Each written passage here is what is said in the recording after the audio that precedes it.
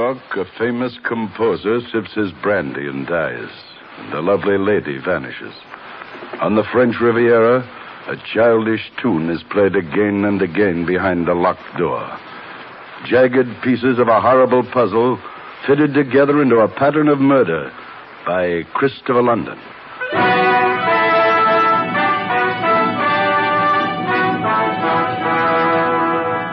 The National Broadcasting Company presents Christopher London, created especially for radio by the world's most widely read mystery writer, Earl Stanley Gardner. Transcribed, produced, and directed by William N. Robeson. And starring Mr. Glenn Ford.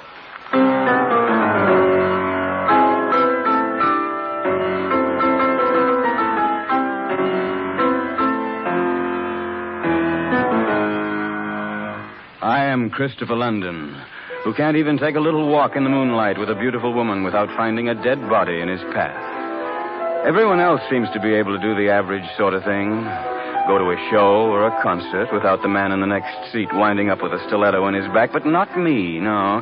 No, like that night I went to Carnegie Hall to hear the new piano concerto by my old friend Louis Deschaise.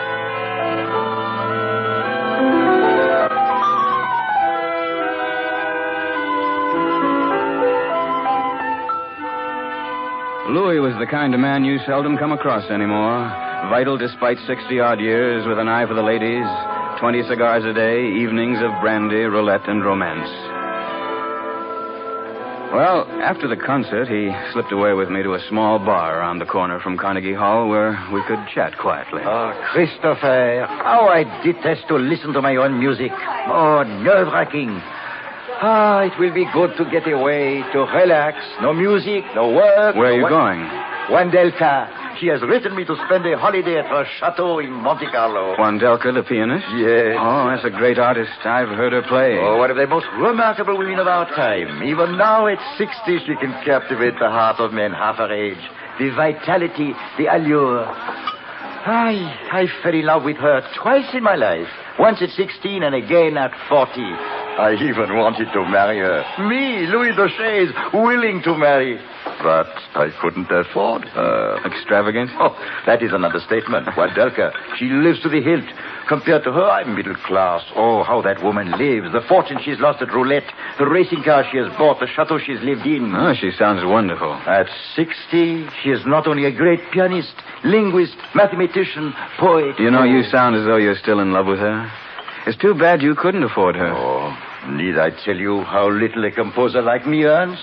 Few concerts, a sale of records. That is all. Oh, for a man with my taste, it has been hard. But now, all will be changed. Christopher, when I return, I shall be a wealthy man. Oh, how are you going to manage that? I cannot tell you, Christopher. I beg your pardon. Huh? Is this seat taken? Oh, no. Do sit down, mademoiselle. I was at the concert. Oh, it was a beautiful concerto, Mr. Deschaise. Oh, you know who I am. Oh, how nice.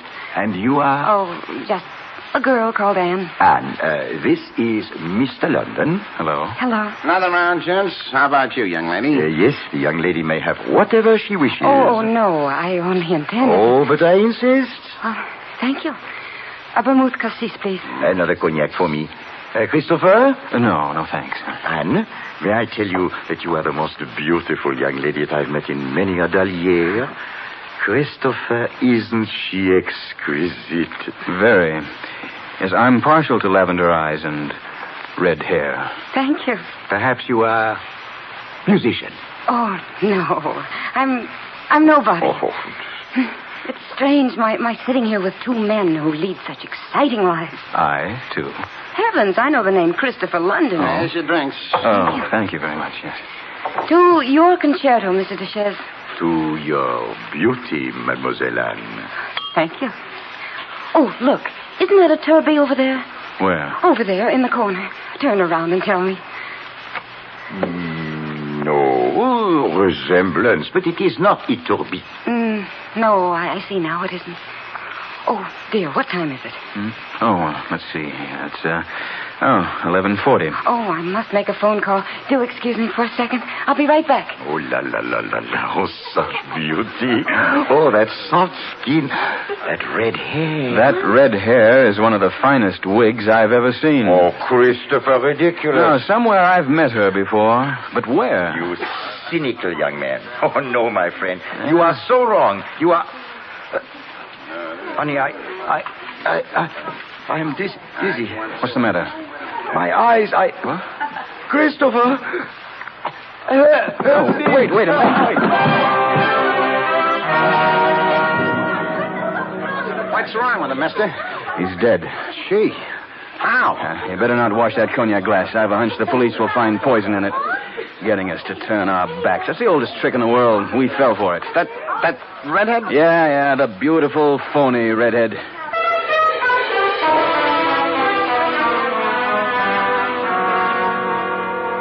You were right, Mr. London. Poison. How about the girl, Inspector? Not a trace. What gets me is the motive. Why bump off an old guy who writes music? Maybe the music was real lousy, huh? No. Somebody didn't want him to go abroad. That's tough luck. Europe must be swell this time of year. Yes, I think it will be. What do you mean? I'll see you when I get back. Where are you going? To the south of France. There's a woman I ought to meet.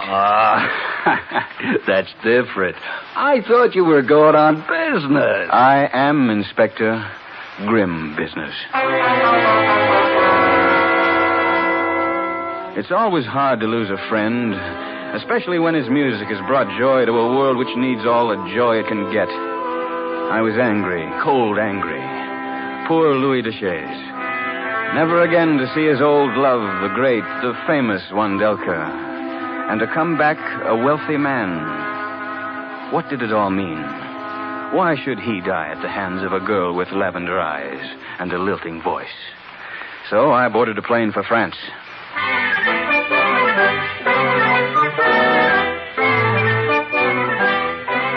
And the next night, I walked into the fabulous casino at Monte Carlo.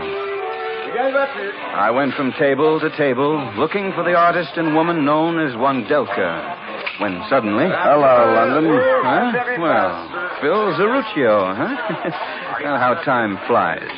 Last time I saw you, a grand jury was indicting you for murder. Yeah, but I got a good mouthpiece.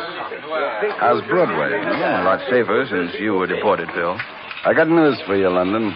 I ain't particularly delighted at seeing you here. Afraid I'll spoil some little project you're working on? Listen, I'm a respectable businessman here. Bought myself a chain of restaurants. Pure as the driven snow, you might say, speaking of me. I'll bet. Probably every politician from Marseille to Rome is bribed up to their beards. Talk sweet, London. Better yet, don't talk. Just beat it. Get out of Monaco. Try Bulgaria or Iceland. You know, I've often wondered, Zeruccio, did you really have 40 guys killed off like the DA said? Or was it all a mistake? I'm warning you, London. Stop needling. I got pull in Europe. I can have you out of here in a day. Keep your nose clean and stay out of my hair. I knew Phil Zeruccio. Compared to him, Lucky Luciano and Lepke were sissies. Or was he on the level about turning over a new leaf? And what was he doing here in a plaid dinner jacket, wandering about the casino of Monte Carlo? Did he know the girl of the lavender eyes? Had he ever heard of Wandelka? I strolled out into the gardens, thinking. Penny for your thoughts, Kit. What? Oh, Professor Sullivan. Oh, bless you, Kit. It's good to see you. I've missed you dreadfully. How did you know I'd be here? Intuition, my Now, friend. wait a minute. Don't kid me, Professor. Every time I'm working on a case, you pop up. Havana, Paris, everywhere I go. Ah, but you pay me so well, Kit. Now, can I do any favors now for you? I'm your humble servant. You can trust me. Yes, always for a price. Huh? You've been in jail since I last saw you? Oh, only a fortnight in Algiers. Oh, Kit, Algerian prisons are gloomy places. Well, I suppose I've got to let you help me. Yes, that's right. You're my conscience, Kit. You always pay me to do something legal and save me from evil associations. I've a proposition. Oh, those words are like rose petals. How much? 50. What do I steal? Do you know a woman called Wandelka? Oh, yes, a great woman. Great pianist. A beautiful... Take me to her chateau. Oh, now I'd be cheating you if I did that. See, the poor lady was... Did you say was? Yes. May the saints cherish her. Wandelka died yesterday. Tomorrow morning is her funeral.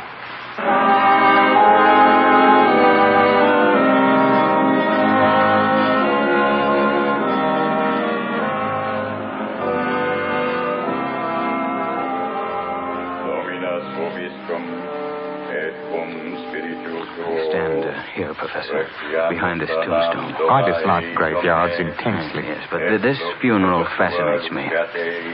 I wonder who are those two mourners? Oh, they are only relatives, her sister and her niece. They came from Poland only recently. I wonder what they look like. I wish they'd raise up their veils. That's better. Oh, thank you. Well, the mother must have been a beauty in her day. Wandelka was even more beautiful, at 60. Her only relatives, huh? Oh, yes, that's right. She never married, did she? Oh, the niece is exquisite. Yeah, there now. Isn't she the most beautiful brunette you've ever seen? So she just came from Poland, did she? Yes. Well, the day before yesterday, I saw her sitting at a bar on 56th Street in New York in a red wig. Oh, that's impossible. No, she came from Poland. Oh, Professor, it grieves me to tell you this, but you're a liar. Oh, Kit, if you didn't pay me so well, I'd be hurt to the quick. Now, how well do you really know these two women? Come on now, tell the truth. I've never spoken a word to For her. $50 more, would you tell me the real truth? Oh, well, in that case... Yes, I thought so. Cash. Oh, Professor, oh, you're a rascal. All right, here you are. Good. Now, the truth is this. Those charming women pay me to stay in this town so that I can notify them should anyone try and get near Wandelka's chateau. Why are they so eager to keep people away from that house? Who knows? Perhaps, I'll merely say, perhaps, Wandelka is not in that coffin at all.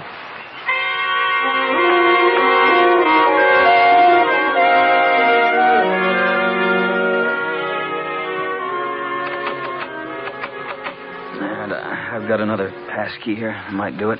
Kit, we'll get into trouble entering without permission. You're a stickler for ethics at the wrong time, Professor. There now. That does it. Well, this is quite a place. Yes, it dates back to Marie Antoinette. I wonder where the servants are. You know, that's a strange thing, Kit. A few days after the two women arrived here, not a servant could be located. Oh, naturally. Where could Wandelka be? I don't know. No, that I swear is true. I wonder where that staircase leads over there. Oh, that's to the bedrooms. All right, let's try it, huh? Look, the women will be coming back from the funeral soon. Courage, Professor. Well, this staircase was built too steep, Kit. Shh. Wait a minute. Listen. Behind that door. Perhaps that's Wandelka. Undoubtedly. Let's see here. And that's locked. Wandelka.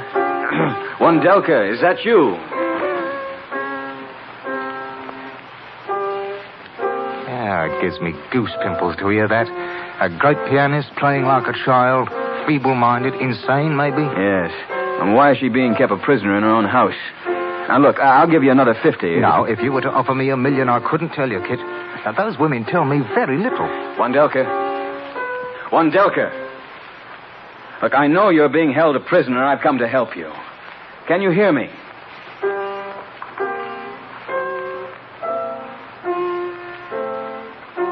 It's like a lunatic asylum. Come on, let's get out of here. Yes. They'll be back soon, and I want to meet those lovely ladies on a different basis. But, Kit, what does Wandelka mean to you? A friend of mine loved her.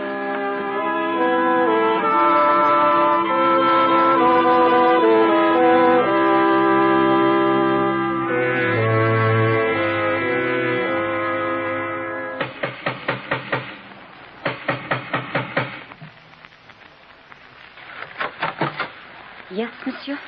I have come to offer my condolences at your loss.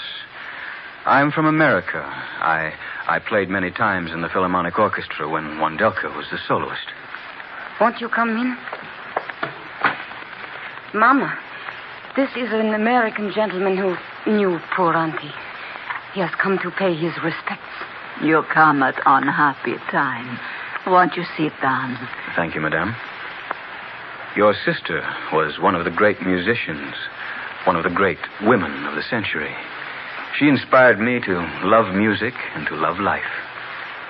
She will be remembered as was Bernhardt and Duse and Madame Curie. Oh, I'm glad to know someone young and a foreigner still holds her memory dear. What was the cause of her death, madame? Pneumonia. She insists on going to casino. She loved to play roulette. And that night it rained. And she caught cold. She was so weak and... Oh, don't cry, Mama. The past is over. Why are there no servants here to attend to your needs, madame? We wish to sit here alone with our grief. Oh, but we are being ungracious, Anna. The wine... Ah, your name is Anna. Yes. My sister had always a great wine cellar. You stay here, Anna, and entertain the gentlemen. I will get the wine. Why you look at me like that, monsieur? I came to find death. And I found beauty. Thank you. It is so seldom one sees a Polish girl with hair so black. My father was part Italian. Oh, I see. You know, were Renoir alive today, he would wish to paint you. Your coloring is exquisite. The black hair, the lavender eyes. You make love to me, monsieur. You choose a most unhappy time. Oh, but when a man is swept off his feet, love does not wait on birth or death. I had heard how impetuous Americans were. No. What would my mother say? Oh, she's still in the wine cellar. You are wicked. Oh? Well, then, one kiss. Yes.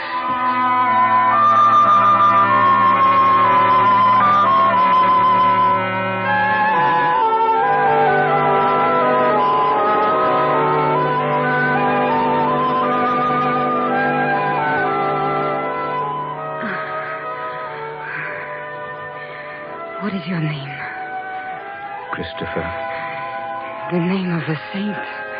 But you are no saint. Yet you are charming. Anna. Anna. Oh, Anna, I could compose a tone poem to that name. Please, Mother is coming back. Oh, Mother has no sense of timing.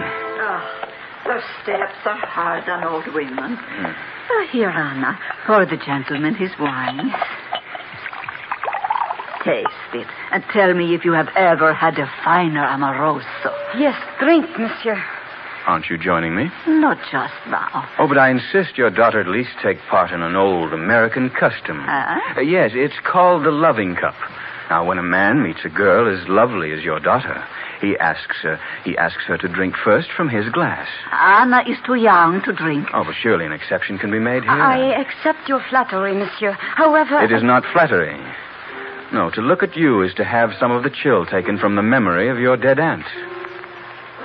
Now, wait. Don't I hear a piano being played somewhere? Oh, no, young man. Imagination plays tricks, you know. My poor sister. Oh, yes, of course. I must have imagined it. Come, Anna. You shall have the first sip from my glass. I cannot allow my daughter... I insist. It is difficult, young man, to know where flattery ends and rudeness begins with you. Surely you can't object to drinking your own wine, Anna. Or can you? Oh, of course not. No, certainly not. Well, then. Anna, no. That's a pretty phony accent you girls are wearing. All right, wise guy. Now just stand quite still. Oh, what a smart little revolver. It'll do the work. Professor. Yes, I'm coming. Tie this fool up in the cellar. Oh. Poor kid. You shouldn't have come here. Oh, Professor, sometimes you shake my faith in the human race.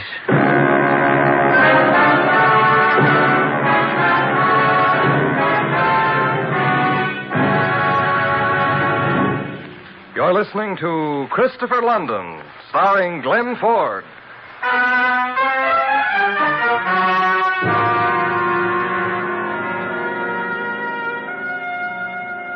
You know, Professor, that gun pointing at me is superfluous. Bless you, kid. I take no chances with you. Well, where's your shame? I mean, taking my money and then telling those women about me. Well, it's difficult to have both a conscience and a bank book at the same time. What wouldn't you do for money? Offhand, I can't really imagine. Tell me, how much did they pay you to double-cross me? 50,000 francs. Well, that's hardly worth the effort, the way francs are these days. Now, don't undermine my confidence in international finance, kid. You know, I pity you. Here you'll sit and starve while they go on trying to get her secret from her. What secret? I wish I knew. I asked Lottie, that's the girl who calls herself Anna. Lottie's from Newark, New Jersey. Worked in a burlesque for a while. I'll bet she did. I asked her what secret would Wondolka have. She only snarled at me. It's amazing how beautiful women can snarl. Louis Deschaise was poisoned at the bar by Lottie. Why? He was coming to visit Wondolka. He was sure he'd strike it rich. Now, what had Wondolka written him? I mean, why should she, of all people, be kept a prisoner? Why the fake funeral? Too bad you'll never know the answers. You think they're asleep by now? Oh, yes. Oh, think of that wonderful woman, Professor. Haven't you any sentiment? Well, for $500 in American money, I could weep buckets. And at the same time, cut your cords. 200. 5. Either my price or I sit here and I starve. Now, which is it going to be? Oh, well, naturally, I can't let you die. Oh, it's a deal. But there's no use unless I get to that room upstairs. Oh, by the merest chance, I picked the old lady's pocket. What? Yes, I have the key. And for another 50... No. Oh, well, what can I do? My heart can't allow you to be eaten by rats. Oh. Wait, here. I'll cut you free. That's it. Well, you're a noble soul, Professor. Yes. Now, here's the key. Now we go upstairs to find Wondolka. Oh, not me. No, I've had enough for one day.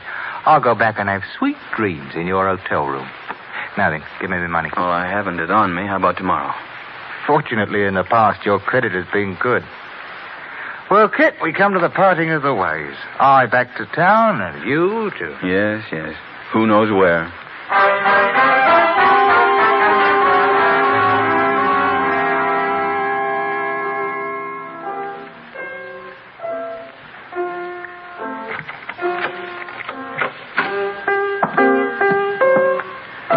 Madame Wondolka? Madame Wondolka. Who are you? I don't know you. Go away. I don't know you. Please try to understand what I'm saying. It's very important. I've come to get you away from these women. I don't know you. Yes, I know. All right, I know about that. Now, we're going to get you out of here. I'll take you to a hospital. I'll take care of you. You'll be well again. Please, will you stop playing and listen to me? My name is Christopher London. I'm a friend of Louis Deschaise. Ah, good. I had to make sure. Thank heaven you have come. The fools. The arrogant fools. Who did they think they were browbeating some poor little old lady? How easy it was to pretend I was out of my mind. You say you know my friend Louis. Yes. He was all set to sail for France when he was murdered. Murdered? Oh, no. Poor man. How horrible. Yes, well, I hated to tell you. But... Well, at my age, one's friends die, one by one. Who killed him? That girl. It was that girl, wasn't it? Yes. Oh, poor Louis.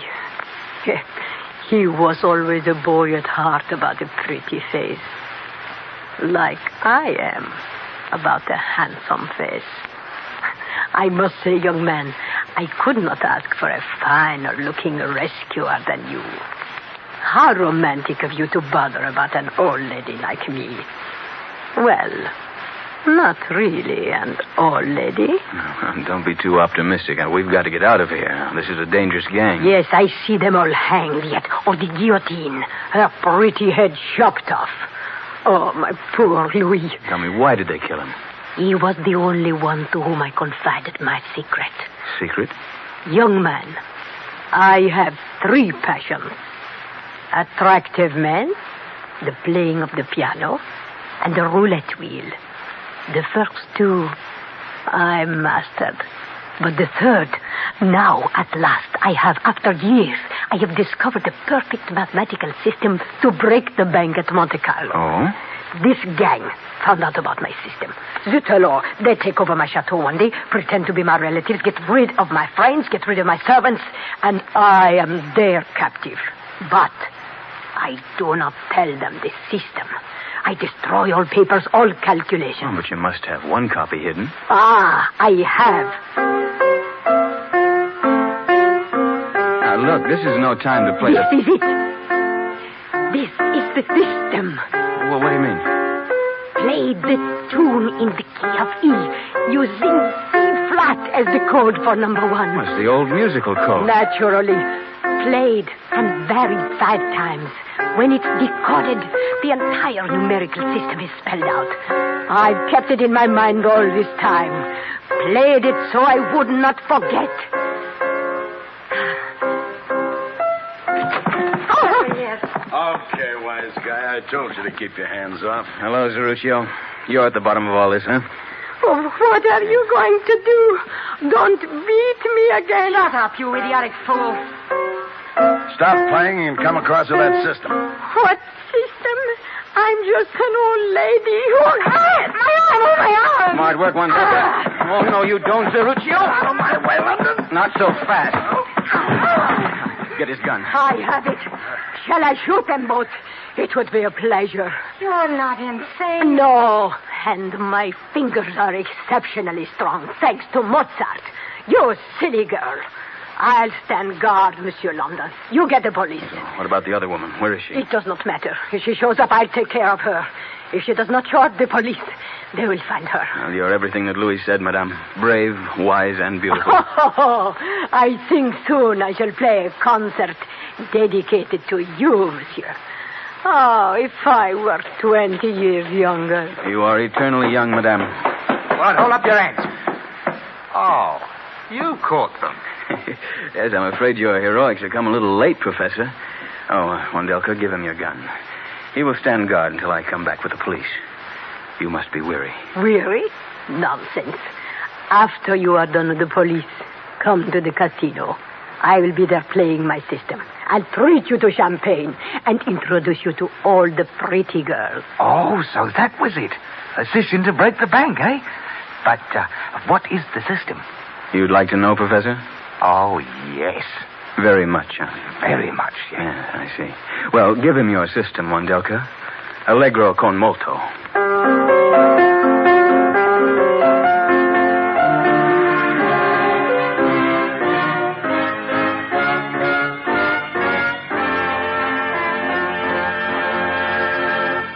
That was Christopher London, starring Glenn Ford.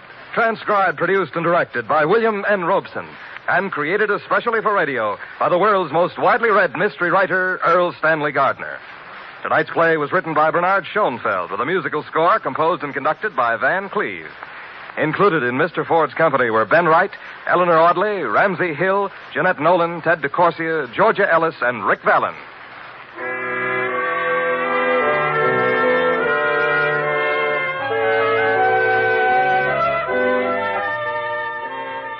Throughout the week, NBC brings you the best adventure mystery dramas on the air. You'll hear action-packed, fast-moving plots to hold your interest right up to the smashing climax on such thrilling programs as Big Town, Mr. District Attorney, The Big Story, and Dragnet every week on most of these NBC stations. On Dragnet, you'll hear the documented cases from the Los Angeles police files.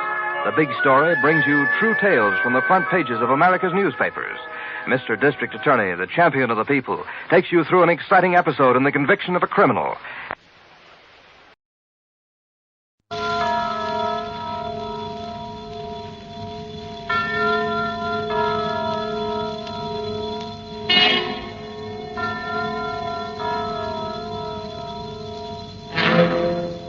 Appointment with Fear. This is your storyteller, the man in black. Here again to bring you another placid evening in our Far Side series, Appointment with Fear. Loss of memory, the eerie darkness which closes down on the brain, is a subject which has often amused me, and that is why I have brought a guest tonight, Dr. Gideon Fell, the celebrated schoolmaster turned detective, to tell you about the Barton case. There sits Dr. Fell himself, all 20 stone of him, with his 4 chins, his bandit's moustache, his eyeglasses on the broad black ribbon, his face fiery with controversy. And when he tells you about the Barton case, as he told it to me, we trust we shall keep our promise to bring you An Appointment with Fear. The Clock Strikes 8 by John Dixon Carr, produced by Martin C. Webster.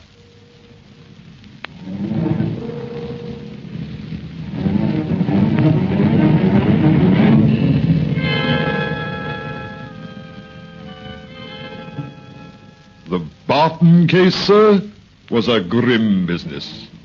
I saw the last night of it. I saw what the human soul can endure without quite going mad, and I have no wish to see its like again. For I ask you to imagine yourself in the position of that girl, Helen Barton. Suppose, just suppose, that you wake up suddenly in the middle of the night. You wake up as though from a nightmare, with a feeling you've been asleep a very long time. The room is cold and nearly dark, with the faint glimmer of a fire almost out. Slowly, very slowly, you begin to realize it's a room you've never seen before. That fact, above all, strikes at you through a mist of fear. There's a queer atmosphere, like old stone and disinfectant, and no sound at all in that dim room, except...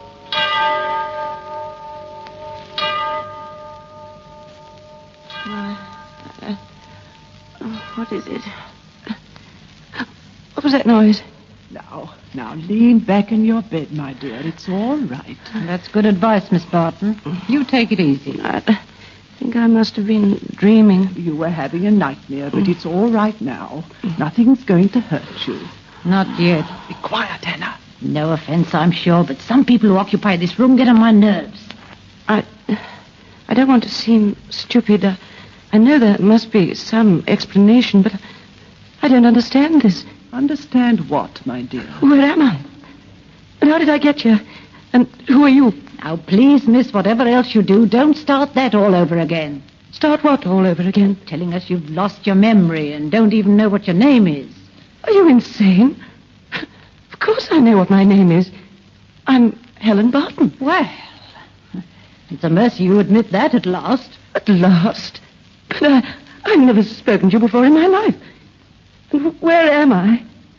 Why on earth is it so cold? Well, it's pretty hard to be cozy here in the middle of December. Did you say December? That's right. The 18th of December. Oh, you're fooling me. You're playing a trick on me. Oh, my head feels queer and I want to cry. I won't. Could we have some lights? Of course, straight away. It can't be December, I tell you. That's impossible. It was only yesterday and all the flowers were out. I was going up to see Philip. That's it. I was going up to see Philip. Philip who? Philip Gale, the man I was going to marry. It's coming back to me now. It was yesterday, and I started up to see Philip. Oh, for heaven's sake, miss. Be quiet, Hannah, and don't turn those lights yet. Oh, she's having us on. Hannah, this girl's shaking all over, and she doesn't know where she is. Now, miss, now listen to me. I'm going to sit down on the bed beside you. Now, just take my hands and hold them. Tight. What's wrong? Why are you looking at me like that? I've got something to tell you. Is it about Philip? It is about him, yes, in a way. I want you to keep tight hold of my hands. You see, Miss Barton, this is Maidhurst prison. Steady now, steady. I'm still dreaming. I must be. It was the end of August, and I started up to see Philip. You can't mean I'm in prison. Now listen, my dear. I'm afraid it's worse than that. Worse than that? Look over there. You see where there's a little bit of fire in the grate? Well? And paper on the wall, and pictures, and a carpet on the floor. Why can't you come out straight and tell her? They're going to hang you in the morning, Miss Barton. This is the condemned cell.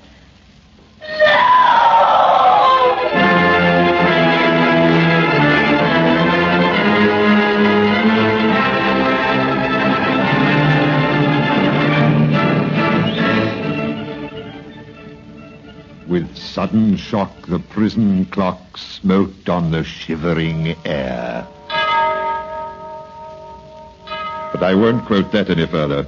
I have too vivid a memory of sitting up that night with Colonel Andrews, the governor of the prison. It was in a little office with the lampshade tilted so that I could see his face. And he said, I hate executions, loathe them. Can't sleep the night before.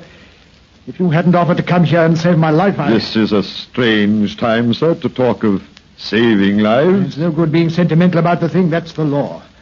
I didn't make it. But I gather you're not exactly happy about this case. I'm not, and that's a fact.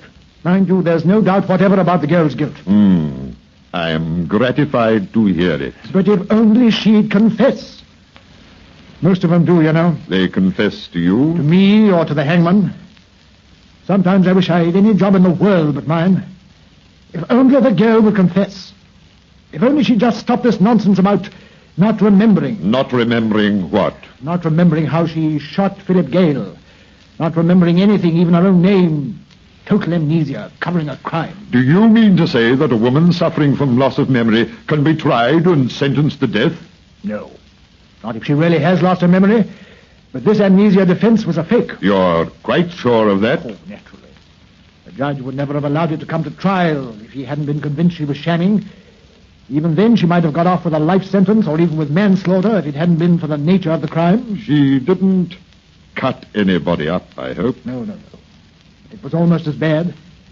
She shot a man who raised his hands and begged for mercy. That completely damned her in the eyes of the jury. And yet, you have doubts. Tell you I haven't any doubts. And in any case, it's none of my business. How has she acted since she's been here? Oh, model prisoner. But I wish she'd stop this business of seeming to be in a daze. It's getting on my nerves. Nice girl, too. I knew her grandfather. She lived near here? Yes. Born and bred in Mayhurst.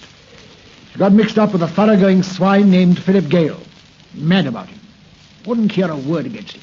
Then he threw her over for a woman with money. I see. He had a bungalow on White Rose Hill. She went up there one Sunday afternoon. Alone? Yes. Herbert Gale, Philip's brother, heard them screaming at each other. He ran in to see what was wrong. Philip was trying to chase the girl up. She grabbed a .32 revolver out of a table drawer and told Philip to put up his hands. Well, that scared him. He did put up his hands.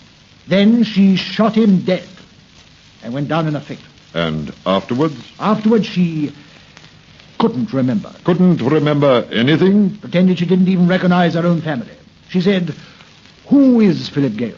And you hang her tomorrow morning? Yes. Without even hearing her side of the case? Confounded man, there's no doubt about the evidence. Are you sure? She killed Philip Gale.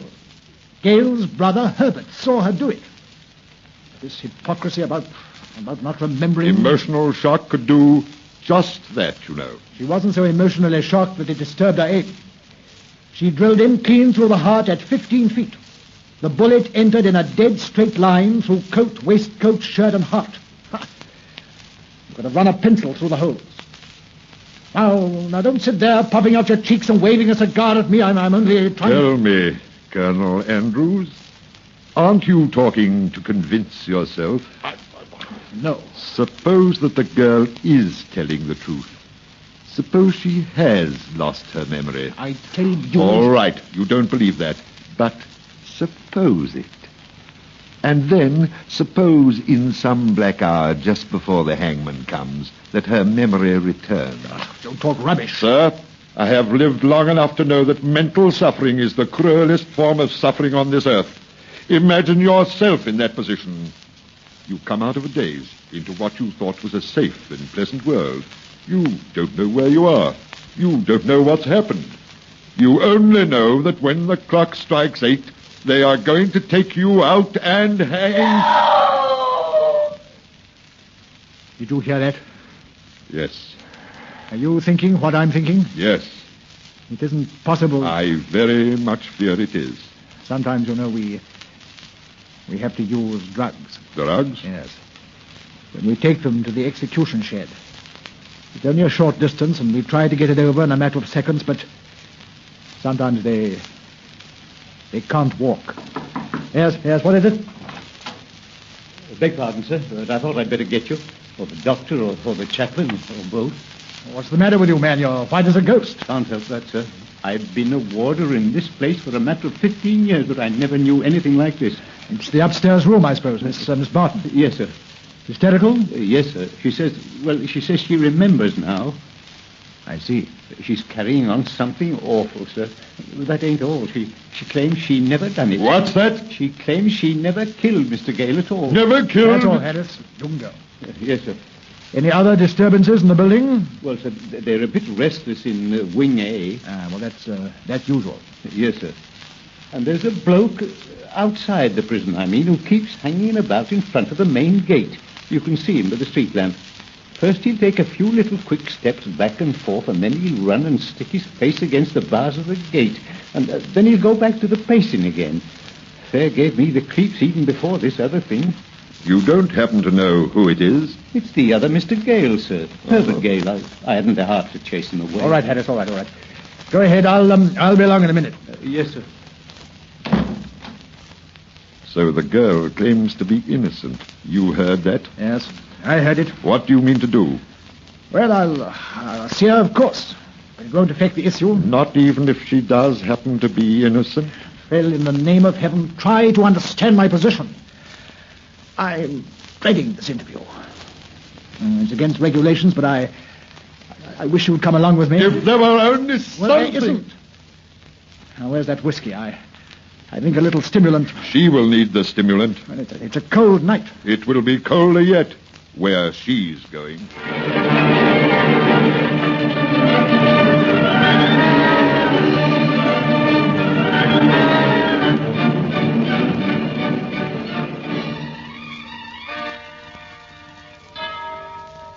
I didn't do it, I tell you. I didn't do it. Miss, quiet. It's all right, my dear. It's all right. The governor and the other gentlemen, they believe you didn't Oh, no, do they it. don't. You needn't try to fool me. Look at them over there in the corner whispering. Phil, she's lying. I heard that. You said, Phil, she's lying. But I'm not lying. I'm not. Miss Barton, you've got to pull yourself together. Please listen to me. When I first woke up, I didn't even remember Philip was dead. Then it came back to me. Yes? I remember standing outside Philip's bungalow on a hot day with the sun in my eyes. I heard a shot inside the bungalow. I ran into the living room and found Philip lying on the floor by the couch with his mouth open and blood on his chest. That's all I do remember. Something hit me. Something hit you? On the head, or that's what it seemed like. Please. The doctors found no injury at your head, you know. I tell you... One moment. Miss Barton, can you forgive the intrusion of an old buffer who sincerely wants to help you? Oh, I'm sorry, Dr. Bell. I'll try to be sensible. Now tell me, when you arrived at the bungalow, Philip Gale was already dead? Yes. You didn't go up there to quarrel with him? No. And why should I have killed him anyway? I only went to tell him I was through, finished, fed up with him. Oh, what's the use? They haven't told you, then, that there's a witness who claims to have seen you shoot Gale? A witness? Who? Herbert Gale. But that's a lie. You didn't take a .32 revolver out of the table drawer? Oh, this is the first time I've even heard of any revolver. Please believe that. You didn't order Philip to put up his hands, and then when he did put up his hands... High above his head? You didn't shoot him from a distance of about 15 feet? No. Your fingerprints were on the revolver. You were still holding it in your hand when Herbert brought a policeman. It looks as though you've got me, doesn't it? I'm afraid it does. Just who is this brother, this Herbert Gale? He's the good member of the family. Now then, my dear, now then. I can't help it. Steady. Herbert is the good boy, where Philip was the bad one. Younger than Philip, horribly respectable. Pillar of the church, never smokes or drinks. Has to work hard because Philip inherited what money they had. Oh, let me laugh. You don't know how funny it is. Herbert's word certainly carries weight. It's carried weight against me, hasn't it? Why should he want to get me hanged? Why should he tell such a complete bag of lies? Yes, I wonder why. Every second I imagine I'm going to wake up and find myself back in that living room again, looking at Philip's body, just standing and staring at it and feeling sick. And of all things to think of at a time like that, wondering why he was wearing a waistcoat on such a hot day. Hearkens of Athens, what an idiot I've been, what a turnip, what a thundering dance. Lower your voice. The murdered man was wearing a waistcoat. You told me so yourself. What if I did? The murdered man was wearing a waistcoat on a hot day. Grasp that beautiful fact, my friend. Keep it in splendor before you. 3 hours of sheer nightmare, and all because I never thought of the waistcoat. Let me ask you just one thing. What happened to the court exhibits in the Gale case? As a matter of fact, we've still got them. The case was tried at Madehurst decided. You've still got them? Certainly, but what good can they do now? Sir, let me shake your hand. Let me slap you on the back. Just a minute, my friend. Stop a bit. Quiet. I beg your pardon. Have you forgotten where we are? No. Let's face facts. The prisoner has been told that there's, well, no hope. Please. I'm sorry, please, but there it is. Please, you can't. The cruelest thing you could do now would be to raise hopes that I can't fulfill. You understand that? I understand it only too well. This can't be pleasant for any of us. There's nothing in the evidence that justifies any change of plan. Except, of course, that the girl isn't guilty. Can you prove that? To my own satisfaction, yes. I'm afraid that's not good enough. Suppose I proved it to you. Conclusively, mind. Out of evidence you gave me yourself, what would you do? Are you bluffing? No, speak up, man. What would you do? That's easy. Phone the Home Secretary and ask for a stay of execution. There's a private line from my office to his country house. But I warn you... Dr. Fell, is there any hope for me? Is there any hope? I warn you, Fell, they won't accept fancy theories. They'll only accept facts. Tell me, Miss Barton, how tall is the estimable Mr. Herbert Gale? How tall? Yes. Is he anything like the same height as his brother, Philip? They're about the same height, 5'10", but I don't see... If I remember correctly, one of the warders told us that Herbert Gale has been hanging about the front gate all night. I should very much like to speak with him. Colonel Andrews, will you send someone out and ask him to come into your office? I can't do that. Why not? It's against regulations. You'd have to get a special pass. Then write to him. Curse it all, can't you get it through your correct military head that an innocent person is going to swing in less than 2 hours? Dr. Fell, I don't know what you're trying to do, but can you do it? Dear, I can't But tell. you are going to try. I'm going downstairs now. Maybe in a very short time, a certain gentleman will be entering this institution without any need of a pass. But don't hope for anything, my dear. Don't hope for anything.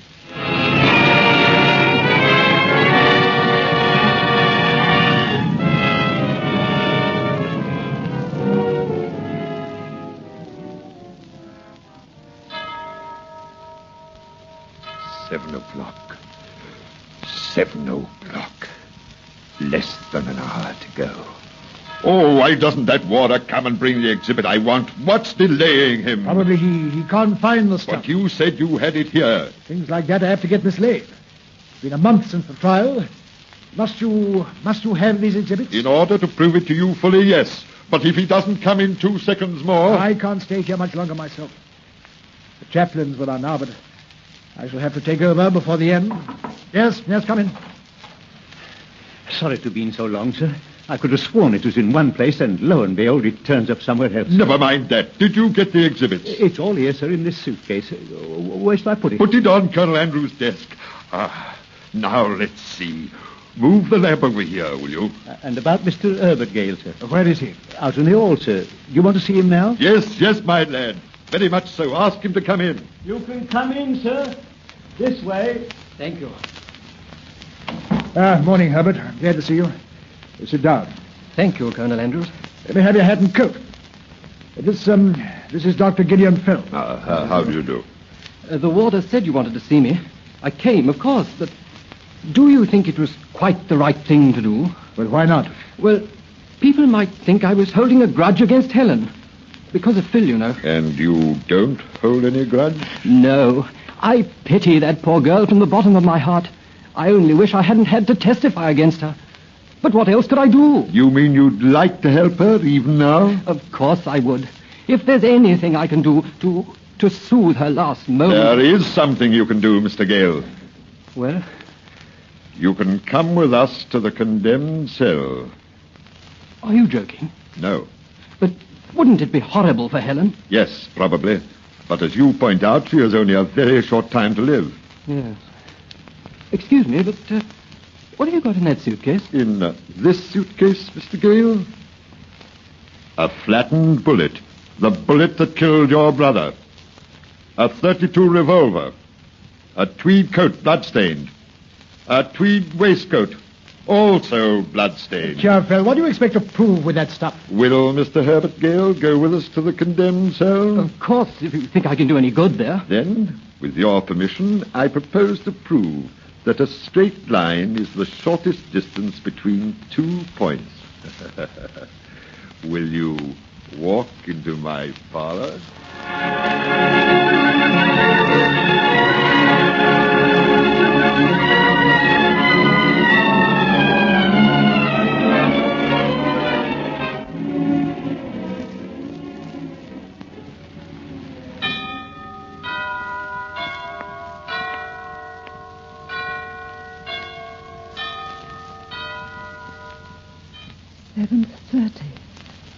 Half an hour to go. Easy, my dear. Easy. Easy. They're not coming already, too. Herbert Gale. I'm very sorry for you, Helen. Please believe that. Thank you. I shouldn't have intruded at this painful time. Believe me, Helen. But Dr. Fell and the Colonel here made me come to see you. You mean you come to confess? Confess? What should I confess? You didn't see me shoot Phil. You know you didn't. I'm sorry, Helen. I pity you, and I bear you no malice even now. But you did shoot poor old Phil. You shot him in cold blood after you'd asked him to put up his hand. How high did he put up his hand? I beg your pardon? I said, how high did he put up his hand? Look here, you're only upsetting poor Helen. Is there any purpose in going over all this in the last few minutes before the hangman... Please. We might even illustrate what happened with a little experiment. I have here in this suitcase a blood-stained tweed coat and a blood-stained waistcoat. You see them, Mr. Gale? I see them, yes. I should like you to take off your own coat and waistcoat. I should then like you to put on this coat and this waistcoat. I do no such thing. Why not? Haven't you tortured poor Helen enough? Colonel Andrews, I appeal to you. I don't see what the game is, but where's the harm in it? Helen's feelings. Never mind my feelings, Herbert. And I've only got a few minutes left. Put on the coat and waistcoat. You hear a condemned person's last request, Mr. Gale. Will you do it? Yes, if you insist. I still don't see what this is all about. If something isn't done very soon... Colonel Andrews, sir? Yes, Harris? I thought I'd better tell you, sir, that the chaplain's here and the witnesses are ready and the other person, too. You mean the hangman, don't you? You mean the... Dear, easy. He's got to come and bind her hands, sir. It's 5 minutes to 8. Sorry, Phil, but this has got to stop. I must ask you to clear out of here immediately while we... For God's sake, man, wait.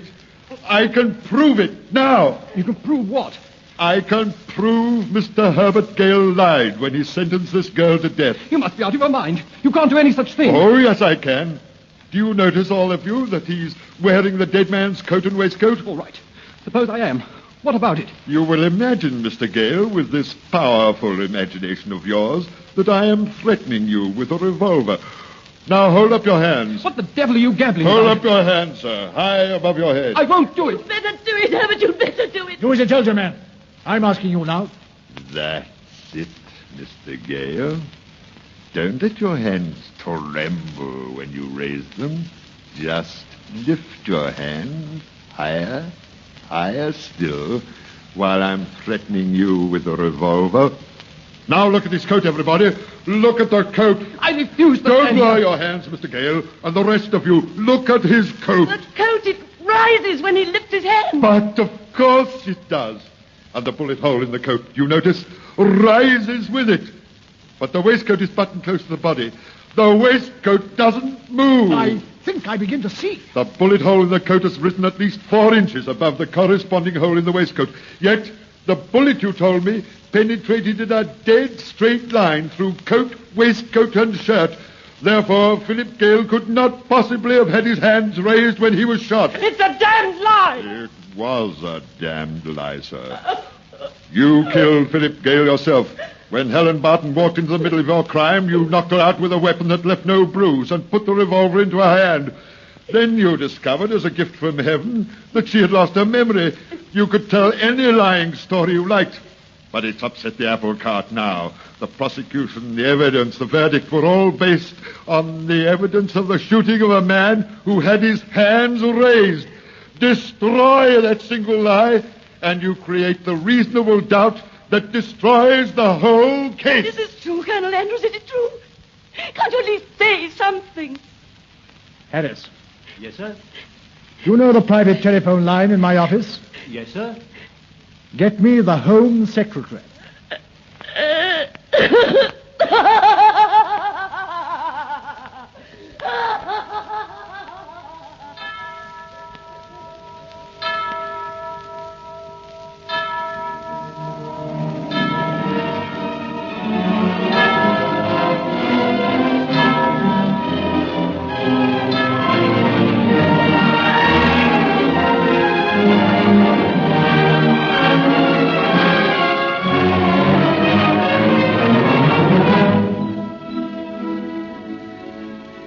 And so, with the end of the story, the clock strikes 8.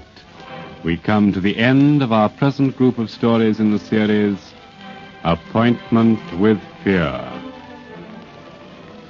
If you have been pleased, if you have been entertained, if you have been able to say that only the graveyards have yawned, then we are deeply grateful.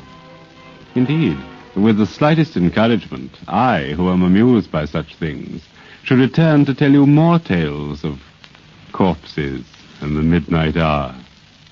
But until that happy day when we meet again by some evil crossroad of the future, this is your storyteller, the man in black, saying good night and goodbye.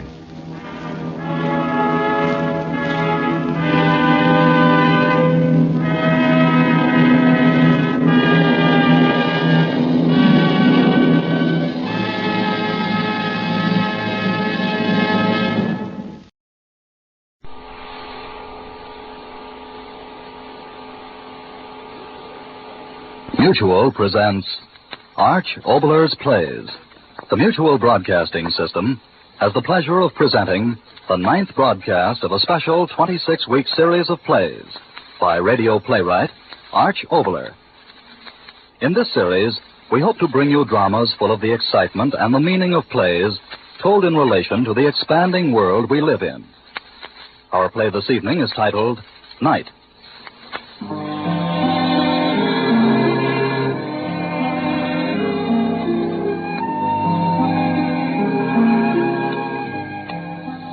The land is in darkness. The day, once capering with the promise of its allotted hours, has gone, creeping agedly over the edge of the sky.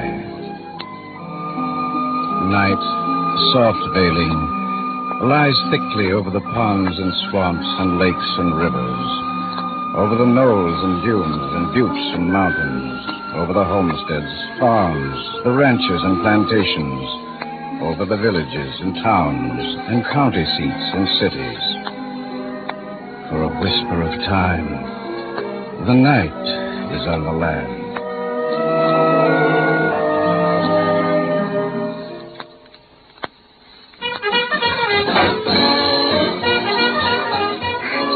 don't you get tired dancing? Keep dancing. Okay, as long as you pay for it, I gotta do it. But 2 hours, my feet are killing me.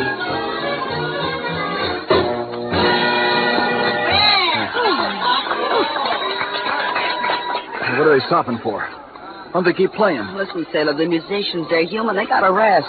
So long, Sailor. No, you got to stay with me. But When the music starts again, you got to dance with me again. Okay. You're the violent type, ain't you? You got more tickets? Sure. Okay, you gotta pay tickets to sit and talk to me. Come on, we'll sit over here. Oh, brother, my feet. When are they going to start playing again? In a minute. See, I never saw anybody crazy about dancing. If you want to sit here, you gotta buy something to drink. All right. Freddie, 2 Cokes. What time is it? 10 o'clock. Gee, over 2 hours you've been dancing with me. Don't you want to dance with somebody else? I've got to dance with you. Listen, Sailor, I don't get it. You come in here... Folks, there's 4 bits, Navy. Yeah. Here you are. Okay. Do I need this? How soon does the band start playing again? I told you in a minute. What's the matter with you? Dancing steady for 2 hours, you can't sit still for a minute? Say, when'd you get off your ship? A couple of hours ago. You came right here? Yeah. I still don't get it. If you were a hep cat, but... Now, listen, I don't want to hurt your feelings, but you dance like an old crutch. Yeah, I'll bet you're a farm boy. Okay, so don't answer that one. But tell me this, what do you want to dance so much for? I have the tickets to pay for it. All right. You think it's just the dough. You think you can just wave the ticket in front of my face and that's all you have to do? Okay, Sally, you can go dance with one of the other girls, not me. No. I'm telling you. No, it's got to be you. Oh, no. It's got to be you. You got red hair. What the heck are you talking about? Your hair like carrots. You got to dance with me. All right, Bombay. So red hair sends you. You're cute. Maybe you could... Take your hands off me. Huh? Just dance with me, that's all. Just dance. You got your nerve. I hate you. Hate this dirty, filthy place. I want to go home. What'd you come They're here? waiting for me, Ma and the kids and Jeannie, but I got to stay here until I'm broke, so you'll dance with me. Just dance with me. No, I won't. You will. I'll call the bouncer. He'll... No. Well, dance now. Joe! Quick, Joe! Dance. What's the matter, Annie? This guy's He's crazy, Joe. He won't let go of me. Keep it quiet. You know better than to make a fuss. I know, but... Okay. Listen, buddy. No, listen to me. She's got to dance with me. Joe, make a... Okay, Sailor. We don't want no trouble in here, but if she don't want to dance with you, She's got to dance with me. I don't want listen to. Listen to me. Please listen. I don't want to dance with you either, but I got to. See, I told you. Shut up. Sailor, That's what he wanted to do. Come back and dance with a redhead. Dance all night. Dance till he was broke. What's the matter with you? That's all he used to talk about on his first leave, how he's going to come to New York and dance all night with a redhead. He's not ever... I've got to do it for him.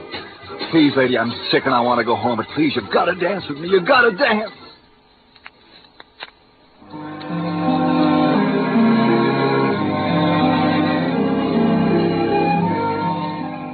The night is restless. It stirs and turns and carries with it the restless thoughts of artists, architects, contractors and builders, bricklayers and masons, ministers and teachers, tinsmiths, welders, charwomen, tailors, tycoons, freightmen, executors and politicians, bankers, window washers, soldiers, brewers, leather makers, printers, butchers, tinners, roofers, fishers, millers, bondsmen, carpenters, lawyers, judges, painters, senators and representatives, wholesalers and retailers. All the associates, colleagues, workers and co-workers of the land.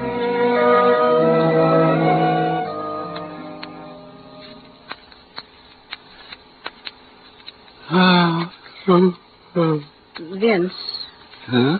You awake? you can't sleep? I didn't know I was bothering you. It's all right. I haven't been sleeping either. Oh? Getting cooler. I've used the plow for 30 years, and now this fella comes along and says it's wrong. What? The county agent about the disking. Sure got me stumped. Oh. The ground's got to be turned. Sure got me stumped. Well, Vince, What? I hope she's all right. Now, Egg, are you starting to worry again? No, I've just been thinking about her, that's all. But it's been a whole week. He's a fine boy. She'll make a good wife. That's all there is to it. All day I don't even think about it, but as soon as it's dark, I begin thinking. Egg, you're such a worrier. I suppose What, sir? Something I forgot to tell you. Right after the ceremony, Dick came up to me and said he wanted me to know that after the war, no matter where he and Fran lived, they'd always manage to come spend vacations someplace in Ohio so they could help with the harvesting. That was nice. I'm going to fool him. I'm going to take him up on it. You'll find out it's a lot easier to fly one of those whatever they are, than it is to drive a combine. Asleep, Egg? No. Oh, Egg. Miss you terrible, Vince. For 19 years, you never was away from me. Miss you terrible. I do, too. Such a good boy. I know she's crazy about him. But I wish right now she was little again and afraid to be in the dark and crawling into the bed with us like she used to. Try to sleep. Terrible, I suppose, my feeling this way. So many people have really lost there. Sure. We're lucky. She'll come back often. She's a good girl. Yes. Now try to sleep. It's such a dark night. I think it'll rain a little by morning. But Barley could use it. Good night, Vince. Good night, Egg.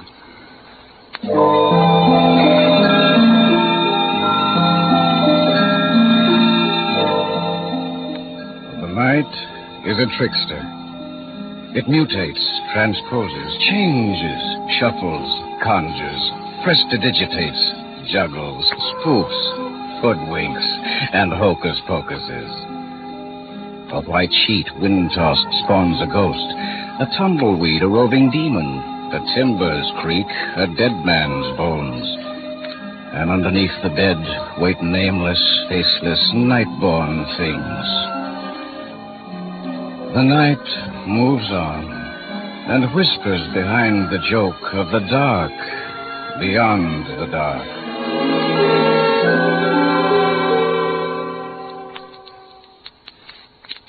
You mean he cut him up in little pieces and stuck him in the boiler? That's what I mean. Gosh, hey.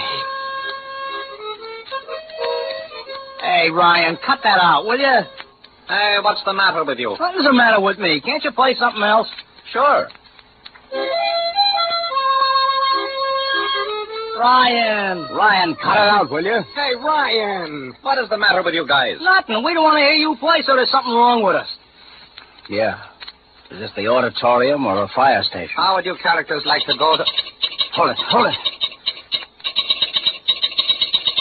Ah, that's over in Cicero. Yeah. It's a hoodoo, all right. You ain't kidding. Hoodoo what? Hey, what are you guys up to? Listen to Hank. He'll tell you. Okay, I'm listening. It's Thursday, Ed. Okay, it's Thursday. There hasn't been a night run on this station on Thursday night for 20 years. 20 years? Yeah. Since the Thursday night that Patty Gooners died. On a windy night. Just like this one. Patty Gooners? Who was Patty Gooners? He was a fireman. And he died in this station 20 years ago. Right in this room. Hey, fellas, is this guy kidding me? Well, listen, you big lug. He's telling you the facts. Now, you want to hear the rest of the story, Ryan? Sure. Why not? Okay. Thought maybe you didn't like ghost stories. Yeah? Go on. Okay. Patty Gooners was the driver of a steam pumper that ran out of the station 20 years ago. He was a little guy, but big with women. Like me. Oh, keep quiet, will you, Ryan? Only one day he met a woman he shouldn't have met. The pretty wife of a fellow who stoked the boiler of the pumper. Oh. One day the fellow who stoked the boiler of the pumper came home when he shouldn't have come home. Uh-oh. Patty did some quick talking. Though he talked his way out of it because nothing happened. Nothing? Nothing. But the next day there was some kind of a big celebration out in Grant Park, and most of the fire department went down to our station, leaving only a skeleton crew, 4 or 5 guys. Patty and the fellow with the good-looking wife were 2 of them. The other fellas finally went across the street to get a beer. They were only gone a few minutes, but when they came back, Patty was gone. Gone? Just gone. Nobody knew just where. He didn't come back. Chief figured he'd run off with some woman somewhere, so he crossed him off the department's lists, and that was that. Only it wasn't that. Because a year went by, and it was Thursday, just about this time of night. Fellas were sitting around just the way we are right here in this very room. Everything okay. And all at once somebody said, "Look, on the floor." "What's that?" That was a big stain. And when they looked close and touched it, it was blood. What could they do? Nobody knew how it got there. So somebody got some soap and water and some sand, and they scrubbed it up in case the inspector came around. Everybody helped but one. The fellow that had the pretty wife. He just sat there. Didn't move. Just kept watching. A week went by. Thursday again. Same time of night. Fellas were sitting around here, just the same as we are now. There it was again. Fresh blood. This time they called in the cops. Didn't do much good, because blood is blood, and that's all there was, just a little blood there on the floor. Scrubbed it up. A week went by. Thursday night came around again, and there they were, waiting. The floor was clean. Had a lantern sitting there. They waited. Nothing happened. And all at once it did. The light went out. Everybody began to yell in the dark, running around, bumping into each other. At last, someone found the light, lit it. Then they saw. There on the floor was blood again. Only this time it was pouring out from the throat of the fellow that had the pretty wife. Well, what a whole... He cut his own throat. At least, that's what they say. And he left a letter telling what he had done to Patty. Cut him up and stuffed him into the boiler of the pumper all those weeks ago. Right here? In this station? That's right. Right here in this station. And there hasn't been a night run out of this place for 20 years. Well, what do you know? There was something else you fellas don't know about. What was that, Hank? Huh? His confession. Murderer said that he had cut Patty up. Right in there. In there? You mean in the place where we make our coffee? That's it. Oh, well, how do you like that? I don't like it. Well, that's all there is to it. Gosh, sure is dark, quiet night tonight, isn't it? Yeah. Say, Ryan. Huh? It's your turn to make the coffee tonight. Oh. Is it? Sure. Mm-hmm.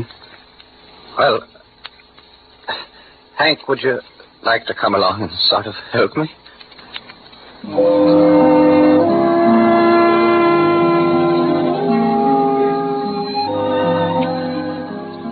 The night is a sedative, prescribed by the rhythm of life's molecules, wearying in their sundance. The night is an old medicine man, mixing a dark brew of tremblings and laughter, and fury and past ecstasy, terror and hurt, and the wordless murmurs of a woman talking in memory. The night is an old medicine man.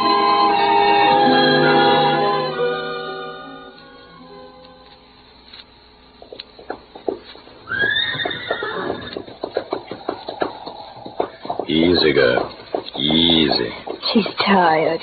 Duster is too. Aren't you, Duster? We've been gone long. Jay. What's the matter? We've been out for 6 hours. Well, what do you know? It's good, Alice. Can't tell you how good it is. I can imagine. You know what the fellas used to call me? What? Bronco. You? In fact, I used to talk so much about the horses and the range.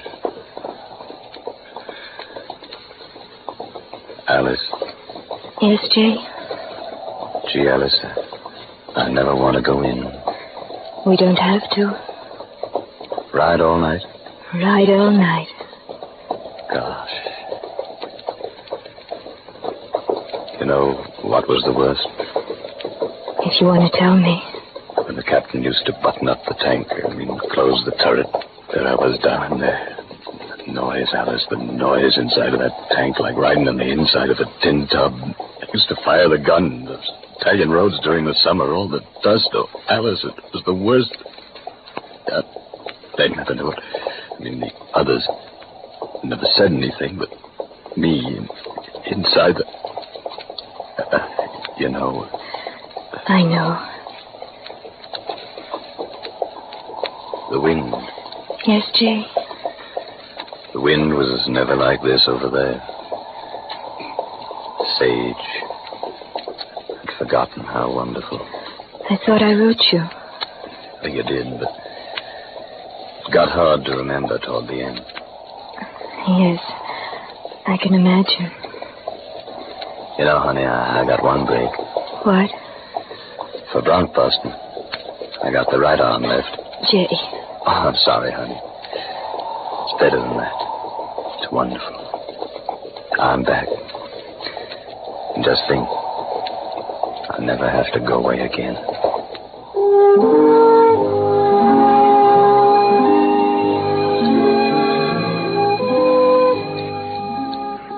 The night is a non-sectarian air-conditioned meeting house, echoing in a thundering chorus, Bible-pounding, Bible-reaching, hallelujahs, Lord's prayers, whispers, heaven-reaching, devil-catching, gospel-grinding, pitching, catching. The night is a meeting house.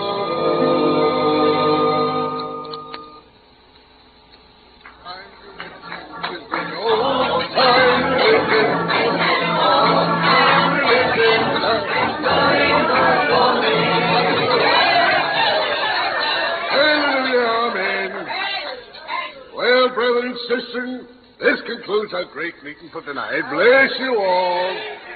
And don't forget to leave your free will offering as you go out to carry on the way of the Great Spirit. Good night. God bless you. And don't forget to bring your friends next Saturday night, same time. Hallelujah, hallelujah, hallelujah. The meeting's closed.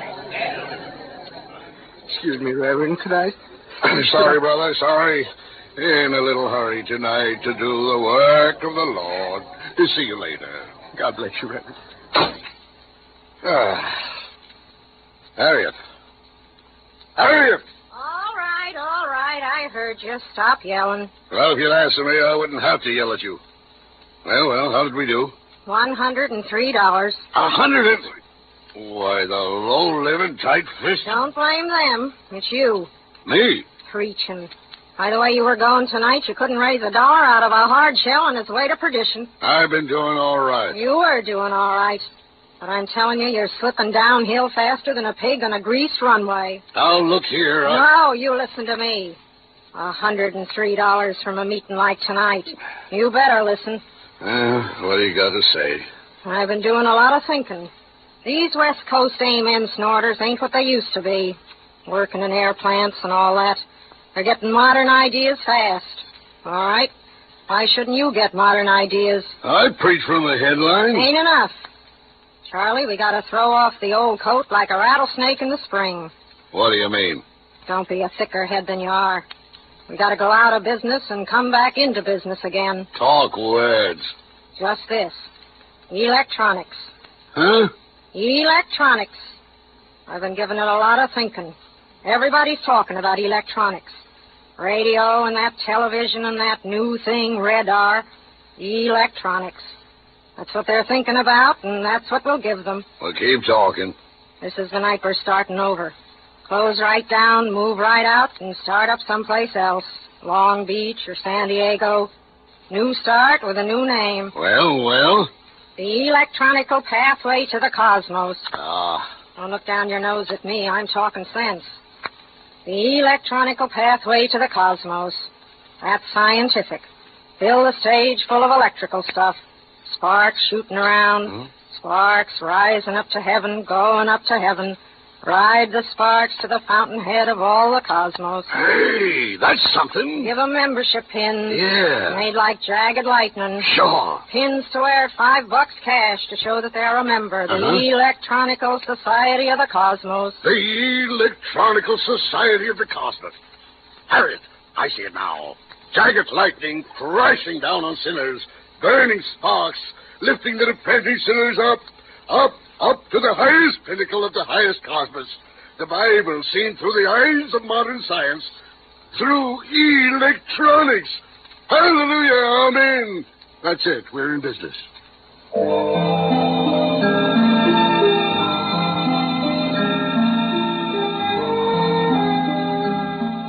The night is a movement, east-west, along the path grooved by the sun. The night is a movement, east-west.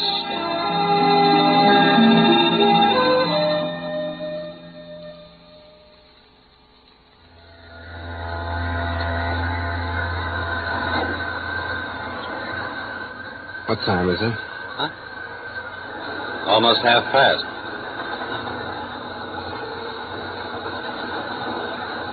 They ought to be letting us on board soon now, don't you think? What's the matter, soldier? Haven't you learned how to wait yet? You know, I heard the... No. I heard, you heard, he heard. It all adds up to parking it, soldier. Just parking it. Yeah. I guess you're right. Sure. Hey, watch out for that stuff there. Boy, am I a lunkhead. Are you? Yeah. I had a chance to get out. No, I'm a dream boy. I tell him to forget. Where were you? Where wasn't I? From D-Day right on through. I was the second guy across the river to drink vodka with them Russians. Yeah? Yeah. So now you'll drink sake in Tokyo. As my mama used to say, I should live so long. Maybe you will. Maybe. What's your name? Frank? Mine's Jake. Hiya, Jake. Pleased to meet you, Frank. Sure is dark. Yeah. I used to take boat rides at night in Central Park. New York? Yeah. A night, a boat, a girl. I was all right. I know what you mean. Now we got the night and the boat. And that's it. I'd like to hold on to this one. Made in America. Put a tag on it. Yeah, that's an idea. Stick around, Knight. Stay right here. Jake's coming back for you. Maybe. All right, men, on board. Let's go. Stick around, Knight.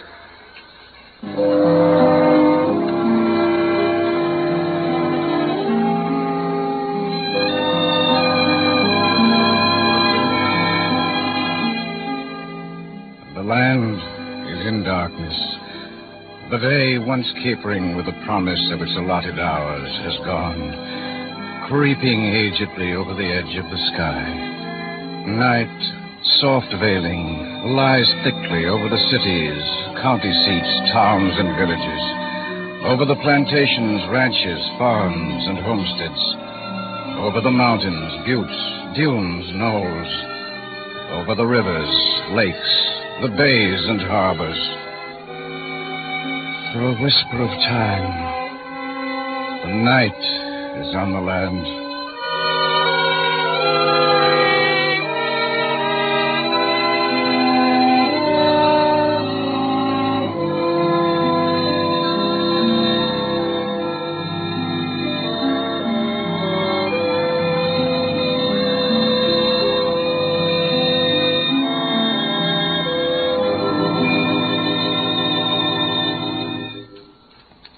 You have just heard Night, a new play by Arch Oboler.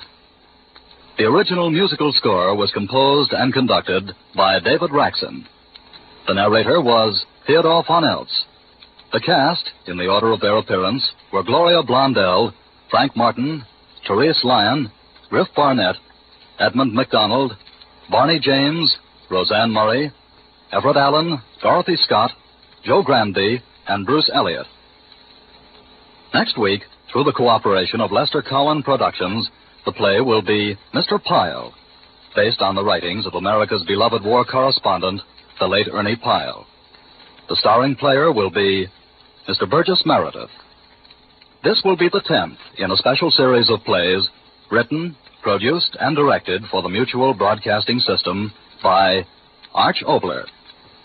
To conclude the program, David Raxon conducts the orchestra in his original nocturne, written especially for this broadcast.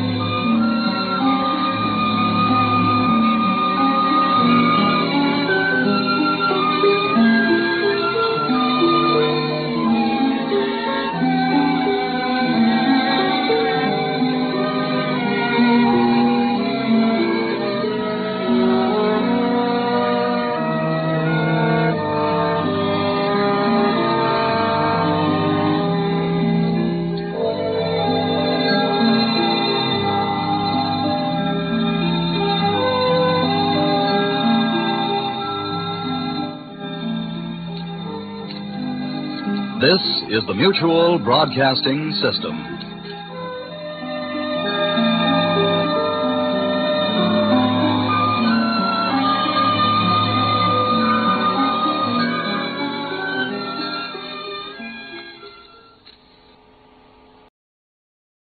Bromo Seltzer and NBC present William Gargan, starring as Barrie Craig, confidential investigator.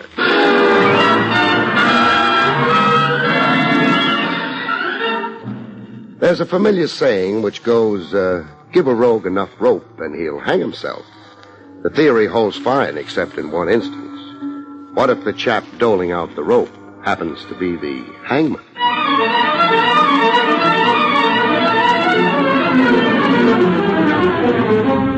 Bromo Seltzer, famous for fast relief of headache and upset stomach, and the National Broadcasting Company present William Gargan in another transcribed drama of mystery and adventure with America's #1 detective, Barrie Craig, confidential investigator.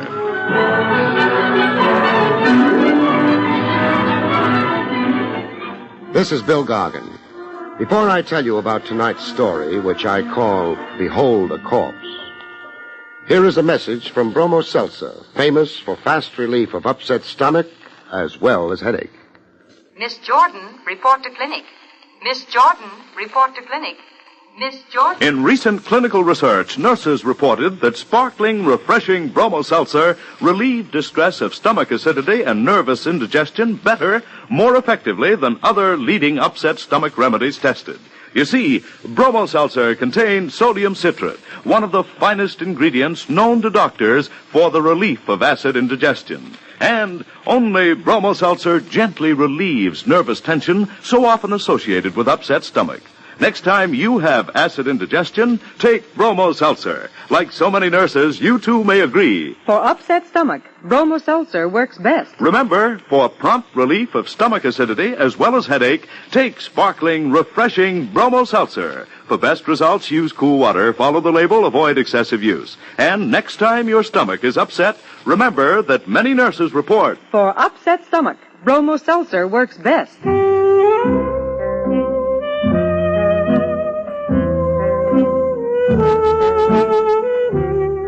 Barrie Craig speaking. A confidential investigator isn't always hired on his merits. His merits as a fact finder, I mean. Some clients choose you because they hope you're stupid. They don't want a cop. They want a stooge. You ought to be the front behind which they can keep a criminal operation going. You're the rubber stamp certifying their sincerity so they can get away with murder. Yeah, you get them like that. Cases phony from the word go. That was my first hunch on Brenda Connor, a brunette with a tendency to overact. We launched her case in Central Park in a handsome carriage, complete with horse, silk-hatted driver, and lap robes. Around the park at $3 an hour. But I wasn't paying the tab. The lady was. Why the handsome cab in the freezing weather? I didn't ask. You get used to eccentrics. The rhythmic clippity-clop. I'm able to think. So who's the demon? Demon? The demon pursuing you. You have a flippant way, Mr. Craig. To cover up my emotions. I'm the type who identifies. A sad lady like you, I can cry harder than any little white cloud around. You were about to tell me. It's my husband. Funny now how it always is. Ralph Connor. He was gone for 5 years, completely out of my life. A long wait for a streetcar. I'd almost forgotten him. And then 1 week ago, he came back to me. And you resent his return? I didn't say that. That's right, you didn't.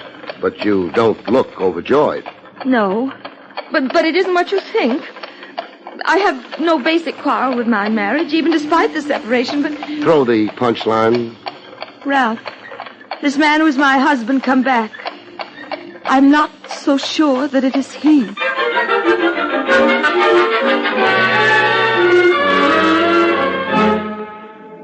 I let Brenda Connor continue to unburden her soul over coffee. The tab was on me this time. How much coffee could a lady drink? My alarms about my husband, Ralph. Yes? I don't mean to leave the impression with you that... That you're sure he's an impersonator? Yes. My reaction to him since his return, my suspicions have been intuitive more than actual. I feel, I don't know. Her husband takes off for 5 years, and then suddenly he's back. How did you receive him? Well, gladly enough at first. You asked him questions? Yes. His explanation of his absence seemed genuine to me, understandable. He'd been out of sorts with himself.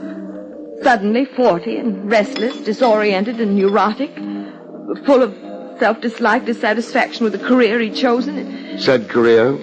Realty management. Connor and Saxton. Saxton is his business partner. When did the doubt begin for you? The doubt, intuitive as you call it, that this voyager come back maybe wasn't really your husband. The very first evening. Ralph was different. A stranger I didn't know. After 5 years, he would be. Yes, I know. But what I mean is the personality I once knew, the habits, the little things a wife knows about her husband. I could find none of them in this man. Little things. Can you give me something specific? Yes. The foods Ralph liked, always liked. This man has very different tastes. And even his speech, his way of phrasing things, and his thoughts, so different, so very changed, and even something physical. What's that? Left-handed. This man is left-handed. My husband, the husband I knew, wasn't. Quite a switch, that. How about his appearance, looks? Oh, there are some differences. Still differences that could only mean time, how time changes the face. Ralph was full in the cheeks. This man is gaunt, thinner. Oh, mind you, I'm not saying... Oh, I don't know what I'm saying. I'm confused. I'm so confused I can't even think straight, Mr. Craig.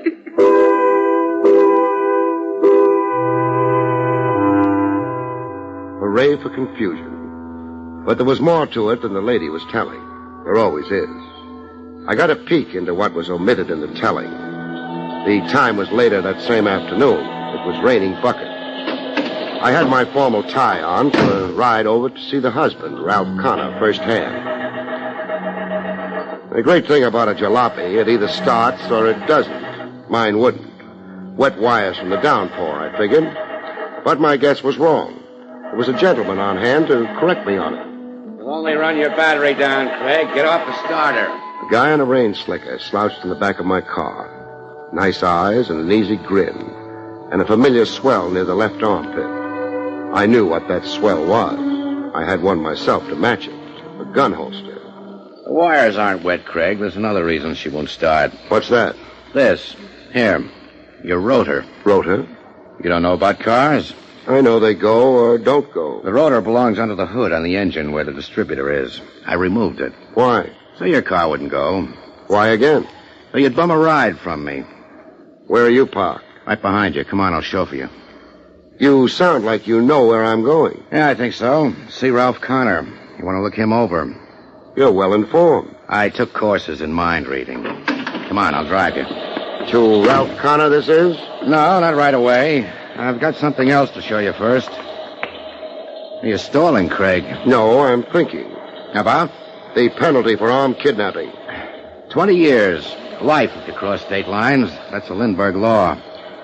And the chair if you compound kidnapping with murder. So what's it to be, Craig?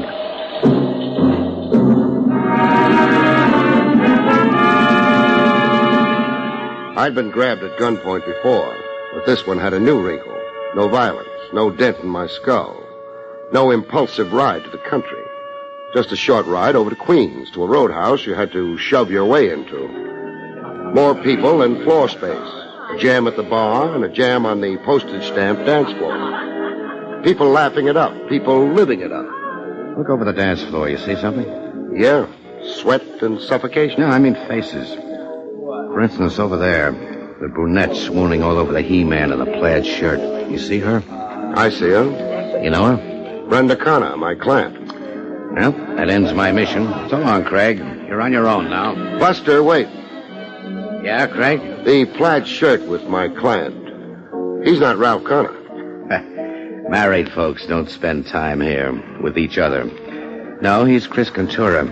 He's a tennis player. A tennis player? Love matches in the hot afternoon sun and love matches under hot blue lights with slender ladies with fat checkbooks. Is this why you brought me here? To show you a two-timing wife so you discount half to 90% of what she told you. Look, as long as we're talking... I've said all I want to. So you won't knock yourself out identifying me when I'm gone. Here's my card. So long again. The card he'd left with me read, Mike Hassick, private detective. The guy who'd put the polite snatch on me was a private eye.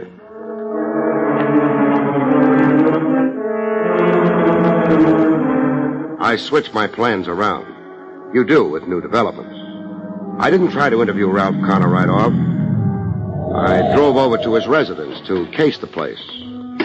Pretty fancy. A townhouse all lit up like utility bills were no concern to anybody. There was a parlor-floor drawing room that opened onto a stone balcony.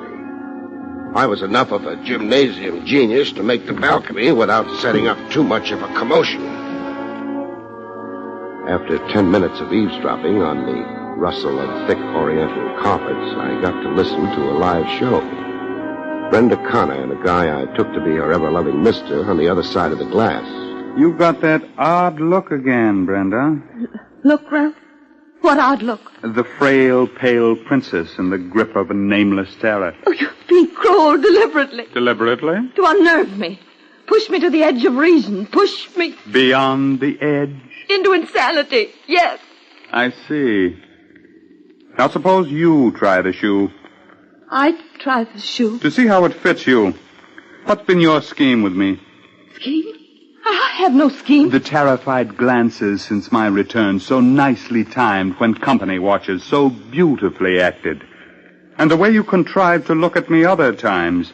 The unfamiliar stares, if I were not your husband, but an interloper. Not an interloper, Ralph, but an... Yes, Brenda? An imposter. I see. I am not who I am. Is that what you're saying? Oh, what about me is so changed? I'd like to know, Brenda. Everything has changed. Your manner, your talk, your habits, so many little things. Then not like the Ralph I knew, the Ralph I remember. An imposter, that was your word. Do you then really think I am not Ralph Connor? That I am somebody else, some diabolical somebody else playing at being Ralph Connor? I don't know. I don't know. It was time to get off the balcony and make a more formal entrance into the life of Ralph Connor through the front door. I started to do same when I had a mishap. Cute word, mishap. It can mean anything. It can mean a tear in your trousers from an unexpected nail. It could mean a ton of brass landing on your head. In my case, it meant the last mentioned. A ton of brass. Ooh! It fell from a height, from upstairs somewhere with cannonball speed. What? Who? I was too sleepy to care. I just lay down.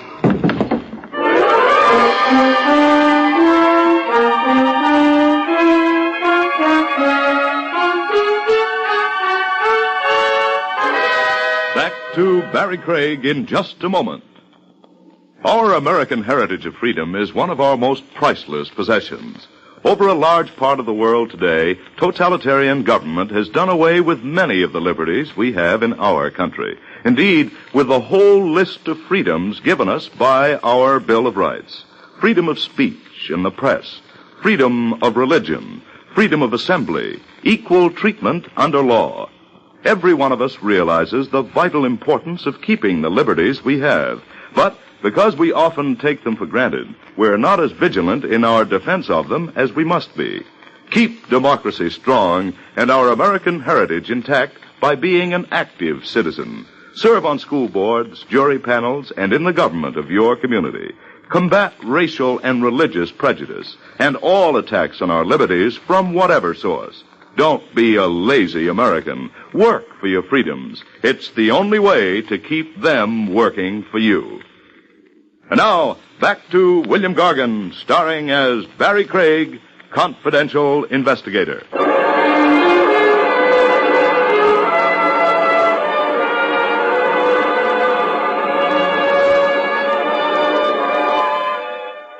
One thing about consciousness, it always returns sooner or later. If you're not dead, that is. I wasn't.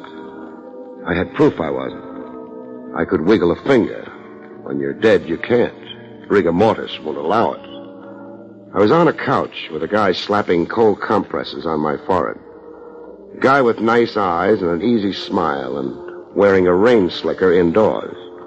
He was the private eye, Mike Hassick. Able to get up now, Craig? I'm up. What hit me? A flower pot, solid brass. It was on the window ledge 3 flights up. It fell? No. Oh, it was dropped on me. That's right. By whom? Me.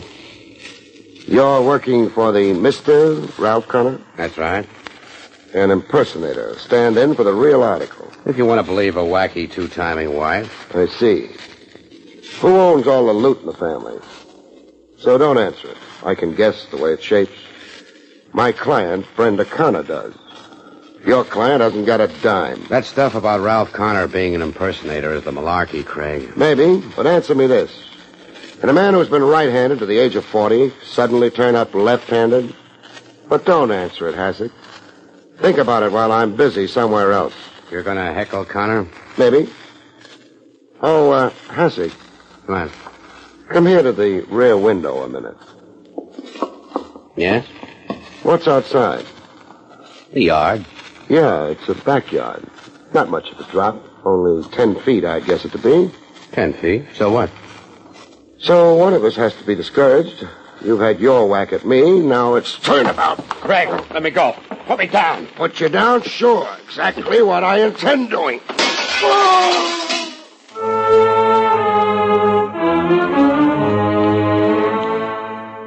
You meet some guys sometimes who have to be paid back in their own coin. I didn't set up a talk with Ralph Connor. I passed him up a second time. I had nothing to say to him yet. Instead, I looked up Saxton of Connor and Saxton, Realty Management. Connor's business partner. Maybe he could shed some light. A short guy with 2 stomachs and pink ears like he was always blushing. There was an oily look to him, like he was an accomplished phony. I still don't quite understand the purpose of your call here to me, Mr. Craig. If you've stalled long enough, Saxton... If I've stalled? Worked out answers in your head. Well, I have no ulterior motives in evading you. Then? Well, it's just that I don't care to become embroiled in the man's affairs. That is, his affairs other than our joint business. Frankly, I've always found Connor strange and unpredictable, explosive. He was gone for 5 years. Yes. Did you keep his end of the business up all that time? Oh, yes, scrupulously. His share of the net profits were put into an escrow account for what they amounted to. His drawing account, of course, was suspended while he was gone. In the time he was away, did he write to you, keep in touch? No. Now, a big question. Is he Ralph Connor? Yes, Mr. Craig. You don't seem surprised at the question. No, I'm not surprised anymore. I've been asked the same question before. By whom? 2 persons. By Mrs. Connor and by a private detective named Mike Hassick. So Hassick wasn't so sure of his client's identity either. What's that you said? Just thinking out loud. What makes you sure this new Connor is the same old Connor? Why, everything about him. Like? Well, I don't know how to answer that quite. He looks like Ralph Connor, facially and physically. He knows about me, our business, the background of our business. He's demonstrated all that to you? Why, yes, of course. He has demonstrated an intimate knowledge of our business. It couldn't be faked. The man simply had to know.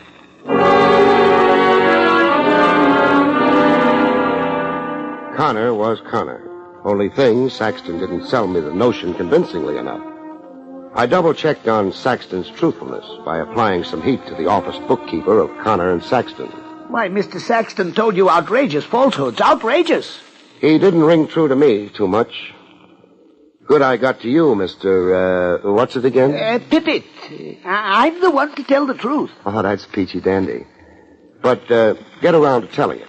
Well, now, Ralph Connor, the new one, he's a queer one. Meaning? Well, when he came back after being away all that time, he didn't know my name. He kept calling me Pippin and Poppin. Pippin and Poppin, mind you, when it's Pippet, like it's always been.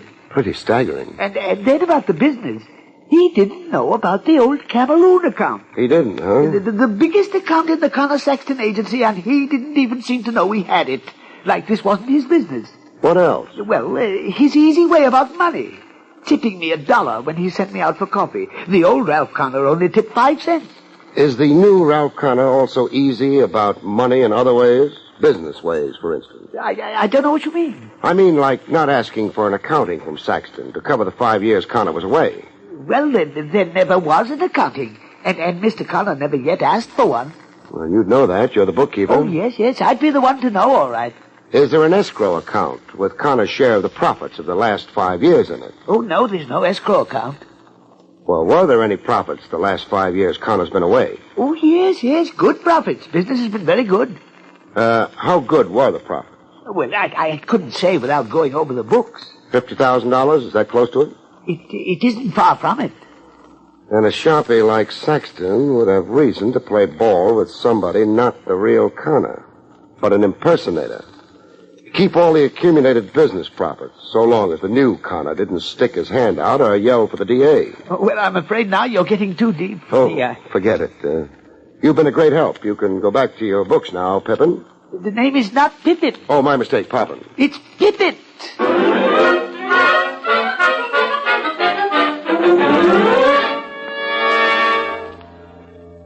It was time to form an independent impression of Ralph Connor, I figured.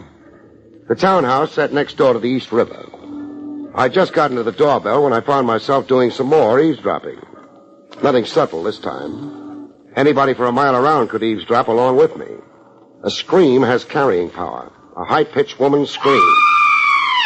Brenda Connor. I could identify the voice. Brenda Connor at home, either being strangled to death or blowing her top. Inside the house, I didn't get to see my screaming client. She was in her room behind locked doors. The husband, Ralph Connor, told me the melancholy facts. Or do I mean the melancholy fiction? Brenda is in there in her room with her doctor. Doctor who? Does that matter? It matters. I'm jotting it down in my notebook. Mrs. Connor is my client. Dr. Phipps. 275 Dartmouth Street, if you also want the address. Phipps is Brenda's own physician. I get your emphasis. When can I see Mrs. Connor? I don't know. She's under restraint. Restraints meaning? She's had a nervous breakdown. All of a sudden? No, my wife has a history of, say, emotional instability. Hallucinations, compulsive behavior, a fascination for unsavory places and people. That's a careful reference to the roadhouse and tennis Adonis. Mike Hassick made sure I'd see. Yes, so that you'd be aware of all the facts. This emotional instability in Brenda, it's one of the reasons I left her 5 years ago. I've had all I could stand of hysteria. You make a glib case of it. It's the truth. What happens to Brenda Connor from here on? Hospitalization. It's not the first time Brenda has been confined before. And cured? Evidently not, as this new breakdown shows. Comes the time she's declared mentally incompetent. Who gets her money? That is an impertinent question. I'll answer it. You do. You step into her estate. I'll even bet you've already got the petition before the court with Dr. Phipps' affidavit pinned to it. I don't care to dignify this nonsense any longer, Mr. Craig. So if you don't mind, good night. On the street, I had an encounter with a guy who was making a habit of it. Stop a minute, Craig. What for, Hassick? A talk. Friendly talk. With a gun in my ribs? The gun's for my own protection. You play too hard. So do you. I have to. I'm in it for the cabbage, just like you. Speak only for yourself. You'll change your mind. $100,000. We split it down the middle. Who gives it to us? Connor, if you don't spoil it for him. Keep talking. Connor is a phony, an impersonator, like you said. The real Connor, he probably knocked off somewhere, the way I figure it. But none of our business. Now, this Connor grabs the wife's estate. We let him. You let him. Then the bite. He pays us off. We own him. You're sure of your facts? I checked. I sized everything up. Connor's a fake, a smart fake, and the winner. Let's win with him, okay? Why did Connor hire you in the first place, Hassick? To follow his wife around, report on who she saw, spent time with, that tennis player, you. So, now tell me, are you playing it smart along with me? What do you think? I think you are. Sure you are. What have you got against money? I played it smart, the poor man's way. I didn't go home and let Connor play out his scheme. I went back to Connor for a closer look at his scheme. You've become a frequent visitor, Mr. Craig. Every 10 minutes. I realized out on the street that I'd said things in here to you that were out of line. I'm sorry. Forget it. Thanks. I can see now what a screwball Mrs. Connor is and how I went for the buck. The only thing... Yes, Mr. Craig. I'm a working operative. I put in time and sweat. I've had expenses. Oh, I see. You've got a bill, and you're wondering how you're ever going to get paid. That's it. It's no obligation of yours, I know. Oh, nonsense. I'll pay Miss Connor's bill. In fact, I'll make out a check right here and now. How much is it, Mr. Craig? Well, 100 will about cover it. $100. Very well. Here you are, Mr. Craig. A $100 check for you. It means more to me than you think, Mr. Connor. Oh, you don't have to thank me. The money's due you. But I didn't mean it like that. Guess again, Connor. I frankly don't understand you. I'll explain myself. You wrote out a check, and you also wrote out a confession. A confession? You're right-handed. You wrote that check out right-handed. Like Ralph Connor should, since he was always right-handed. Look here, Craig. Let me finish. But you've been deliberately left-handed for Mrs. Connor's benefit since you came back to her. To confuse her about you, start her doubting your identity. See you as an imposter, but never be sure.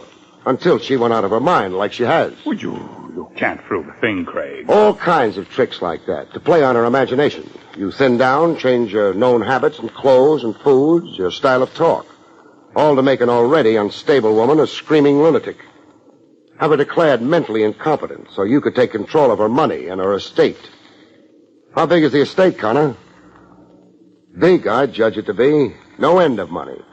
It has to be a fabulous grab to rate your fancy technique in crime. I say again, you can't prove a thing. Because you're really Ralph Connor, huh? And can prove it. Birth certificate, relatives stuck somewhere, fingerprints.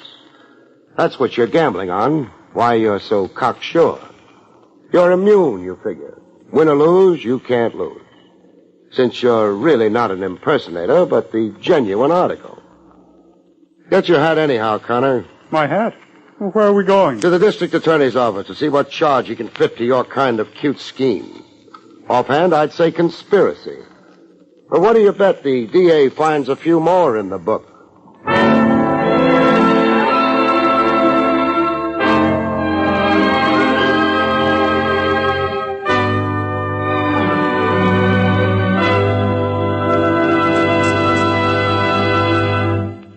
You've been listening to William Gargan in another exciting transcribed mystery drama from the adventures of Barrie Craig, confidential investigator. Tonight's story, Behold a Corpse, was written by John Robert. Next week, it's the strange story titled The Sinister Snowman, about which Barrie Craig has this to say. Next week, I find that murder on skis is twice as romantic and deadly as murder on foot. When a skiing champion gets permanently stiff in the joints. Not so much from the cold weather as from the icy chill in a lady's eyes. Good night, folks. See you next week.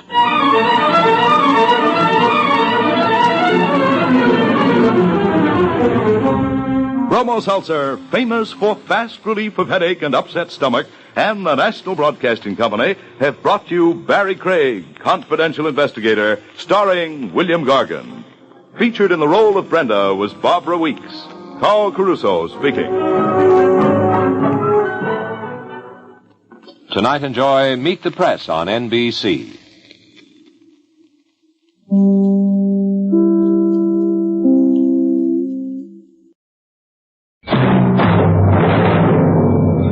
From New York, where the American stage begins, NBC presents Best Plays with John Chapman.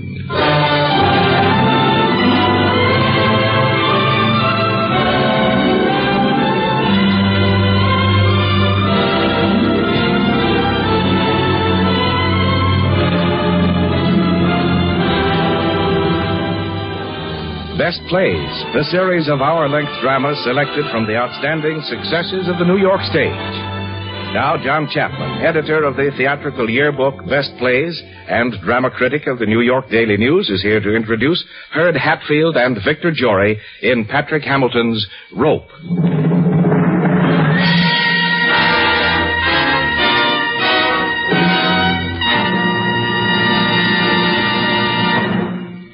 Mr. Chapman. Good evening. Patrick Hamilton of London is one of the best men at the business of scaring innocent audiences like yourselves.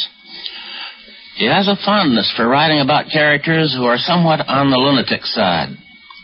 Previously on this program, you may have heard Angel Street.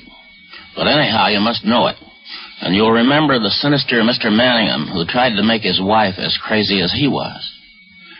This evening's best play is Mr. Hamilton's Rope, which was a Broadway success some years back under the title Rope's End.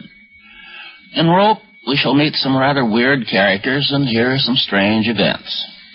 The two principal characters in this cat-and-mouse drama about a murder in the usually calm precincts of Oxford University will be played by Herd Hatfield and Victor Jory. Are you ready? All right, we'll begin.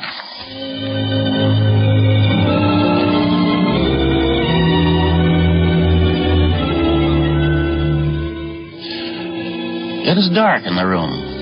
The light from the street lamp outside throws shadows against the ceiling, and even in the half-light, these moving figures seem to be dancing, circling in some primitive rite about the chest.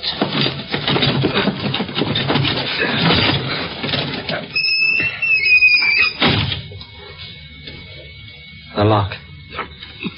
It won't? Give it to me.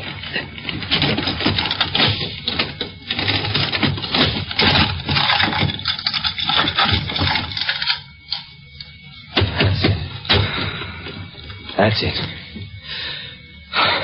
There it is. Closed tight. Stop there. No, don't put on the light. Steady, Grano. You all right? Grano. Give me a match.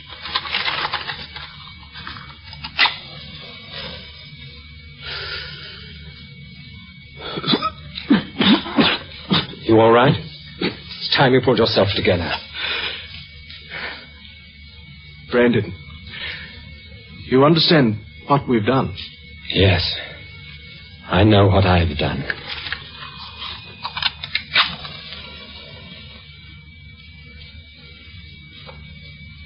I've committed murder. Passionless, faultless, and clueless murder. Yes, Brandon. An immaculate murder. I have killed. I have killed for the sake of danger and for the sake of killing. Yet I am alive. May I put on the light now? No. Brandon, when Ronald came in, you were standing at the door. Yes. Did you see anyone standing there, up the street? No. There was someone. There was a man. I saw him. I remember. Well? Nothing. Brandon? Yes? When I met Ronald coming out of the Coliseum, when I met him, why shouldn't someone have seen us? Did we think of that, Brandon? I did. Do you think we'll get away with it? You mean later this evening? Do you think some psychic force emanating from that chest there is going to advise Sir Johnston Kentley that within is the lifeless entirety... Stop it! ...of his only son and heir? Listen. Now, what is it, Grindelow? What is... Listen. I thought it was Sabo. Sabo will not be here until 5 minutes to 9. Mathematics is important, Granner. At 2 o'clock, Ronald Kentley leaves his father's house. After tea, in this room, precisely at 6:45, he is done to death by strangulation and rope. And then... Let it alone! Tonight at 9, his father and several well-chosen friends of our own will be here for a light entertainment. And then, after...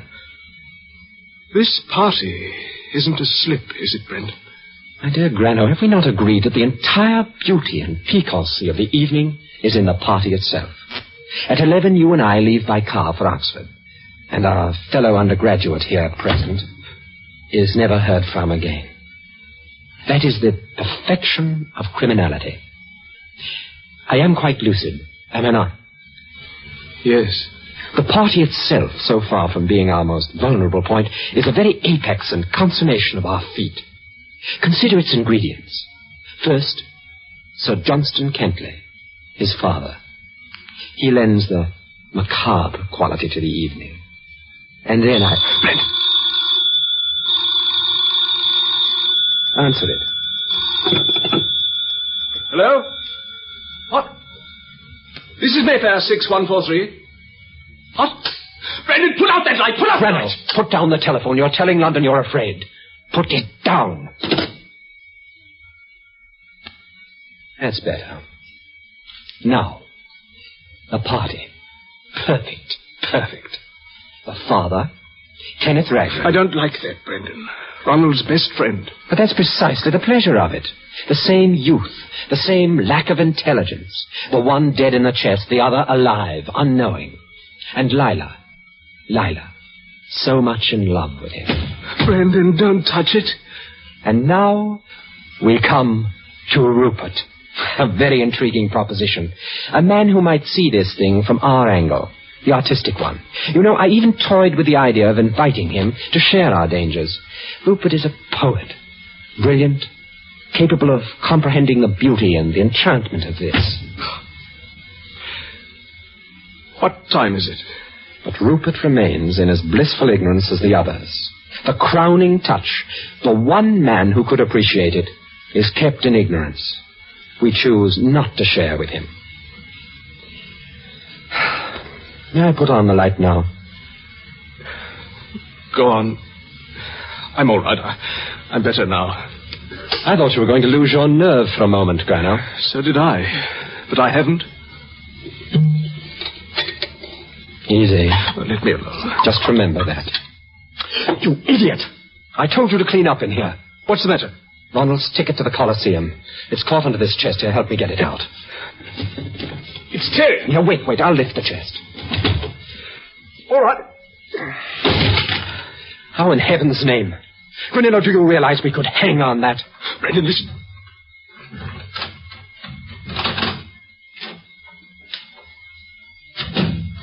That's Sabo.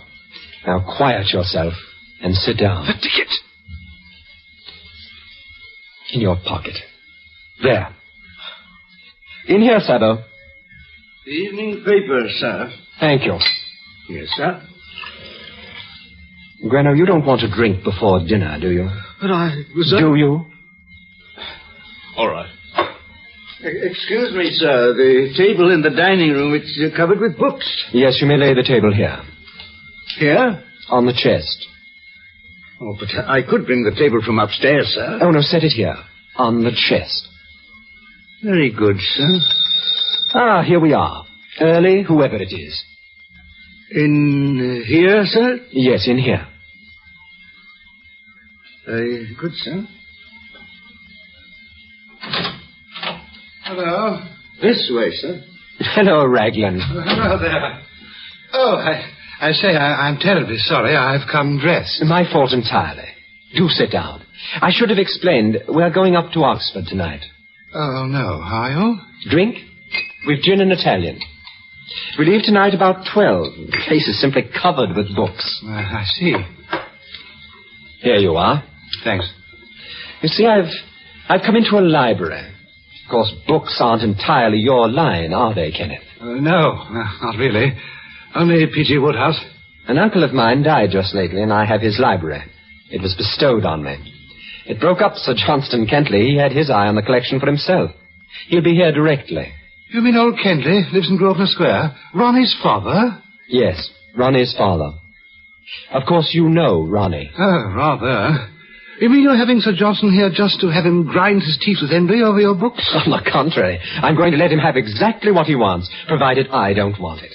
That explains the mess that we're in. Mess? Well, you'll observe we're having our meal off a chest. Oh, yes. I thought it looked odd. Your man laying a cloth on it. Here we are. I wonder if that's Rupert. Did you ever meet Rupert, Kenneth? Rupert Cadell? No, I can't say I have. Not your set, I imagine. This way, madam. Thank you. Ah, the ravishing Lila. You know Grano, don't you? Hello. Hello, Kenneth. Missed you at tennis this morning. Bad night, you know. Kenneth's having gin and Italian. I'd adore one. You'll have to excuse our mess. I've just been telling Kenneth. I've come into a library. Come into a library? My dear, how weird. And I hope you don't think you'll get much to eat, because we're off to Oxford tonight, and so we're being very humble. Well, I had a simply gluttonous tea. Just gorged, my dear. Here you are. Oh, thank you. You know, I feel most ghastly dressed. Boiled shirt and all. Why? I'm sure you couldn't tell. I guessed myself. It's not proper cocktail time. Too early for dinner.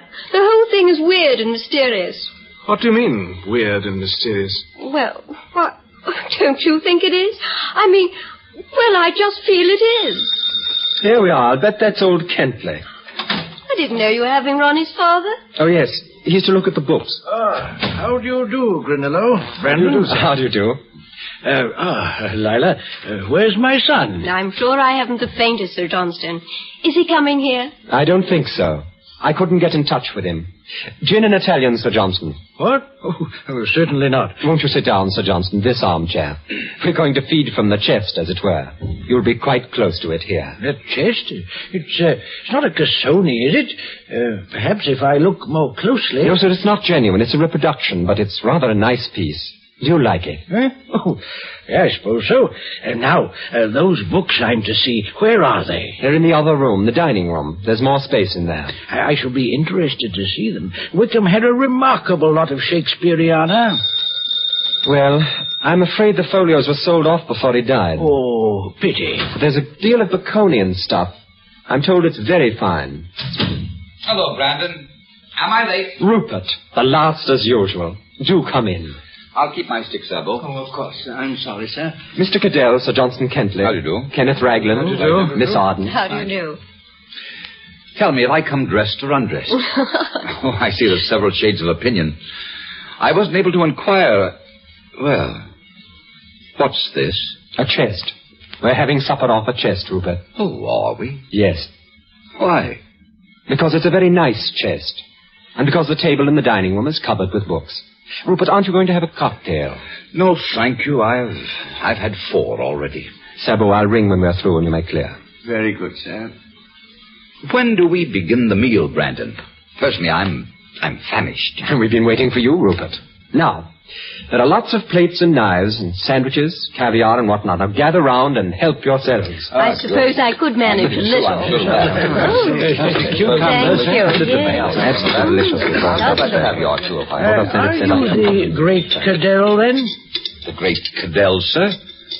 And what do you know about me? I've read your poems, some of them. I knew a Cadell once. Louisa Cadell. Horrible old hag she was, too. Dear heaven, the young man is alluding to my aunt. Oh, I say, I'm terribly sorry. Have I dropped a brick? No, you have said a mouthful. Frankly, I could cheerfully murder her. Murder? With glee. A horrible old woman. The world would be well rid of her. You wouldn't, Mr. Cadell. Why not? You'd be hauled into Old Bailey and brought to justice. I've heard of people being brought to Old Bailey, but seldom to justice. I hope you're not confusing the two. I say you're not one of those people who doesn't approve of capital punishment. Possibly. I approve of murder too much to approve of capital punishment. You approve of murder, Rupert? Of course. There are so many people I would so willingly murder, mostly members of my own family. Furthermore, I have already committed murder myself. How do you get that? You, my friends, have paradoxically a horror of murder on a small scale and a veneration for it on a large. One gentleman murders another in a back alleyway in London for, let us say, the gold fillings in his teeth, and all society shrieks for revenge upon the miscreant. But when the entire manhood of one nation rises up to go slaughter another, lacking even the excuse of the gold fillings, that society condones and applauds and calls it war. Really, Mr. Cadell? I carry my cane as a souvenir of my career of murder. Why, you'd be the first to be horrified by real murder if it appeared under your nose. I wonder. You must have some moral standards. Really? I can't recall any. You wouldn't hurt a fly. Wouldn't I? I've hurt thousands in my time.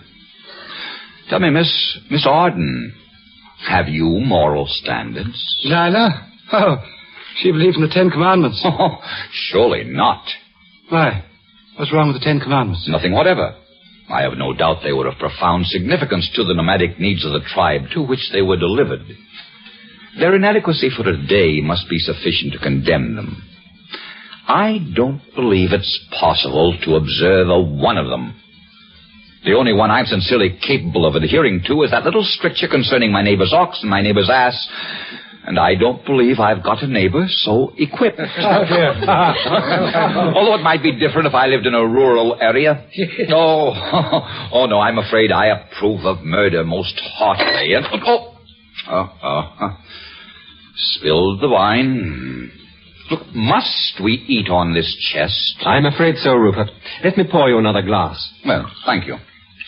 Lady Kentley any better, Sir Johnston? Yes, I'm afraid she's still in bed.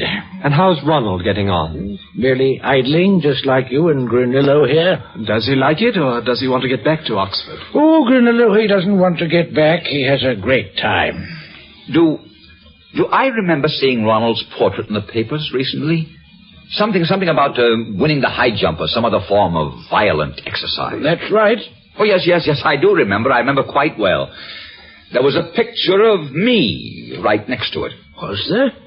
I didn't know you were athletic, Mr. Cadell. Oh, no. There had been some unpleasantness with my publisher, and he was suing me for breach of contract. Ronald looked quite the healthier of the two photographs. I remember he was some 6 feet off the ground, hovering over the bar. Yes, he's a sprightly lad, is Ronald. Lively, full of life. All right, Grano? Yes. Went down the wrong way. Ronald's rather like Kenneth here, don't you think so?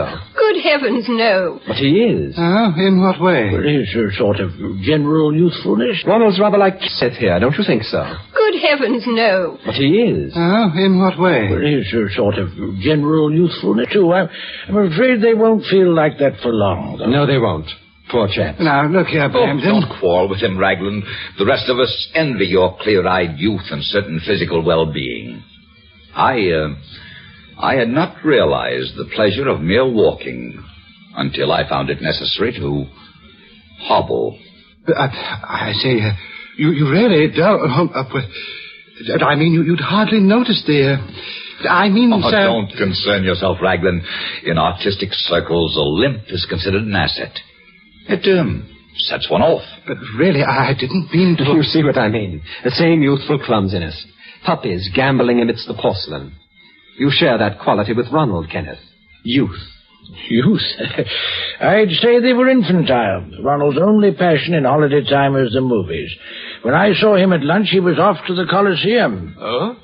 But that's not the movies. There's a music hall, isn't it? I've heard. I've never been there in my life. I thought everyone had been to the Coliseum. Well, I haven't. Neither have I. Is that the place in the Haymarket? Do you mean to tell me, Granillo, that you have never been to the Coliseum? No, I haven't. Oh. Dear. Why should he have? Oh, I really don't know. It just strikes me as, odd. Oh. You know, I'm coming to the conclusion that there's some ulterior motive about this chest picnic. What do you mean, ulterior motive? You mean it's done purely to make you spill things over your trousers? Something like that. Oh, I suspect much worse than that. I think they've committed a murder, and that chest is simply chock full of rotting bones. It's just the sort of thing for rotting bones, isn't it? It is, isn't it? My dear, you're right. I wouldn't let you see the inside of that chest for worlds. And don't you try to bluff me out and pretend you're willing to let me see one. But, my dear, that's just what I said I wouldn't do. Yes, but surely a murderer, having chopped up and concealed his victim in a chest, wouldn't invite all his friends to come round and eat off it. Not unless he were a very stupid and conceited murderer. Very stupid and very conceited. Which, of course, he might be. In fact, it's exactly what all criminals are. Oh, no. I don't think so. Well, now how about the books? We can all go in and browse about for a bit. Excellent. Brandon, you say there's a good deal of Baconian material. Come on, Kenneth. Let's pretend we both can read. Well, books aren't exactly my line, but I say the last P.G. Wodehouse was absolute blizzard. Well, Rupert, not interested in books? Only my own. You look fagged out, Grano. Do I? I don't feel it. No? Look, what have you been doing with yourself? Doing with myself? Nothing. Oh, touchy, Grano. I was sleeping most of the afternoon. Always puts me out for the rest of the day. Writing anything lately? Yes. A little thing about doves and a little thing about rain. Both good. Very good, in fact. Then, of course, I'm getting ahead with the big work. Is that going well? Oh, yes, very. Indeed, it promises to be not only the very best thing I have ever written, but the best thing I have ever read.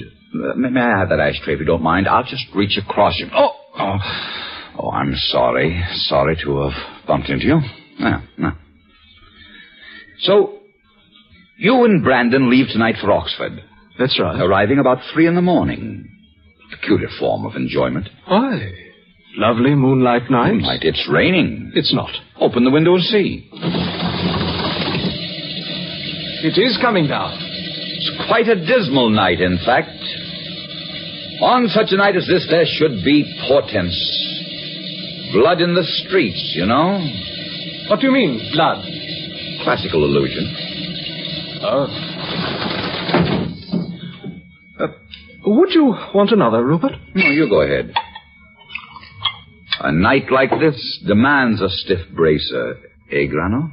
Yeah. Yes. Grano. Hello? Grano, you're wanted. In here. I'm coming. Come along, Rupert. I'm all right in here. Won't you join us? No. All right. Excuse me, Rupert. Not at all.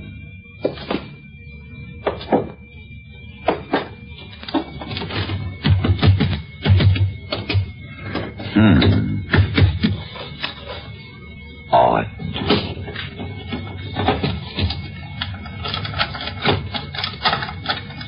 Beg pardon, sir?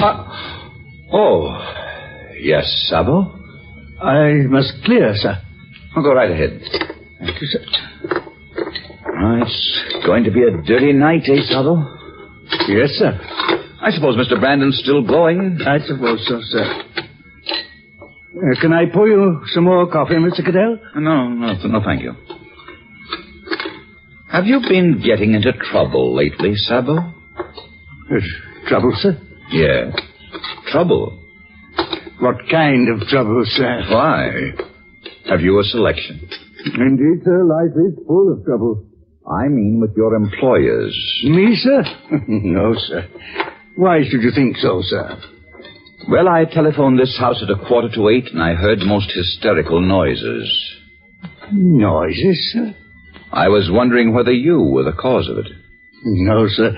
I was not here till 8:55. Oh. You were perhaps at the Colosseum. Pardon, sir, the Colosseum, the music hall? Yeah. No, sir, I haven't been there for many years. No. Not lately? No, sir. Tell me, Sabo, Mr. Brandon, has he... Mr. Brandon, sir? Yes. Mr. Brandon. What's all this about Mr. Brandon? I was asking the good Sabo whether Mr. Brandon would still travel to Oxford in all this rain. Wasn't I, Sabo? Yes, sir. I hope he told you we were. Sabo, is a sherry in here? In the cabinet, sir. I'll get it. What's a little rain, anyway? You take this inside, Sabo. That'll be all for the evening. Very good, sir. Good evening, Mr. Cadell. Good evening, Sabo. Do sit down, Rupert. Your stalking about like that always makes me nervous. All right, I'll just perch here on the chest. Do. It makes an admirable dais, does it not?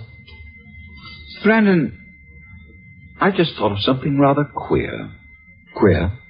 What's that? All this talk of rotting bones in chests. What about them? Do you remember when you were an infant, Brandon? We used to sit about your father's fire and you would tell precocious stories to astound your elders. Yes, I remember. Do you remember your chest complex, Brandon? My chest complex? Yes. Whatever the story was, piratical, detective, murder, adventure, or ghost, it always contained a marvelous denouement with a bloody chest containing corpses. Well, just such a one as this one. You had a perfect mania for it. Don't you remember? Yes. I'd forgotten that. What about it, though? Oh, nothing. Just queer, that's all. You were a morbid child. I suppose so. Have one, Rupert? No, thank you. Why did you say queer? No, just queer. Us all talking tonight about rotting bones in chests. It just came back to me, that's all. Oh, I see. Well, happy days, Rupert. How's the old man getting on with his books? Going to take the entire library away with him, as far as I can see. I didn't know you were a book collector. What exactly is your line? Well, I've theories about some of the Victorians. Everything comes round, you know, in time. For example? Well, Carlyle, for example. Theories of men who are willing to, rise above others, you know. History is the story of remarkable men. Oh, dear Brandon, Carlyle is an unspeakable person. He's got guts, anyway. And a kind of angry righteousness which you don't get nowadays. Thank heaven. Well, I must get back to my guess. Aren't you coming, Rupert? Oh, right. Right, I'll get the light. Oh, I've left the cigarettes. Go along in, Rupert, and I'll be in a moment. Right. First door on the passage, right? Right.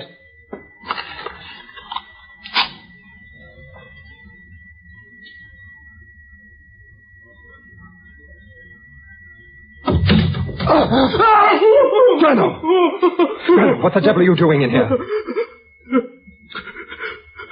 Turn on the light, Brendan. What's the matter? Tell me what's the matter. I thought it was him. I thought it was him. Here, drink this.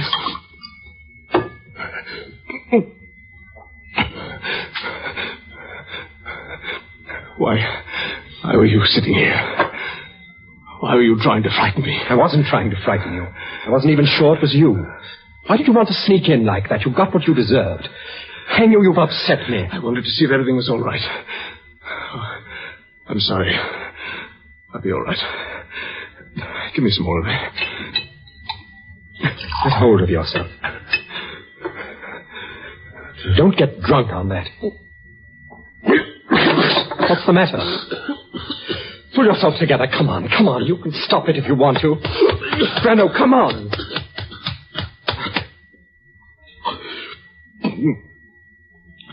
It went down the wrong way. Oh. Let's go back. Ronald's Coliseum ticket. Not so loud. I haven't got it. Don't be a fool, Grano. I gave it to you. You didn't give it to me. Grano. Oh, wait. My pocket. A waistcoat pocket. No. Trousers. No. It must be. Which pocket was it, Brendan? Look again. No. Look in your wallet. You didn't give it to me. I never had it. I gave it into your hand. You didn't. I never had it. I gave it into your hand. See if you got it. I haven't. Look in every pocket. Remember, we lifted the chest. It was right here, and I gave it to you. Brano, where is it? Where is it? Yes. I put it in your waistcoat pocket. Where is it now? Where is it now? Here, Brandon. What have you lost? My temper, Rupert. That's all. I should think so. I heard you pounding on the chest out in the passage. I'm sorry, Grano. That's all right. That's all right. We often have outbursts, eh, Grano? About trifles. Yes. On this occasion, it was a question of a volume of Baconian research which poor old Grano couldn't produce. Odd thing to quarrel about. Yes, but we do quarrel about odd things nowadays, don't we, Grano? We do. Will you join me in another, Rupert? No, thank you. As a matter of fact, I came in here on an errand. An errand? Yes, I wanted some rope. Rope? Yes, luckily I found a piece in the hall in a vase. Just the right length, isn't it? Hello. Here we are.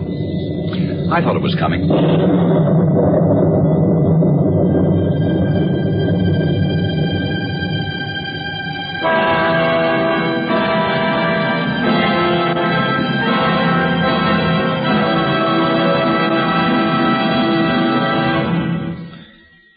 In a moment, Act 2 of Rope, starring Victor Jory and Herd Hatfield.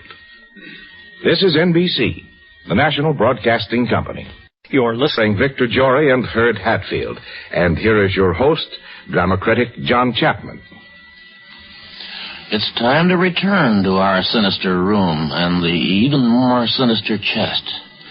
An unseasonable thunderstorm has increased the already heavy tension that pervades this room, as Rupert continues his offhand cross-examination of Brandon.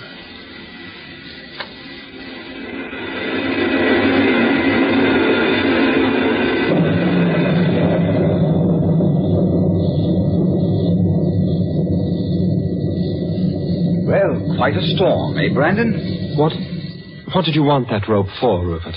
Well, the young people are busy, doing up the old man's books, and they need a bit of rope to tie up the... Well, a bit nervous, Grano? Don't like the thunder? Where's Sebo? You'd better mop it up with your handkerchief. Whiskey and Varnish are not the best of friends. Did you hear that, Kenneth? I'm coming. I'm just terrified of thunder, aren't you? Well, I wouldn't exactly say that. Be careful with the books, Kenneth. Oh, dear, it's simply coming down in sheets, isn't it? Surely you two aren't going up to Oxford tonight. Certainly we are. But you can't. You'll be flooded. Did you locate a piece of rope, Cadell? Yes, sir, I did. Most conveniently tucked away in a vase in the passage. Odd place, huh? Very odd. Not really. Sherlock Holmes kept his tobacco in a Persian slipper. Oh, so he did. All right, Kenneth. You hold the books while I manage the road. If you'll excuse me, Brandon, I'll go back to the rest of the books. Of course. Don't clean me out, sir. What? Oh, no, of course not. Grano. What? Do tear yourself away from the sideboard and see to Sir Johnston, inside. In a moment. Will you go in? Now. Just stopped for a spot, that's all. He's feeling no pain, eh? Came on quickly. Grano never could hold it. Oh. Listen to that one. Are you afraid of storms, Lila? It's hereditary. My mother hides in cupboards. Really? If it comes on again, you shall probably all see me take a violent plunge into this chest. Can you get in, or is it locked? Brandon, I said, is the chest locked? Sorry, I was looking for a match. You can get into it if you want to. Isn't there a lock on it, though? Yes, there is. But we've forgotten Rupert. He's got a murdered man in there. That's right. Put your finger on this rope, Kenneth. The parcel won't hold still. Now, he's been committing murder. There. Now the rope's right. Isn't that right, Brandon? Ah, Lila, you don't know how near the mark you are. Oh, but I know exactly what's inside that chest. What? A body. A dead body. What sort? An old man. You did him in for the gold fillings in his teeth. I see you've been following me. Let's see. Oh, it is locked, isn't it? A padlock at that. What have you got in it, Brandon? You've told us. Now I'm just dying. Where's the key? In my waistcoat pocket. Well, I shan't rest till I look inside. Hand it over. I'm hanged if I do. But why not? If you're really innocent, my dear. But I'm not. My hands are red with a crime committed less than 3 hours ago. If I had a strong man here, he'd force the key from you. But, I'll be your strong man, Lila. Now then, Brandon, hand it over, or it'll be the worse for you. Come and get it, Kenneth. But I'll give him 10 seconds, eh, Lila? Afraid, Kenneth? Oh, of course not. 1, 2, 3, 4... Brandon! 5, 6... Do surrender. 7, 8... No. 9, 10... Keep it here, Brandon. No. What men will do for me? Get away from me, Kenneth. There. Oh, my arm.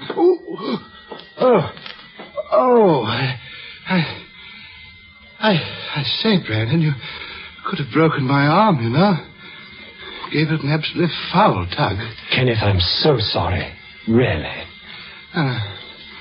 Sorry, Lila. I tried. I think he's a beast. Only a desperate criminal. How fearfully interested in crime we all seem tonight. Why, we can't even let Brandon commit this in peace. Rupert, did you mean it before when you said you approved of murder? Yes, I suppose so. Oh, but you couldn't. Your conscience wouldn't let you. But have I a conscience? He's quite right. And for one who hasn't a conscience, I can understand murder being an entirely engrossing adventure. You mean a motiveless murder? Yes.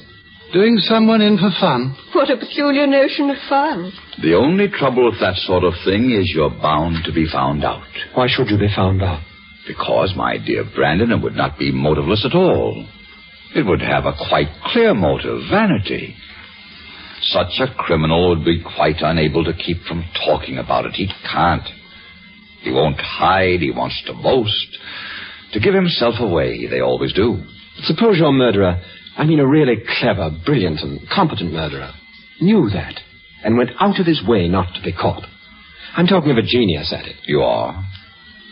But then he couldn't help talking about the fact that he was so brilliantly clever. He'd give himself away just the same. But suppose that he was so very... Your pardon, Brandon. Of course, Sir Johnston. I must be off, and I should like to use your phone, if I may. Of course. On the table, sir. Thank you. Grosvenor 8432. Yes. It's about time I'm off, Brandon. Can I drop you somewhere? Hello? Oh, no, thank you. Oh, is that you, my dear? I'll get a cab. Well, it's no trouble. No, he's not here. But, I thought he was home. Yes, I'll be along soon. Goodbye. Lila. Yes, Sir Johnston? Ronald hasn't come back. You said he'd been to the Coliseum tonight, sir? That's right. The bill was over 2 hours ago. He was expected back for tea. My wife is worried. Well, he probably had trouble getting a cab in the rain. He'll be there when you get home. Yes, I expect so. I have your hats and coats in the hall. I've never known Ronald to fail an appointment. Very odd. Well, thank you for a charming evening. I shall always remember it when I read the books you so kindly gave me. A pleasure, sir. I'll help you on with your things. Good night, Mr. Cadell. Oh, but I'm leaving now as well. Night, Brandon. Good night. Good night, my boy. Good night.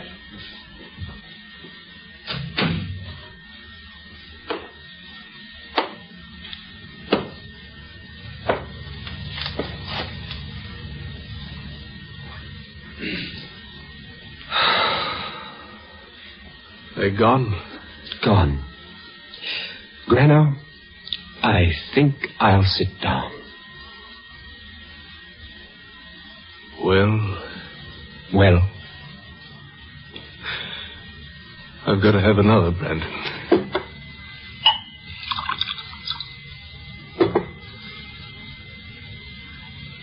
I thought he'd got onto it. Who? Rupert. So did I. For a few moments. But that's what gave spice to the evening. He hadn't. You sure he hadn't? Quite sure. I sometimes rather wish he had. If he had been in on this, you wouldn't have gotten drunk, Grano. I'm not drunk. A little blurred, that's all. That's all. What's it? What? Thought I heard something. Oh, be yourself, Grano. I thought it was the bell. Well, what of it? I'll go. Pour me a drink, will you, Grano?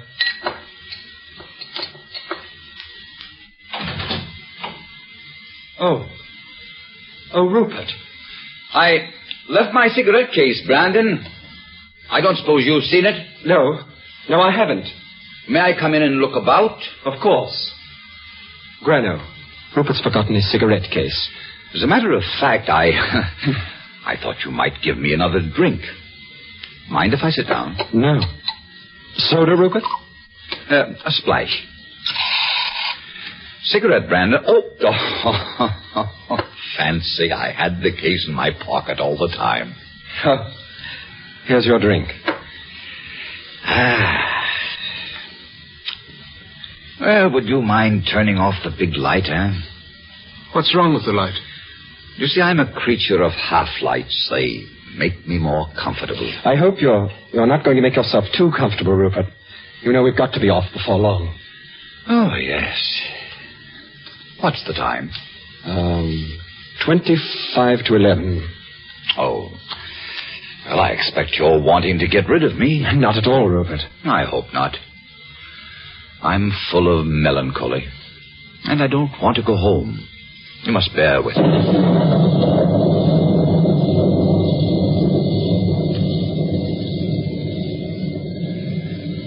It's been a strange evening. Strange evening? Why? Why strange? I can't tell you, that's my trouble. I suppose it's the thunder and one thing and another. Thunder always upsets me. Besides, I'm always melancholy at this hour. 5:20 to 11. It's a curious hour. Did you ever read Goldsmith's Night Piece? No. I can't actually recall it. No. You should. It's about the city at night. I shall do his night piece up to date one of these days, and I shall make it 5:20 to 11. It's a wonderful hour. I'm particularly susceptible to it. Why so wonderful?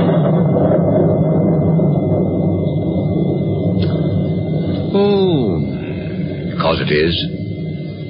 I think the hour when London asks why, when it wants to know what it's all about.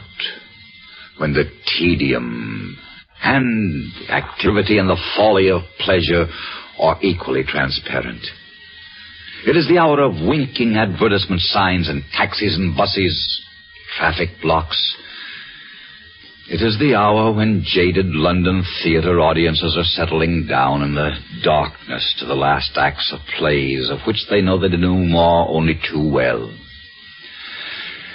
They know that when the curtain's down, it'll be just a question of God Save the Queen, and they'll be bundled out into the chilly and possibly rainy night, where they'll have to fight for taxis or rush for trains or somehow transport themselves home to a cold supper.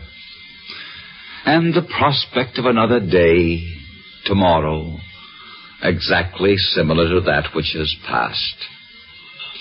For others, further horrors are waiting.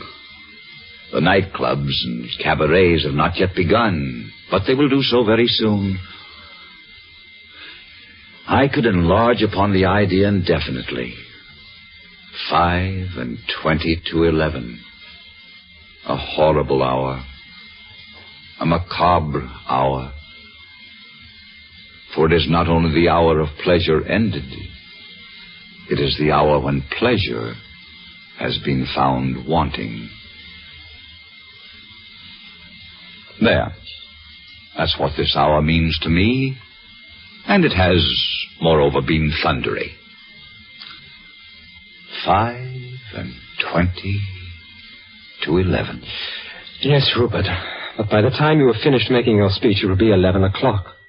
In brief, my dear Rupert, you see no earthly object in living. I fear not. Do you? I? Yes, of course I do. But then I'm interested in things. Why don't you take up exploring, or cricket, or making love, or golf, or finance, or lecturing?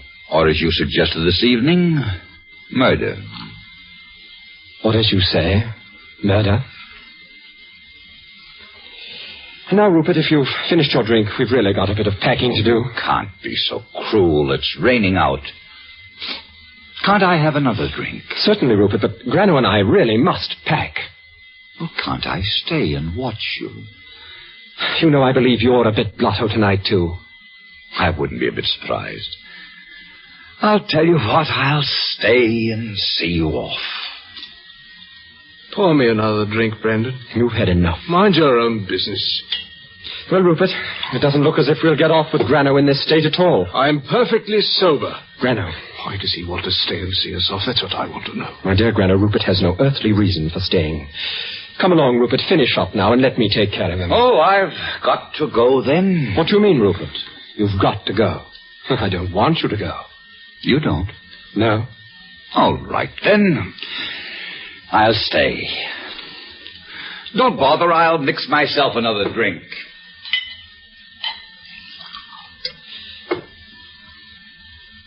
You're in a queer mood tonight, Rupert. One has inspirations, you know. Well, cheers.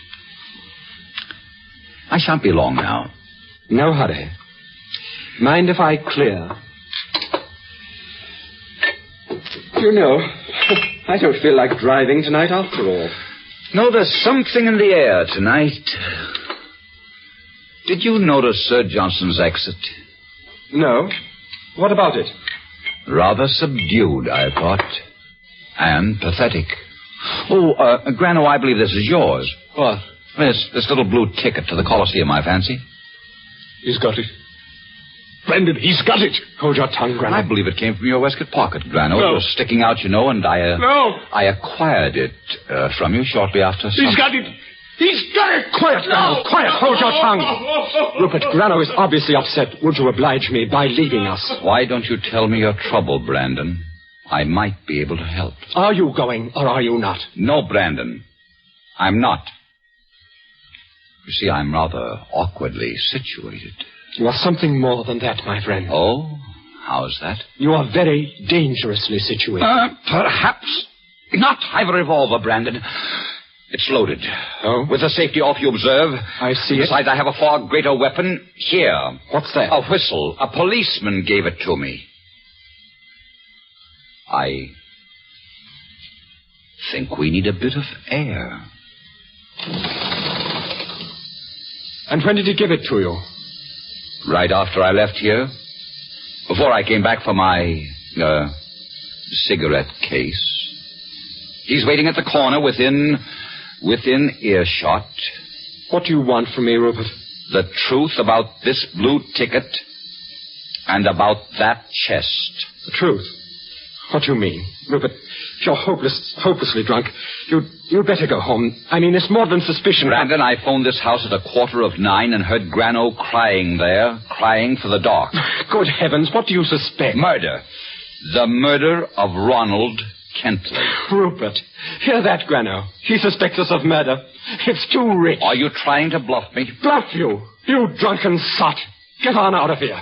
Blow your little whistle. Bring in your policeman. Get out. Do what you like. What I like? I should like to see inside of that chest. See the inside of that chest. You can see the inside of 50 chests. Now get on out. You're drunk. Possibly. Nevertheless, may I look inside that chest? Yes. Very well. I will. Go on. What are you waiting for? Keep back. Sit down. Sit down in that chair. Sit down. Now the chest. It's locked, padlocked. What of it?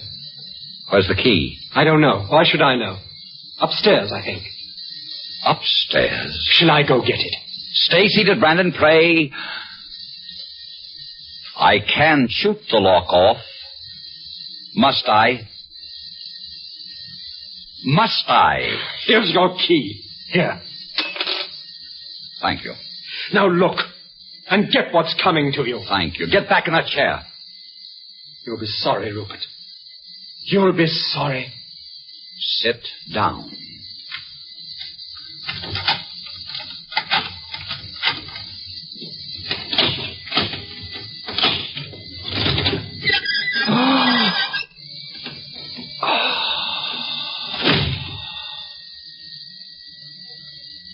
You dirty swine. Rupert, I want to talk to you. Poor Ronald Kentley. What had he done to you? Rupert, listen. Listen to me. I want to explain. Explain? I'm at your mercy now. I can explain. Judge me, but listen. Well, Rupert, you're an enlightened man, aren't you? Yes. It's in your power to have me hanged. Yes. Remember our talk tonight about the Old Bailey and justice? Well, you said it yourself. You wouldn't be giving us up to justice. And something else. You're not a man of morals, are you? No, I'm not. Now listen, Rupert, listen. We have done this thing, Grano and I, for adventure and danger. You read Nietzsche, don't you, Rupert? Yes. He tells us to live dangerously. You know he has no more respect for individual life than you. He tells us to live dangerously, and we have. We've done this thing. Others only talk. Do you understand? Listen, Rupert, you're the one man to understand. You can't give us up. 2 lives can't recall 1. Our lives are in your hands. You can't kill us. You can't kill. You're not a murderer, Rupert. What are you? You're not a slave to your time. In the days of the Borgias, you'd have thought nothing of this. You're an emancipated man. You can't give us up. Rupert, you can't. You've brought up my own words to my face. And a man should stand by his words. I'll never trust in logic again, ever. You imply I hold life cheap. You're right. Your own included. What do you mean? I mean you've taken by strangulation a very harmless and helpless fellow creature of 20 years. I mean that in that chest now lie the staring and futile remains of something that 4 hours ago lived and laughed and ran and found it good. Laughed as you could never laugh. And ran as you could never run. I mean that for your cruel and scheming pleasure, you have committed a sin and blasphemy against that very life which you now find so precious.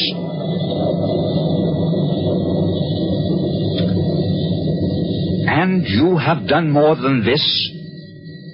You have not only killed him, you have rotted the lives of all those to whom he was dear. You've dragged here his father, an equally harmless old man, and a girl who loved him, and a friend, and played on him tonight an infamous, lewd jest, and a bad jest at that. And if you think, as your type of philosopher generally does, that all life is nothing but a bad jest, then you will now have the pleasure of seeing it played upon yourselves. What are you saying? What are you doing? It's not what I'm doing, Brandon. It's what society is going to do. And what will happen to you at the hands of society, I cannot say. But I can give you a pretty shrewd guess. Rupert! Rupert, no! You are going to hang, you swine. Hang, both of you. Hang!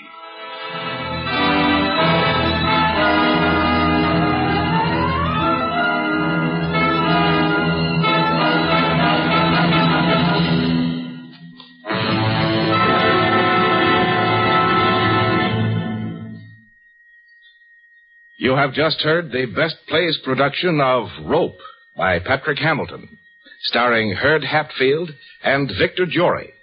And here again is your host, drama critic John Chapman. I suppose there are two morals to this excellent melodrama.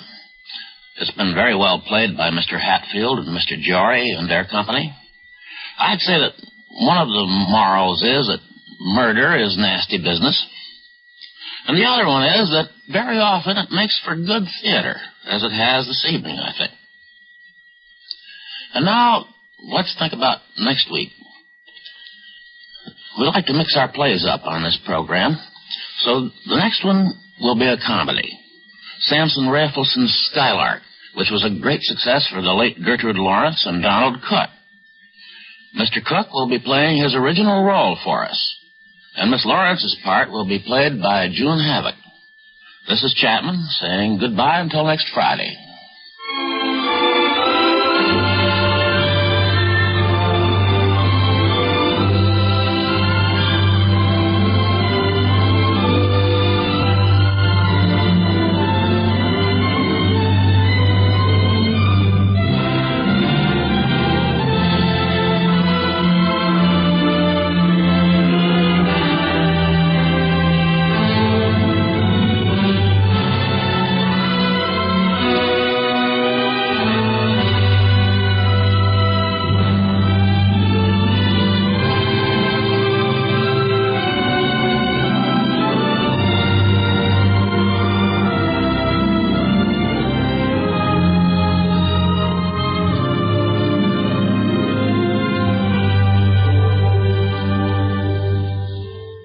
And again, may we call your attention to next week's program on Best Plays, the comedy, the gay comedy of Samson Rachelson's Skylark.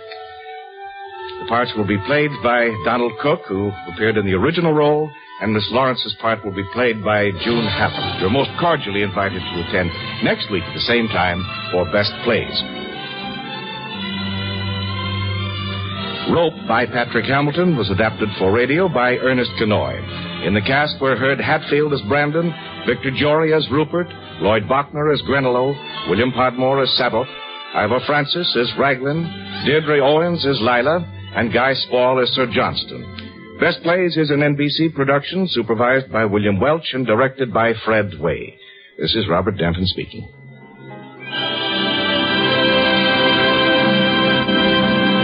Well, that'll just about... The Big Story.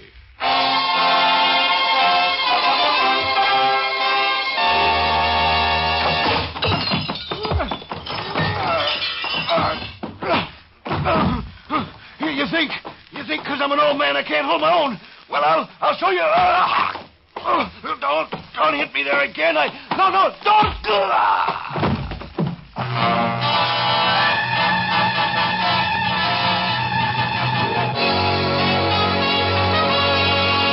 Detroit, Michigan. From the pages of the Free Press, the story of a sneaking suspicion that became a dead certainty.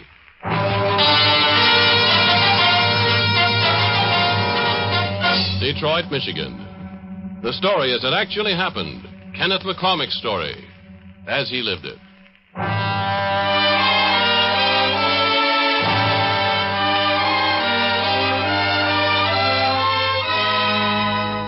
You've seen it before, Ken McCormick, of the Detroit Free Press. In 20 years of reporting, you've seen it lots of times. But somehow, you've never gotten used to the look of murder, especially violent murder. The shattered glass, the shambles of tables and chairs, the twisted body, always the same. And now, on this Sunday morning in the suburb of Highland Park, as you stand in the living room of a shabby bungalow, now you're seeing it all over again. What a mess. Mind showing me your press card? Oh, here you are. Detroit Free Press. Name is Ken McCormick. I'm Captain Walsh, Highland Park Detective Bureau. How do you do? McCormick, huh? You the guy that got the Pulitzer Prize a few years ago? Oh, you have a good memory, Captain. What's the dead man's name? Radway, George F. Radway, age 69, worked in a candy factory. Looks like he took quite a beating. What did he die of? Broken ribs, probably punctured his lungs. Death occurred around midnight last night, reported early this morning. Anything else you want to know? Well, I'd like to get an interview with his family. Well, you can't. He hasn't got any. One of the neighbors found his body. I see. What do you think the motive was? Robbery. What else? Look at the joint. Someone sure took it apart, but this bungalow, Captain, the furnishings, the way it's kept, what I mean, it doesn't look like the old guy had much to be robbed of. Somebody must have thought he had.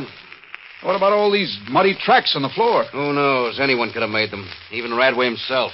I hate this kind of case. You know why? Why? Because the motive's too broad, too impersonal. Robbery. Any one of 5,000 bums or hoodlums could have bust in, beaten up the occupant, ransacked the joint, and cleared out. I hate this kind of a case. Who was the neighbor, Captain? You know, the one who found the body? Oh, Mrs. Florence Kemper. She and her husband were good friends of Radway. The house is on the next street, back to back with this one. You can see a corner of it through the trees. Well, I think I'll go over and talk to her. Well, you're wasting your time. We already got her started. Well, at least I can get her picture. Yeah.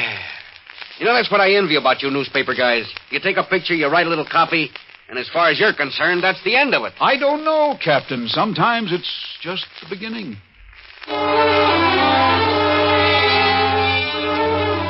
You wait for Frank Harmon, your photographer, to take his shots of the murder scene. And then the two of you start out for Mrs. Kemper's. You take a shortcut that leads through the back lots from Radway's bungalow, and you've only gone about 50 yards when you see it. Frank, look over here alongside the path. Now, you see that? Yeah, I see it. So what? Now, look at the color. Grayish tan. What do you expect from a patch of mud? Magenta? Well, don't you remember those tracks in the bungalow? Unless I'm colorblind, this stuff matches perfectly. Say... Hey, you're right. And look there, right in the middle of it. Yeah. Looks like maybe part of a footprint.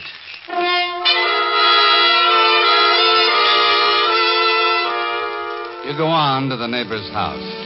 And a few minutes later, you and Frank Harmon are sitting in the neat little kitchen talking with Mrs. Kemper as she peels potatoes for Sunday dinner. You try not to notice the little tremble in her hands.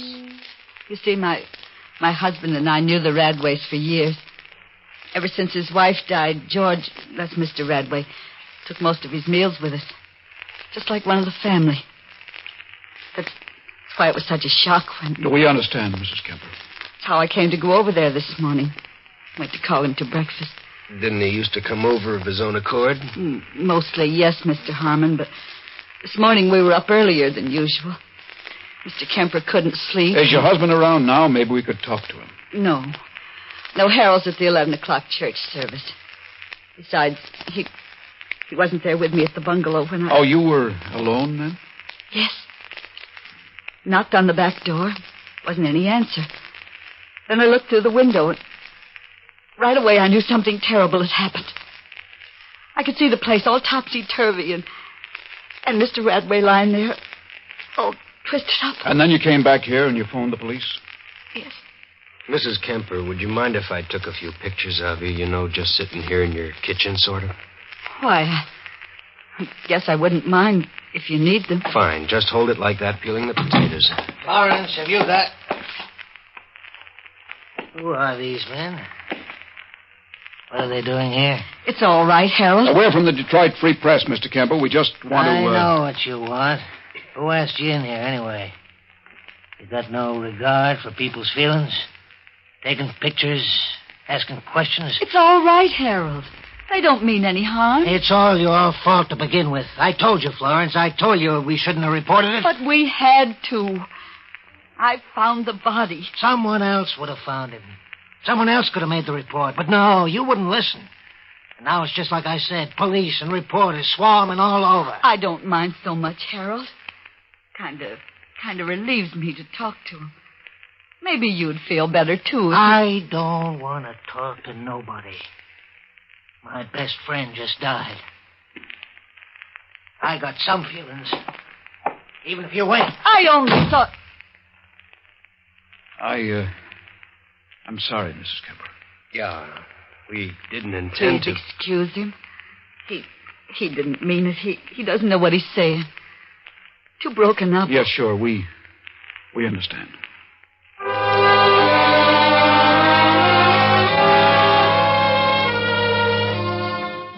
The two of you leave. Frank goes back to the office with his pictures. And as Captain Walsh said, that's the end of it. But somehow, Kenneth McCormick, you don't want to drop this story. Not yet. So just for the record, you decide to check with the rest of Radway's neighbors.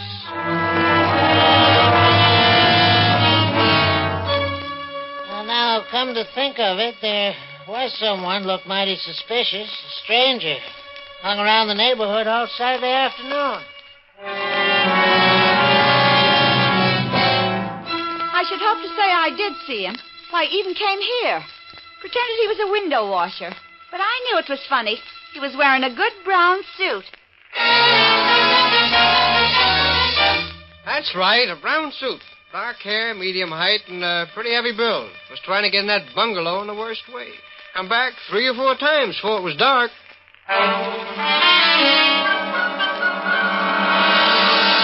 Thanks, McCormick, but we already know about this window washer. The dragnet's been out for 2 hours now. You really think he did it, Captain? I'll bet on it. He's our man, all right, if we can find him.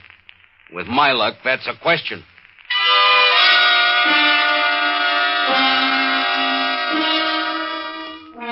The suspect's description is fairly complete. But you wonder if perhaps Mrs. Kemper saw him, too, and could supply a few more details. So once again, you visit the little frame house. This time, Harold Kemper stays in the room. He doesn't say much until his wife starts to answer your question about the stranger. I know, Mr. McCormick. I don't remember. Yes. Yes, there was someone. I saw him. You did, Mr. Kemper? Yes. It was late Saturday night. I was standing near the back window here, and I happened to look over to George's place. He had the kitchen light on, and I could see this guy on the back porch. Why, Harold, you never mentioned that to me. Well, I was too upset, that's all. I didn't think of it. What did this man look like, Mr. Kemper? Could you see? Well, he was kind of tall and thin, wearing a lumber jacket. But the window washer wore a brown suit. He wasn't tall, and he wasn't thin. Why, Harold, that's important. How could you forget a thing like that? You should have told the police first off. They didn't ask me. Besides, like I said, it slipped my mind. While the Kempers are talking, you move casually to the back window and look out. And it's just as you thought. Harold Kemper couldn't possibly have seen anyone on Radway's porch because from this window, the bungalow is completely obscured by trees. Then one of those little fateful accidents happens. The pencil you've been holding in your hand drops and rolls under the Davenport. You kneel to retrieve it, and there before your eyes is something which, in the breath of an instant, contracts your vague conjectures to a steel-hard core of suspicion.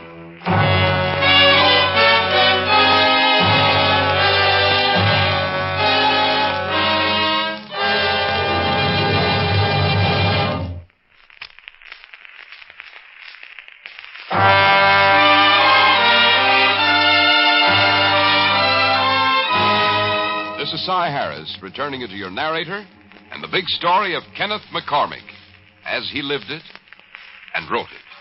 You, Kenneth McCormick, of the Detroit Free Press, are kneeling by the Davenport in the Kemper's living room, and a wild surmise is beating inside you.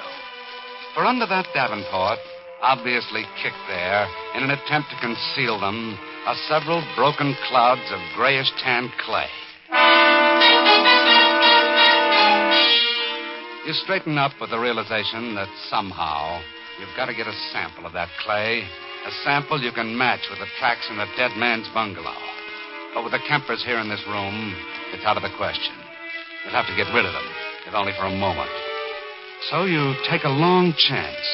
You turn to Harold Kemper, and you begin asking questions about Radway, about the man in the lumber jacket. Question after question, until finally... Listen, mister, I've told you all I know. Are you sure, Mr. Kemper? You forgot about the man on the porch until tonight. Now, maybe there's something else He's that you... right, Harold. Perhaps... No, there's nothing else. Besides, I can't stand here talking all night. I got work to do. I got to fix the car. The car? But there's nothing It's the gas line. What do you know about them things? I'm so worried about my husband, Mr. McCormick. He's taken this thing awful bad. Now we have to go to the morgue tomorrow night at 9 o'clock and identify George's body. Harold hasn't seen him dead yet. I don't know what he'll do. It'd be kind of tough for him, I guess. Mrs. Kemper, could I trouble you for a glass of water? Why, certainly, that's no trouble. Just sit right there and I'll get it from the kitchen. You cross quickly to the Davenport, reach under, grab some of the clay, drop it in your pocket, and are just getting up when... Drop your pencil again, mister? Yes. Fix your car already? I came back for a wrench. Oh. Well, I'll be leaving now, Mr. Kemper. Tell your wife to never mind about that drink of water. I don't feel thirsty anymore.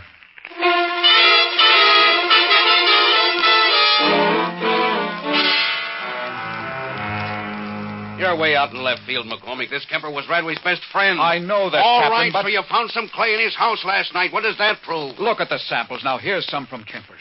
Some from the murder scene and some from the mud patch along the path, and they're all identical. That grayish tan Can't color prove is... things that way, McCormick. Oh. You need a thorough, detailed lab analysis.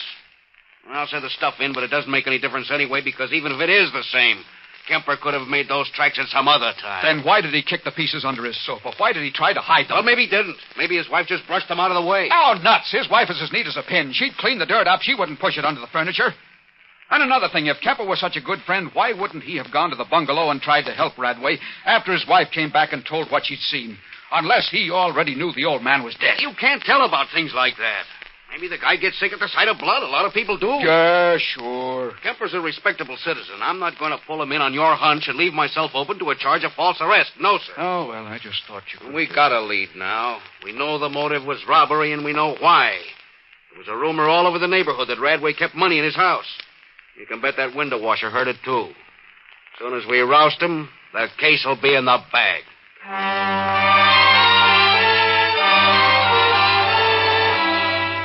Even to yourself, you have to admit that Kemper would probably not have killed his friend just to rob him. Then your theory gets another body blow. In Radway's house, under an ironing board cover, Walsh's men find $400. That seems to clinch the robbery motive. And then comes the rabbit punch. The same day, Monday, in the late afternoon, the window washer is found. You're there in Walsh's office when they bring him in. His name is John Bruno, and his story is pitifully weak. You admit you were in the neighborhood. You admit that. I know, Captain. That's right. I was, but... And you admit going to Radway's house. I went to all the houses. But you went back to that house 3 times. I don't know. I don't remember. Oh, don't lie. The neighbors saw you.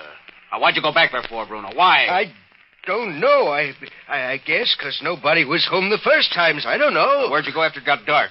Where were you that night? At night? Well, I went back to my room, that's all. Back to the rooming house. Can you prove it? Can you prove you stayed there all night? I don't know. I didn't see no one. I live alone. You got to take my word, mister. Honest, I didn't go back to the bungalow. I didn't kill no one. Honest, you got to take my word. You look at that bewildered, frightened man in the brown suit, and And you know one thing. John Bruno is innocent. His story is weak. He has no alibi, no witnesses. But how many innocent people do? Then it strikes you there's one angle you haven't yet tried. Kemper's movements on the night of the crime. Well, every Saturday, a lot of the men in the neighborhood sneak off to some tavern or other. It's terrible. I wouldn't let my husband do it. Yeah, it's a beer garden on 6 Mile Road. Kemper and Radway usually went out there together. Oh, I seen them there last Saturday, all right. Both of them pretty drunk, so I give them a wide berth. Is that it? Is that the answer? You wish you could be sure. Then you remember something. At 9 o'clock tonight, the Kempers will be at the morgue to identify the body. You check your watch. You can make it. Maybe if you're there when Harold Kemper has to look at his dead friend, maybe you'll see something. You grab a cab, and at 1 minute of 9, you walk into the medical examiner's office at the city morgue. Mrs. Kemper's there, but she's alone. Where's your husband? Where is he, Mrs. Kemper? He decided not to come in. The last minute he thought it'd be too much for him. He's waiting for me out on the street corner. Just as well, I guess. All right, if it's cat and mouse, I can play that game, too.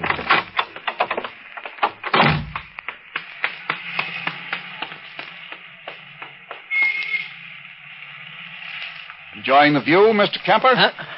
Oh. Better than the one inside, isn't it? What do you want, mister? Well, I just thought I'd tell you how the case is coming. You were his best friend. I figured you'd like to know. Oh, yeah, sure. Well, have they found anything yet? Oh, they know who the murderer is. They do? Yeah, they're just making sure of their evidence. They found a patch of mud in the back lot, with a footprint in it. And now they're checking with the tracks in the bungalow.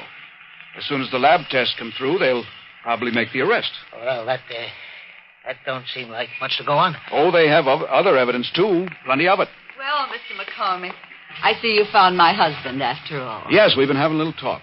How about you, Mrs. Kemper? All finished inside? Yes, I made the identification all right.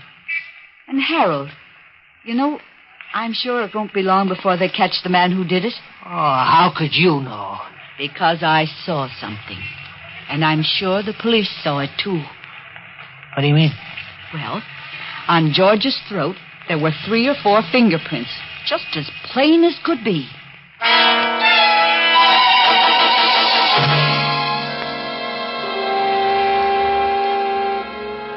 And the joke of it, the grim, grim joke of it, is that Mrs. Kemper has made a mistake. What she saw were not fingerprints which can be traced, but finger marks which cannot. Only Harold Kemper, in the white heat of his fear, is far beyond figuring that out. His face gives you the answer. Now you know.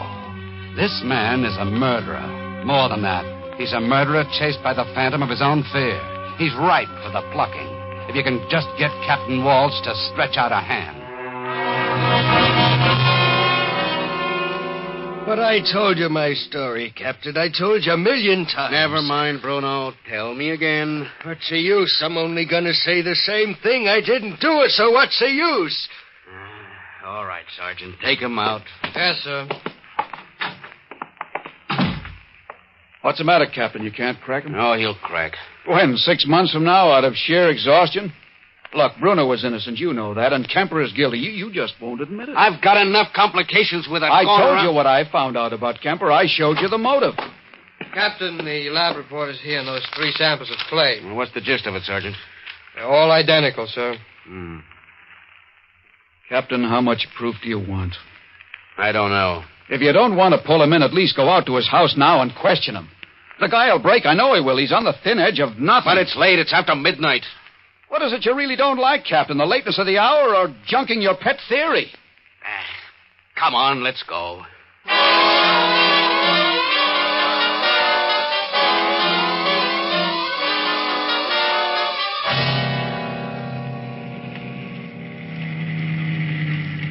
Don't pull in the driveway, Sergeant. Just park out front. Yes, sir.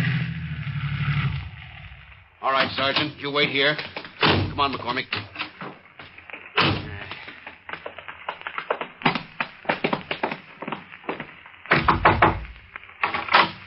Oh, evening, Mrs. Kemper. Hello, Captain. I wonder if I could see your husband for a minute. I'm sorry. He isn't here. He's gone out. Do you know when he'll be back? No, I don't. Could we come in for a minute? Yes, of course, Mr. McCormick. Come in. It's kind of late to go out, isn't it? Do you know where your husband's gone? He didn't tell me. Is there any message you want to leave? Mrs. Kemper, you've been crying, haven't you? Is it anything to do with... No. No, it's just... No, You'd better tell us everything, Mrs. Kemper. We'll find out anyway. You see, we know what your husband's done. Yes. Yes. He did it. He killed George. How long have you known this? He just told me about an hour ago. When we came back from the morgue, he was all sick-like. Then finally told me that he and George got into a fight that night over who was to buy more beer. Harold gets into terrible rages, and he beat the old man up. Then when he saw he was dead, he upset everything to make it look like a robbery. Well, where is he now? I don't know. He was terribly afraid. He knew you'd be coming after him. Go on, Mrs. Kemper. He said they're not going to put me in no prison. Then he rushed out to the garage to get the car. Well, he won't get far. Where's your phone? Hey, wait a minute, Captain. The car is here. What? I saw it in the garage as we came up the walk. Sergeant Jansky. Yes, sir? Turn your spotlight on that garage, then come with me. We're going in after Kemper. Wait up, Captain. I want to be on this. You better stand clear. Come out of that garage, Kemper. You don't stand a chance. All right, we're coming in. Jansky, you go in on the other side of the car. I'll take this side. Yes, sir.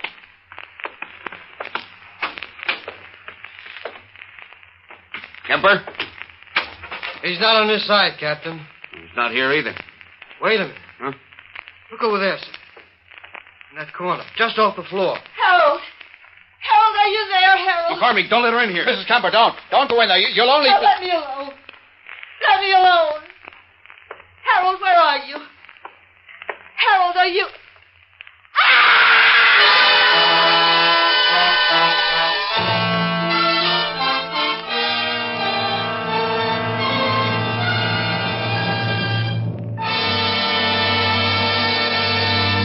Now we read you that telegram from Kenneth McCormick of the Detroit Free Press.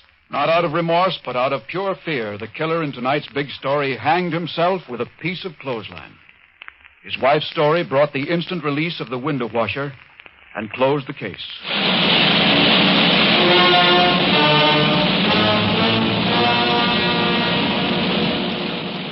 And so ends another big story. In order to protect the names of people actually involved in tonight's authentic big story, the names of all characters in the dramatization were changed, with the exception of the newspaper reporter. This is the United States Armed Forces Radio Service, the voice of information and education.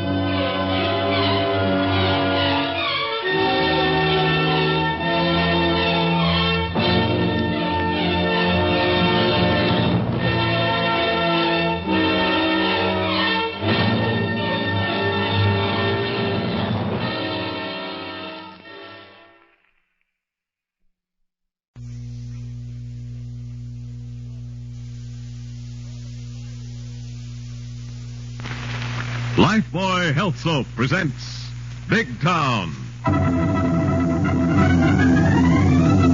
Extra hero about the double murder. Tonight's Big Town story brought to you by Lifebuoy Health Soap. Lifebuoy gets skin cleaner in your daily bath. Extra.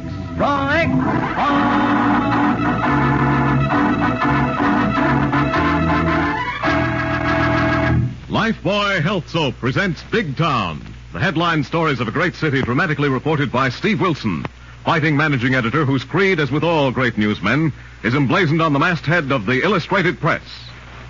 The power and the freedom of the press is a flaming sword, that it may be a faithful servant of all the people. Use it justly, hold it high, guard it well.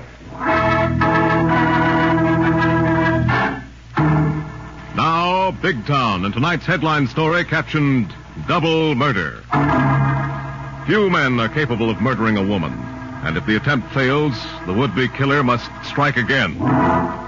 And such is the background of Steve Wilson's strange case of double murder, which began some months ago near Gangland's conventional burial ground, an abandoned coal dock on the Big Town waterfront.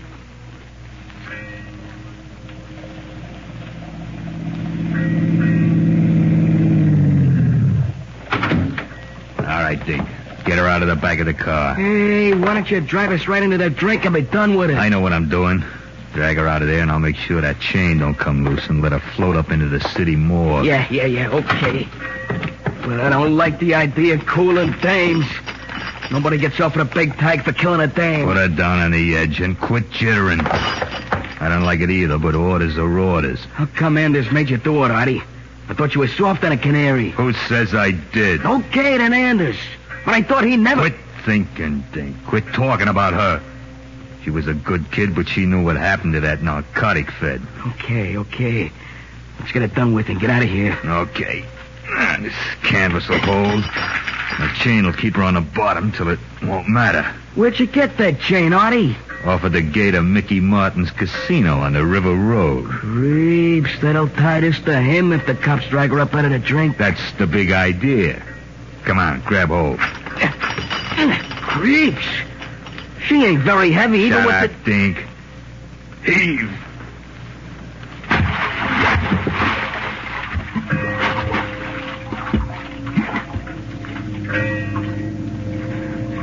Creeps, Artie. I need a drink. Shut up. Let's get out of here.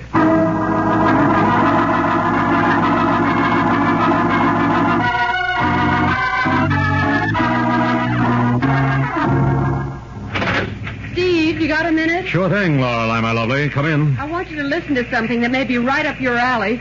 Come in, Miss Mills. Thank you, Miss Kilburn. Steve, this is Cora Mills. She's from upstate.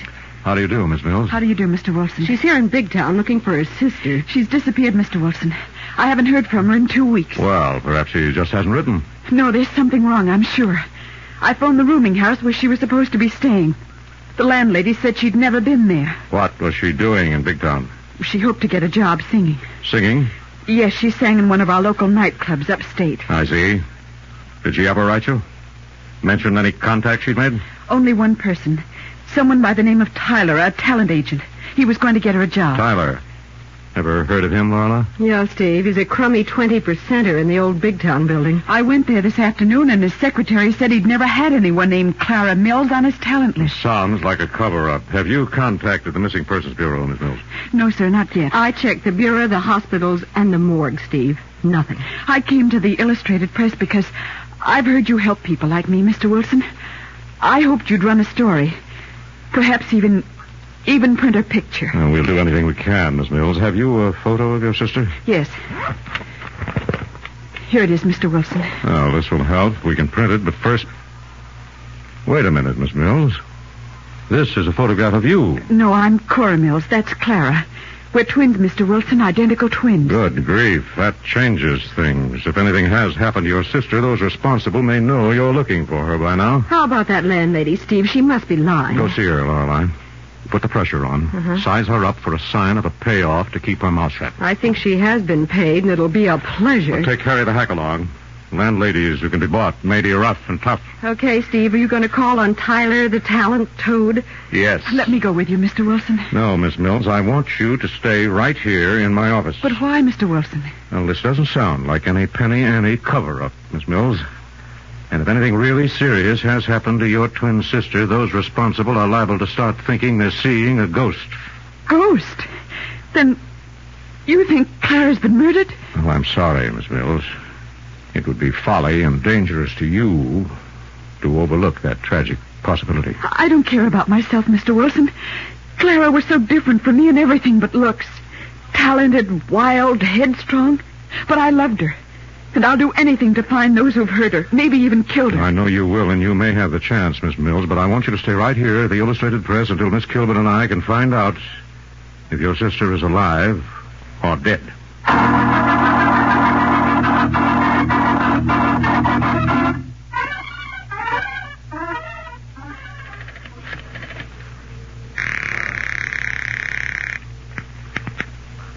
Vic Anders. Vic, it's me, Tyler. I've been trying to reach you all afternoon. Yeah, I'll bet. I've been busy. Remember that Clara Mills canary I sent you? You never sent me nobody, you percentage punk. Yeah, I know. That's what you told me to say. But a dame come in this afternoon while I was out of my office. What happened? My gal said I'd never handle that dame. You dope. If anybody asked, they must have known you did handle her. But there ain't nothing here in my office to prove it. No records, no pictures of the dame. Nothing but you. I won't talk. I'll keep clammed, Vic. You can trust me. I'm gonna make sure. Want for me to get out of town for a while? Yeah. Stay in your office. I'm sending Artie over after you. Artie? Yeah, but relax. You're just going on a little trip. Stay put or we'll find you and you will go for a long ride.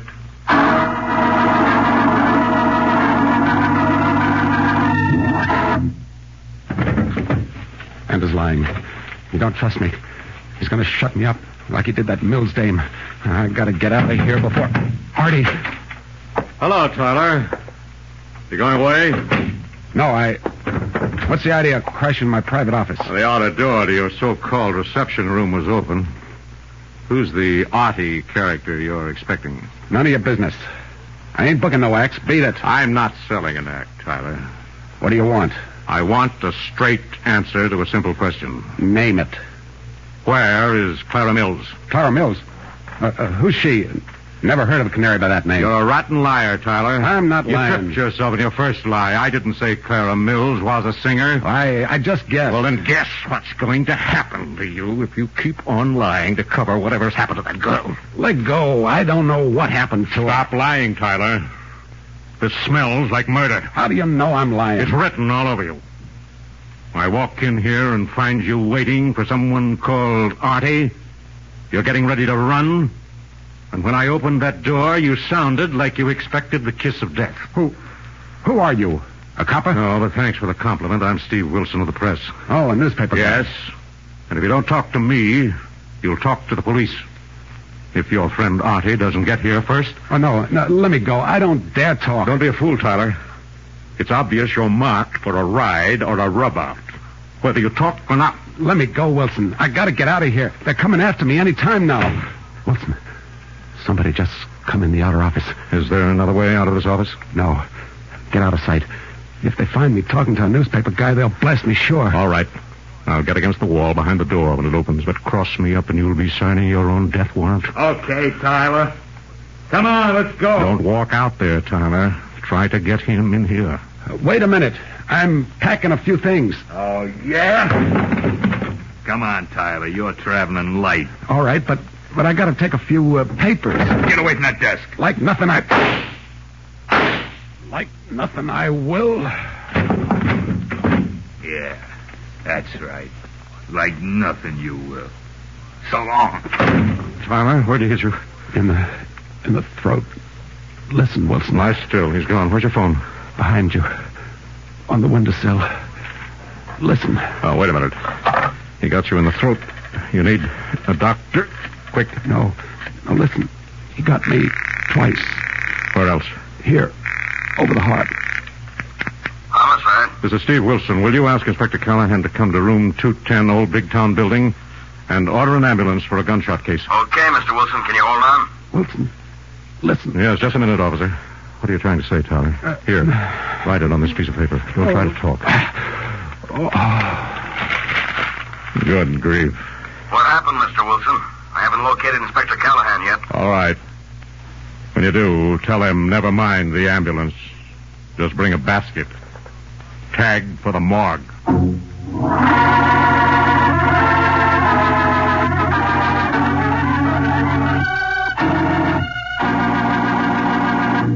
Thus, death has wiped out one lead in the riddle of the missing girl. But for the tense and exciting developments, we'll return to Steve Wilson and Big Town in a moment. All these years I've been using Lifebuoy Health Soap. I always did think it got me cleaner somehow, but I never knew how right I was till recently when I saw the actual proof. Here's what the doctors now know. After comparing the effects of daily baths with different soaps, they made this amazing statement. Actually, you're cleaner, safer from BO when you bathe daily with Lifebuoy than when you bathe with any other leading soap. The doctors studied 820 scientific tests and discovered that it's Lifebuoy's purifying ingredient that makes the difference. If all of you could see the evidence the doctors saw, evidence that I've seen with my own eyes, you'd never use any toilet soap but Lifebuoy in your daily bath. Well, these doctors discovered time after time that daily baths are not all alike. You are cleaner, you are safer from BO with Lifebuoy than with any other leading soap. And remember, the purifying ingredient actually makes Lifebuoy milder, safe even for a baby's tender skin. So enjoy the real pleasure of a Lifebuoy bath every day. It's refreshing and mild. And Lifebuoy gets you cleaner. You'll like it. Get some tomorrow and see.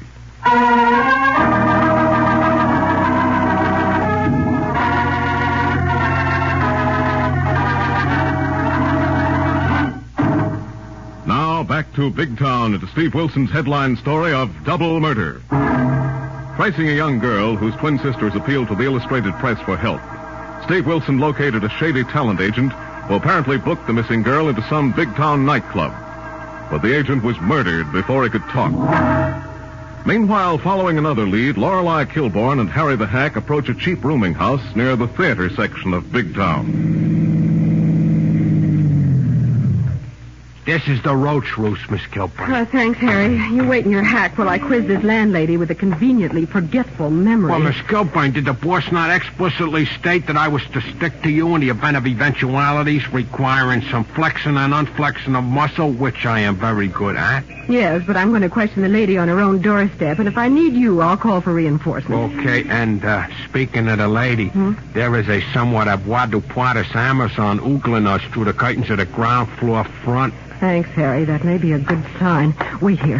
Watch her, Miss Kilburn. She's waddling to the door. That suits me. Oh, she's an eager beaver. No need to ring. Good evening. What do you want? I might want to rent a room. I'm full up. No vacancies, dearie. Expect any? No. Who said I might and who sent you? A girl who had a room here a couple of weeks ago. What girl? Clara Mills. You're a liar. No Mills gal ever stayed here. What's the gag? You the dame that phoned yesterday? Said you was a sister from out of town? No, I'm just a friend of the family. Well, beat it. No Mills dame ever rented a room in my place. If she got herself in a jam, it's no skin off of my neck. What makes you think Clara Mills might be in a jam? Out-of-town dames are always coming to big town and getting themselves in jams. And the same goes for women who run boarding houses and let their tenants vanish and lie about it when they're questioned. Who are you calling a liar? Who are you? A femme flat from the missing persons office? No, but if you don't answer my questions, they'll be around and you'll do your talking at headquarters. What's this dame pulled? How come the heat's on? What heat? I mean, how come you and the sister's looking for her? There's a fair chance she's been murdered. Murdered? Yes. And now before you do any more lying, think over the consequences of being an accessory to a murder against whatever you were paid to keep your mouth shut. You're crazy. I don't know nothing. We know she roomed here. She wrote her sister. She was lying. I ain't had a vacancy in a month. How much are they paying you to say that? Nothing, and you can't prove a thing. Oh, so you removed her clothes and her luggage. They really got you up to your neck in criminal conspiracy. I ain't talking. You can't trick me into admitting nothing. You've been tricked. Who shut your mouth with money or threats? Nobody. Where did Clara Mills get a job? I don't know. If you don't tell us, we'll get it out of her agent. What agent? Tyler. A talent toad in the old Big Town building. Never heard of him. Don't know nothing. Get out. Beat it. Let me alone. What's the matter, Miss Gilbane? Don't the lady want to buy no subscription to help you work your way through college?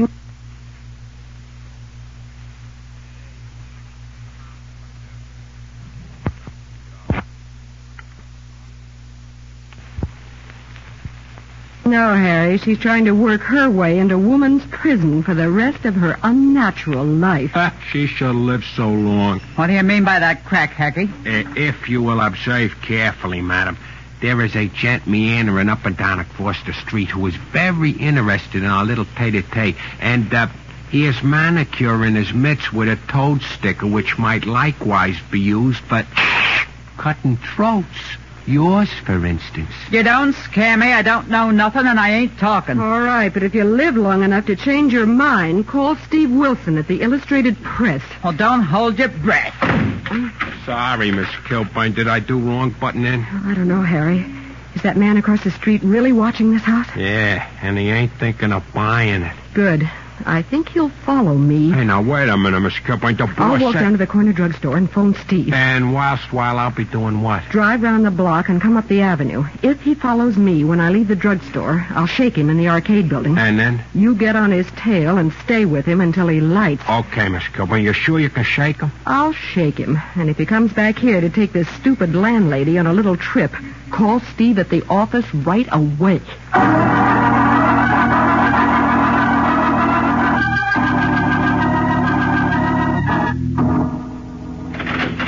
Mr. Wilson, did you get any information about my sister from that talent agent? Please sit down, Miss Mills. What's happened to Clara? What did that talent agent tell you? Not a thing. Nothing? He was about to leave town when I got to his office. He was too frightened to talk, and before I could get him out of there, he was shot. Killed? Yes, murdered by a gunsel who simply opened the door of Tyler's office and shot him down. Oh, how horrible.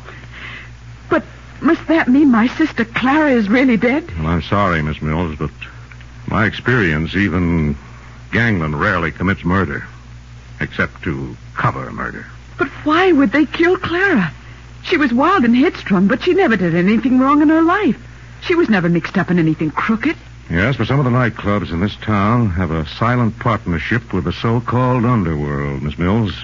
They're fronts for all kinds of rackets. And if your sister got a job in one, she may have been a witness to something that would require her silence. And gangland can be sure of only one kind of silence, Miss Mills. I'm sorry. I hope I'm wrong. Poor Clara. She came here with such high hopes. Yes, and we can only hope the deadly pattern won't be repeated. Steve, Maisie said you just came in. Did you get anything out of Tyler? Well, they got to him before I could make him talk, Lorelei. What about the landlady? She won't talk, but she's being watched. You better get Callahan to take her into protective custody, but quick. Did you get anything, Lorelei? That depends on Harry. Well, what happened? Harry spotted a plant watching that landlady's place. I pulled him off with a fast stroll up the avenue, shook him in the arcade building, and Harry took him from there. Nice going, my lovely. Let's hope Harry can stay with him. I've yet to meet the character who can shake Harry, except you. That's only because I know how he operates. Oh, that might be Harry, Steve. Let's hope so. Hello, Steve Wilson, press. Boss, it's me, Harry. You heard from Miss Kilburn? Well, she's right here in the office, Harry. What did you get? Plenty, boss. That creep Taylor Miss Kilburn till she shook him like a daisy was so burned he never knew I was practically breathing down his neck while he homed like a pigeon to a hook and rook roost fronted by a con character named Vic Anders. Vic Anders' Lucky Club. The same, boss. And as you know, it has a somewhat aromatic rep as a front for the snip and dip trade. Yes, where are you phoning from, Harry? Amici Sweatbox on the corner. You coming down for a look-see? I'll be there in 10 minutes. Keep away from that place, Harry. They're playing this game for keeps.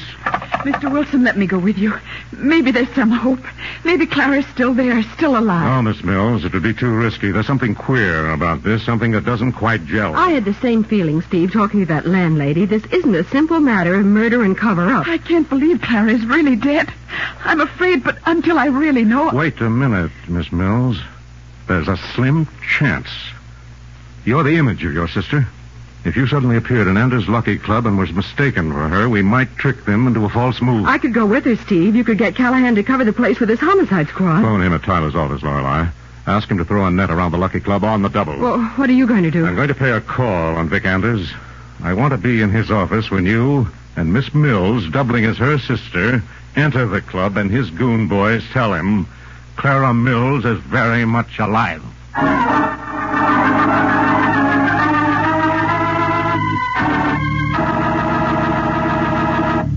Thus, Steve Wilson gets set for a quick showdown with those who hold the secret of Clara Mills' fate. In a moment, we'll come to the exciting climax of tonight's story, brought to you by Lifebuoy Health Soap. Friends, if this startles you, that's all right. I was startled, too. But it's true. Doctors have proved it to themselves. Lifebuoy in your daily bath gets you cleaner than any other leading soap. Just let me repeat that. After comparing the effects of daily baths with different soaps, the doctors made this amazing statement. Actually, you are cleaner, safer from BO when you bathe daily with Lifebuoy than when you bathe with any other leading soap. It's Lifebuoy's purifying ingredient that makes the difference. Remember, the purifying ingredient actually makes Lifebuoy milder, safe even for a baby's tender skin. So bathe daily with mild, refreshing Lifebuoy. Get some tomorrow, won't you?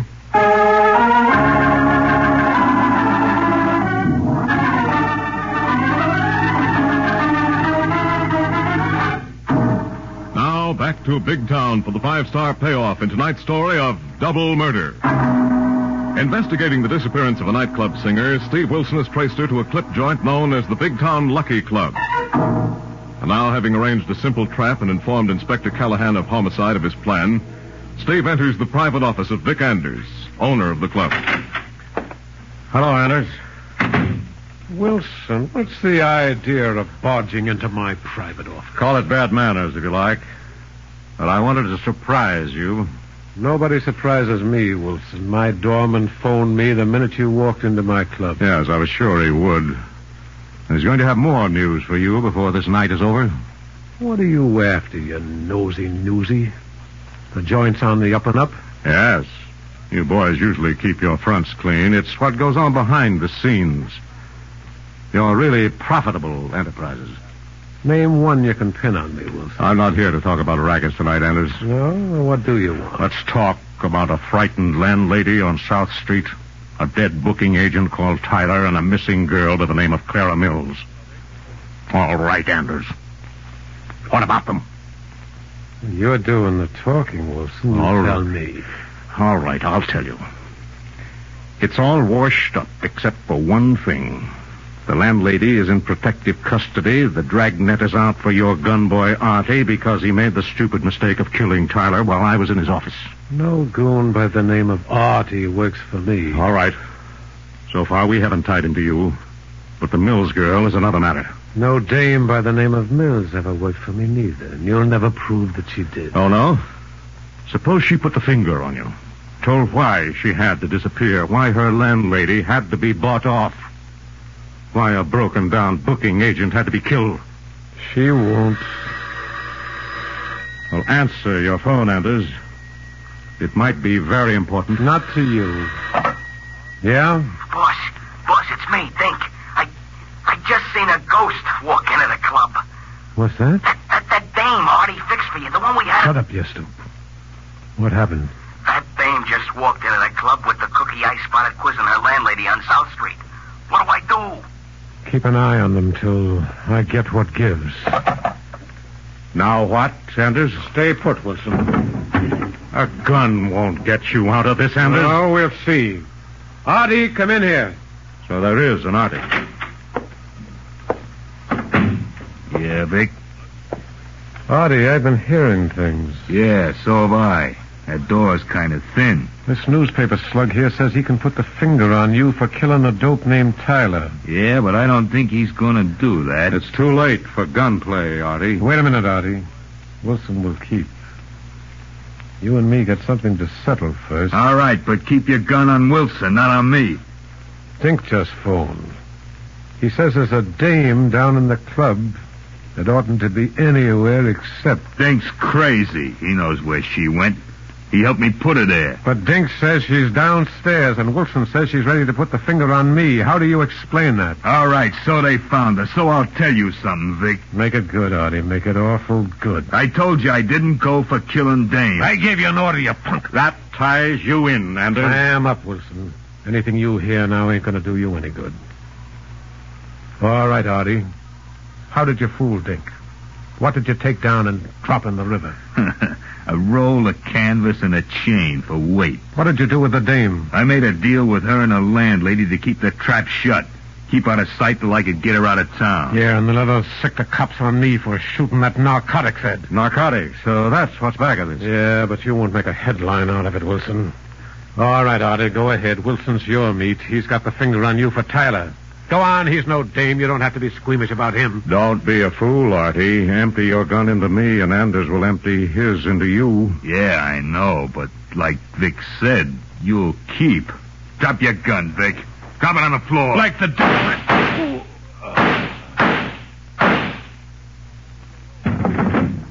All right, Artie. That saved the state the expense of one killer's trial. Now let's have that gun for evidence. Sure, Wilson. Come and get it. One slug at a time. No. Can't you count, Artie? 5 shots. You spent them all on Anders. Oh, yeah? Yes. Now, leave that empty gun on the floor, Artie. Where is Clara Mills? Did you really have a soft enough streak in your rotten nature to spare that girl? Hey, boss, are you okay? What goes? Who got all that lead? I'm okay, Harry. What's this racket? With pleasure. What happened up here in the shooting gallery? Who's the somewhat dead-looking pigeon on the floor? Vic Anders. It was the old story, dog eats dog, Harry. But that isn't the best part of this payoff. Steve. Come in, Laura. I've got a job for you that may mean good news for Cora Mills. I know, Steve. Callahan's men found her sister locked in the attic room of that boarding house when they took the landlady into protective custody. Holy moly, whom would they need to protect that battle axe from? Well, it doesn't matter now, Harry. Where's Callahan, Laura? Rounding up the rats in this dive. He must have heard those shots and is on his way up. Good. Borrow Anders' phone and call Fletch on the city desk. Byline yourself a story of a murderous cover-up that failed.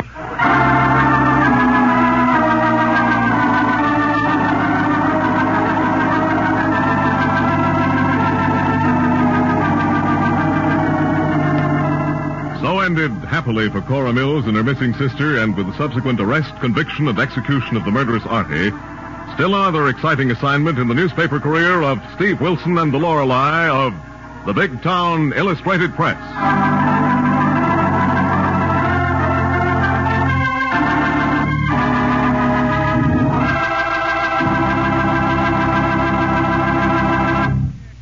Remember, doctors have proved it. Lifebuoy in your daily bath gets you cleaner than any other leading soap. Yes, you're cleaner, safer from BO when you bathe daily with Lifebuoy than when you bathe with any other leading soap. Buy some tomorrow. Now, before hearing about next week's exciting big town adventure, here is Steve Wilson with a message about something very close to his heart and the heart of every American. Ladies and gentlemen, with the red feather as its symbol, this year's great community chest drive is now underway. Hospitals and clinics, day nurseries and homes for old folks, the YMCA, Salvation Army, and a reborn USO. These are but a few of the red feather services that look to the community chest for funds. Their need for help is critical. And you give to them all right in your own community when you contribute once to your local community chest. So give now and give generously. Thank you.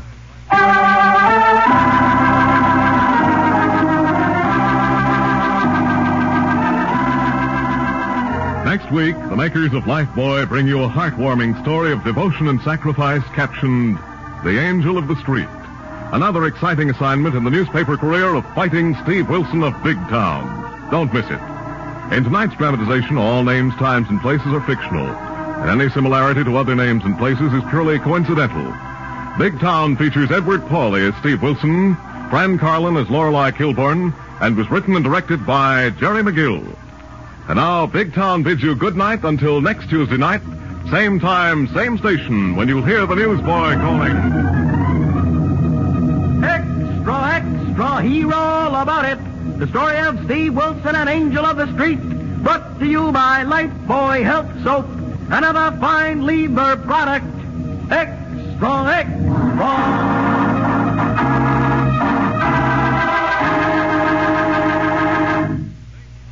New Rinso with sodium puts sunshine in your wash. Rain or shine, new Rinso with Solium gives your wash a new brilliance you have never seen before. You can dry your wash anywhere, and white clothes will turn out actually whiter than brand new, and washable colors even brighter than new. It's because new Rinso contains the scientific sunlight ingredient, Solium. No other soap contains Solium, only new Rinso. So safe for clothes, so kind to hands. Find out about the amazing new brilliance of Rinso washed clothes. Find out how new Rinso with Solium puts sunshine in your wash. Get Rinso in the new package with the red Solium label. More women use Rinso than any other wash day soap in the world.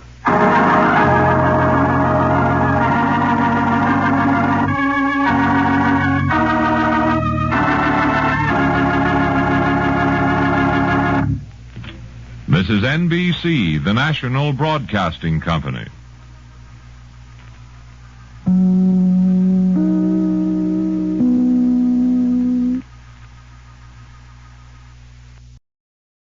Sorry to tell you today. This one's about a murder in which the victim trapped the killer. Do you want to hear it?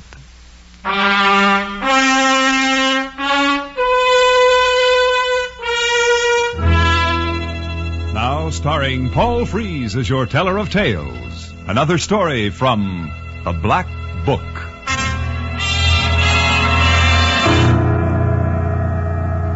Yes. From the world's most fabulous collection of strange and unusual stories, The Black Book, I've selected a story by Dorothy Horton. She calls it My Favorite Corpse.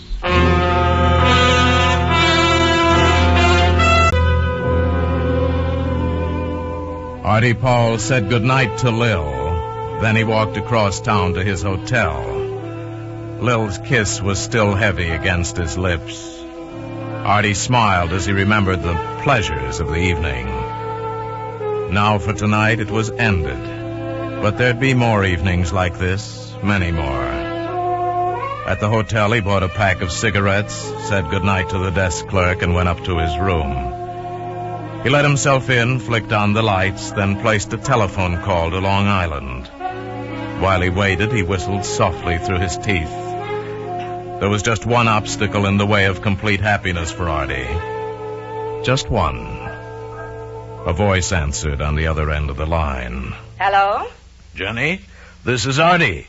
I just finished that work for the office. Oh, that's nice, dear. I didn't realize how late it was until just now. I've decided not to drive home so late at night. I'll stay at the Tarleton. Well, whatever you think, dear. If it doesn't seem wise to come home, then you'd better stay in town. I think it's best, Jenny. I'm pretty tired. Call you in the morning from the office, okay? All right, dear. Good night. And Arthur? Yes? Pleasant dreams, darling. Good night, Jenny. Arthur put up the receiver on the hook and sat staring out of the hotel window. Somewhere out there beyond the lighted city was his wife, Jenny. His devoted, faithful, understanding wife, whom he was going to kill. Artie wasn't sure just when he first planned to kill his wife, but it was shortly after he met Lil Nelson. It had been one of those electric things. Artie and Lil had met a few times for cocktails after he left the office in the evening before going home. At first, it had been merely an exciting flirtation, but quickly, frighteningly, it had grown to be much more. Now he saw Lil every day. He knew he was in love with her. Then finally, one evening, he told Jenny about it. But, Arthur, you're 15 years older than this girl. Jenny, look, we've been all over this. Arthur, it simply wouldn't work. Right now, she seems to mean a great deal to you. But it's just a crush. A passing fascination. Jenny, I'm sorry. I love Lil. I want a divorce. You're acting like a schoolboy, Arthur. I don't think we should talk about it anymore. Jenny, can't you understand what I'm saying? I'm going to leave you. Now, Arthur, we've been through this before. I won't let you make a fool of yourself over that blonde. Jenny, you're making a mistake. Arthur, you need me.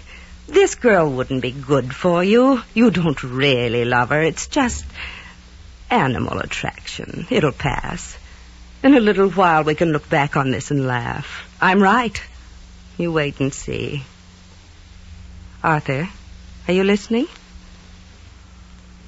I won't let you have a divorce, Arthur. That's final.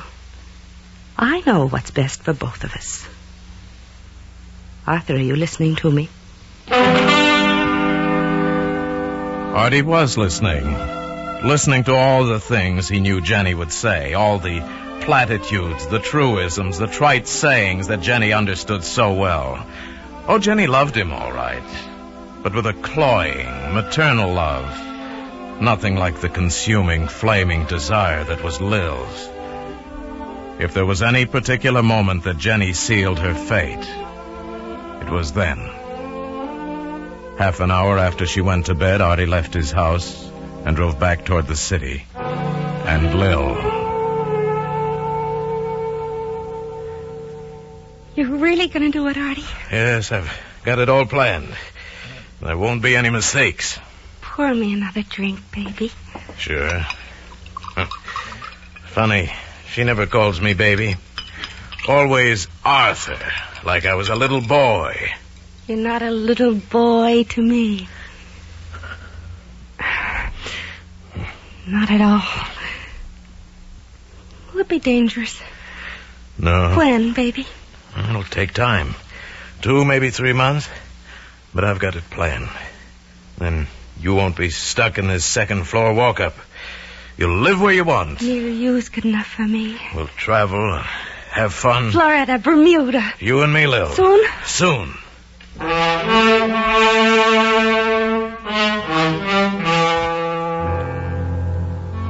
3 days after he made his decision, Artie bought a small .32 caliber gun. Then he began his period of stage setting. Lil was never mentioned in his home again. She stopped coming by the office to see him. There were no more cocktail rendezvous in the dark bar. And as time passed, people at the office forgot about her. The kidding died away. At bridge parties, his friends remarked on how nice it was to see a couple so much in love as Jenny and Arthur. They were getting along wonderfully.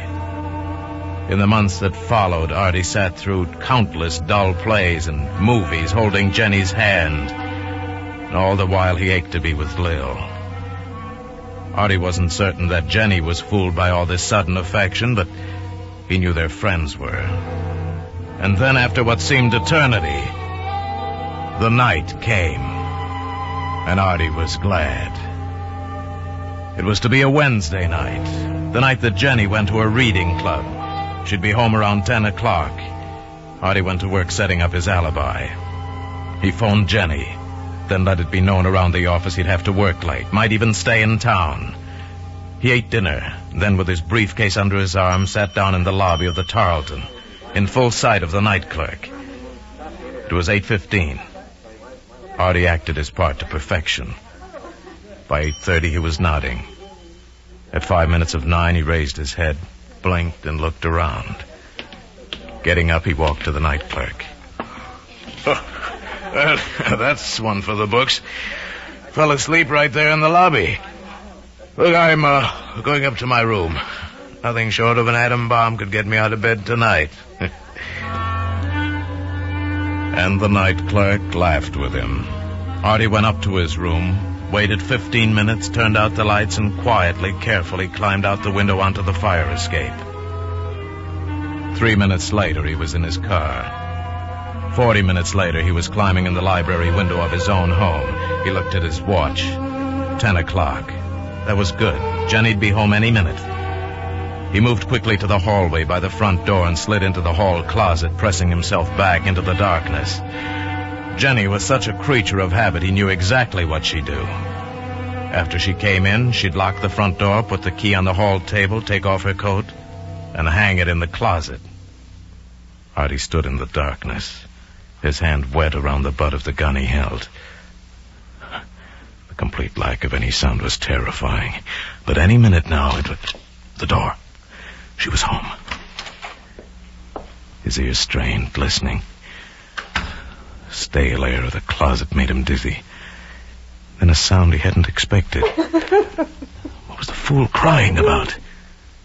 Now she was walking, just walking back and forth, and crying softly to herself. Then the crying stopped. She was right outside the closet now. He pressed farther back. Another door was opening and a knife blade of light sliced into the closet. A coat slithered off a hanger onto the floor. Jenny bent down to pick it up. And her eyes found his shoes, his legs, traveled up to his face. A rasping cry, her eyes wide. Artie lunged. Arthur! I've got to tell you something. I've got... Artie dragged her into the smothering closeness of the hanging coats and pulled the trigger.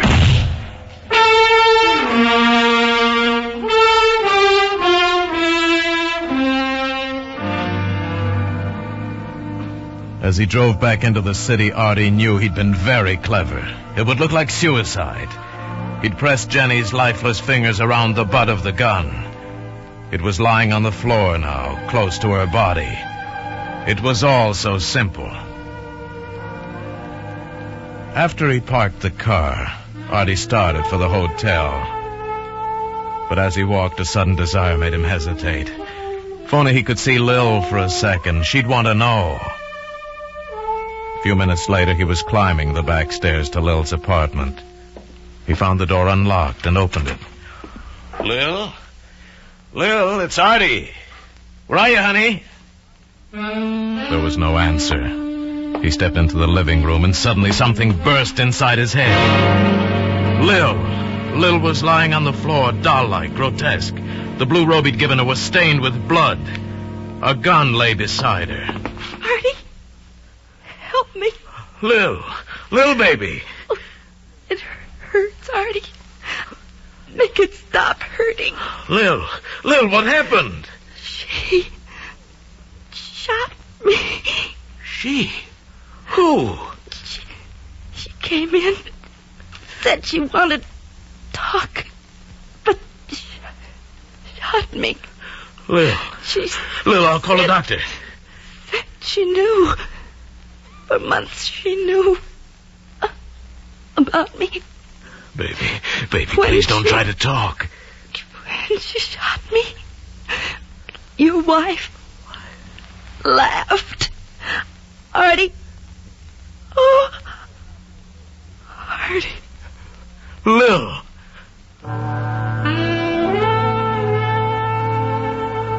Artie got to his feet.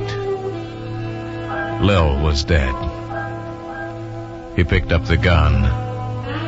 It was his gun. His gun. The one he'd always had around the house. The one he had registered in his name. Now, too late, he remembered he hadn't seen it for several days. Of course. Jenny had taken it when she planned a murder of her own. Jenny had fooled both of them. And Artie stood there for a moment, looking down at Lil. Tears filled his eyes and spilled over. After a moment, he walked to the phone and slowly picked up the receiver.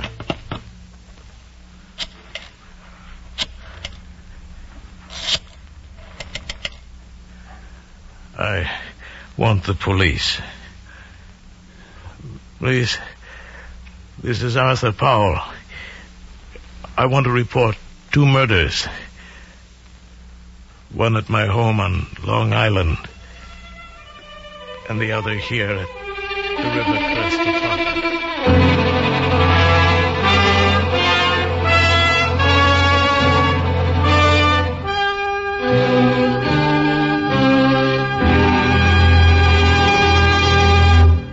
The Black Book stars Paul Frees as your teller of tales, assisted today by the noted Hollywood actress Virginia Gregg.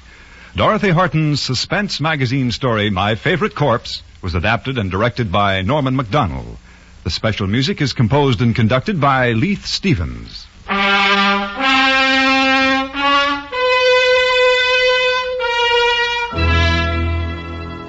Next week, I'll have another story for you from The Black Book. It's most unusual, and it's called The Vagabond Murder.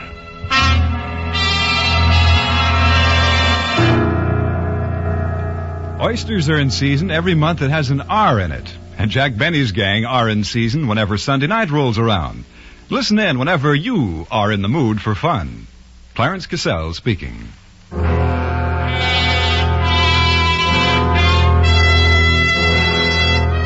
Remember, the comedy treat that can't be beat is Jack Benny Time, Sunday nights on the CBS Radio Network.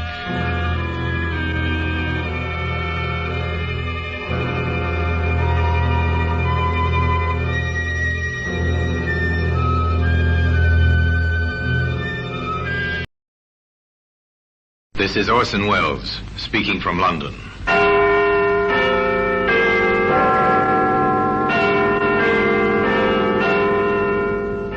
Here in the grim stone structure on the Thames, which houses Scotland Yard, is a warehouse full of souvenirs, where everyday objects, a skipping rope, a glass, an iron, a stepladder, all are touched by murder.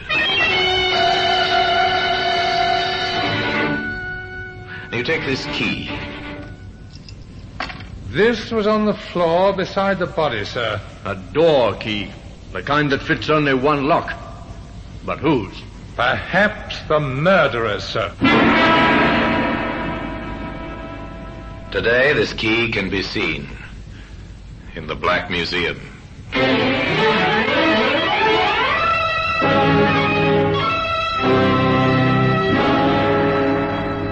From the annals of the Criminal Investigation Department of the London Police, we bring you the dramatic stories of the crimes recorded by the objects in Scotland Yard's Gallery of Death, the Black Museum. In just a moment, you will hear The Black Museum, starring Orson Welles.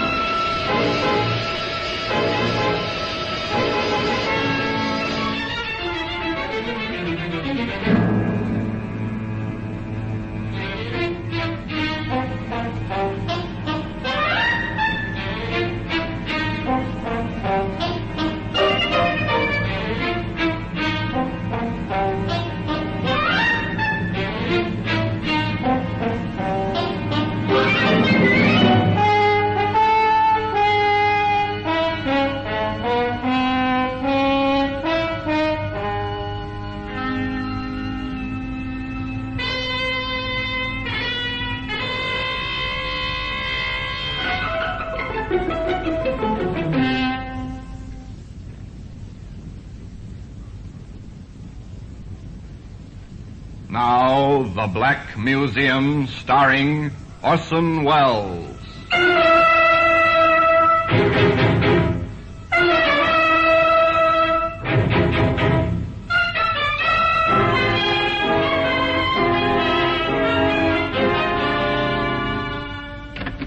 Well, here we are in the Black Museum, Scotland Yard's Museum of Murder.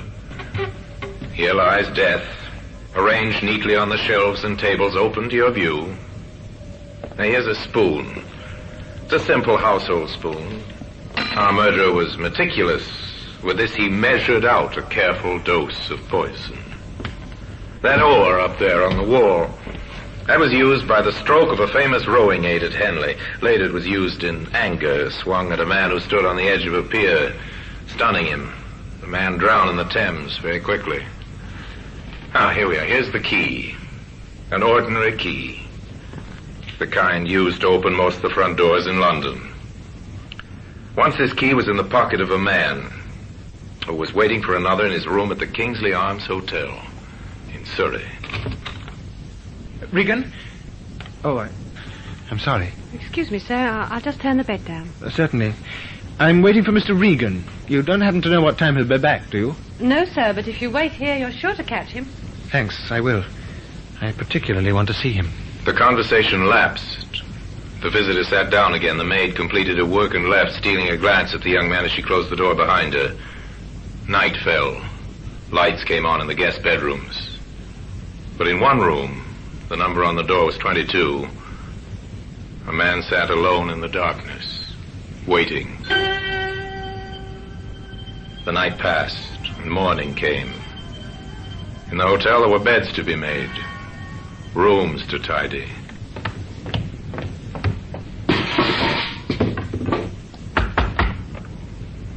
No answer from room 22. The maid was pleased. Her work could be accomplished without interruption. She was thinking of this as she opened the door. Stepped in. The bed was unused, turned down just as she'd left it. Sunlight was flooding through the 2 windows, and on the floor, a man lay dead.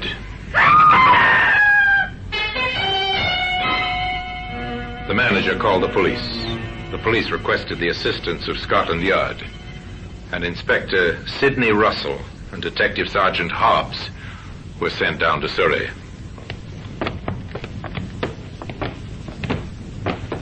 This is the room, sir. Number 22. Has anyone been in there since the maid found the body? No one, Inspector, except myself and the local police sergeant. On his orders, I kept the room locked. Good, ma'am. There you are. Thank you. I'll let you know when we need you, sir. The 2 detectives covered the room, and in their quick survey of the murder scene, they found several leads. His wallet, sir. Let's have a look at the identity card, Sergeant. There you are, sir. Name's Thomas Regan. What else you got there, Sergeant? Roll a note, sir. The killer either missed that or the motive wasn't robbery. Oh, I don't think it was robbery, sir. His watch is still on his wrist. Going? No, sir. It stopped at 7:25. That might have been the time the murder took place, though on the other hand, the watch might have run down this morning. He was shot through the head, sir. Surely somebody must have heard that. You would think so? Well, here's a shell I found on the carpet. Point 22. We'll keep this for ballistics. What else, Sergeant? Oh, some silver taken from his trouser pocket, a handkerchief with the initials TR in the corner, and a cigarette lighter. With the initials TR. He's well labeled. And this was on the floor beside the body, sir. The door key. The kind that fits only one lock. But whose? Perhaps the murderer's, sir? Unless it belonged to Regan himself. Oh, it's not the kind they use in hotels. No. Was he wearing or carrying a keychain? No, sir. Then the key would have been carried in his pocket along with his money. Which hadn't been spilled onto the floor. You may be right, Sergeant, but to make absolutely sure, that key should be checked against every lock in Regan's home and his office and everywhere he might have occasion to visit. If it does not belong in any of those places, then it seems to me that when we find the door that key fits, we find the murderer. The detectives went downstairs to talk once more to the hotel manager. Inspector, this is a terrible business. Listen to those men in the bar. What about them, sir? They're newspaper reporters. Oh, this is really dreadful. The notoriety, the reporters, the headlines. It'll ruin my business. It wasn't very nice for Mr. Regan, either. No, I suppose not. Poor devil. What can you tell us about him? Only that he was a commercial traveler. He'd stayed here before? Oh, several times. A traveler, eh? Did he work for any firm in particular? Would you happen to know? Yes, I do know, because they always paid the hotel bills. He worked for a London firm, Hardy & Sons Limited. Thank you, sir. I'll leave the room upstairs locked until we have it photographed and checked for fingerprints. Oh, Inspector, there's one other thing I'd better mention. I think it's important. Yes? A man called to see Mr. Regan last night. Did you get a good look at him? I didn't see him at all, nor did the desk clerk. The maid found him waiting in room 22 when she came in to turn the bed down. Unusual, isn't it? Knowing Regan's room number? It suggests an acquaintance. Not necessarily, Inspector. Why do you say that? We have a register here in the foyer. It's on that wall over there. A room register? Yes, just a card opposite the room number. Some people don't bother with it, but Mr. Regan always put his card up. So that maid is the only one who saw this man? Yes, Inspector. Then I'd like to talk to her, sir. Oh, I'll go and get her for you. The hotel manager returned almost immediately with the maid. She was a young girl, very pale, her eyes still fearful from the sight she'd seen on the floor of room 22. Annie Mitchell, Inspector. How do you do, Annie? This is Inspector Russell from Scotland Yard. How do you do, sir? Annie, what time did you turn down the bed in room 22 last night? It was going on for 6, sir. And I believe Mr. Regan was not in his room. No, sir, but there was a man there. Could you describe him to me? Well, he was tall, fairly young-looking, and dark hair. He spoke educated-like. I see. What did he say? Just that he was waiting for Mr. Regan, and he particularly wanted to see him. Tell me, would you know this man if you saw him again? Yes, I think I would. The inspector was well satisfied, but Sergeant Hobbs, who had been questioning the guests, had not fared so well. Now, sir, I'm sorry to trouble you, but I have to ask you a few questions. Really, this is most annoying. I've been kept here all the morning, and it's extremely inconvenient. I quite understand, sir. Now, can you tell me whether you heard any unusual noise or disturbance during the night? The only disturbance of which I'm aware is the disturbance created by the police this morning. You didn't hear a shot, for instance? Certainly not. And you were in your room the whole evening? Yes. Can I go now? Yes, that'll be all. Thank you very much. Well, it's certainly not been a pleasure.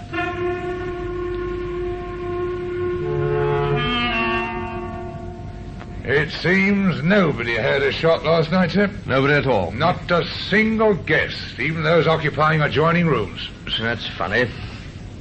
Anyway, I'm leaving you in charge here. The police surgeon will be arriving to carry out a post-mortem. All right, sir. Are you going back to London? Yes, I think the case winds up there. The next move is to London to check that key against every lock in Mr. Regan's home and his office just to see if it fits.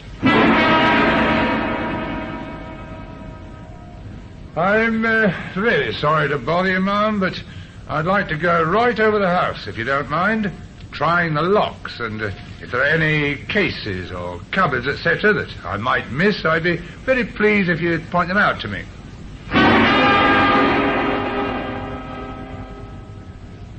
I've come along to see if you can help me, sir, in connection with Mr. Regan. I want to know if there's any desk or a cupboard in his office, or the office door itself, which has a lock for which this might be the key. I believe you've a lock-up garage here, formerly rented by Mr. Regan. It must, of course, have a lock, and I'll be glad if you'd allow me to compare the lock with this.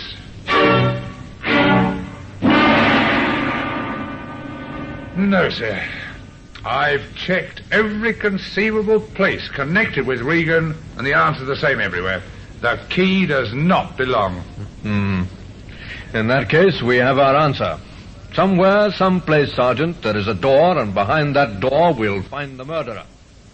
You know, if I was a philosopher, I would say that it's rather symbolic that we have a key to which we must fit the lock. Still, I'm not a philosopher, I'm a detective, and it's our job, Sergeant, to find the lock, to find the door, and to find the murderer. And that's just what we're going to do, Sergeant. We're going to find the door that this key fits. In time, they were to find the door. By patient, methodical methods, they came to the front door of a small flat. The key fitted. The same key that can be seen today in the Black Museum. In just a moment, we will continue with The Black Museum, starring Orson Welles.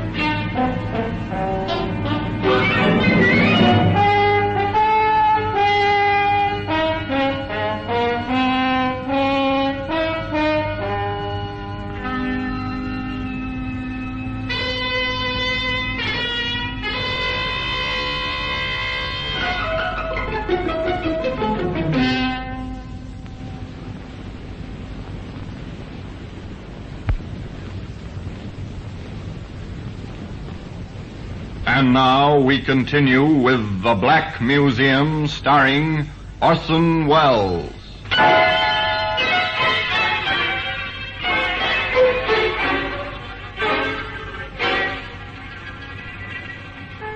Inspector Russell went back to London, certain that the crime had motive, and that the motive would only be found by a search into the habits and associations of Thomas Regan. His first call was to the offices of Hardy & Sons, Limited, where he was speedily ushered into the presence of the reigning Mr. Hardy. Come in, Inspector. Sit down. Thank you, sir. Shocking business. Now, who could have wanted to kill poor Regan? That's what we're trying to find out. Of course. Shocking. One of our best travelers. What do you know of his personal life, Mr. Hardy? I may be able to help you there, Inspector. I believe in taking an interest in my employees. I've always encouraged them to bring their troubles to me. And Regan had troubles? Yes. He was a bachelor. Rather a gay one at times. I suspect he was having trouble over a woman. Yes? A married woman. She kept on ringing up to speak to him, and the thing spread in the office. He was rather embarrassed and slightly worried about it all. Do you happen to know the woman's name, Mr. Hardy? I'm afraid I can't help you there, Inspector, though, wait a minute. Yes? He did mention something. That's right. I've got it now. He didn't want to tell me her name. That's a pity. But in admitting she was married, he did tell me that her husband was a doctor on hospital duty. A doctor? Yes, and one other thing I recollect. He mentioned her first name. It was Lyndall. And I have information that the man we want to interview is young. That suggests a hospital intern. Yes, with a wife named Lyndall. Not very much to go on, Inspector. It might be quite a help. He never told you, I suppose, whether it was a London hospital or not? He never said so, but I'm quite sure it would be. At least the wife lives in London. What makes you think that? Well, the number of telephone calls that woman made to Regan. Nobody could afford that many trunk line calls. So they began in London, St. Bartholomew's Hospital. An intern or a young doctor whose wife's name is Lyndall. The registrars of the big hospitals consulted their records, made special inquiries. St. Thomas's, Westminster, Guy's. Each one of them returned to shake his head. There are several hundred hospitals in the London area. Big general hospitals, small private nursing homes, special hospitals, children's hospitals, maternity, infectious, orthopedic hospitals. At the first 42, they drew a blank. Then, at the London Royal Hospital at last. A young intern whose wife's name's Lyndall. That's a funny one, Inspector. It's all the information we have, Doctor. It's useless to ask, I suppose, whether you might have this man on your staff. But we do have him. What? Well, at any rate, one of our interns has a wife named Lyndall, Dr. Bowen. Dr. Felix Bowen. I'll send for him, shall I? No, wait, Doctor.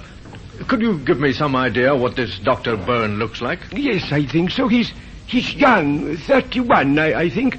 Quite tall, dark hair. Would you have his address here in your records, Doctor? Certainly. I'll get it for you, Inspector. Thank you. And shall I send for Dr. Bowen? No, I don't want to see him just now, and I don't want it known that any inquiries have been made about him. Very well. You can depend on me. Is he in some kind of trouble? Nothing to worry about just yet, sir. Now, if you'll get me that address... Patients had paid off. The 43rd Hospital. Now, to interview Lyndall Bowen. Inspector Russell went to the address. He'd been given a small flat in a good residential district. The lock on the door fascinated him. The urge to try out the key in his pocket was almost overwhelming. But instead, he knocked.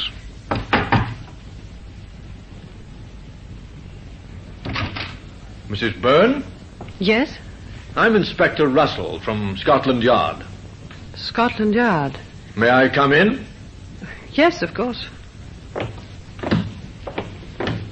Thank you.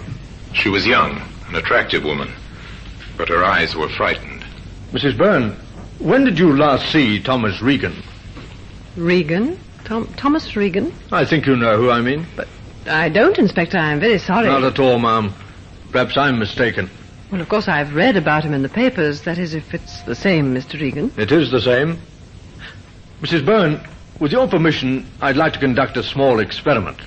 Experiment? I don't understand, Inspector. It's quite simple. This key.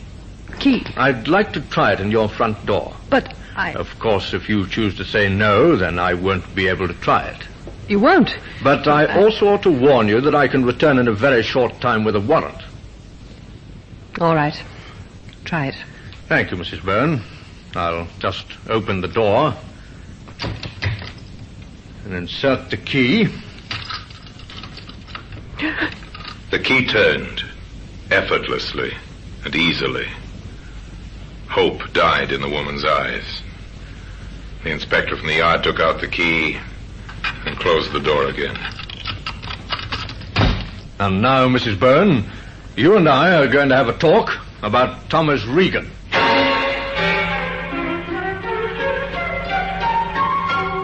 That afternoon, several significant events took place. A gun was found beneath a pile of medical books. It was taken to Scotland Yard to the ballistics expert there.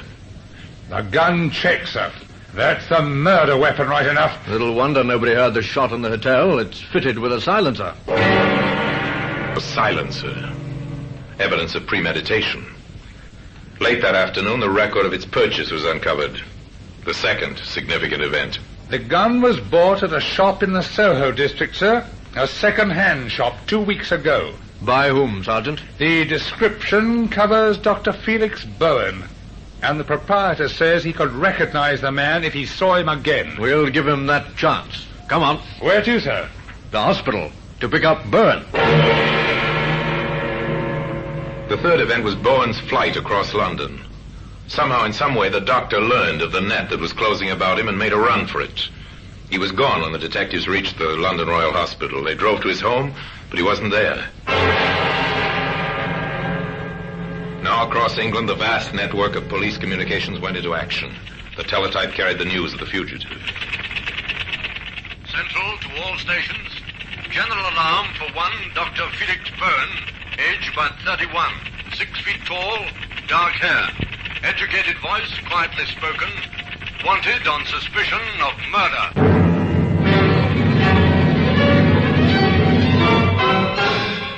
The search was on. In 1,000 stations, vigilant eyes searched for Bowen.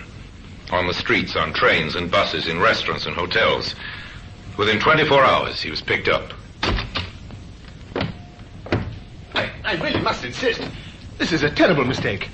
I really don't know what this is about. I'm sure you've got nothing to worry about, sir. Just answer a few questions, that's all. Well, of course, I'm perfectly prepared to cooperate with the law, but I must insist on an explanation at once. Yes, of course, sir. You see, unfortunately, your appearance coincides with the description of a man wanted by the police. It's just a routine matter, sir.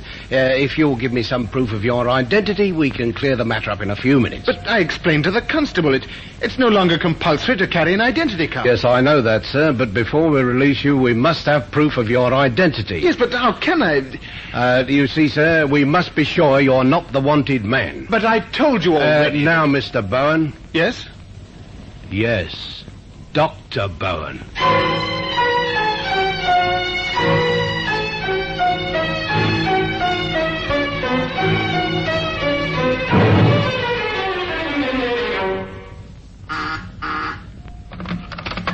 Inspector Russell? This is Sergeant Thompson, sir. Hired. We've picked up a man who we believe is Dr. Felix Bowen. Hold him, Thompson. I'll be there in a matter of minutes.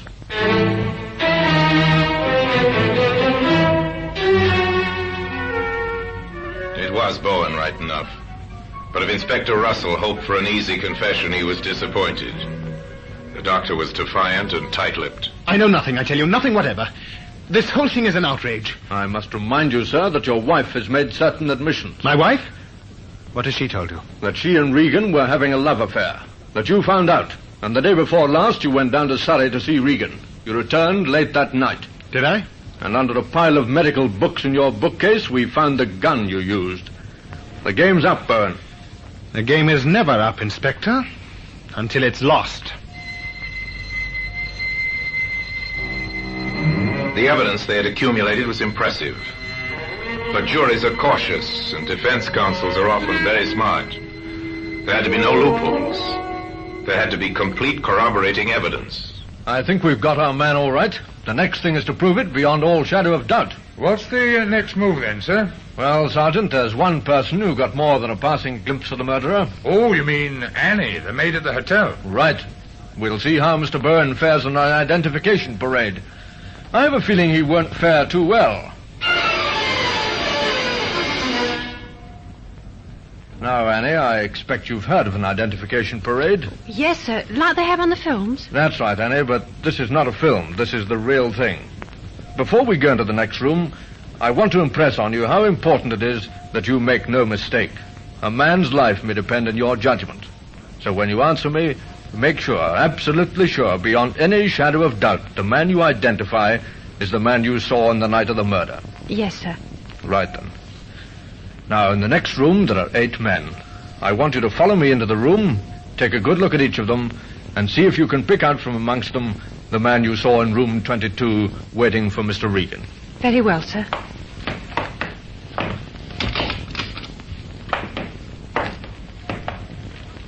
It's not the first gentleman. Nor the second. But this is the man, sir. That's a lie. Yes, and that's his voice. I'd know it anywhere. This is the man, Inspector.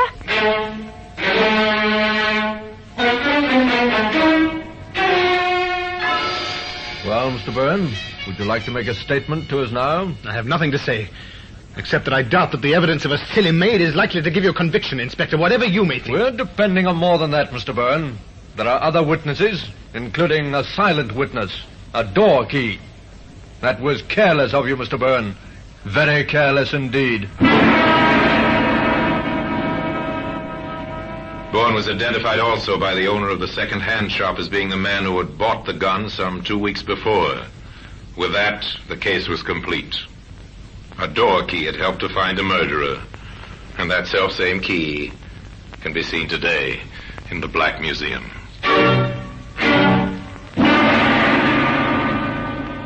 Orson Welles will be back with you in just a moment.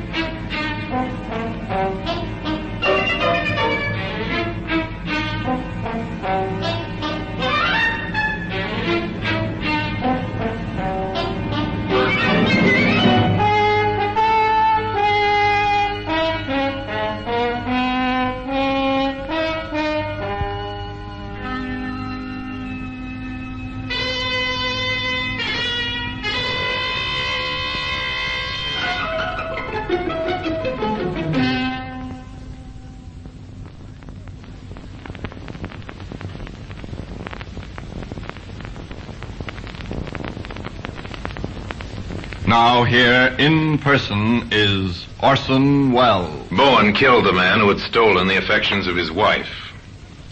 His was not a clever crime. It was premeditated, without a doubt, but clumsily conceived.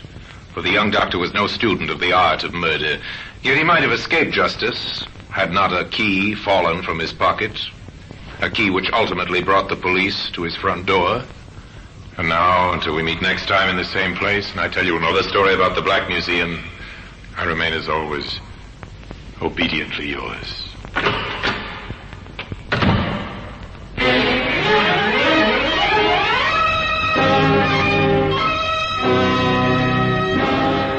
The Black Museum, starring Orson Welles, is presented by arrangement with Metro-Goldwyn-Mayer Radio Attraction.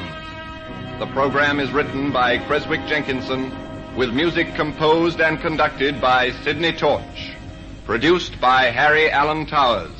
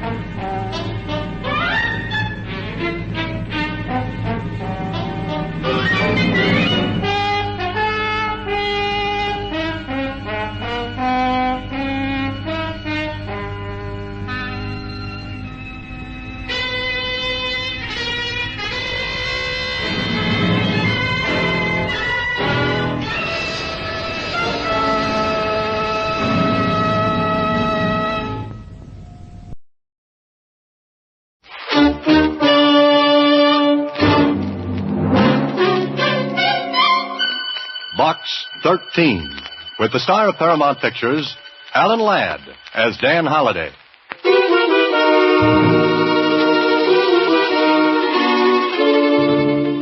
Box 13, care of Star Times. They said my son was killed in a drunken brawl. I know he wasn't. He was a good boy. He was murdered. Why, I don't know. If you come to 733 Winship Avenue... If you'll come to 733 Winship Avenue anytime and listen to my story, I'll be grateful to you forever. Mrs. Catherine Daly. And that was the letter to Box 13. Just a few lines. But, brother, what those few lines led to.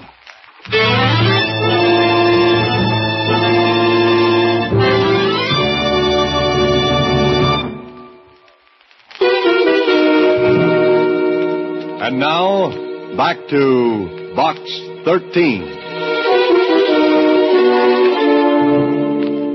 I get some funny letters through Box 13. Some don't mean a thing. Others are from people who answer all the ads. But this one from Mrs. Catherine Daly, it had a real ring to it. I get so I can spot the letters from cranks and curiosity hunters. They're full of big phrases. It's the simple ones that count, like Susie said. Well, it's short, Mr. Holliday. Uh-huh. What are you going to do about it? Well, what would you do, Susie? Well... You know, Susie, I don't know how you manage to get right to the point of things so quickly. Oh, it's easy. Okay, you talked me into it. I don't know what I'd do without you. I try to make myself indisposable. The word, Susie, is indispensable. What's the difference? None, I guess. All right, Susie, I'm on my way to 733 Winship Avenue. Mrs. Catherine Daly was a little woman, maybe about 50, 60. It was difficult to tell because gray hair was pushing hard against the brown. It was her eyes that got me. Maybe not too long ago they'd been able to smile. But now they were dead. Lifeless. Something had been taken away from well, inside. She led the way to a little living room, furnished cheaply but neatly. She sat down, pointed to a chair for me, and then... Are you serious about that advertisement, Mr. Holliday? Well, yes, I am, Mrs. Daly. I haven't any money. That is not much. I can afford something, if it's not a whole lot. Oh, now, look, Mrs. Daly, I'm a writer, and sometimes Box 13 leads me to a good plot. You see, I don't take money because I get paid very well for the stories I get. You see, I used to be a newspaper reporter. Newspaper reporter? Anything wrong with that, Mrs. Daly? Arthur, my son, he was a reporter. Oh? What paper? The Evening Record. Your letter said that your son was killed. He was. They said he was drunk, that he got into a fight in a cheap saloon. Arthur was never drunk in his life, and he hated fighting. That his picture on the table? Yes. In uniform. That's the Distinguished Service Cross, isn't it? Yes. Okay, Mrs. Daly, start from the beginning. Tell me how you want me to help. I'm sure Arthur was murdered. Murder's a tough word, Mrs. Daly. Tough to say and tough to prove. But for a week before he was killed, he kept telling me that we could get out of this house soon, that he was going to make a name as a reporter. But he didn't tell you why? No. Then, the night he was killed, he got a phone call. From whom? I don't know. He hurried out, and the next time I saw him was when they asked me to come down and identify him. That's as much as you can tell me. It's every word. Mrs. Daly, this may sound brutal, but your son's dead now. Why would you rather have it said he was murdered? I want to show everyone he couldn't have died in that cheap, shoddy way.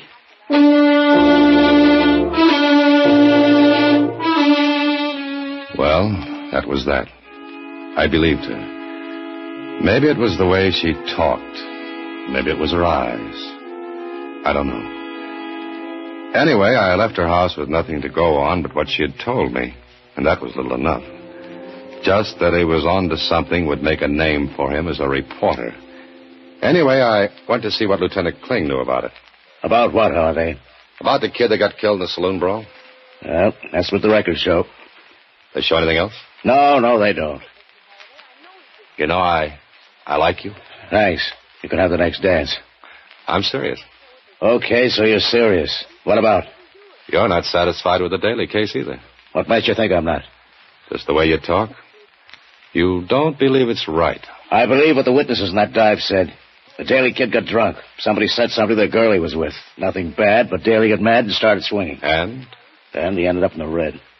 You didn't arrest anybody? Look, we get a dozen calls a night from down at the hill places like that. Somebody's always getting pushed around, roughed up, killed. Some of the things don't even hit the newspapers. Run-of-the-mill stuff. Sure. But look, Kling, what kind of guys get killed in places like that? Bums, winos, characters who hang out in those joints. But not a kid like Daly. And you're an honest cop. What was that crack for? For a compliment. The Daly thing bothers you because you know as well as I do that something's wrong about it. Then you tell me. I'll try. Later. Now, look, Holliday, I'm not on the case anymore. Homicide's got enough to do without running down a fight in a saloon. But, But what?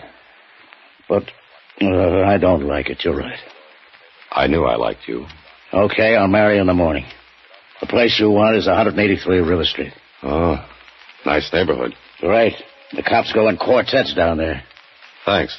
See you later. And for the love of Mike, don't end up on the meat wagon like Daly did. Kling was right.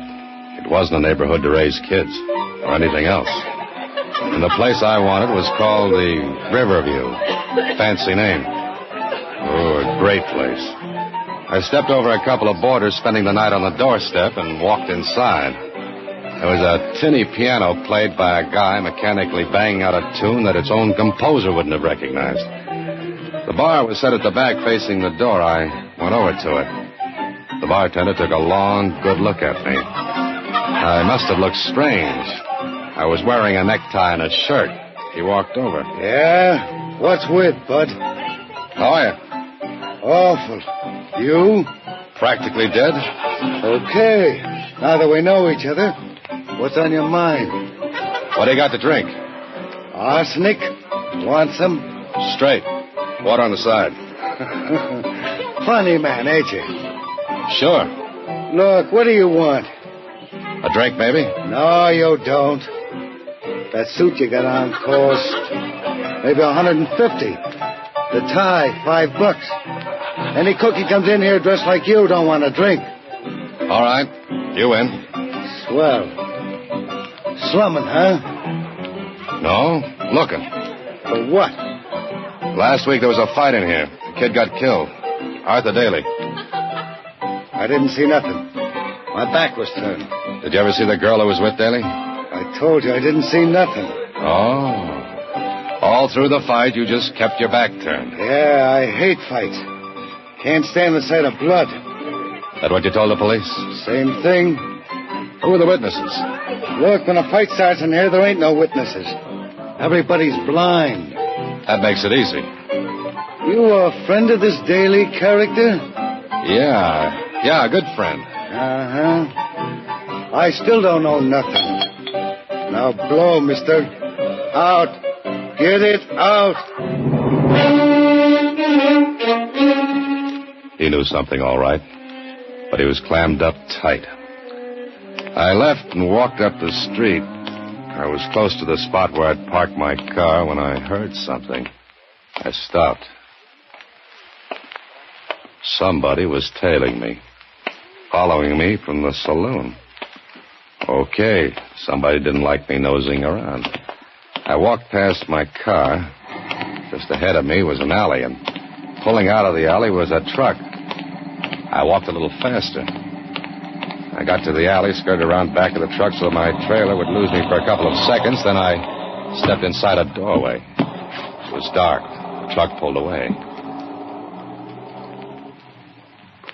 I waited. Then I heard the steps.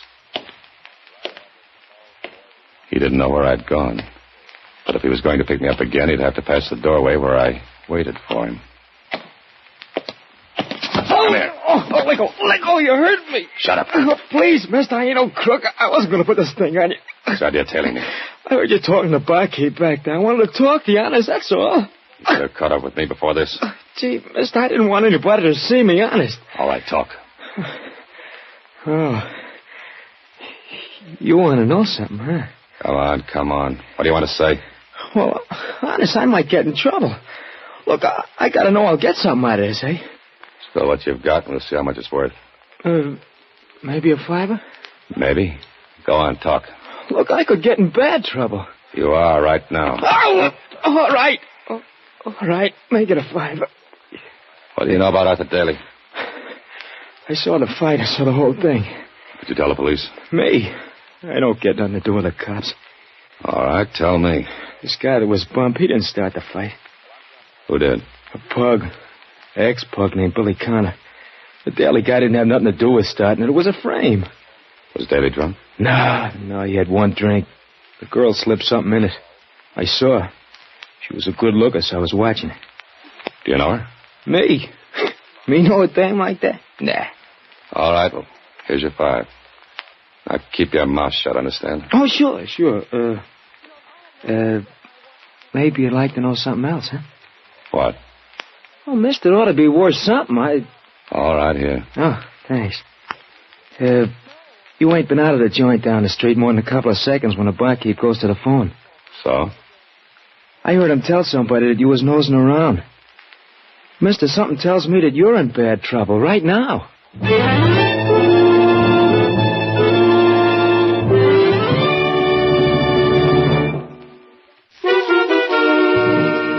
And now, back to Box 13 with Alan Ladd as Dan Holliday.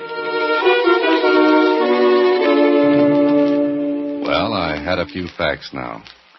First, Daly knew something that might have got him killed. Second, the girl who was with him put something in his drink so he'd look drunk. Third, an ex-pug named Billy Connor started the fight. Why? The answer to that would put me on first base. So I asked around a little and found out that Billy Connor, a third-rate fighter down at the heels, suddenly came into money. And right after the fight in the saloon, I found him in a second-rate nightclub. You the guy that wants to see me? If you're Billy Connor, I'm the guy. Who are you? Knowing that won't make any prettier. Hey, you're a smart boy, huh? Maybe. But you're not acting smart. What are you talking about? You're making too much splash, Connor. The boss doesn't like it. People might start asking questions about the money. The money you got for killing Daly. Oh, no, I just started the fight. Then I ducked. Somebody else banged his head for him, not me. Ah, that's the way it was, huh? Sure, you know. Who are you, anyway? Forget it, Connor. Wait a minute, fella. Why'd you say that's the way it was? Didn't you know? Sure I knew. You ain't from them. From whom? You dirty sneak. You a copper? Maybe. Think it over, Connor. Hard. I left him standing there with his mouth open. I thought I'd found out what I wanted to know. But Kling told me... Doesn't mean a thing. You can't prove anything, Holliday. What if I get proof? How? You've got the name and address of the girl Daly was with the night he was killed. And you want him, is that it? You could get hurt. Meaning you won't give me the girl's name? Meaning that if I do, you're on your own. I'll take that chance. Do I get a name and address? Eileen Simmons, 4674 Roberts Drive.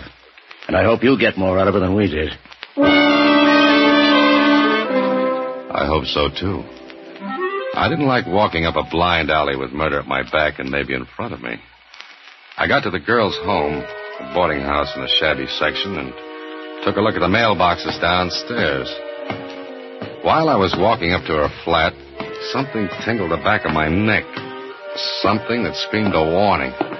I got to her flat.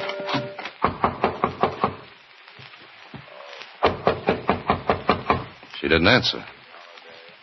Then I smelled it. Gas. I stooped down, and one look at the crack between the door and the sill was enough. It was stuffed with newspapers. There was only one thing to do.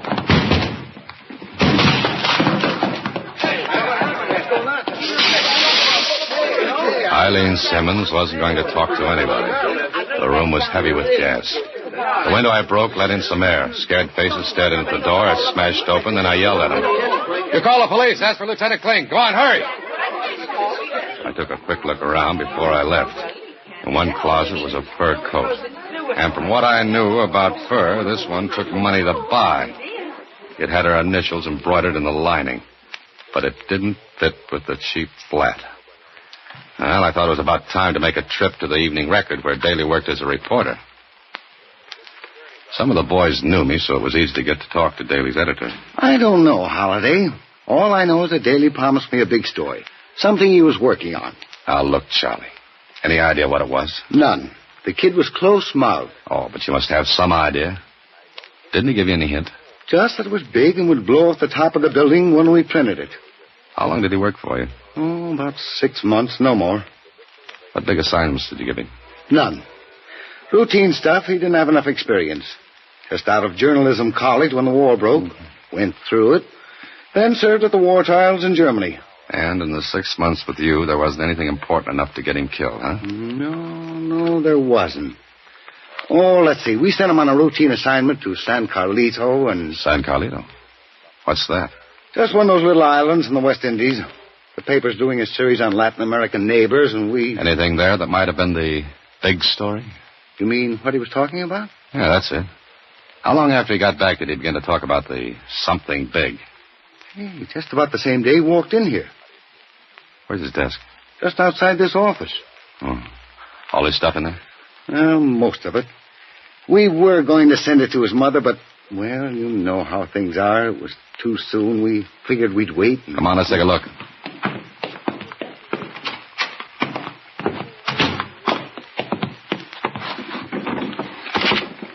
Just the usual stuff. What are these photographs? Never saw them before. Full face, profiles of men. You know them? Not from Adam. Oh, Charlie, can I have these? Well, I don't know, Holliday. One ex-newspaper man to an editor. Come on, let me have them. Okay. I didn't see you take them. Thanks. Now, mind if I go through the rest of your stuff? No, help yourself. I'll be at my desk. Right. I went through Daly's papers. There was one little notebook with an entry in it that read, "Got to be careful, never be alone. They won't dare make a try for me unless I'm alone. I've got proof on film, photos of the men I recognized." Okay, so Daly's notebook gave me another lead. But where to? Well, maybe Daly's mother would know. I looked at my watch, but it was after midnight, so I figured it was too late to see her, and I decided to wait until morning. I wish I'd have gone right then and there. The next morning, I went to see Daly's mother, and I found her in the middle of an excited bunch of neighbors. When I got her alone, she told me what was up. There were burglars. They ransacked Arthur's room. Well, let's take a look. But there's nothing missing. Well, let's look anyway. They went through all the drawers. You didn't hear them? No, I slept right through it. Uh-huh. Mrs. Daly, what could they have wanted? I don't know. There's nothing of value here. Look, when Arthur came back from San Carlito, did he bring anything with him? Why, I don't think so. A camera, maybe? His own, but he took that with him when he went. Now think hard, Mrs. Daly. Did he take any film out of that camera when he got back? I think he did. Yes, I remember. He hurried out with some film to have it developed. Where is it? I don't know. Did he get it back from the shop where he took it? I don't think so. I think he'd have shown them to me if he had. And the roll of film he took out of his camera is still in the shop. It must be. Mrs. Daly, we've got to find a check for that film. The kind you get when you leave film to be developed. Come on, let's look. We looked and looked and looked. No check. Began to seem as though whoever ransacked the room found the check, and if he had, well, the thing was over. After half an hour, we gave up. But there was still one more thing to find out. Mrs. Daly, would you mind taking a look at these photographs? Do you know any of these men?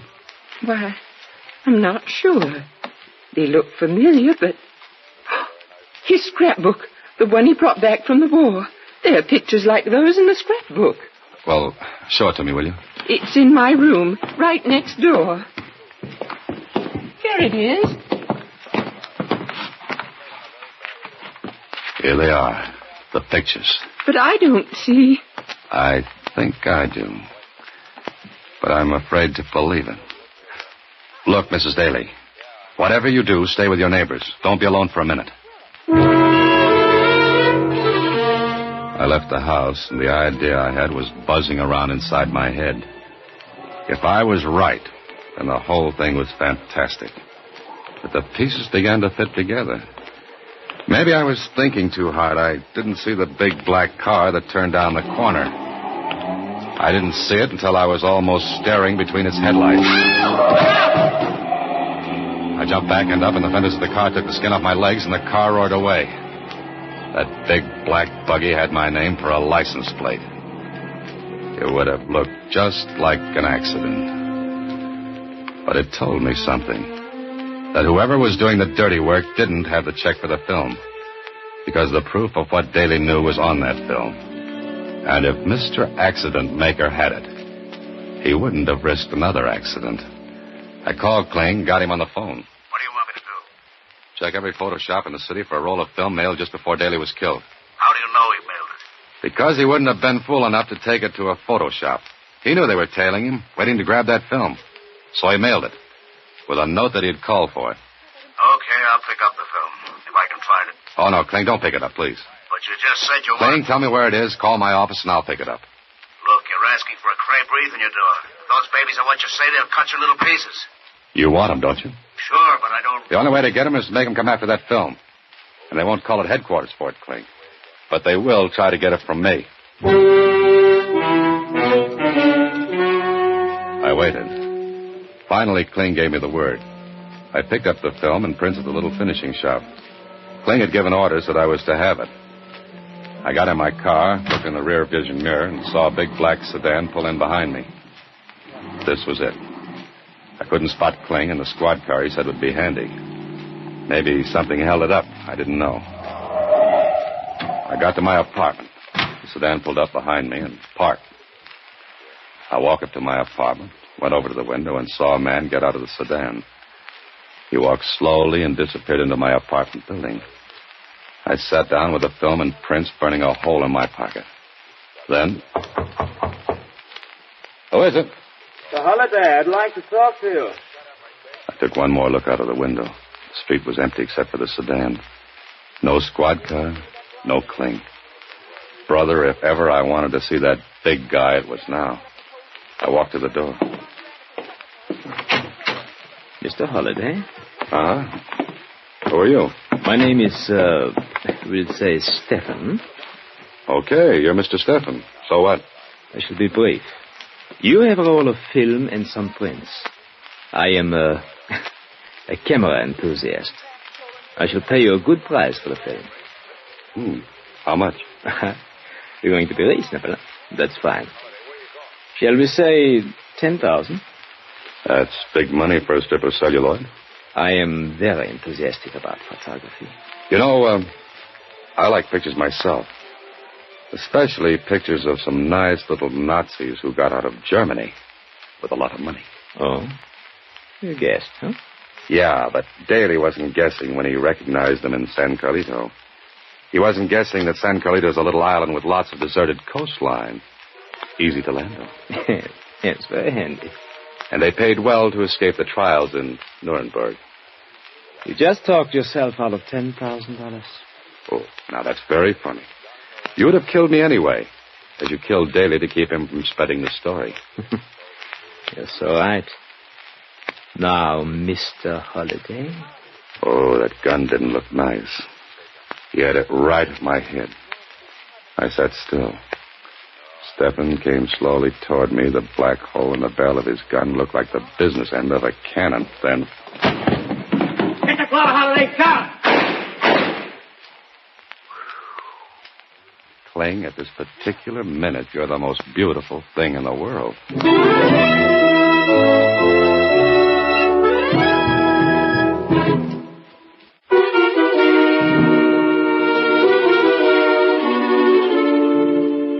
Then what happened, Mr. Holliday?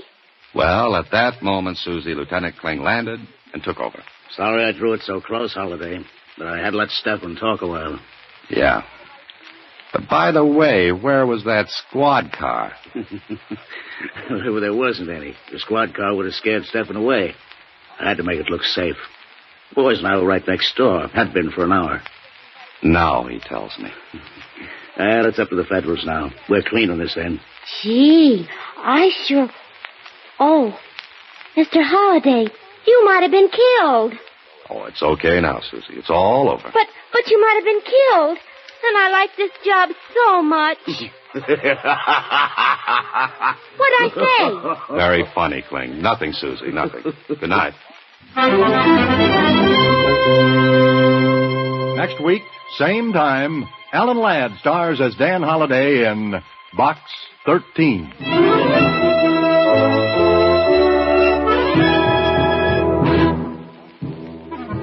Alan Ladd appears through the courtesy of Paramount Pictures and may currently be seen in Wild Harvest. Box 13 is directed by Richard Sandville with original story by Russell Hughes and original music composed and conducted by Rudy Schrager. The part of Susie is played by Sylvia Picker and Lieutenant Kling by Edmund MacDonald. This is a Mayfair production.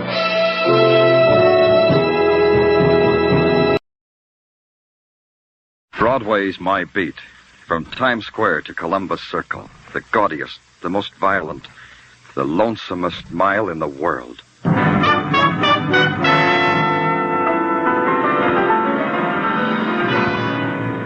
Broadway's My Beat, with Larry Thor as Detective Danny Clover.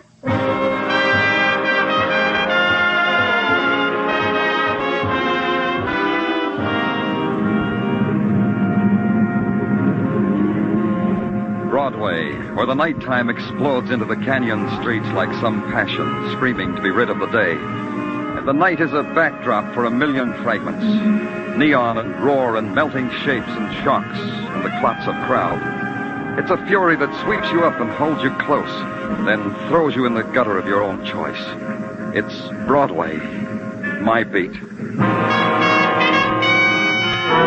At 2 o'clock in the a.m., Broadway is laughing itself to death. It's a time for doing either one of two things. You nod to the bartender for another one, or you buy the papers and go home. Me, I bought the papers, but I didn't go home. Back to headquarters and write out a report on a visiting convention delegate with a wayward buzzer. It had to be done. I owed it to the taxpayers, because the taxpayers had supplied me with a sergeant named Tartaglia. Them convention delegates never give up, do they, Danny? Nope, never do. You know, I never forget what happened 3 years ago, the time I went to a convention. Tell me later. Answer the phone. Yeah, Danny. Sergeant Tartaglia speaking. What? Now, wait a minute, I can't understand you, lady. Well, what is it? There's some dame on the phone, laughing, crying all at once. I can't make out heads or tails. Well, let me have it. Yeah, here. Danny Clover speaking. I'll be dead.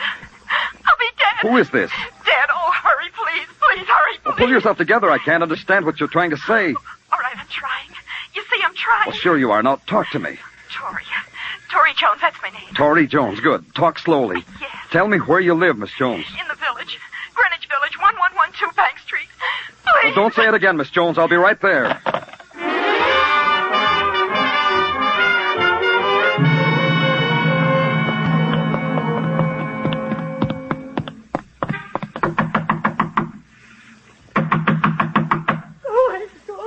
Let me in, Miss Jones. It's Danny Clover of the police. Police? Why would anyone call the police? Did someone call the police? You did, Miss Jones. What? What did you say? You phoned me and said you were in trouble, remember? That? I don't remember doing that. Get out of here! Get out of here! Easy, Miss Jones, easy. All you need to know is that I've come to help you. Do you hear me? Do you hear me, Miss Jones? Why do you do that? I didn't mean to be rough. I didn't mean that. I mean, why do you call me Miss Jones? Aren't you Tori Jones? No, I'm in there. The beautiful Tori Jones. The girl most likely to... She's in there. Behind that door. Oh, want her now.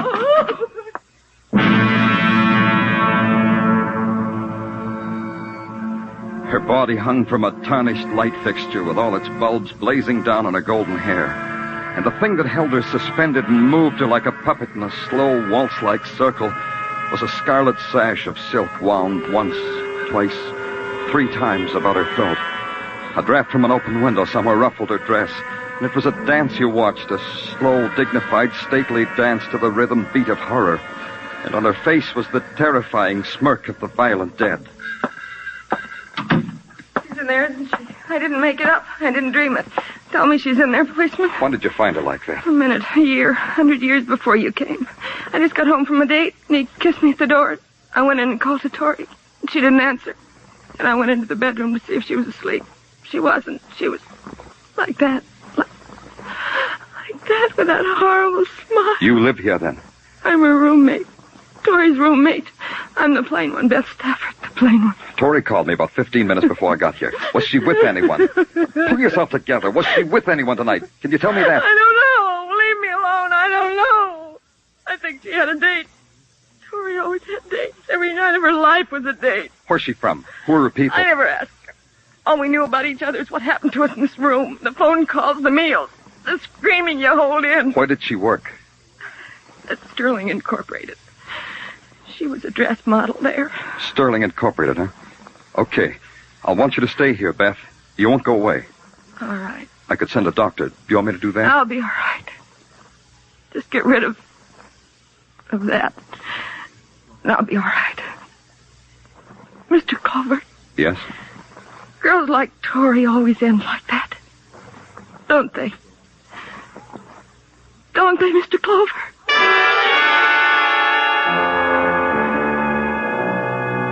You can call it an advantage that a policeman has. He doesn't have to wake up from a nightmare and scream. He nuzzles the pillow and knows that the dream of a lovely girl hanging by silk from a light chandelier is only a projection of his workaday life. Yeah, it's quite an advantage. When he gets up the next morning, he gets dressed, has breakfast, and goes to work trying to find out who made him have a dream like that. And in the morning, the world of Sterling Incorporated, manufacturers of ladies' dresswear, was simply sterling efficient. Long lines of cutting tables, sewing machines, and the faces that went with them.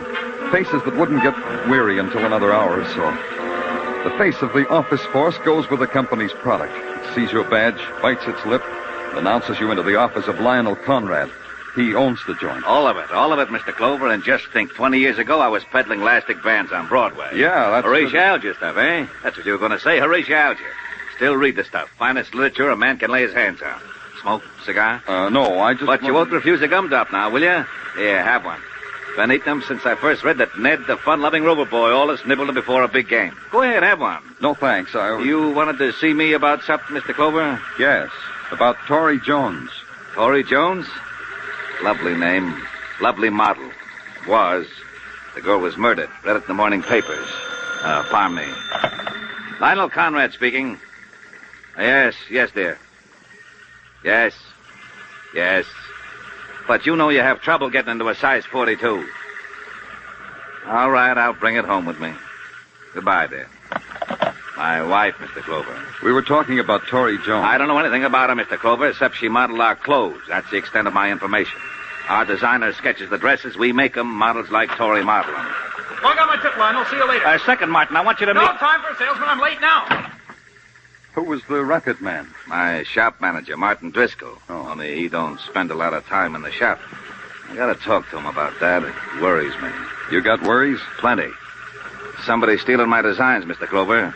Somebody's stealing exclusives and peddling them to 2-bit mass production dressmakers. Yeah? How could that be done? I wish I knew. Ira makes the sketches. I okay them. They turn up in basement stores at $12.95 per line. Who's this Ira that sketches? Ira Getz, my designer. Uh-huh. Where do I find him? In the village.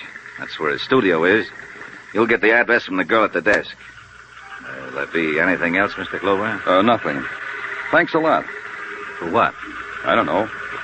Maybe a motive for murder?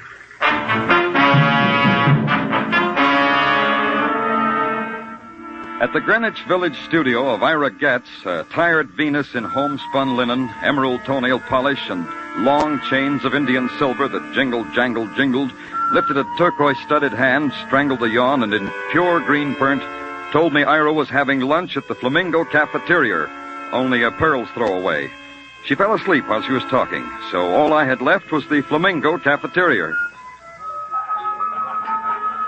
The Flamingo, 7th Avenue's haughty answer to the Left Bank. The delicate poets eating chopped herring like it was snails and wine. The girl athletes lobbing Freud and insults across their littered trays. And the fellow who's learning French off a phonograph record. You are looking for someone or something, mon ami? A man named Ira Getz. You know him? Do I know him, the gallant asks. Of course I know him. Who doesn't know Ira? He's working. Il travaille. Where is he? Over there, mon ami, at that table near the wall, surrounded by his usual coterie of sycophants. Oh, thanks. Il n'y a pas de quoi. Oh, I said it, Stephen, I said it. It's abysmal what Dolly is trying to do. Can you imagine acting like that about Picasso? Oh, that's ridiculous. Pardon me, are you Ira Getz? Don't interrupt while I'm talking. Dolly, stunning craftsman, but by what right... I'm Danny Clover of the police, Mr. Getz. Maybe you want to talk to me, huh? Police? Fair weather sycophants, Mr. Getz. They needn't have left on my account. Maybe it's because we have nothing in common with the police. Nothing to talk about, Tori Jones, we could make conversation about her, couldn't we, if we tried? All I know about Tori is that I sketched her in things I created. This creating, it pays well? Well enough. What are you getting at? Your boss tells me your designs are being stolen. Does that bother you? As long as I get paid a living wage, nothing bothers me. Isn't that how it is all over? You could add to your income by selling your drawings twice to a competitor of Sterling Incorporated. Tori could have found out about it, and you could have... Murdered her? I don't think so. No. Converse some more, Mr. Clover. Were you ever out with Tori? No. It can be checked, Mr. Clover, was it?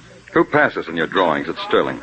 Lionel Conrad? No, Martin Driscoll does that. As a matter of fact, I gave him my spring collection only a little while ago. Oh? Where is he now? Philadelphia, probably. Business trip. Don't look so sad, Mr. Clover. He'll be back in time to dress for the opera tonight. Anything else? No. Tell your coterie to come back, Ira. They'll love it. Now you're a martyr. It became a matter of routine. I grabbed a loose detective named Muggavan and gave him a detailed description of Martin Driscoll, planted him at Penn Station, and had him check all the incoming trains from Philadelphia. Muggavan was conscientious. He called in every 40 minutes with no word. He got sadder all the time. But at 5:40, there was a lilt to his voice. Driscoll was back in New York. In fact, he was in his apartment, and Muggavan was waiting outside. In 10 minutes, I was outside, too. Hi, Danny. Hi, is he still upstairs, Muggavan? No, that's him getting in that cab over there. The guy in the top hat, white gloves, and tails. Well, he's a little early for the opera. Mr. Driscoll! Mr. Driscoll! He didn't hear you, Danny. Maybe not. Thanks, Muggavan. Go home. I could have stopped him with my siren. I could have, but I didn't. If Mr. Driscoll were going to the opera, he was going too early, and he was going by way of the third act overture. His cab headed downtown and east toward Greenwich Village, so I followed. It swung into 8th Street. Me too. Then it stopped in front of the studio of one Ira Getz. I passed it, parked a half block further down, and waited. A 2-minute wait, enough time for Driscoll and Getz to have a long handshake. Then I entered the doorway of the apartment house. It was that 2-minute wait that ruined everything. The shots came from Getz's apartment. When I got to the door, all I could hear was a lot of pain. I'm hurt. Yeah. Not too bad. Help me. What happened? I don't know. Ira and I were talking, and someone... See, through that open window. Somebody shot through. Yeah. Where's Ira Getz? There, at the piano. There. Aren't you going to call an ambulance for me? For Ira? We need help. Not Ira. Not anymore. He's dead.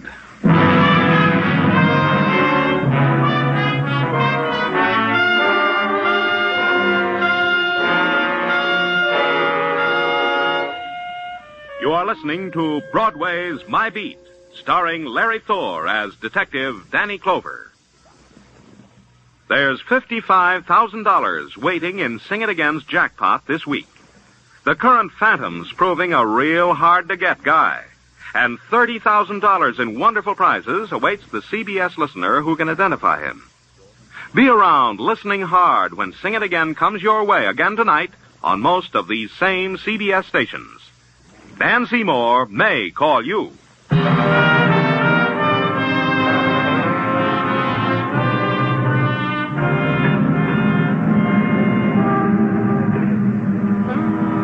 There's this about Broadway. It wants everything neat and in place. A word misspelled on a spectacular can stop traffic. A girl with a run in her nylons, likewise.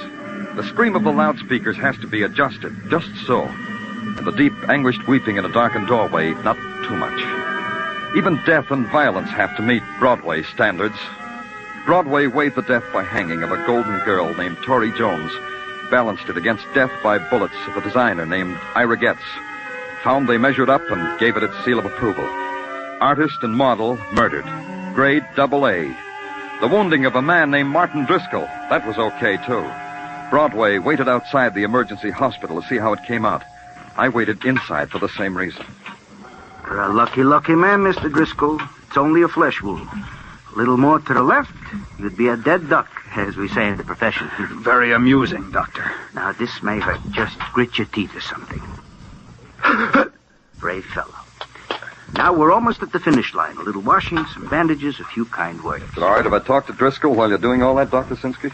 Oh, of course. It's all right with him. It's all right with me. Why did you go back to Getz instead of going to the opera, Mr. Driscoll? I should think you'd be more interested in who it was tried to murder me. Spunk. That's what Mr. Driscoll has, Danny. Spunk.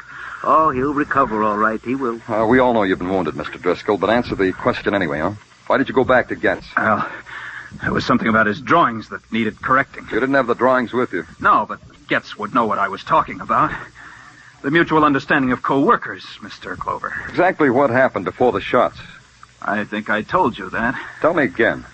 I rang Ira's bell. He came to the door. We talked about the drawings. I heard a shot, several shots. I had this sudden, terrible pain in my side. And then you were standing over me. That's all that happened, Mr. Clover. Why should anyone want to murder you? A man makes enemies, Mr. Clover. Enemies he doesn't realize he's making. Some, I suppose, want to kill you. And Ira Getz. Why should someone want him dead? That I would hardly know, Mr. Clover. Yeah. Doctor. Yeah, Danny? You'll take good care of Mr. Driscoll. Of course. How else would You'd I... prescribe a good rest at home, wouldn't you, Doctor? So a person would know where to find him? Wouldn't you prescribe that, Doctor?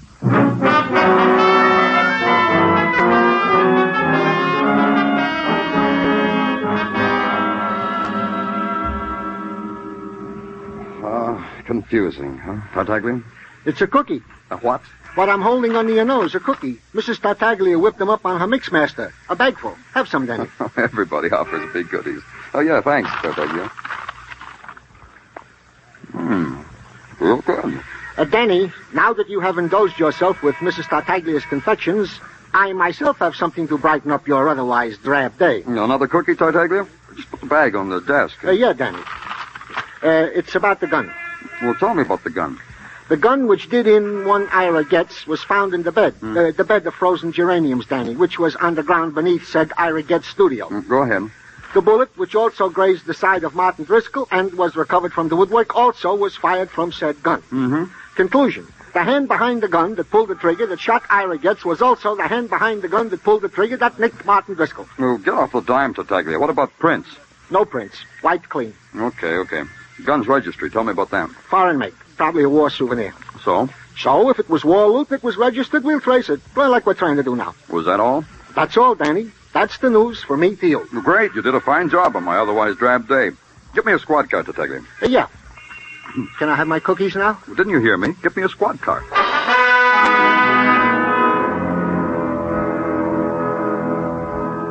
You drive slowly back to Greenwich Village. Slowly, because you want to think. But the images of violence dance in your brain, and you can't think. You breathe a sharp December wind, and it cuts a pain in your lungs, and it brings you back. And you know that violence walks the streets of the city. And the shape of violence is weird and grotesque. Stolen designs. A man lying near a piano and the blood flowing out of him. A girl with a scarlet sash deep in the flesh of her throat. And finally you're there to talk to a hysterical girl. And you hope the hysteria is gone because something has to make sense. It's good to have someone to talk to, Mr. Clover. I haven't talked to anyone since... Since Tori. How are you, Beth? Are you all right? Sure. Sure, I'm all right. I want to ask you some questions, Beth. Try to answer them as simply as you can. Don't I always, Mr. Clover? I even did the night. What questions? You knew Tori maybe better than anyone else. It's the way I knew her, Mr. Clover. Who would want to kill her? I can tell you that. I wanted to kill her. Over and over. How many times I've wanted to do that. Over and over. Why, Beth? Look at me, Mr. Clover. Look at me. Isn't it plain? Isn't it? Go on, Beth. Let it spill out, all of it. Everything I ever wanted, she had. Like in the movies, isn't it? The Princess and the Ugly Duckling. Clothes, presents, men. Men who called for her, took her out, showed her a good time. What men, Beth? Oh, big men, important men. Like who? Like... I'm not going to keep it back any longer. I don't owe him anything. He never even looked at me. He called for Tori, and I might as well have been the rug or the floor. He never even looked at me. Who, Beth? Why, Lionel Conrad, president of Sterling Incorporated. Even the night Tori was... He hardly spoke. Conrad took Tori out the night she was murdered? Yes. It's all right if I tell you that, isn't it, Mr. Clover? I don't owe him anything now, do I? Where's your phone, Beth? Over there, under the doll. What'll they do to him, Mr. Clover? Sergeant Tartaglia speaking. Danny Tartaglia. Get Lionel Conrad. Bring him to my office, quick. Got that? Yeah, Danny. Lionel Conrad, your office. Quick. Got it.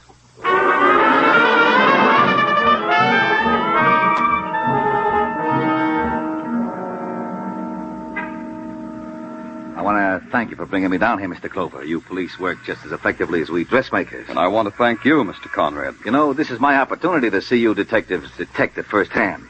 Nick Carter stuff, huh? Got a shelf full of Nick Carter. Broadens the mind like Latin. I want to ask you some questions. Questions, eh? Fine. Great. Just fire when you're ready. You're married, aren't you, Mr. Conrad? 22 years. How often did you have a date with a model named Tori Jones? Huh? Answer me. Look here. Answer me. What about Tori Jones? I refuse to answer. I know my rights. I've read enough books to know all about them. Me too. I'm going to book you for suspicion of murder. Mr. Clover, Mr. Clover. Yeah? I've got to get out of here. I've got to get out of here. Come here. Sit down. Sit down and talk to me. I said talk. Lionel, the fun-loving Conrad boy. Your playing around doesn't concern me. It's who it was with. Suffers. Shows. That's all we did, Tori and me. Go on. I love beautiful things. Tori... I wouldn't know. She wasn't beautiful when I saw her. Tori dead. Yeah. Who did it? Who did it, Mr. Clover? Did you? Beautiful. Once she kissed me. Why didn't you tell me about Tori before? I couldn't. Don't you see? Nobody likes to get mixed up in a murder, Mr. Conrad. Not even a murderer. My wife, my business. Yeah. No other way to say it, I guess. Your wife, your business. The whole thing. 22 years. A mess. I didn't kill her. Maybe. Sure, I can understand why you didn't come to us. As a human being, I can understand that. But I'm a cop. And right now, you're in a lot of trouble. Right now... Yeah, Tartaglia, what is it? More news, Danny. What's on your mind? Come on. We traced the gun. To whom? To this guy right here, to Lionel Conrad. Book him. Let me tell you something. Book him for murder. Call the DA. The gun was stolen. It was stolen from me. Get him out of here, Tartaglia. He's for the DA. Come on, you. But the gun was stolen. I didn't do it. I didn't. Why didn't you tell us about the gun? Because of what you're doing to me now, accusing me of murder. What are you trying to say? I knew it was my gun that killed Ira. The description of it was in the newspaper. Why shouldn't I have kept quiet about it? My fingerprints were on it. I haven't got a chance. Come on, mister. Let's go. Hold it, Tartaglia. What? Bundle Mr. Conrad up and put him in a cab. Send him home, Tartaglia, and charge it to the police department. Now get out of my way.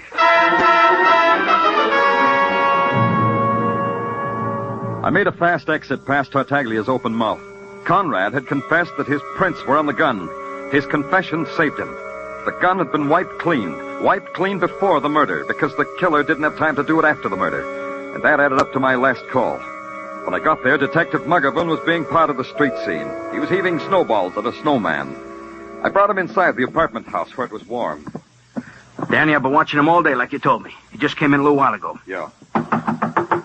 Open up, Driscoll. He's in, okay. I saw him come in a little while ago. Yeah. Come on, Driscoll, open up. Who is it? Danny Clover, I want to talk to you. You've already talked to me. Go away. Come on, open it up before I break it down. Should I? Wait a minute. What about it, Driscoll? You seem anxious, Mr. Clover. Is it it about that murder? About exactly that. Just a second. Watch it, Margaret. Yeah, he ain't playing. Me either. Driscoll. Maybe you got him, Danny. Let's go, Margaret.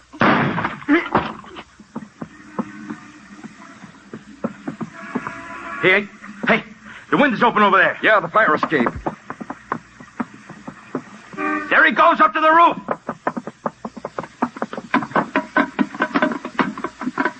Come and get me, Clover! Oh, careful, Muggavan. Watch the snow. It's slippery.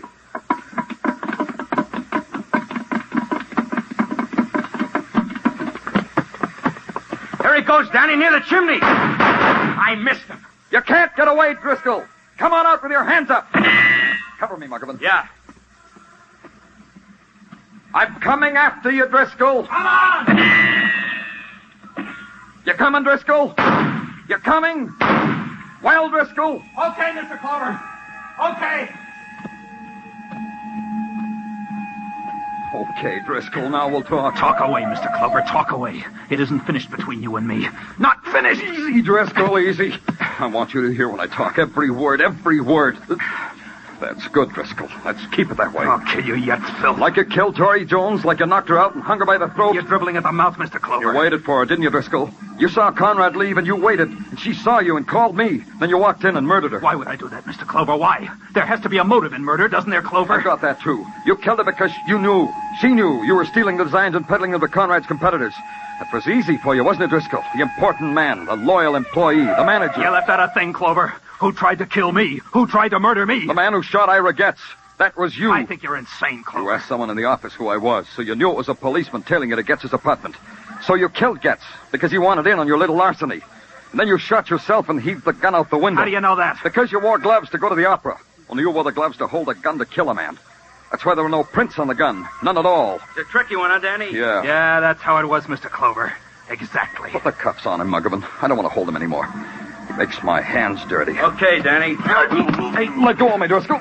Let go. If you try to shoot me, officer, you'll kill your detective, too. Danny's right. I can't get at him. Driscoll. All right. I'll let go. Catch me, Mr. Clover. Catch me. Let's get him, Muggavan. Driscoll, what?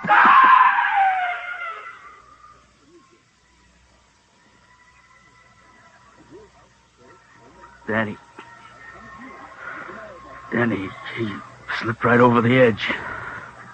Snow. Yeah. Let's get off the roof, Muggavan.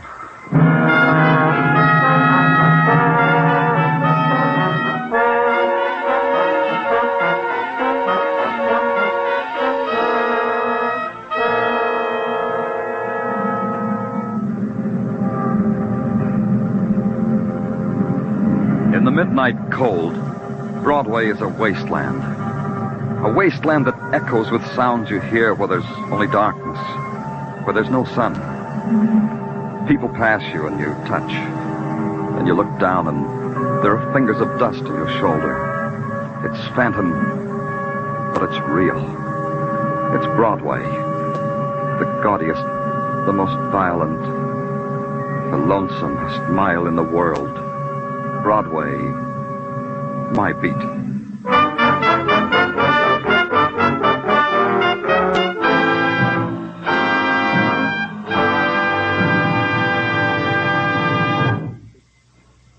Broadway's My Beat stars Larry Thor as Detective Danny Clover and is written by Morton Fine and David Friedkin. The musical score was composed by Alexander Courage and conducted by Wilbur Hatch, and the program was produced and directed by Elliott Lewis. The cast tonight included Charles Calvert, Michael Ann Barrett, Virginia Gregg, Ed Begley, Elliott Reed, Jay Novello, and Jack Crucian.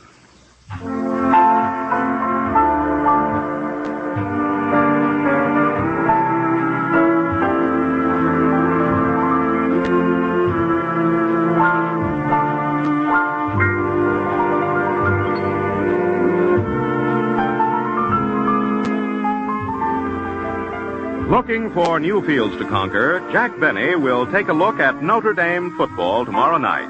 For Notre Dame's brilliant coach, Frank Leahy, will be Jack's guest. And who knows, Jack may end up as Nickelback next season. Mary, Dennis, Don, Phil, and Rochester will also be in the lineup. So don't miss Jack Benny's show with Frank Leahy as guest on all of these same CBS stations tomorrow night. Stay tuned now for Sing It Again, which follows immediately on most of these same CBS stations. The Sing It Again gang will be here with famous tuneful riddle songs that total up to $55,000 in prizes.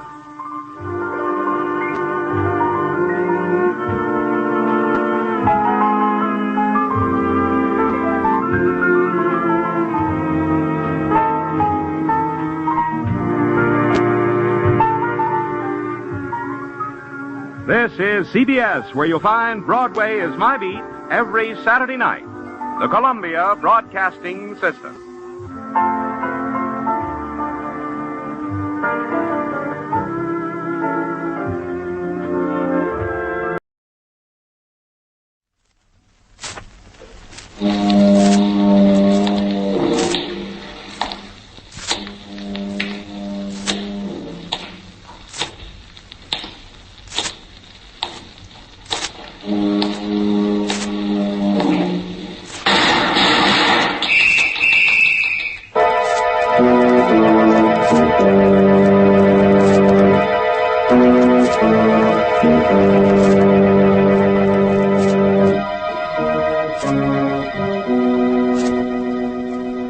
Out of the fog, out of the night, and into his American adventures comes Bulldog Drummond.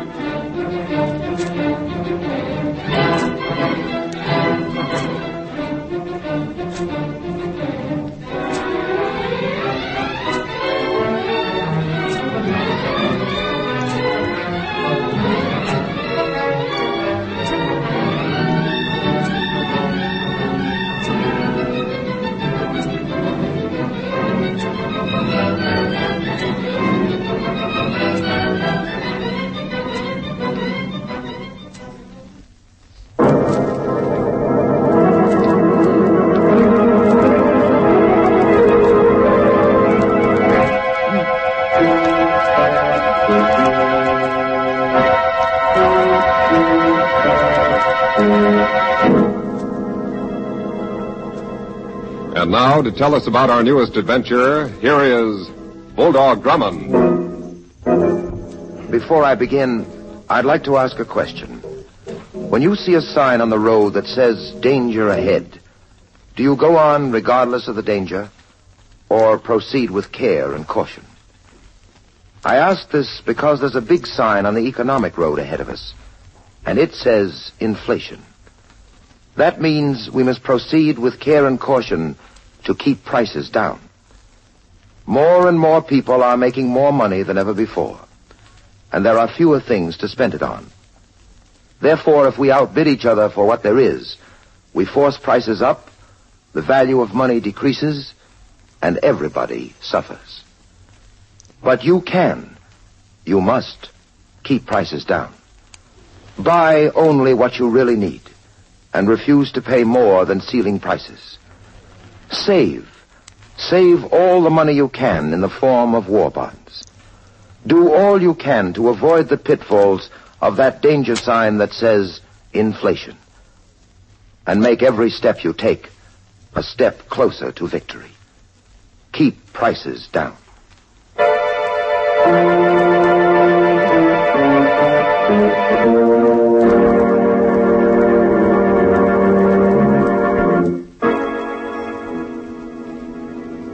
And now for the story I call Dinner of Death. It began when two men were arrested for hijacking trucks. They were known as Barnaby Mullins and Spike Saunders. Mullins, who was released on bail, visited the office of the district attorney. Look, Mr. Mahoney, one of your assistants let me get this far, right into your private office. Will you listen to me for a couple of minutes? I'm too busy, Mullins. In court next week, I'll give you all the time you need, you and your pal, Spike Saunders. Tell me something. How did you know where to pick me up? The police have ways of knowing things like that. What happened? Did Tommy Pepper turn stool pigeon? Cut it, Mullins. You're doing Tommy Pepper an injustice. He's a good newspaper man, a crime reporter who hates rackets and loves to show them up. Of course, I shouldn't talk that way about the celebrated racket buster, Tommy Pepper. Out the day before a big banquet in his honor. With you making the main speech of the evening. Is that all you came here to say? That's some of it. Is there anything special you'd like to hear? Yes, there is. I'd like a full confession from you. It would save the state needless trial expense. Confession? Look, Mullins, I'm making no deals with you, or with anyone else. Confess or get out of here and take your chances in court. Okay. But before I start to talk, will you do me one favor? Name it. I got a few little business details to clean up before I start living on the state. Will you fix it to continue my bail for 48 hours? All right, Barnaby. You can have until the day after tomorrow at 9 a.m. Now, suppose you start talking.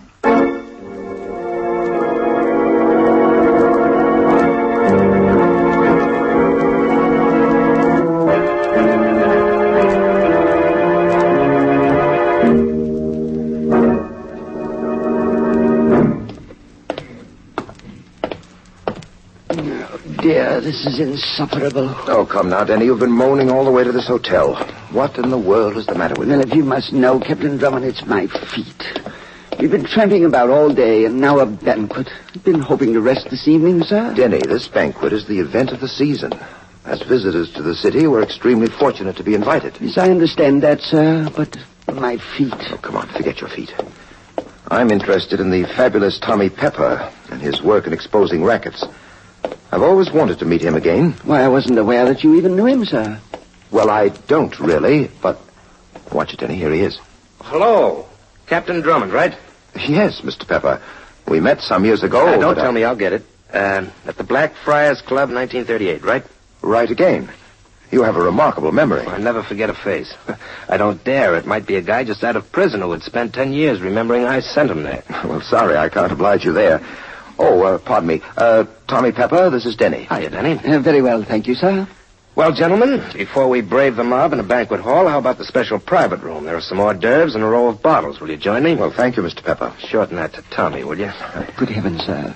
There's a weird-looking chap following us, an enormous, hulking fellow. Yes, Denny, that's Dodo. And he is following us, or rather me. That's his job. Dodo? Is that his name? Sure. Dodo, come here. Oh, yeah. Dodo, meet some friends of mine, Captain Drummond and Denny. Friends? Yes, Dodo. Friends. Oh, hello. Hello there. All right, Dodo, stay close behind us. You said that Dodo's job was following you, Mr. Pepper? Yeah, that's right. He's not much to look at or talk to, but he's aces as a bodyguard. To date, I owe him 8 lives. My word, is there that much risk in writing about rackets? Constantly, and monotonously.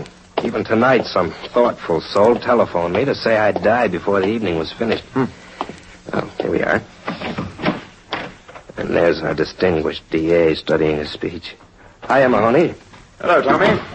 Well, hello, Captain Drummond and Denny. Nice of you to come to the banquet. We're very glad to be here. How about a preview of your speech, Mahoney? It'll save me from blushing when I hear it. Not a chance, Tommy. The speech goes back in the pocket. I'm not going to spoil a surprise. Oh, now I know I need a drink. What do you have, gentlemen? Bourbon for me, Drummond. Oh, dry sherry, please. Dry sherry, sir. You, Denny? The same, sir. There you are. You, Mr. Mahoney? Kimmel, right, Mahoney? Right. Pony of Kimmel. You never forget anything, do you, Tommy? Well, allow me. To tonight's guest of honor, Tommy Pepper. May you prosper. Thanks, Drummond. Here's how. That bourbon hits the spot. Well, let's get on to the banquet, shall we? What's the matter with Mahoney? Mahoney, what's wrong? I don't know. Good heavens, he's fainted. Mahoney. Mahoney. Drummond, we got it, Zeus. My word, sir. Now, Mr. Pepper has fallen too right across the body of the district attorney. Help me lift him, Denny. Barman, don't let anyone touch those glasses.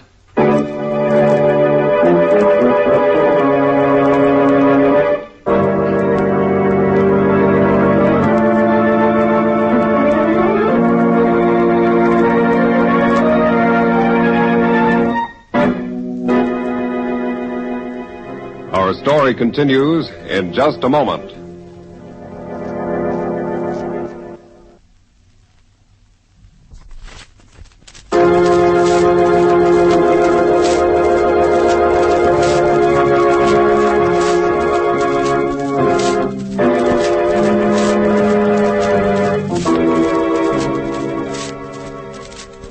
now, back to Bulldog Drummond and the story he calls Dinner of Death.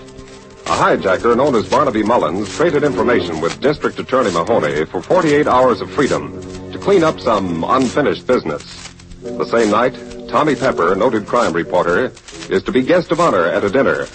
But after taking a drink, Tommy and the District Attorney collapsed. Keep up the first aid treatment, Denny. An ambulance will be here any moment. Yes, sir. Mr. Pepper. Mr. Pepper. He's coming too, Captain Drummond. Good. I can't say as much for Mahoney. No, sir. The DA's in bad shape. Wait a moment, barman. No, it's no use. What do you mean? There's no pulse, no breath. His heart stopped. The district attorney's dead. Mr. Pepper's going to be all right, sir. Tommy Pepper, can you hear me? Drummond, what happened? Someone must have poisoned your drinks. Lie still now. In a moment, we'll put you in an ambulance and take you to the hospital. But Mahoney, I saw him fall. Where is he? He's dead. Mahoney dead. That's terrible. Who did it, Tommy? Do you know? Might have been Barnaby Mullins or anybody. Lots of rats hated me and Mahoney. Tell me, who is Barnaby Mullins, and why do you suspect him? Well, it was Mullins on the phone today. He threatened me. I investigated his hijacking racket. Mahoney was to prosecute him next week. I take it then he's out on bail. Where can I find him? Well, he used to hide out at Cornwall Arms, apartment 4E. Thanks. Denny and I'll go there at once. Be careful. Mullins is tricky, dangerous, and desperate.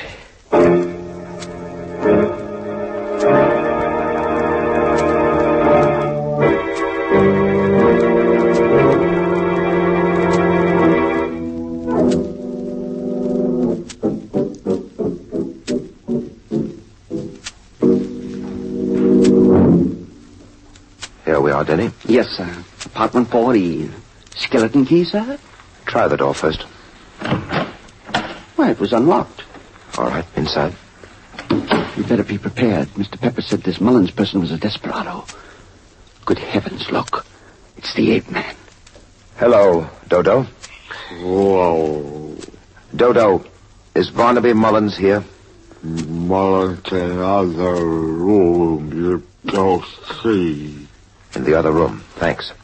This way, Denny. This is fantastic, sir. Why is that creature here in the apartment of the man suspected of poisoning his master? Open the door, Denny. This is a light switch. Well, that must have been Barnaby Mullins. Hanged by the neck from an overhead pipe. Oh, dear.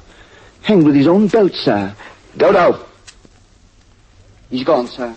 That explains that Dodo hanged Mullins for poisoning Tommy Pepper. I doubt that, Denny. Dodo would have strangled Mullins.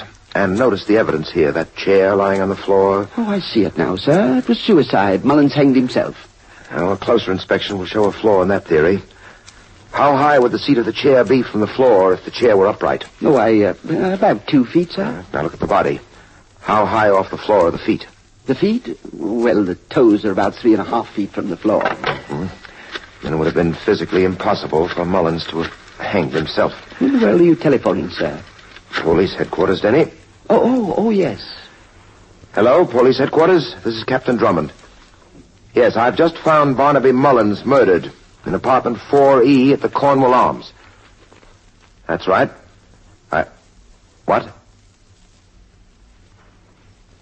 I see. Well, thanks, I will. But please, sir, you gave the police some information, and apparently they gave you some. They did, Denny. Mullins' partner, a person named Spike Saunders, shot his way out of jail 3 hours ago. He killed a guard. Let's be going. Going, sir? Where? To the hospital to see Tommy Pepper. If Spike Saunders is on the rampage, we must cover every angle.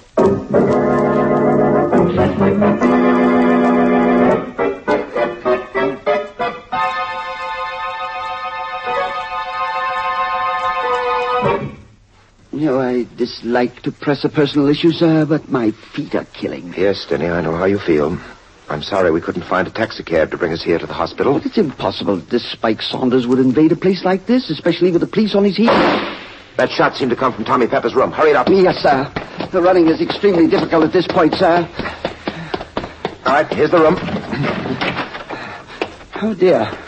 Mr. Pepper isn't here. There's a terrace outside. Look out there. I'm all right, Drummond. My word, he's under the bed. Yes, but still alive. Tommy, who fired that shot? I don't know. I was dozing when I heard one of the French windows open. It squeaked. To me, that meant danger, so I dove under the bed. Anything outside, Denny? Yes, sir. This gun. Apparently the assassin dropped it on the terrace as he ran away.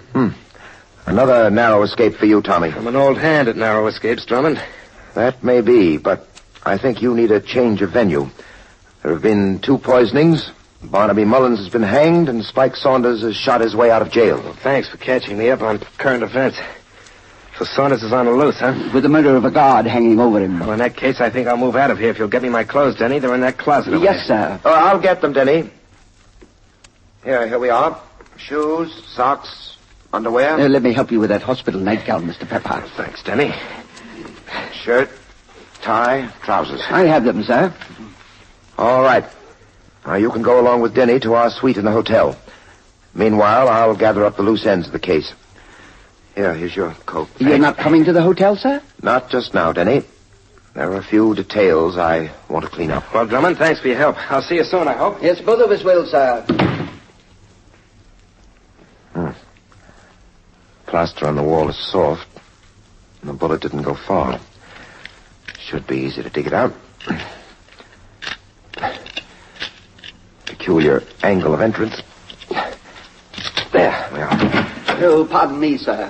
Why did you come back, Denny? Well, Mr. Pepper considered himself far too capable to need a chaperone on his way to the hotel. He insisted that I come back here. He went on alone, so I gave him my key. All right, we'll follow him in a few moments. Yes, sir. You see, I believe that Tommy Pepper will need not 1 chaperone, Denny, but 2.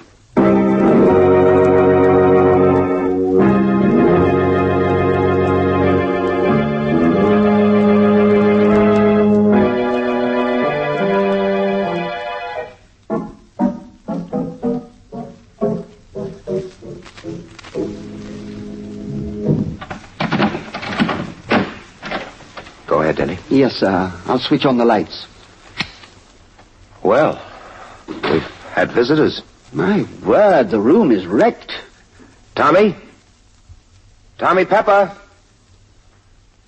He isn't here. He's been kidnapped, sir. From the look of the room, there was a fierce struggle before someone overpowered him and carried him off. Yes, it appears that way. Please, sir, what do we do now? At the moment, I believe we'll both raise our hands high. Raise our... What in the world are you talking about?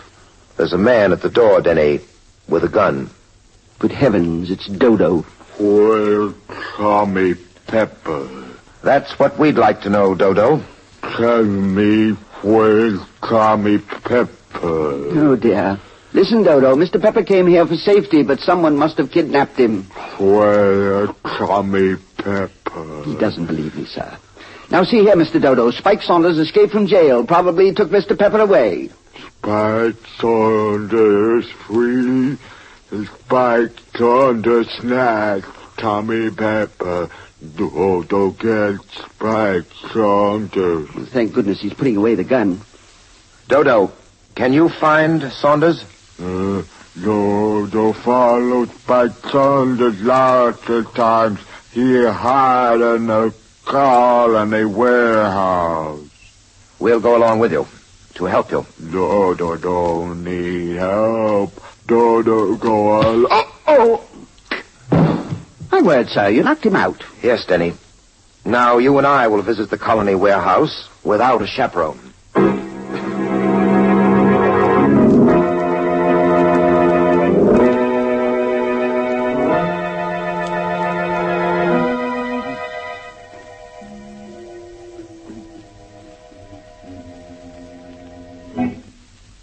It's all right now, sir.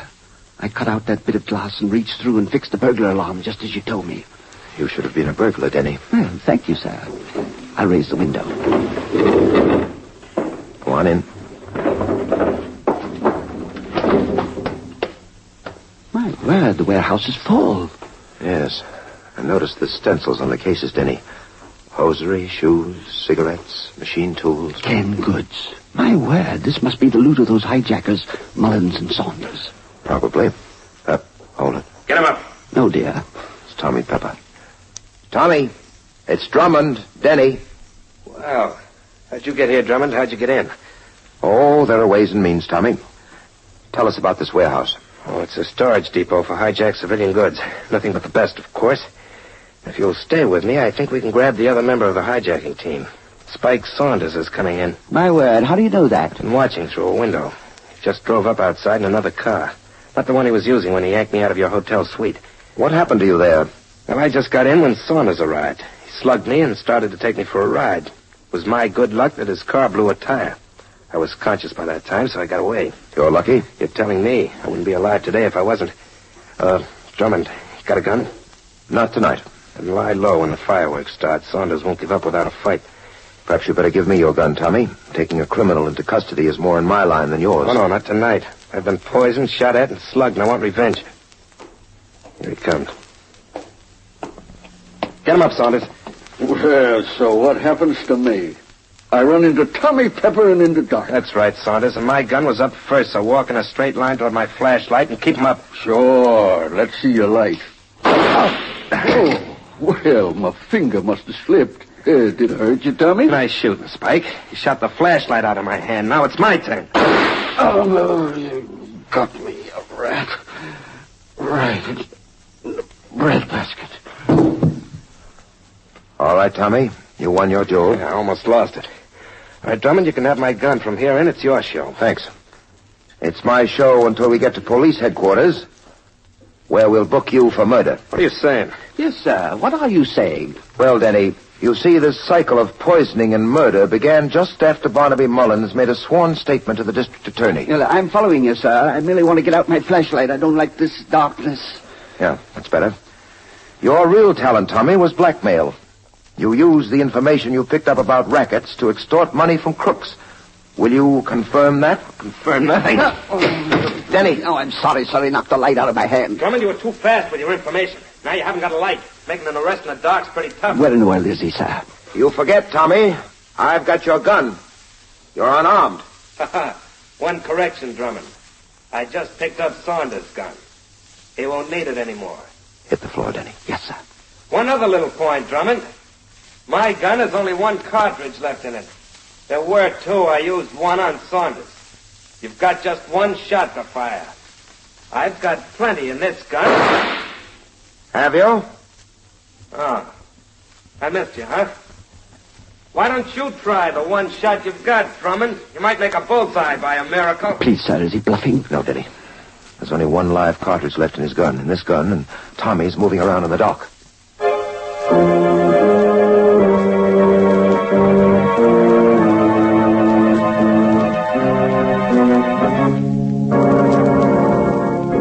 Back to the climax of our story in just a moment.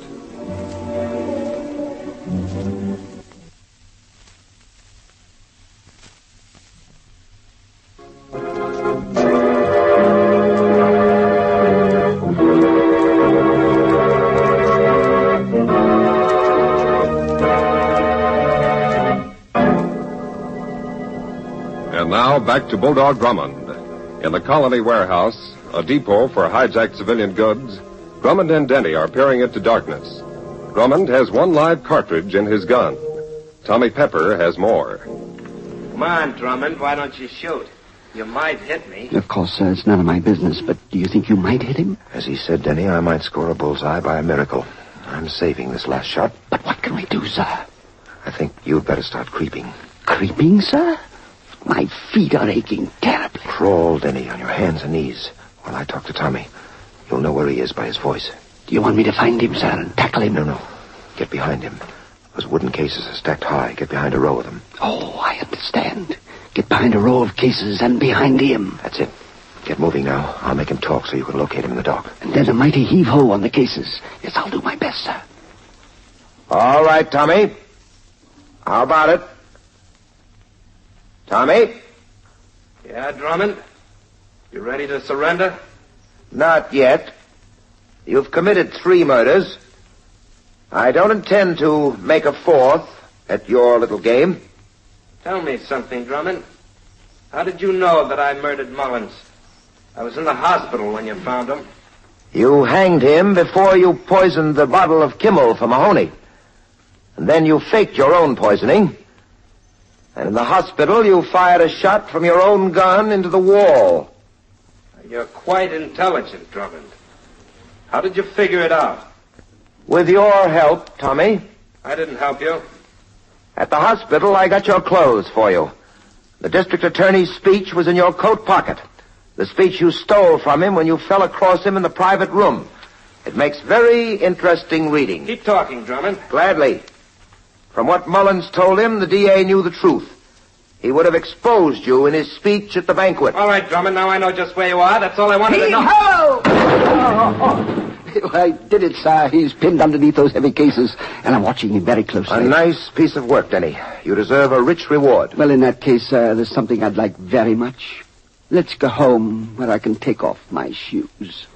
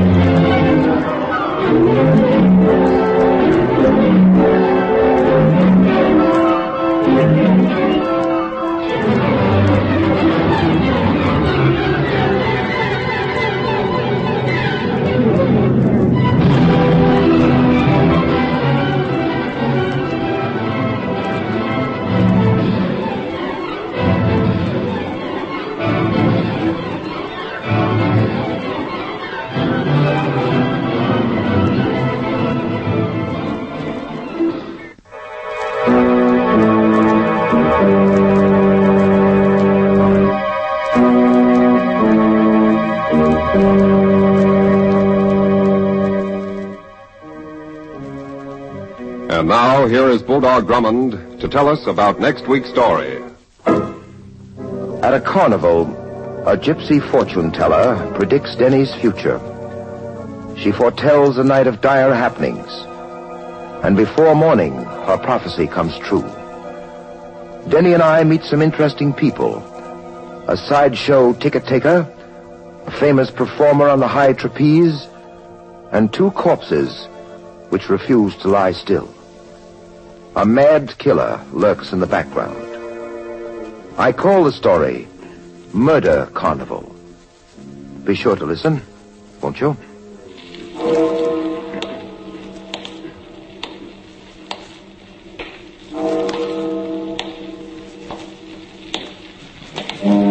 And so, into the night walks Bulldog Drummond, seeking new adventure and excitement.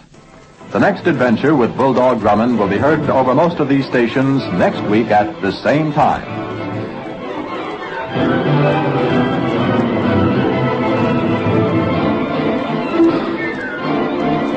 This is the Mutual Broadcasting System.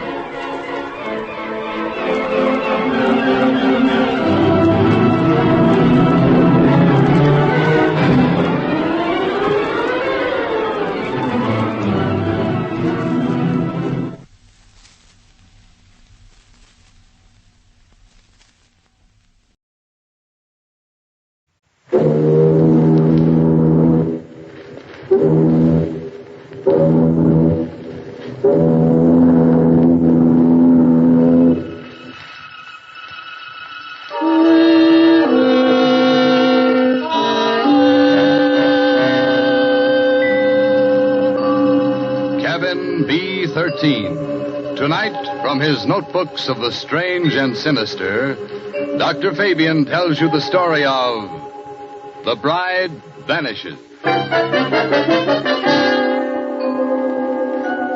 Terror doesn't strike only in dark places.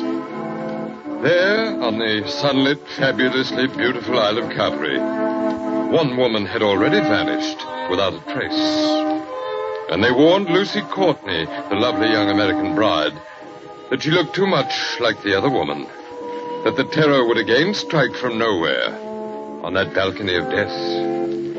Would you have dared to step out upon that balcony alone, as Lucy did? CBS brings you another strange and incredible tale of mystery and murder by the world-famous best-selling mystery writer, John Dixon Carr, directed by John Dietz. Now, here's Mr. Carr's famous Dr. Fabian to tell you his tale, The Bride Vanishes.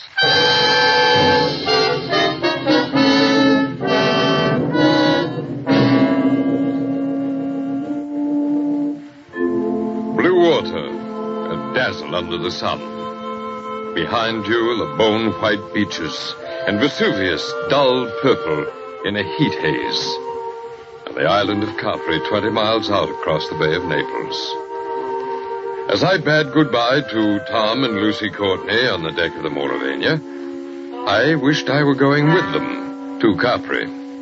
I didn't hear the story of the horrible events which befell them until we returned to Naples again, a story that began soon after they boarded the small harbor steamer that chugs across the bay toward Capri.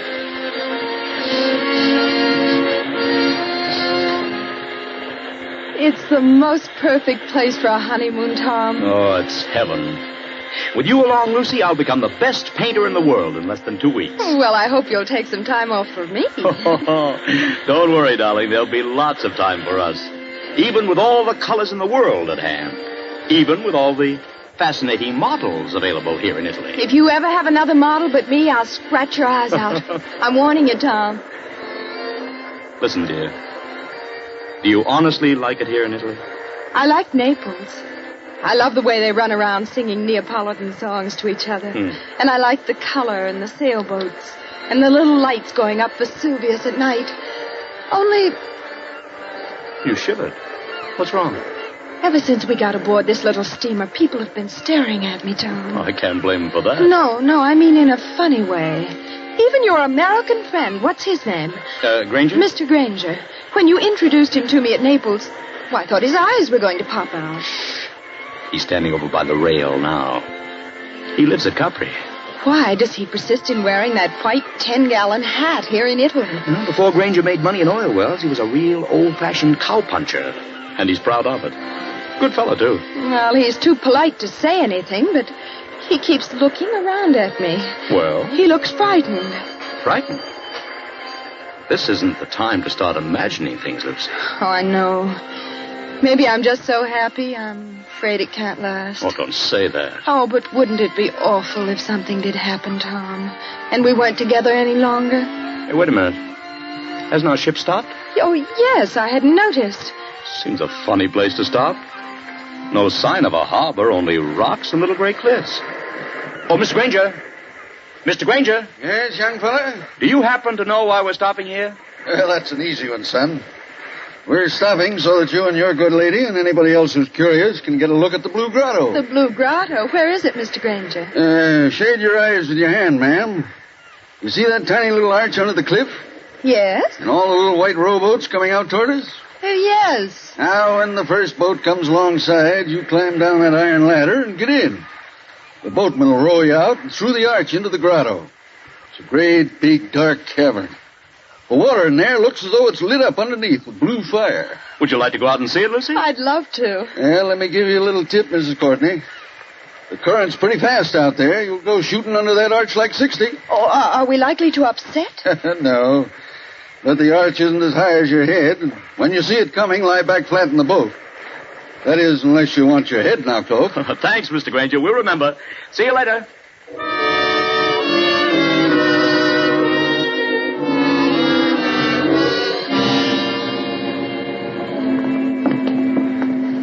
Easy on the ladder, Lucy. Don't look round yet. I'm all right, darling. I'm just as good a swimmer as you are. I'm in the boat now. Take one more step. All right. Steady.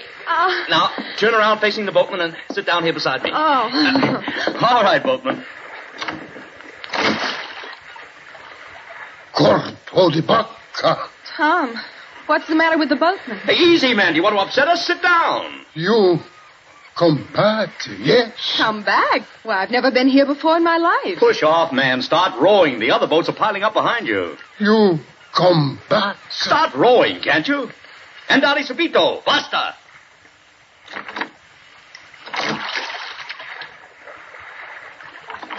Tom, he can't take his eyes off us. I wish he'd watch out where he's rowing. You come to live at Villa Borghese, yes? Tom, how does he know that? This lady, she's not dead? Dead? Of course she's not dead. What are you talking about? She never come to Capri before? Never. Then I tell you, she will disappear just like the other one. Disappear? See. I rest on my oars, I tell you. Tom, aren't we moving rather fast? Yes, that's the entrance to the grotto ahead. I tell you, there was a lady, so much like you. Oh, for the back, so it scared me. Look, old man, I don't want to teach you your business, but you've got your back to that grotto. Take this lady back where she come from. Don't take her to village of Borghese. Down, Lucy. The current's taking us into the grotto. Flatten your back. Down!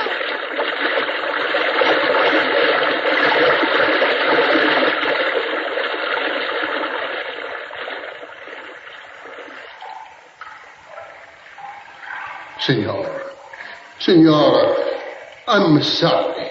I almost make you to get hurt. You know you nearly got your own head knocked off? Excuse me, no, I'm used. Now, I will row you around the Blue Grotto.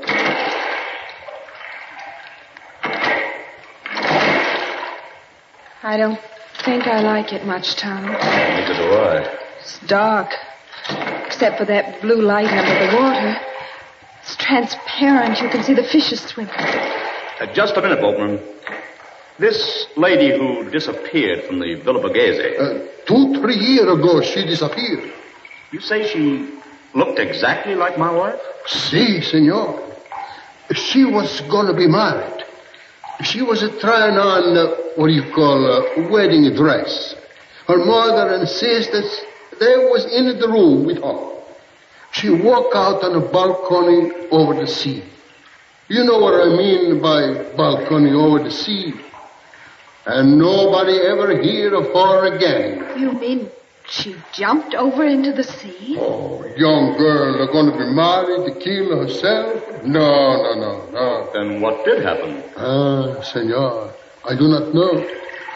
But sometimes they say you can meet her ghost. In here. She float just under the water where you can see her. And it turned over and over. And the wedding veil is still around her face. Tom, let's get out of here. You want to go? Yes? Lucy, if this fellow is stringing us along... He is not stringing us along. Then somebody ought to know what this means. If we've inherited a haunted balcony where people disappear like soap bubbles, I say it's too much. Let's get back to our steamer and talk to Granger.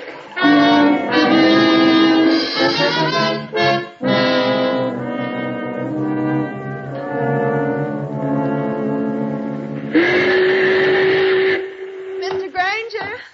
Mr. Granger! I'm aboard, ma'am. You too, young fella. The ship's starting in half a second. Hey, give me a hand, Lucy. Yes, dear. Oh, didn't anyone else go to the Blue Grotto? Well, ma'am, no. The other boatmen refused to take them after they saw you and Mr. Courtney go. I'm sorry, It's all right. We've just heard the story. I ought to have told you about it myself. All the way out here, I've been cussing myself and thinking what an ornery old badger I am for not telling you when I first met you in Naples. The girl did vanish, then? By a first-rate miracle, yes. In broad daylight, within 20 feet of her mother and sisters. You don't look like a man who'd believe in miracles, Mr. Granger. I'm not, son. I'm just telling you what happened. But why is everybody so excited? Somebody must have thrown her off the balcony. Josephine Adams was all alone on a balcony 40 feet up a cliff, smooth as glass. She didn't fall, and she wasn't thrown because there was no sound of a splash. And she didn't come back from the balcony because her mother and sisters were in front of the only door. Yet within 15 seconds, 15 seconds, mind you, she just vanished. You believe that? Sure, I believe it, son. It's a fact. Did you know the girl's family? Very well. We got a real English-speaking colony here. Oh, we're pulling in. About a half a minute now. I'm going to show you your new home. Oh, can you see it from the deck here? You sure can, ma'am. It's on the edge of the cliff. Professor Davis's house on one side of it, and my shack's on the other. That's why I want to ask you a question. Well, of course. Ask anything you like. I'm an old stager, ma'am. Not exactly up to high-tone society around here, but you trust me? Yes, I think so. Then promise me something. Unless you're with somebody you do trust, keep away from that balcony. Do you honestly think there's danger? I don't know, son. If I did, I wouldn't have to talk this way. Oh, that sounds like a dog barking. I thought I heard it before. It is, a big police dog. And led by a very handsome woman, if you ask me. Oh, Lord, I didn't know she was aboard. Who? The Countess. She lives in our colony. Why, she looks like an American. You take your eyes off her, Tom Courtney. She is an American. Married a Count Purchesi or something like that. Just call her Nellie. My dear Harry Granger. Hello, Nellie. It's true. Everybody told me so, but I couldn't believe it until I saw her. She does look exactly like poor Josephine Adams. Just as small, just as dainty. Please. Is everybody trying to give me the jitters? Nellie, I want you to meet some friends of mine. Oh, you don't need to introduce me. I know who they are. You're the nice young couple who've taken that villa. I'm Nellie Lucchese, and this is my dog, Tiberius. Named after the wicked Roman emperor, you know, who used to live at Capri. I must confess I'm terribly fascinated by wicked things. Aren't you, Mr. Courtney? Lucy, stop kicking me in the ribs. I haven't done anything. No, and you're not going to. But Tiberius seems to have taken quite a fancy to you, Mrs. Courtney. I've never known him to go up to a stranger before. Well, I only wish I could borrow him. He might be a charm against... Oh, I don't know. We'll be at the harbor in a few minutes. Then you must let me drive you up to the villa. You won't be able to get any servants, I'm afraid, because they won't stay here. But you can camp out. Oh, look. Look, there's your villa. We're passing it now. Oh, where? On the cliff where I'm pointing. Hey, wait a minute. There must be some mistake. That's not the Villa Borghese. It sure is, son. But that's a palace. Like all the other houses there. And I rented it furnished for about $25 a month. Can't you guess why you got it so cheap, son? If you take my advice, you'll turn around and go back to Naples for the next steamer. Oh, Harry Granger, don't be an idiot. Let's have some excitement. Let's have some excitement. Tom, it is beautiful. Yeah. Too infernally beautiful, if you ask me. Oh, there's the balcony. Well, it's all right but daylight. Marble and tapestries. But at night, when you've got to put out the lights, and you start thinking about what happened there, you...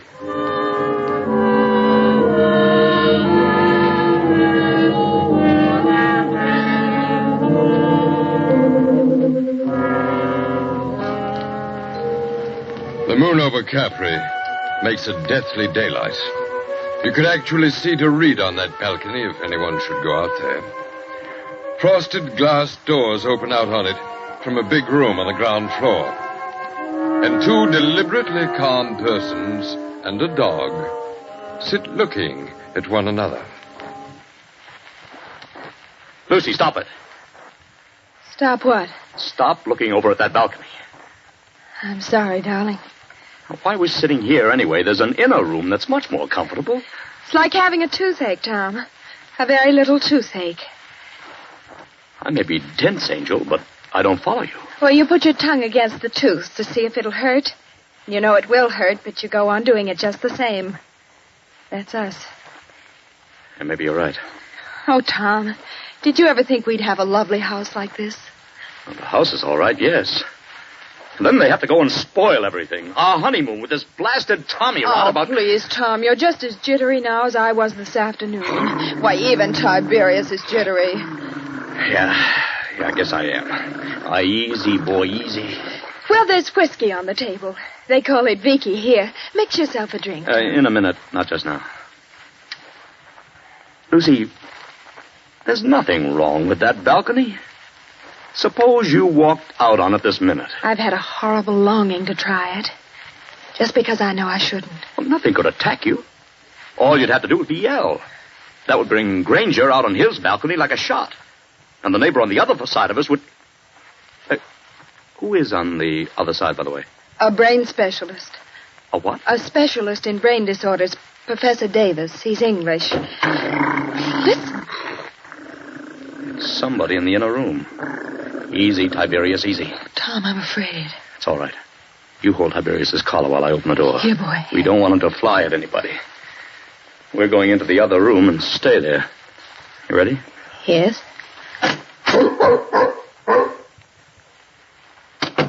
Good evening, Mr. Courtney. Good evening, Mrs. Courtney.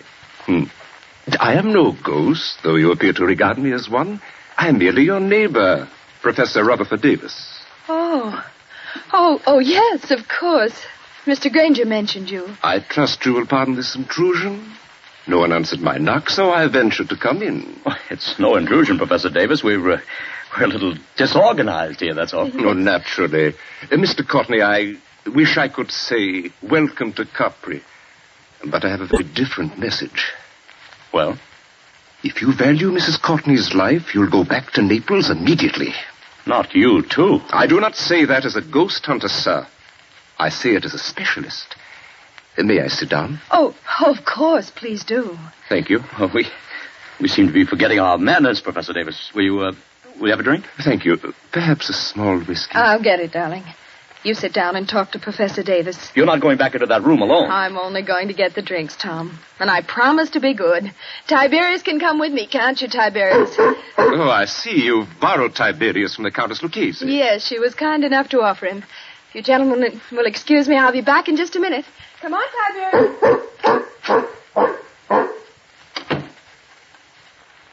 I hope this is all right, Professor. No, sir, it is not all right. Your wife is in very great danger, sir. But why? Because of that balcony? No, because she looks exactly like the late Josephine Adams. I don't get it. Mr. Courtney, did you ever hear of paranoia? Some kind of mental disease, isn't it? Yes. The paranoid begins by imagining that he or she is being persecuted by someone. Persecuted by the most unlikely and harmless kind of person as a rule. First, he hears things. A voice in his brain whispers, "You'll be killed, you'll be killed, you'll be killed." He hears it in the tick of a clock, in the rattle of a train, in the footsteps on a street. There are holes in the walls through which his enemy is always watching. Invisible speaking tubes bring him messages. There are pains in his joints and nightmares of attempts to poison him. His brain bursts and he kills. Oh, excuse me for speaking so strongly. But how does this affect us? Mr. Courtney, will you examine the sheet of paper? What is it? A fragment of a typewritten diary. I found it on the cliffs months ago. Don't ask me who wrote it, but I know that a criminal lunatic on this island imagined that poor, inoffensive Josephine Adams was his enemy. So he killed her. Killed her? How? I don't know. And what happened to the girl's body? I'm not a detective, sir. The body was carried out to sea, perhaps, or washed along the cliffs and into the Blue Grotto to be lost. But don't you understand the danger to your wife? You're not suggesting to that... somebody's cracked brain, your wife is Josephine Adams created all over again. Kill Lucy? What couldn't be done? It was done, my friend. Listen. That sounded like a dog howling. Miss Courtney is rather a long time in getting that whiskey. She wouldn't go near the balcony. She promised not to go out on the balcony. People do very perverse things, my friend, when they know they shouldn't. Lucy!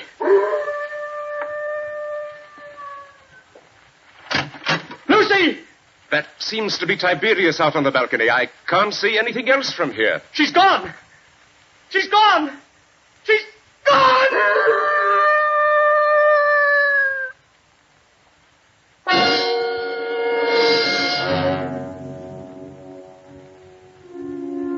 An empty balcony, a howling dog, and a sea turned clear silver under the moon. That was how it was pictured to me with such intolerable vividness that I seemed to have lived through it. Then, after the tumult and the shouting, there are other pictures. Don't you hear the noise of that motor launch with a half-demented young man at the wheel? 3 other familiar figures are gathered round it. Don't you recognize the white 10-gallon hat of Harry Granger, and the neat pointed beard of Professor Davis, and the brunette prettiness of Nellie Lucchese? But what on earth is he going to do? I'd like to know that one myself. Listen, please, all of you. Take it easy, son. We're with you. What time is it? Time? Yes, what time is it? It's 2:30 in the morning, going on for 3. 12 hours. Then the tide ought to be just where it was this afternoon. What's the tide got to do with it? A whole lot. Somebody set a trap and made Lucy fall off that balcony. I know it. Oh, that's absurd. If Lucy's been carried out to sea, there's nothing we can do about it. But if she's been carried along with the current and into the Blue Grotto... The Blue Grotto? One moment, sir. You're not proposing to run this big launch under that arch after dark? Yes, Professor, that's just exactly it. Oh, go on, do it. I'll back you up. Let's have some excitement. It would be exciting enough, I assure you. Mr. Courtney, have you got some wild hope of recovering your wife's body? I've even got a wild hope she may be alive. Lucy's a very strong swimmer. You're acting like a nut, son. Get set, everybody. I'm going to swing around.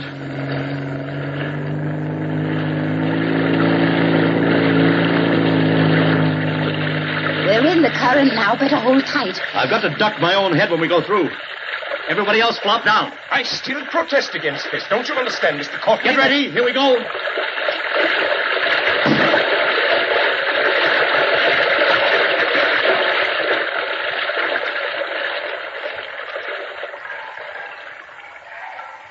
What on earth's wrong? There's no Blue Grotto. It's black as pitch. My dear Nellie, I kept trying to tell all of you. The Blue Grotto effect is caused by the sun's rays. There never is one except when the sun is out. Just how does our friend propose to find anything in here? Listen. Oh, something's got hold of the boat. I felt it move. There's a hand there. A wet hand. Lucy. She's out alive. Mr. Granger, help me lift her up over the side. Right, easy. Don't tip the boat. Lucy. Lucy, darling. Are you all right? Tom. Are you all right, Lucy? Can you hear me? All right. Just exhausted. I got in here, couldn't swim out against the current. Well, don't try to talk. Got to talk. Going to faint. Tom, who's with you? Only our friends. Who's with you? Is the murderer with you? A pleasant prospect to be shut up in the dark at 3 o'clock in the morning with a criminal lunatic. Who spoke then? Lucy, don't hold me so tight. Let go, dear. I'll get the boat started and have you out of here in just a second. Who spoke then? Only Professor Davis. Tom, I've got to tell you. You know that girl, Josephine Adams, died. Almost killed me. Has anybody here got some brandy? Or a flashlight? I have a flashlight, my friend. Will you allow me as a medical man to examine Mrs. Courtney? I'd better keep back for just a second, Professor. She's hysterical. Give me the flashlight. I walked into other room. No one with me. All alone except Tiberius. Yes, Lucy. Somebody called my name from the balcony. I thought, very soft. Mrs. Courtney. He said, Mrs. Courtney. Did you recognize the voice? Yes. That's why I went. Hadn't you better start up this boat and get out of here? Who spoke then? Don't pay any attention to them, Lucy. Nobody can hurt you now. I went out on the balcony. Bright moonlight. Bright as day. There was nobody there. Nobody on the balcony? No. I looked out over the sea, and something came at me, Tom. Something flew out of the air and came at me. Just one moment before Mrs. Courtney goes on. Is anybody in this boat carrying a revolver? Not that I know of. Excuse my mentioning it, but I felt something metal brush past my hand. It was only the flashlight, probably. Will you please let Lucy go on and finish? Lucy, you were on the balcony, and something came at you. Yes, like a snake, sideways, out of the air.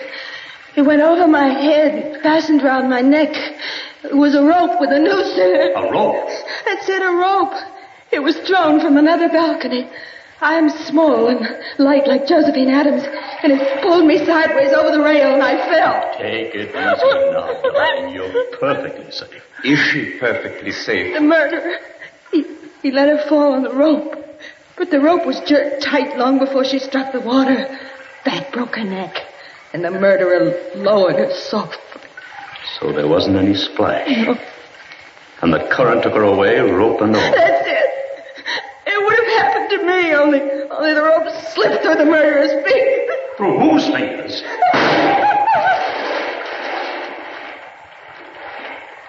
Somebody in this boat has got a revolver. Who's overboard? Somebody went. Switch on that light, my friend, and shine it on the water. All right, Professor. There's your light.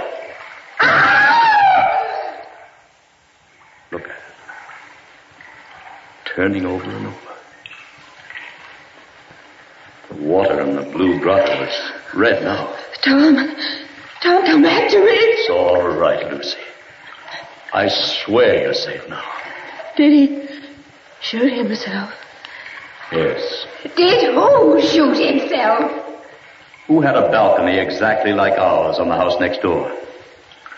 Who began life as a cowpuncher and would have known how to use a lasso? Who knew Josephine Adams well and got it into his maniac head that Mrs. Courtney was Josephine Adams all over again? Harry Granger. Look. There's his 10-gallon hat floating away.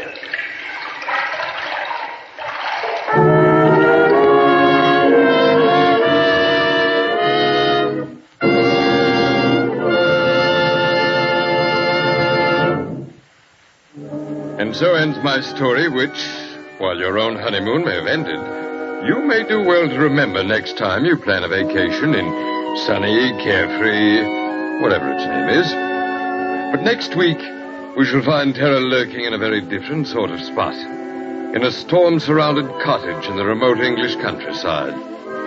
It's the story of a girl who married a man she knew too little about, a tale of poison, and of a rat that played the accordion in a cupboard.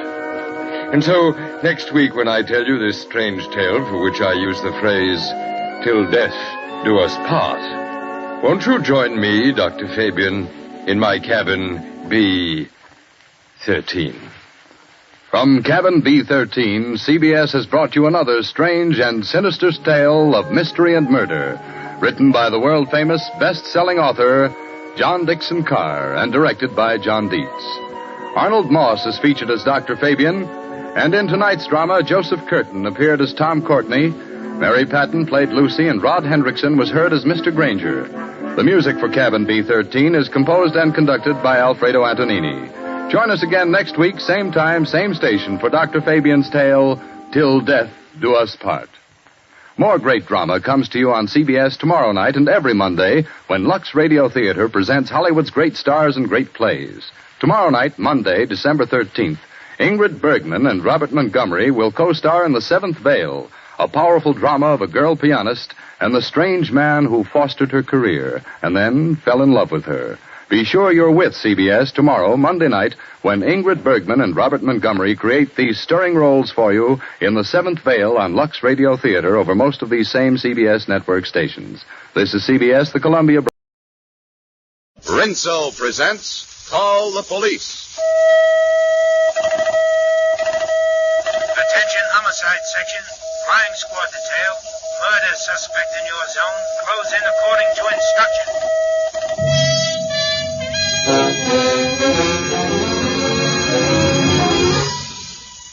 Between you and the evil outside the law, between you and the housebreaker, the kidnapper, the murderer, stands the policeman of your community. He gives up his sleep that you may sleep unafraid. He gives up his safety that you may be safe. And if need be, he gives up his life to protect yours.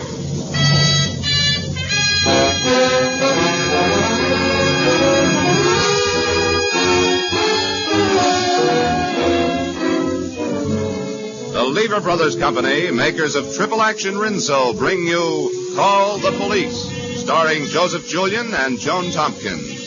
This new series of realistic radio dramas is inspired by the courageous work of police departments all over America.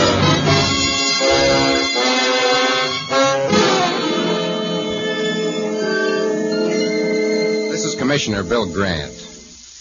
Every once in a while, I like to look through the files of the Ashland Police Department just to remind myself that sometimes the difference between a murder solved and a murder gone unpunished can be a very little thing. A piece of string, maybe, or the core of an apple. As a matter of fact, there's a file card on my desk right now, number 439-652. The name up at the top of the card is Tenney, Calvin Tenney. He kept a fruit stand at the corner of Tremont and Pine. That's where the case began. Nice apples you got there, Pop. Huh? Oh, Oregon apples. This is the only fruit stand in town carries them. Try one. Sure. Yeah, not bad, Pop. Name is Tenny. Not bad at all. How's business, Pop? Well, you know how fruit stand goes. 1 week up, 1 week down. From now on, it's all down. Huh? You're going out of business, Pop. What? Mm-hmm. Besides, your health ain't so good. Oh, my health's all right. I'm not so young, maybe, I like but... this apple. Your health's bad. Gonna get worse. I don't understand. Yeah, we'll have another apple. Close up the stand, Pop. Take a vacation, retire, raise chickens, do anything. I don't care, but close up the stand fast. Now, why should I? You know, the second apple's as good as the first. Because if you don't, Pop, they'll pick you up in an alley one of these nights. I'll tell you what, Pop, give me a bag full of those apples, huh? In an alley, Pop. And laying down. Because you got bullets, Pop. And you're dead.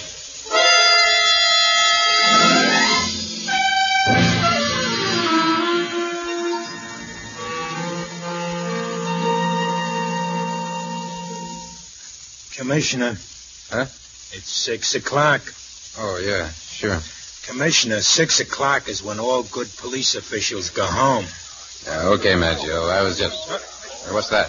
Oh, somebody exercising their lungs. I'll go take a look. What is it, Maggio? Maggio! Oh, there's a guy out here runs a fruit stand beeping because his license hasn't been renewed. Why wasn't it renewed? Well, the stand's on the corner of Tremont and Pine, right next to the bank. The president wrote and said he didn't like it. It ain't dignified or something. There's the parking lot across the street, or the Langley dump in the third corner. Why, Commissioner, the Langley Mansion is one of the city's landmarks. Well, it's still an eyesore. It hasn't been lived in for 50 years. Maggio, let me talk to that man. Commissioner, it's unimportant, routine stuff. Well, apparently it's pretty important to him. Okay, Commissioner. Hey, you. Come on in. Thank you. There he is. Behind the desk, mister. Mr. Krantz? Grab a chair.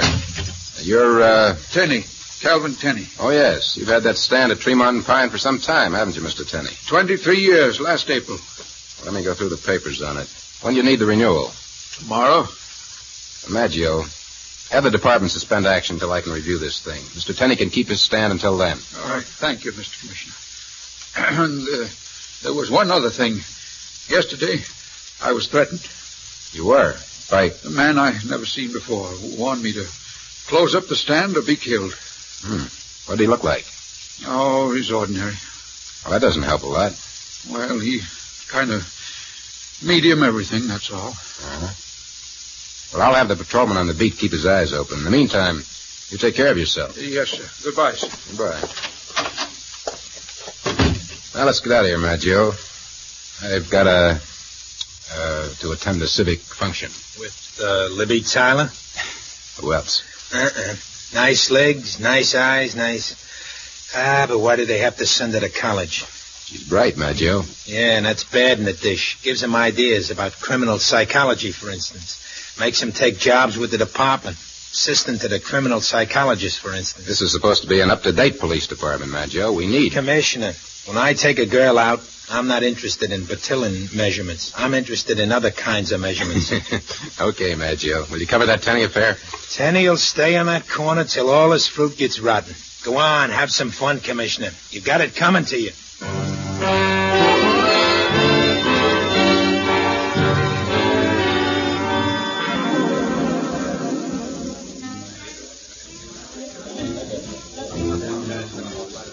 Ouch.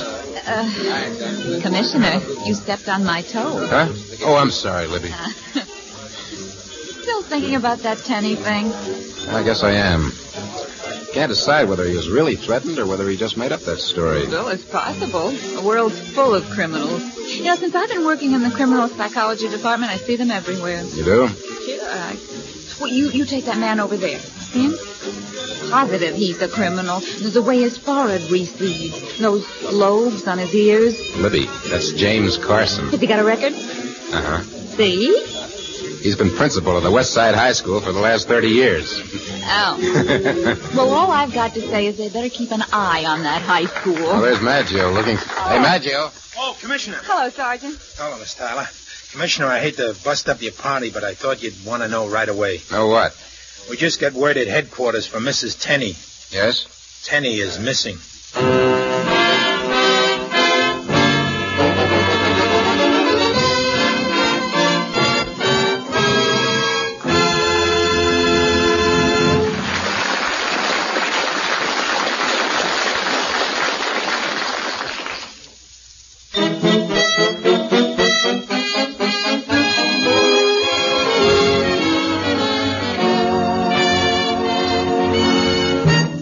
Maggio told Libby Tyler and me that old man Tenney had just been reported missing. We grabbed a squad car and highballed it right down to Tenney's fruit stand. Tremont and Pine, Commissioner. There's the stand. It's all shut up for the night. Maggio. Yeah? What? Oh, a couple of oranges caught in a wooden shutter. So what? Those oranges are ruined. A man running this stand for over 20 years wouldn't do that. Unless he was frightened or... unless he didn't close that stand down himself. You setting this up for a snatch, Commissioner? It could be. Well, why would anyone want to kidnap Mr. Tenney? I don't know, Libby, but that's what it looks like. Well, we've got the alarm out for him. Routine's covered. Come on, let's get back to the car. Maggio. Yeah, Commissioner? If you snatched a man on the corner of Tremont and Pine, and you wanted to get away fast to where there weren't many people around, where would you go? Well, let me see. Straight up Pine, less than a mile, and I'd be up in the hills. All right, then get going. Straight up Pine.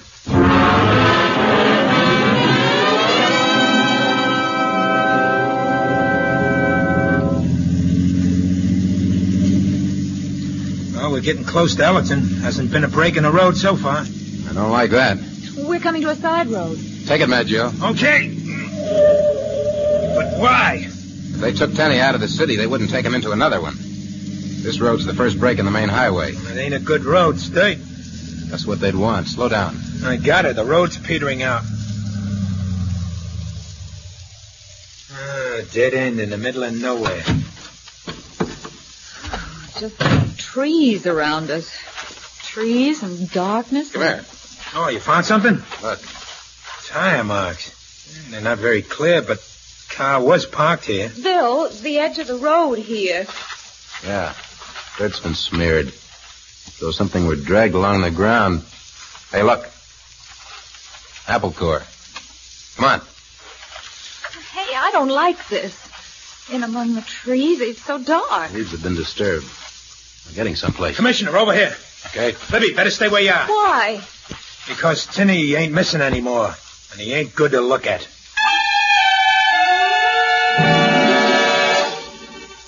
As soon as we got back to headquarters, I got the boys started. Photographs, plaster casts of footprints, ballistics tests.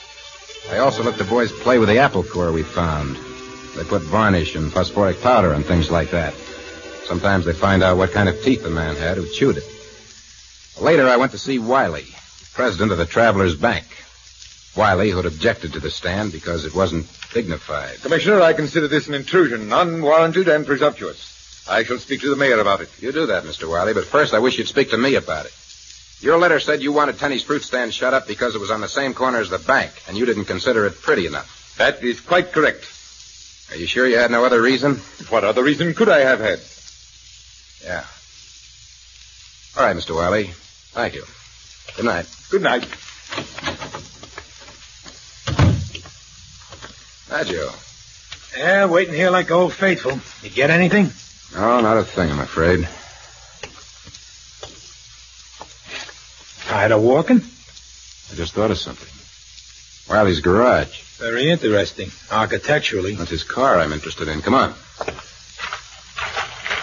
Oh, don't you ever give up, Commissioner. What could there be in Wiley's car? Here we are. Chauffeur's quarters over the garage, huh? Hope we don't wake him.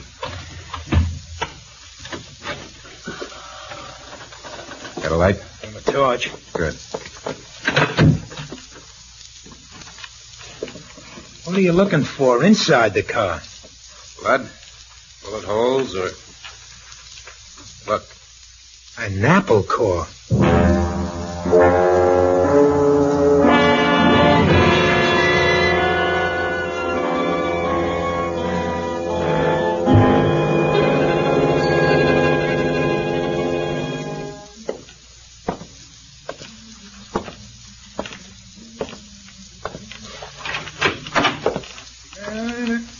Lobby.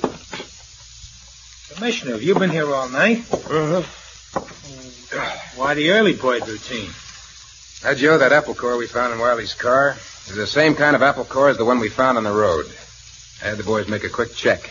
They're both Oregon apples, and Penny was the only stand in town that carried Oregon apples. Ah, you have got yourself something. All right, let's go arrest Wiley. Joe, we can't go to court with circumstantial evidence and no motive. Yeah, jury's on nuts about motives. Hello. Bill, Libby. Oh, hello, Libby. Bill, I couldn't sleep all night thinking of Mr. Tenney, and I want to do something about it. I know how you feel, Libby. We're doing all we can, testing and checking everything. But that's just routine. Well, Libby, 99 police cases out of 100 are cracked by routine. This is the 100th case, Bill. And I think I'm on the right track. The psychological track that... Juries don't care for psychological proof. Have you got anyone to bring before a jury yet? No, but... Well, I'm going to get you that someone. Bill, Mr. Wiley is mixed up in this thing somehow. Well, there are a couple of pointers to him, sure, but... He killed Tenney, or had him killed, because he was planning to rob his own bank. Abscond with the funds. That's why Wiley sent that letter of complaint to the department. But, Libby, why should Wiley have the old man killed? I don't know. You don't either. But, Bill, I'm going to find out.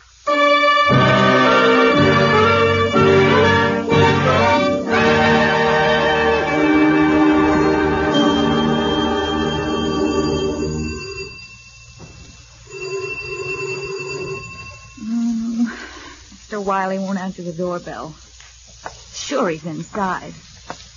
Well, I'll get him later. I thought Mr. Wiley was inside. His car's here. The chauffeur's washing it down. I wonder if... Yes. Hello? Yeah? Was the car out last night? What do you want to know for, miss? Because I think it was out. So what? Nothing. Nothing important. Yeah? What you want to know about the car for? Well, is that a gun? It's a gun. Well, don't turn your head. Just walk into the garage. Act natural. I don't... I said walk. That's better. Now, would you like to tell me why you're so interested in where the car was last night? It's none of your business. No? What are you going to do? Just this.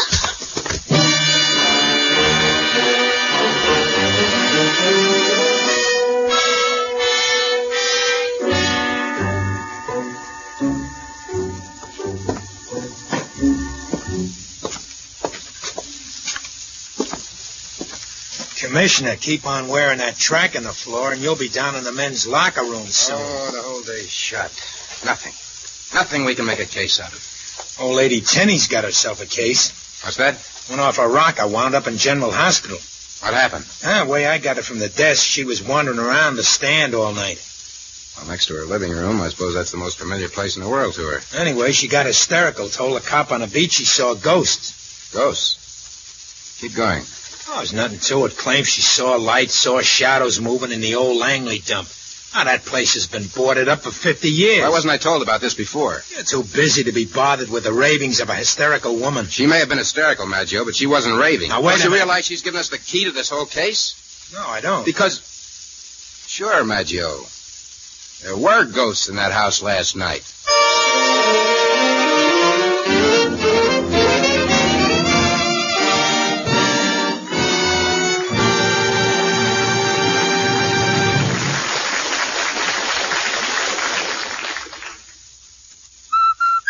Rinso white and Rinso bright.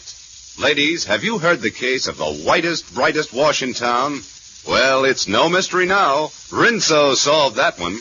I'd bet on Rinso. When the washer salesman suggested I use Rinso, I never dreamed it would make such a difference. But you should see my clothes. White things like fresh, clean snow and washable colors, bright and gay, even after scores of washing. Yes, Rinso always gets top results. So it's no wonder only Rinso carries the recommendation of the makers of 33 leading washers. For Rinso's triple action formula gives you a special soapy-rich base, an amazing suds booster, and a marvelous grease chaser. Ask for Rinso, for a Rinso whitewash with ease, a Rinso bright wash with safety.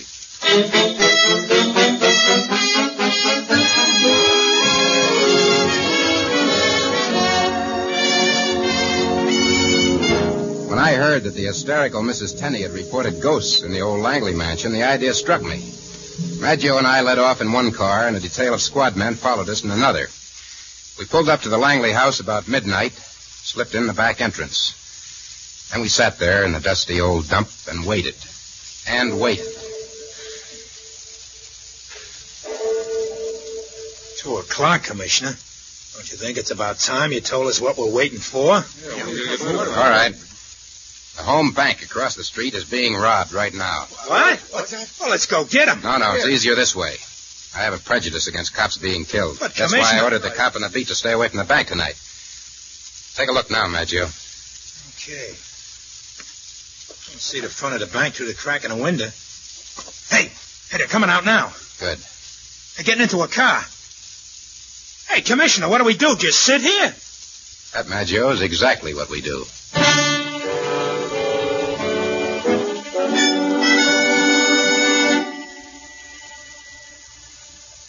I could think of lots nicer places to sit around in. This will get better as we go along. Shh. All right, men. The company I promised you is coming. They'll be using the back door any minute now. Take them the minute they come in. Hi, Commissioner. They're yours, boys. All right, come on, put your hands up over there. All right, Commissioner, everything's under control. We can have a light now. That's better. Anybody hurt? Nobody hurt, Commissioner. Good. Well. 4 little gangsters, loaded to the hilt with bank money, huh? Hey, those are the guys who just robbed the bank. That's right. And they headed back here. You knew that? That's right. Oh, well, I am. But how about Tenney's killer? Is he one of these babies? No, he isn't. Let's go get him. Go where? Wiley's house.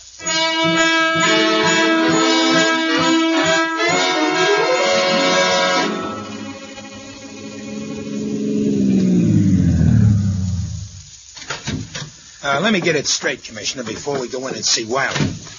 Now, you figured the Langley house was going to be used as a hideaway because of old Mrs. Tenney's ghost story. That's right.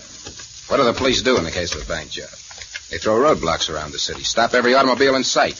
But suppose you drive the getaway car a couple of blocks and abandon it, and then go back to across the street from the bank you cracked, to an old empty house. You dig in for a few days, the police think you've escaped, then you just walk out. Good thing you decided to be a policeman instead of a crook. There's Wiley's doorbell. And you figured Wiley acted as a finger man, huh? That's a new twist, too. Oh, Commissioner, this is getting to be too much. We'll come in. Just a minute. Keep your shirt on, Mr. Wiley. For one thing, your bank was robbed tonight. I'm glad you're so cheerful about it. What kind of a police commissioner are you? The gang was caught and every penny returned. Oh, and what do you want from me? More investigating? Oh, your girl was here, too.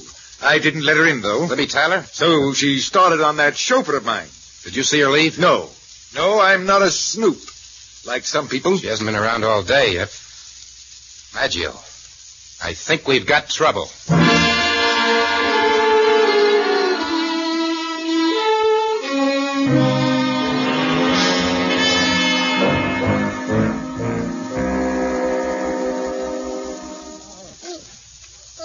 What's the matter? The gag bothering you, sister? Oh, don't worry. If that cop tries to come up here and get me, gags won't bother you, baby. Nothing will. Because... Uh-oh. They're walking out of the main house, coming down. Hey, your boyfriend's done it. Got Wiley in handcuffs, taking him downtown. Nice work, Commissioner. Stopping in front of the garage underneath the window here. Ringing the window. That must be they want me to lock up the house or something. They got Wiley tabbed for the job. I'm in the clear. Take it easy, sister. I'll be back.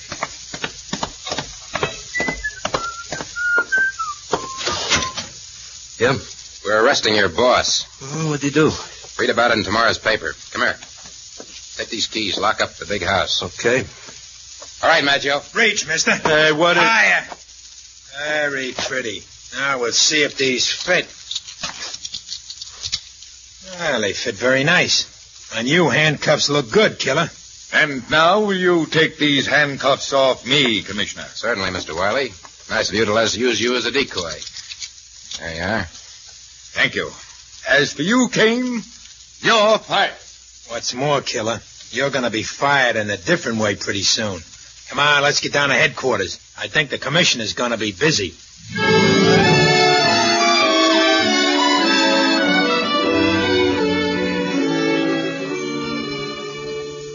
Oh, Bill, I'm so glad. I'm so glad. Easy, Libby. It's all over now. I thought Mr. Wiley was behind all this. No, Libby. It was a gang who were setting things up to use the Langley place as a hideout. They couldn't afford to have a guy like Tenney around. He'd spot something and talk. But how did you know the chauffeur was involved? Did you notice he had a tooth missing in front? The cast made of the apple core we found in the car and on the road shows that. Then there was the fact that the chauffeur just started on his job with Wiley yesterday. He bragged to me about how he'd worked the whole plan out. How he got the job with Wiley so he could be around without arousing suspicion and get to know the bank well enough. And how did you know the chauffeur was new, Bill? Old man Tenney, remember? He told me a stranger had threatened him. But unless Wiley had hired a new chauffeur, Tenney would have known him. He saw Wiley drive up to the bank every day. He would have certainly known what his chauffeur looked like. Oh. You're bright, Bill. No, I'm just a cop who's trying. I guess you're not so bright after all. Why? Well, here you've just saved a girl's life. The girl might be very grateful. If you were really bright, you'd think of something to do about it.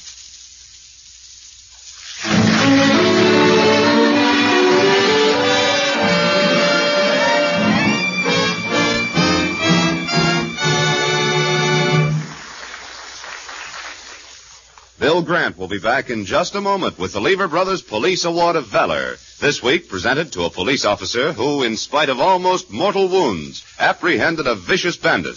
But first... Yoo-hoo, Helen!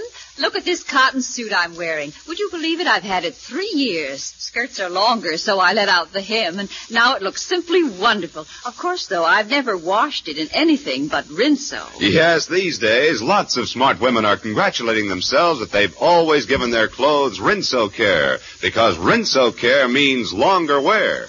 You see, Rinso's triple action formula is safe for washable colors, gentle to washable fabrics. So remember, Rinso for a safe and dazzling wash. A wash that's Rinso white and Rinso bright. Keep on asking for Rinso.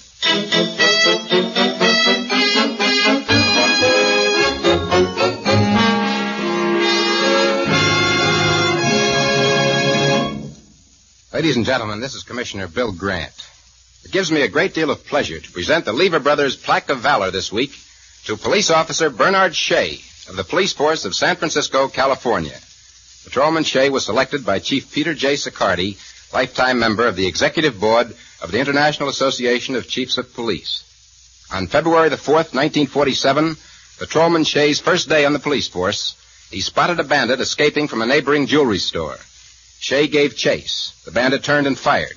The bullet struck Shea in the chest. Shea staggered but kept coming. Again the bandit fired. The second bullet ripped into Shea's abdomen. Shea closed in. A third bullet struck him in the left arm. And in spite of excruciating pain and profuse bleeding, Shea grappled with the bandit and with his last ounce of strength succeeded in handcuffing him before he collapsed. The bandit pleaded guilty of robbery and was sentenced to San Quentin Penitentiary. Shea is now recuperating in emergency hospital. So to Police Officer Bernard Shea goes $100 and this week's Lever Brothers Plaque of Valor. Congratulations, too, to Chief Dulier and the police force of San Francisco for their unfailing effort to protect the people of your community.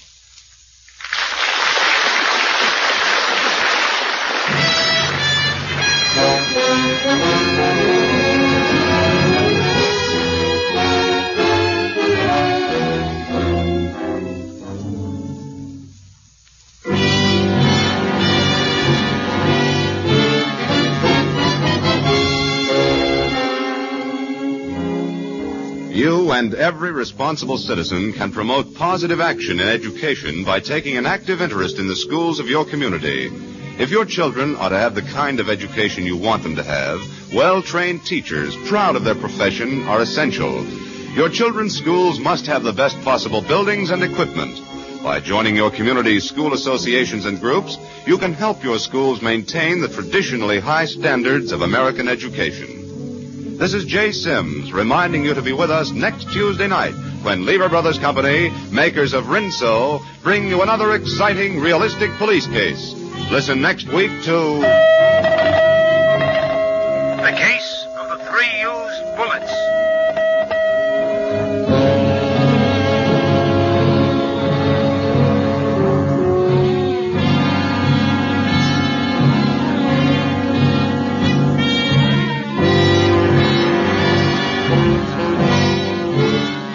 This is NBC, the National Broadcasting Company.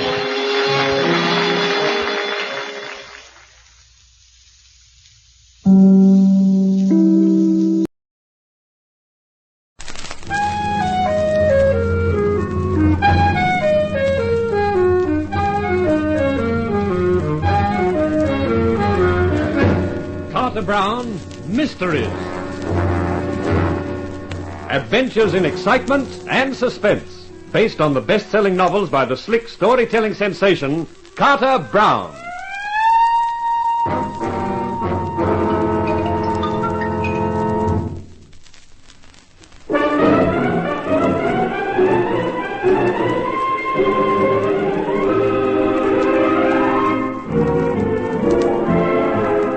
How do you do, ladies and gentlemen? This is Carter Brown to bring you another of my stories.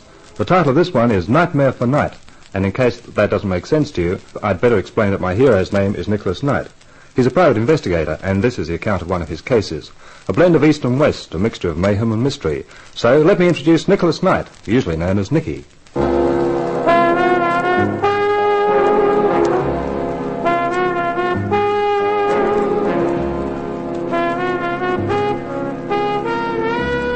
You don't get many surprises in the private eye business, but this was one of them. This slim, sleek, suave character who'd walked into my office and introduced himself as an Arabian sheik. I thought it was a gag until he produced proof. And then when he came out with his proposition, I thought that was a gag, too. I looked at his black eyes and his black pointed beard, at his perfectly cut suit and his perfectly dazzling smile, and thought I'd heard everything. Oh, well, Mr. Knight, you seem a little taken aback. Well, that is putting it mildly. Me, bodyguard for a harem. I appreciate it may be something of an unusual assignment for you, but I am perfectly serious about it. The Prince Al-Zaman will be here in the city for 2 weeks. He has delicate negotiations to conduct. They concern the oil, of course. Of course. And he has brought 4 of his harem with him, the 4 most beautiful. Also 3 guards, but the guards know nothing of the ways of the Western world. That is why we think it necessary to engage a private detective as well. I see. And when do they arrive? This afternoon. I have rented a house for them, a large house some 20 miles out of the city. It has a high wall surrounding it which will ensure privacy. With a harem in town, privacy is a good idea. I would like you to arrive at the house not later than 7 this evening. The Prince will be there, and I shall present you. A room will be at your disposal, and you will be required to stay in the house for the next 14 days, the duration of the Prince's visit. I trust that will suit you, Mr. Knight. Sheik Haroun, for the dough you're paying me, I'll even wear a sarong. You have, of course, a gun. Yeah? Do you expect that sort of trouble? I do not expect any trouble, Mr. Knight. I am just taking precautions, that is all. I'll bring my gun with me. I think in that case there's nothing further to discuss. I shall see you at the house. I have written the address and directions how to reach it. Please be prompt, Mr. Knight. The Prince does not like to be kept waiting. I'll be on time. Excellent. Your English is very good, if I may say so, Sheik Haroun. So they told me at Harvard. Good morning, Mr. Knight.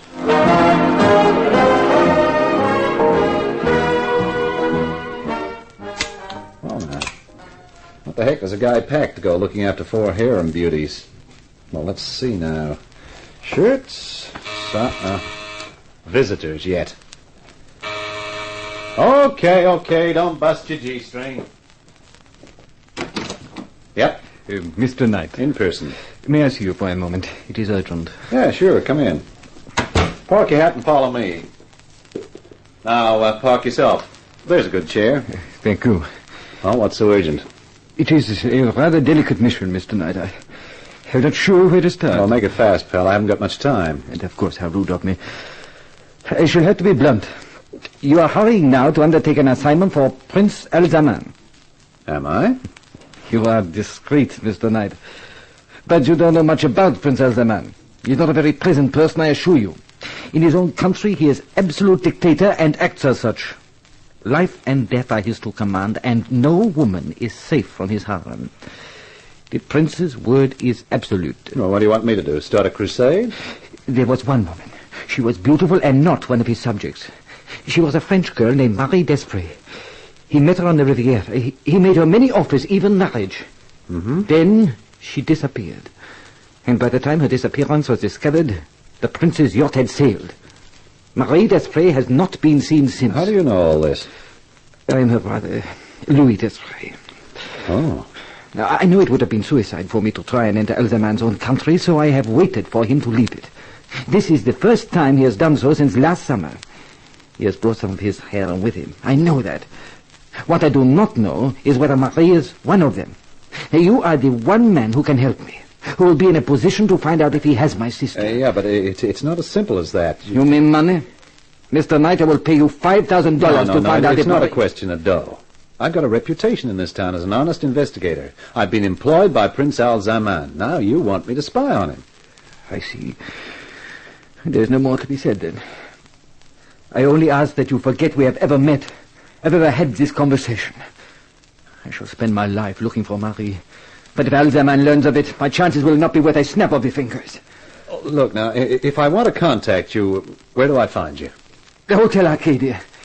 Mr. Knight, does that mean you will do it? I don't know. I'll have to think about it. Monsieur, if you do, you'll have the undying gratitude of a desperate man. I shall wait anxiously at the hotel for a word from you. Well, don't bank on it. I know a man when I see one. Au revoir, Monsieur Knight.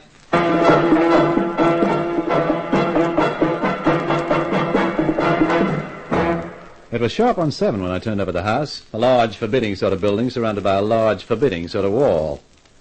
There was a guard at the gates, and another at the doorway of Prince Al-Zaman's private apartments to which the Sheikh Haroun led me. The guard at the door wore a long, curved knife, and he didn't look as though it was just for decoration. He opened the door and ushered us in. You will address the prince as Your Highness. When I saw the prince, I felt more like addressing him as Fatso. He was reclining on 2 overstuffed cushions, and it was hard to tell where he finished and the cushions started. There was a 4-pound box of chocolates beside him, and he kept dipping into it with his fat, short fingers. I have brought the private detective, Your Highness. You are Knight? I am, Your Highness. These are excellent chocolates, Haroun. You honor me, my prince. Knight. Yeah? Your Highness. Your Highness? You understand I shall be away for some days from tomorrow morning. It is essential for my women to be well guarded. My guards have orders to kill any intruder. What? Your orders are exactly the same. A hard center. Hey, now, wait a minute. This is the United States. This business about killing you can't do... Are you questioning me? I guess not, Your Highness. That is better. You need not fear any consequences, Knight. My influence with your country is considerable. The women's apartments are directly above here. I have given orders that no one enters on pain of death. No one. Yeah, I get it. I understand, Your Highness. Should you need any assistance, you have only to call. My guards all speak English. In my own country, I find that has certain advantages. I can give orders which will not be understood by eavesdroppers. Yeah, I guess that would be a help in your country. I think that is everything. Haroun will give you any other information you require. Retire from the prince's presence backwards. What? Oh, sure. The first layer is finished already. The box will not last out the night. Abdul, the audience is over. Yeah, Sidi. Mr. Knight, let me introduce you to Abdul. He will be upstairs most of the time guarding the harem. Ah, good evening. Well, I'll be with you. Come along now, Mr. Knight, and I will show you your room. Oh, thanks. I think you found the prince a little startling. Yeah, a little. It is understandable from the Western point of view, but in our country you must remember he is the absolute ruler. And you get carved by one of those knives if you feed him the wrong sort of chocolates. It is not advisable to joke about the prince, Mr. Knight. Here is your room. I trust you will be comfortable. I have left you a bottle of your American rye. Oh, say, that's really thoughtful of you. How about we open it now? We do not drink alcohol, Mr. Knight, but if you care to do so, open it by all means. Tomorrow morning, the prince leaves to conduct his negotiations, and I go with him. As the prince told you, the 4 women are upstairs. There is also Fatima, who looks after them. She prepares all the meals and will serve yours. Then there is Abdul, whom you have met, Hassan, an Arab, and Blanc, the guard on the gate. Well, sounds nice and cozy. Cheers. What in thunder is that? That is the prince going to make his nightly inspection of the harem. The gong is a warning that he is coming.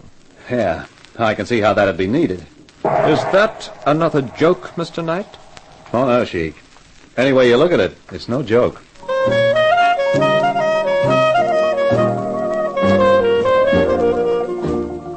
After breakfast next morning, I took a stroll down the drive. I saw a car disappearing through the gates, the Prince and Haroun on their way. That left me and the harem and the guards. The one on the gate who'd let me through last night was right on the job. I thought I might as well strike up an acquaintance, and this time I used the right greeting. I'll be with you. And you, boss. Heck of a morning, ain't it? What? You don't sound like you come from the prince's country. Well, only been there about 3 years, boss. Between you and me, I was a seaman on a tanker, but I ran into a little bother in Tunis and skipped the ship. Then I wound up on this job. You like it? It's sure better than jail, boss. Here comes trouble. What do you mean, that little guy coming towards us? Who's that? That's Hassan. He's pure poison, boss. Yes, sir, pure poison. Good morning. Good morning. Oh, you are Mr. Knight. I am Hassan. Oh, yeah, Haroun mentioned you, Hassan. Being a guard is dull work, don't you think, Mr. Knight? So little excitement. It is always more exciting to attack than defend. And more dangerous. Life is nothing without danger. I do not know why my master, the prince, should have engaged your services. I am a superb shot, a brilliant knife thrower, and my cunning is known throughout the East. Well, such brilliance must be exhausting. Maybe he wanted to give you a rest. Possibly. Although I could have told him I am not tired. It has been delightful to meet you, Mr. Knight. We shall see more of each other. For the present, good morning. Say, Blanc, what does that character do for a living, huh? Oh, he does many jobs for the prince. Anytime the prince wants something fixed, it's Hassan who does it. Sheik may be obvious about his share of the oil, then Hassan goes to see him. After Hassan sees him, the Sheik makes no more noise, ever. Yeah, I get the point. And obviously so does the Sheik, since Hassan's so slick with a knife. Tell you something else, boss. He eats hashish sometimes. That's a time to stay away from him. Far away. After that, I decided the best place for me was my room. I killed the rest of the day there and the rest of the bottle. Fortunately, I'd taken the precaution of bringing a quart of my own. By midnight, I'd made fair inroads into that, too. And then suddenly I heard a sound. Yeah? Well, what do you know? Straight out of the Arabian Nights, yashmak, silk trousers and all. Well, I'll be with you. Shut the door, you dope. You're an American. Well, I didn't come here to sing the Star-Spangled Banner. Now shut that door, quick.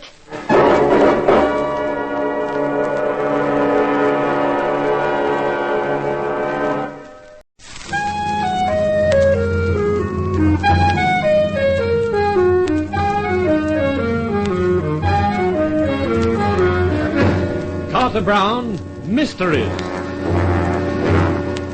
Adventures in excitement and suspense, based on the best-selling novels by the slick storytelling sensation, Carter Brown.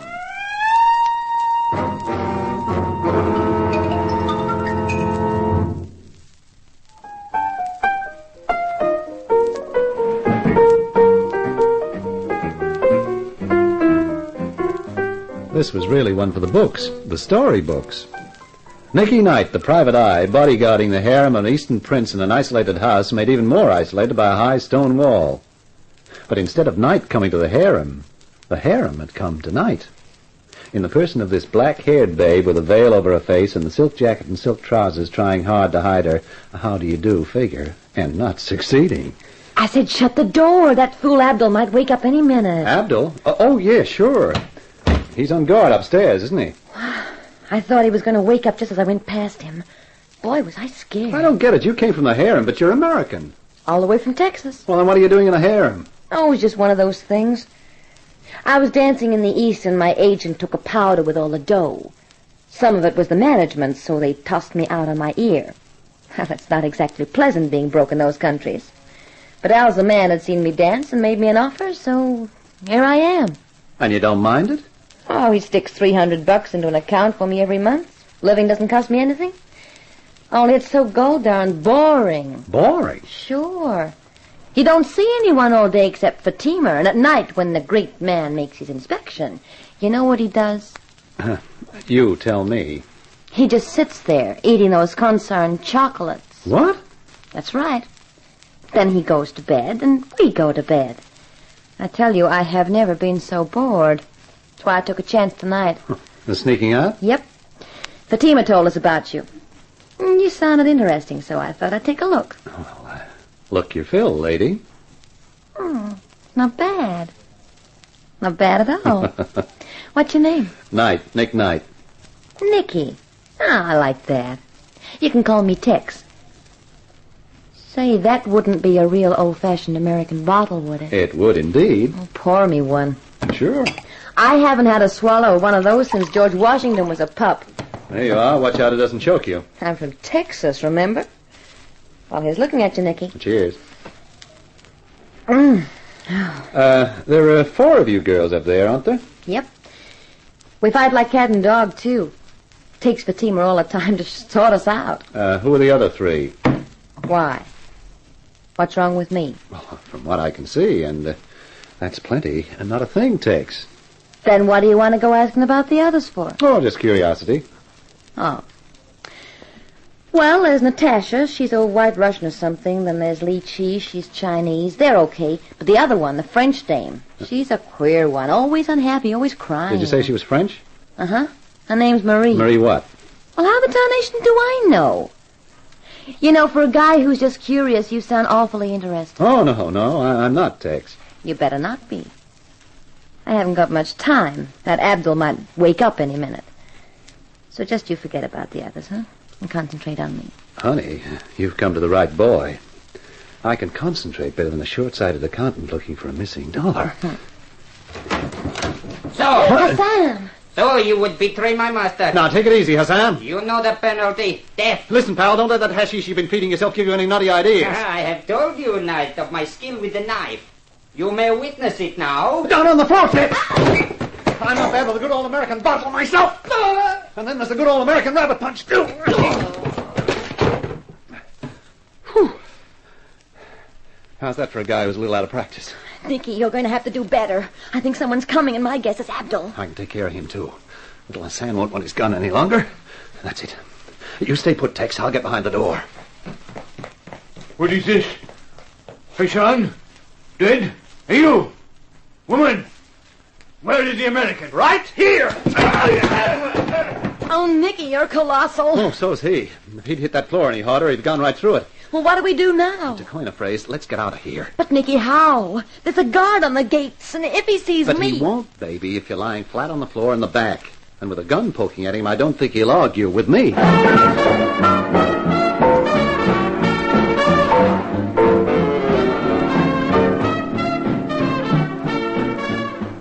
I was right. The ex-seaman took one look at the revolver, his eyes did a double-action rock and roll, and he unlocked the gates. I shoved my foot down on the accelerator, and we got out of the place quicker than a fish slides down a performing seal's gullet.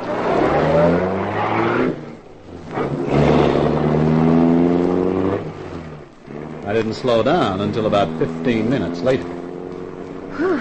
Well, that's better. The way you were pushing this bus along, I thought we'd end up in a ditch any minute. Honey, I used to drive a Jeep in the Army. After that, this is kid stuff. Where are you heading? Home, my apartment. Oh. And what about me? Where am I heading? Home, my apartment.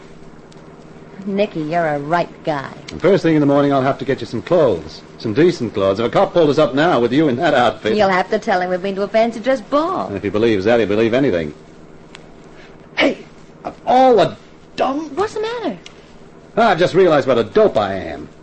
We could have brought that girl Marie with us. What's that French dame got that fascinates you? You haven't even seen her. It's not what she's got, it's what her brother's got. His name's Louis Desprez, and he offered me 5,000 greenbacks to let him know whether his sister's in that place or not. If we produced the sister, he might have made it 15. Oh, that explains the curiosity. Money. Can you think of a better explanation? I guess not. Oh, speaking of money, that dough that Fatso was depositing in a bank for you, is it an American bank? Sure. In your name? That's right. Well, then he can't touch it. It's safe. But I don't know that I am. His Highness Prince Alzaman will never forget that I have insulted his honor by leaving. He'll hunt me down, Nicky. That's the way he is. I'll let you into a secret. If what Louis Desprez says is true, his sister was kidnapped. And if I can prove it, the prince might be on the other end of the hunting. Well, watch out for him, Nicky. He can be real mean. Look, what's the setup anyway? Where does this Haroon who hired me fit into the picture? Well, he's the contact man in the States. He's here all the time to work out any troubles with the oil company. Well, if he's here the whole time, why did Fatso come? Well, we girls of the harem weren't taken into the prince's confidence. I do know, though, that he had an urgent cable from his younger brother, and that was why he decided to make the trip. His younger brother? Who's his younger brother? Haroon, of course, stupid. Look, I may be stupid, but nobody told me that Haroon was his younger brother. Well, now I've told you. Yeah. Where does it get me? Huh? Well, there's something screwy going on, Tex, but I just can't figure it. With those 3 gods already, why was I hired at all? Search me. With you in that outfit, it wouldn't take long. You know, girl looks so stupid in this get-up once you get out of that atmosphere. Girl feels cold, too. Well, in that case, honey, move closer.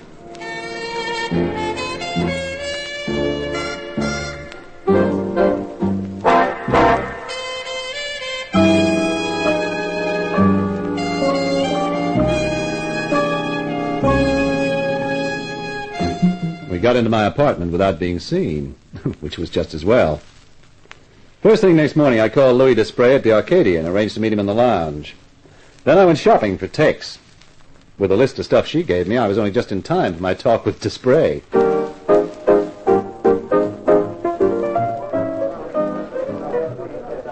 Here, Mr. Knight. When you rang, I could hardly believe it. Well? Don't we get to order a drink first? No, please, Mr. Knight. You know how important this is to me. Yeah, I guess I do. She's there, Desprez. She is? Is she all right? As far as I know, I didn't see her, but I have it on good authority that she's okay but unhappy. Oh, Marie. My poor little Marie.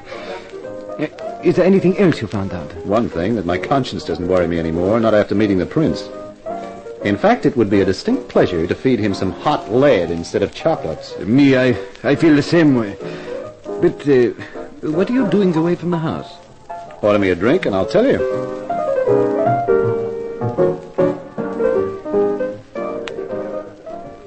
While the waiter went off with our orders, I told Louis Desprez the whole story. When I finished, Louis looked up at me and his expression was serious. So this Hassan is a really dangerous one, then, huh? Uh-huh. And after him, that mountain named Abdul. The one on the gate, Blanc, doesn't matter. He's easy meat. That is good. Oh, by the way, here is your check for $5,000. Huh? I've had it already, just in case. Well, thanks. And that keeps my promise to you for finding out whether Marie is there or not. Now I would ask you something more. How would you like to earn a further $5,000? I'd like. What do I have to do? Break into that house with me and rescue Marie. Say, the more I think about that, the more it appeals to me. Excellent. I told you, monsieur, when we first met, that I knew a man when I saw one. When do you propose doing it? We should not wait too long, I think. They may become panicky and do something drastic to my little sister. Well, when do you think? What do you say to tomorrow night? Uh-huh, suits me. I shall call for you just before midnight. By the time we get to the house, everyone should be asleep. Yeah, that sounds okay. Then, monsieur, I give you a toast. To tomorrow night, and success. I drank his toast and then left. In the foyer of the hotel, I bumped into an old acquaintance, Hank Green, the hotel detective. Hi, Nicky. I saw you in the lounge. Yeah, I get so reckless. I'll even chance the liquor you serve here. You get reckless, all right, with the company you keep. Huh? What's that? The guy you were drinking with. Louis Desprez? Oh, is that what he calls himself now? Well, how do you mean now? I know him as Louis Katz. A nasty taste in the mouth from way back. He dodged a murder rep in France in 1948 and came to the States. He's lucky. His parents were holidaying here when he was born, so he's got U.S. nationality and can't be kept out of the country. He's pulled everything from selling the Brooklyn Bridge to a sucker to murder. He's tough and he's clever. Also about as safe company as a death adder. Oh, brother. You're sure you're not mixing him up with someone else? Oh, not me, not little Louie. I don't sleep nights while he's staying in the hotel. You're not paid to sleep nights. Well, thanks, pal. I'll do something for you one day. Just take my advice, Nicky. If he's made you any proposition, don't take it. On the contrary, Hank, that's just what I'm going to do. I'm going along with him all the way.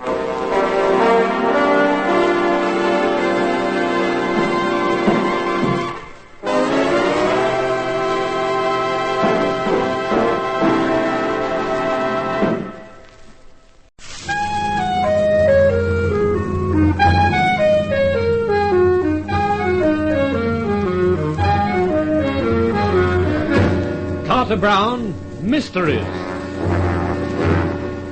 Adventures in excitement and suspense, based on the best-selling novels by the slick storytelling sensation, Carter Brown.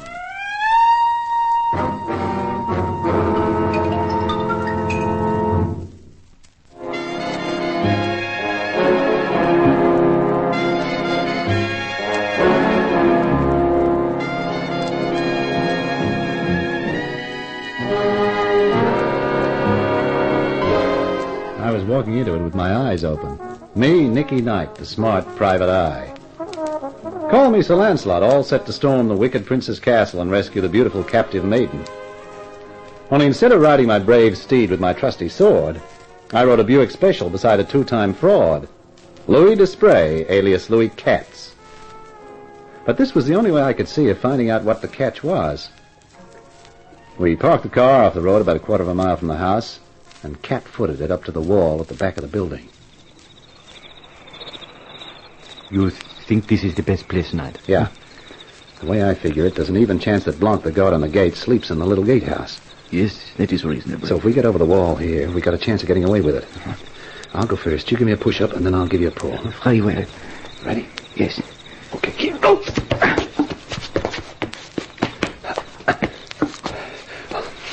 I'm set. You jump and I'll grab you. Here I come. Grab my arm. That's it. Up. Good work, my friend. Now down to the garden, eh? Yeah. Let's go. Now, quiet now. Where are we going? Back door. What if it is locked? Oh, I got a little gadget with me that's pretty useful for this sort of emergency. You have your gun ready? Of course. Why that Hassan flicks a knife about, I'm not taking risks. I too. Hold it. We are here. Uh-huh. You will unpick the lock now, eh? No. Lesson 1 in the private eye manual. Always test the door before trying to pick it. You never know, it might be open. Well, what do you know? It is. Piece of luck. Yeah, I wonder. This is the kitchen. That door opens on the hall. Come on.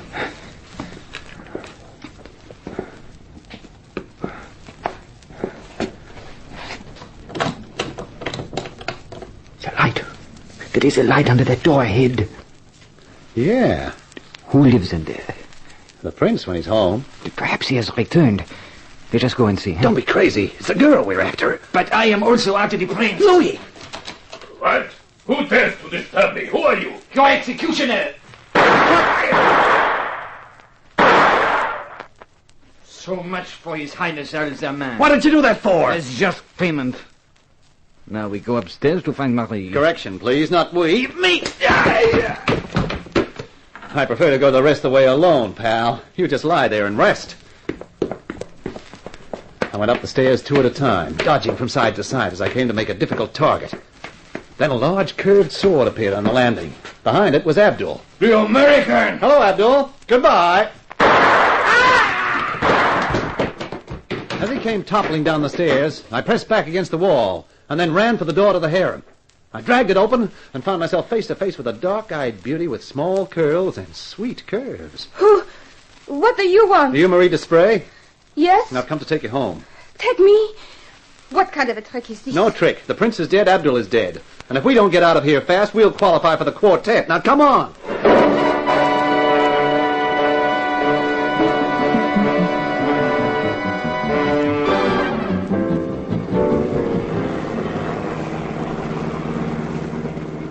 Well, how do you feel now? I do not quite know. I'm still dizzy from the haste. Oh, I'm sorry about that, Marie.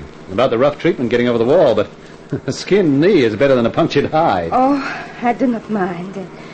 I am more than grateful. I kept waiting for Hassan to come yelling after us.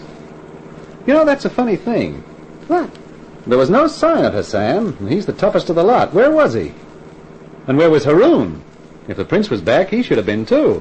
Oh, surely, Nicky, the one thing that matters is that we have got away. Yeah, that's true enough. I just can't help wondering. Where are you taking me? To my apartment first. Tex is there. Tex? Oh, that's wonderful. I would like to see her again. She was kind. After that, I'm not sure. The police, probably. You were kidnapped, weren't you? Oui. On the Riviera last summer. I met Prince Al-Zaman there. I thought he was horrible from the first. I had proof of it afterwards. Uh-huh. Have you got a brother named Louis? No. I'm an only child. Oh. Does the name Louis Katz mean anything to you? Oh, the only Louis I ever knew was Louis Malbert. The wretch who tricked me so that I was kidnapped. Is he tall, dark, gray eyes, and a slightly crooked mouth? Oh, but yes. Yes, that he is. We're talking about the same Louis. I don't understand. Well, it's a long story, honey. And this is no time to tell it. The car stops? Yeah, for one very good reason, out of gas. You know, that's strange. This is Louis's car, and there's not enough gas for a two-way trip. What will you do now? Well, I'll leave you here and go look for a phone. I'll call Tex, and she can bring my car out here and pick us up. She will leave me... You will leave me alone? You can have my gun for company. I won't be long. Oh, please don't be. I'm frightened. There's no need. You just sit tight. I'll be back as fast as I can.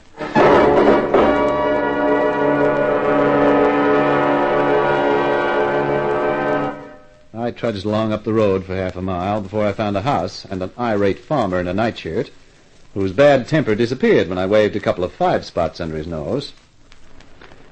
He eventually led me to the phone, and I dialed my apartment.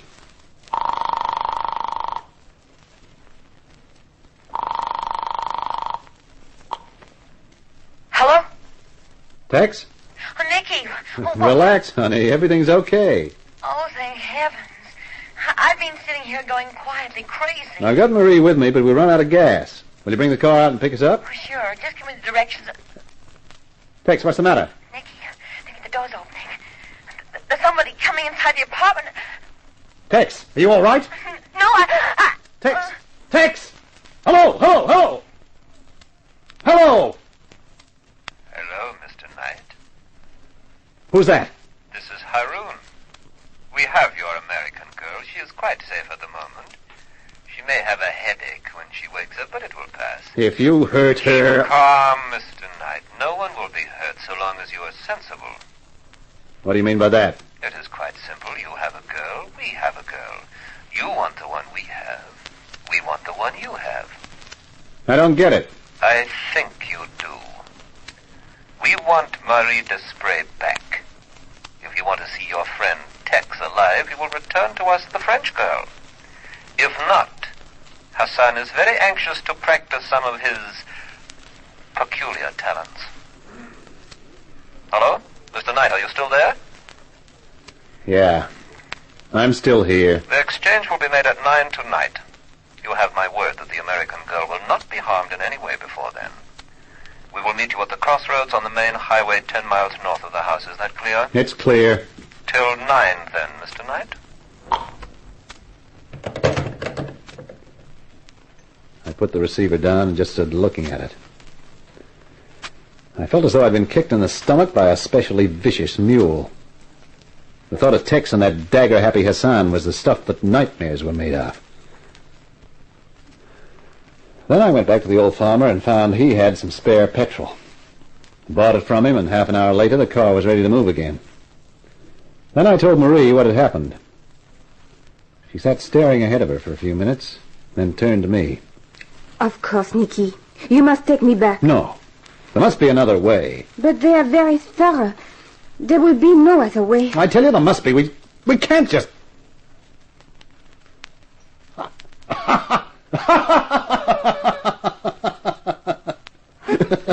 Have you gone mad? No, I just had an idea. Where do you think they'll take Tex? Back to the house, I suppose. If you were Haroun, where would be the last place you'd expect to find us, you and me? Why, Oh, you mean go back to the house? No? Why not? There's only Louis and Blanc, the guy from the gate. I think I can take care of them. Then we sit tight and wait for Haroun and Hassan to bring Tex along. They won't suspect a thing. They'll walk through the door straight into my gun. It is very audacious. And that's the way wars are won, baby. Oh, very well. It is a better way than to surrender tamely. Oh, that's my girl. Hold on to your yashmak. Here we go.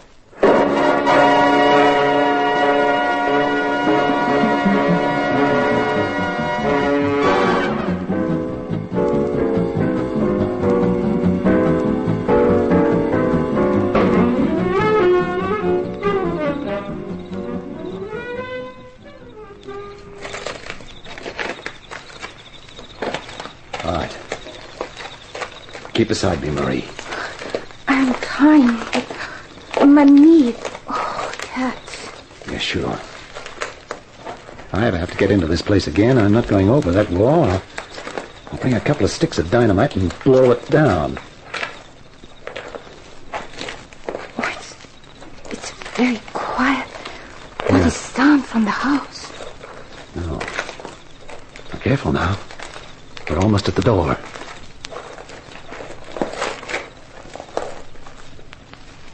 It's still open. Is that not strange? Yeah. Come on. Quiet as you can. Welcome back, Mr. Knight. Don't move, Knight. Or the girl gets a bullet. Switch the light on, Blanc. Well, looks like we got a reception committee. Exactly, Mr. Knight. Drop your gun, please. Thank you. We counted on your being a clever man, Mr. Knight. If you had not been, we might have been in trouble. But we had to have a clever man, one who would react the right way, and we got you. React the right way? So the whole thing was a plant, huh? Yes, Mr. Knight, the whole thing. A perfectly planned trap. A chess game in excelsis, with you as the pawn. What's the next move? The next move is to wait, Mr. Knight, for the prince to arrive. The prince? But of course, Haroun is the prince now. Precisely. And he will hand you over to the police for the murder of his brother.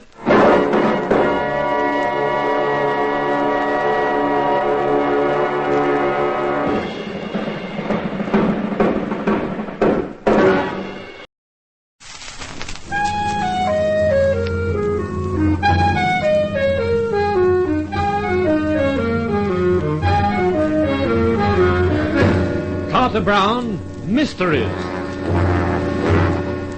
Adventures in excitement and suspense, based on the best-selling novels by the slick storytelling sensation, Carter Brown.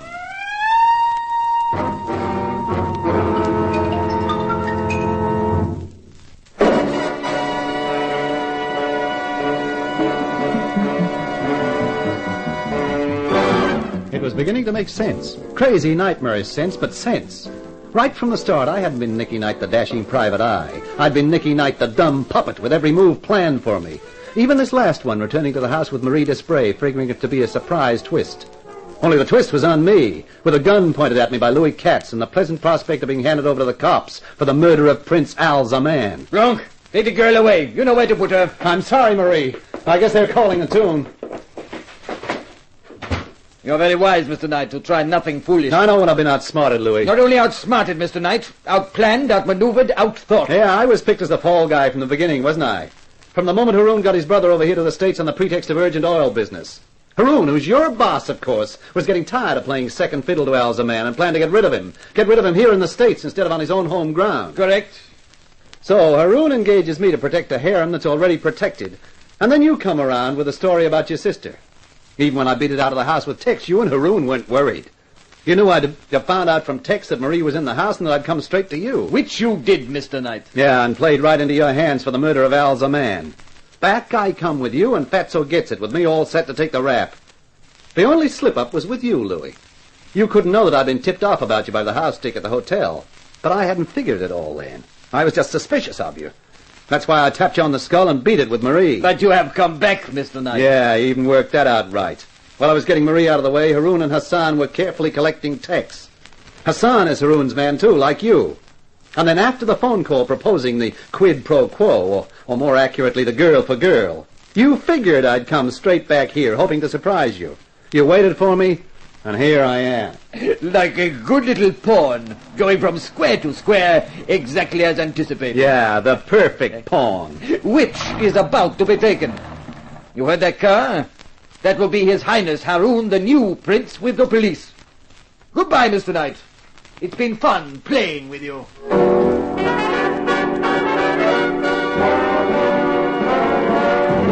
Yeah, they had it worked out to a T. T for Tombstone with my name on it. Oh, there's something very depressing about sitting in a cell swearing at yourself for a sucker. And that was how I spent the time all that night and next morning. That and thinking about Tex. Worrying if she was all right. And then round about midday, I was taken out of the cell and driven to a downtown office, where a gray-haired guy sat behind a desk with a slim, efficient-looking character next to him. Take a chair, Mr. Knight. And what is this? Who are you? My name doesn't matter. This gentleman is Mr. Wilde. Hello. First of all, please accept my apologies for having kept you in that cell so long, but when your statement came to us, we had to investigate, and that takes time. I don't get it. You will when I tell you that we checked your story about Marie Desprez and found it to be true. Oh, you did, huh? That's nice. Don't play tough, Knight. This isn't the time or the place for it. It's all right, Wilde. Mr. Knight can't be blamed for feeling a little sore. Oh, a little? But I suggest you don't say any more, Mr. Knight, till I put you in the picture. An international picture. Okay. It's mostly concerned with Prince Al-Zaman and his country's oil. As you probably know, that oil is extremely valuable to us, and incidentally to France.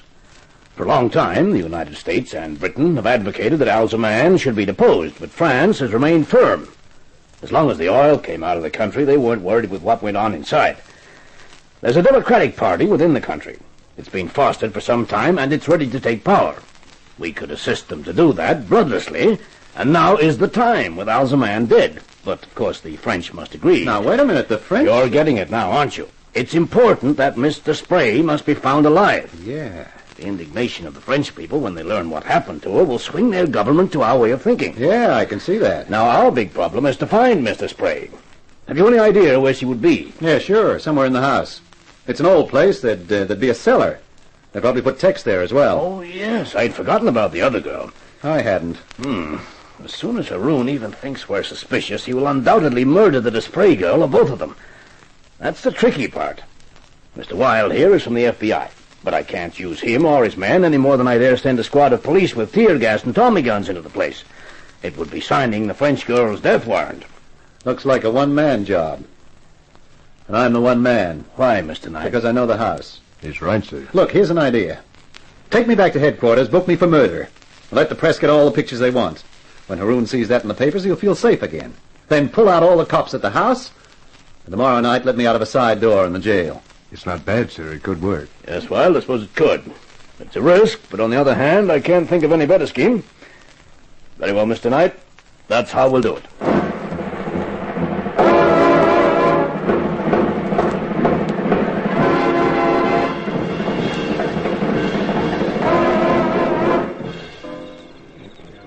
Okay, you guys, keep it quiet. All right, now we got over the wall. Nicky, this is where you're on your own. Yeah, me and my .32. I've got another gun for you. Here. Hey, what's this, a 6-inch howitzer? It's a rocket gun. You've got an emergency, you point it out the window and you pull the trigger. We'll see the rocket, all right. Uh-huh. All right, thanks. The best place to carry it is in your sock. Oh, okay, right. Just hope it doesn't go off and leave me minus 3 toes. And we'll fan out and watch for your signal. If it doesn't come within 20 minutes, we'll come in anyway. Good luck, kid. Well, thanks again. So long. For the third time now, I crept up to the back door. For the third time now, it was unlocked. These characters obviously didn't believe in guarding their rear. I was halfway across the kitchen when I heard voices. Yes, Your Highness. I looked around for a place to hide. There was a broom cupboard built into the wall. I got in with the brooms and pulled the door to, leaving just a crack to see through. A second later, the light was switched on, and Haroun and my old pal Louis came in. So, in a week, Louis, we shall leave the United States. I return home to take up my rightful position. While Mr. Knight remains to die for the murder of your brother. A sacrifice in honor of the new prince, eh? What about the two young ladies? Well, I'm about to take their food to them, Highness. The team has prepared the tray. Good food, I see. Excellent. I don't like thin women. Return to me in the library, Louis, when you have finished. We have other plans to make. I watched Louis pick up the tray and disappear through a door I'd never seen before. It looked like part of the paneling when it was closed. I gave him a minute or so and then headed after him. The door opened on a flight of steps leading down. I'd been right about the cellar.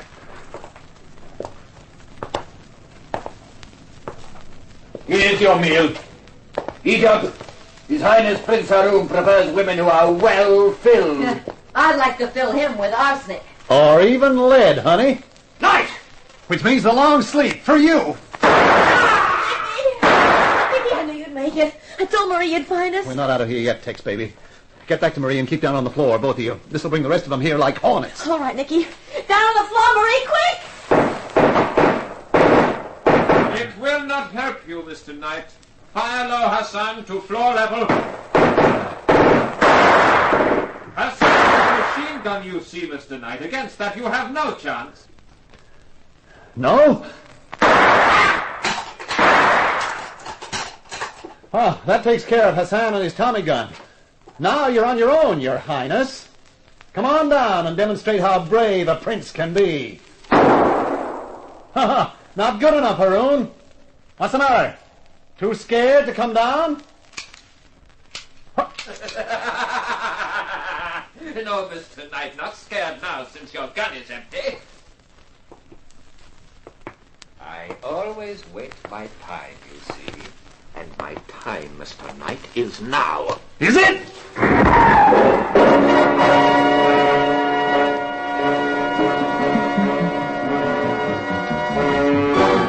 As he came down the steps, I remembered the rocket gun in my sock. I grabbed for it and pressed the trigger.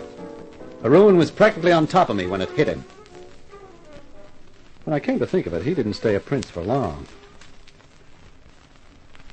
Later that day, I was back in the office of the gray-haired guy. Congratulations, Knight. You did a magnificent job. I'll just pin the medal above the heart, General, and I'll go home. With both Alzaman and Haroun out of the way, that line of succession is gone forever. And we feel confident that a much more democratic regime will take its place. The people should erect a statue in your honor, but they probably won't. Just tell me one thing. Who exactly are you? Oh, let's just say that I'm connected with the State Department. My job is connected with what happens in other countries. You know, the things you don't read about in the newspapers. Well, of course. Of course I'm dumb. Espionage, huh? Yes, that's the ticket. You know, if you were interested, I could use a man like you. Well, it's very kind of you, but no thanks. I'll stick to a nice quiet racket like the private eye business. Well, it hasn't been so quiet these last few days, has it? No, but it's going to be much quieter for the next few days. You see, there's someone back at my apartment who'll see to that.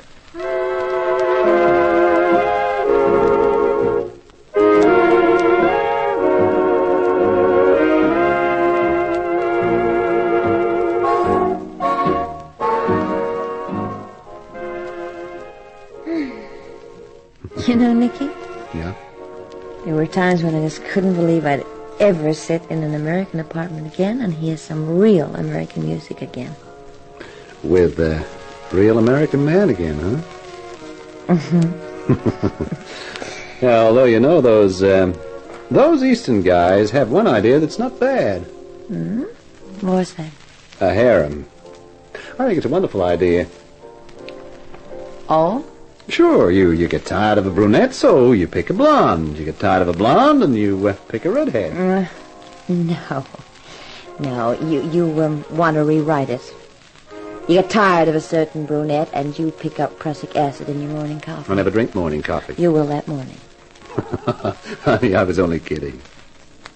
I love you, Tex. I love you, Nicky. Enough to marry me?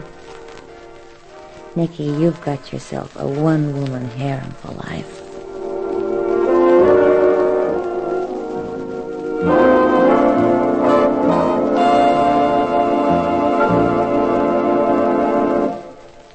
That takes care of Nicky Knight. His nightmare's over, or it's just starting, depending how you look at it. Well, I'll be back to bring you another of my books. The next one's called Destiny, Danger, the story of an English undercover man who didn't stay undercover enough. So this is Carter Brown saying so long for now. Be seeing you.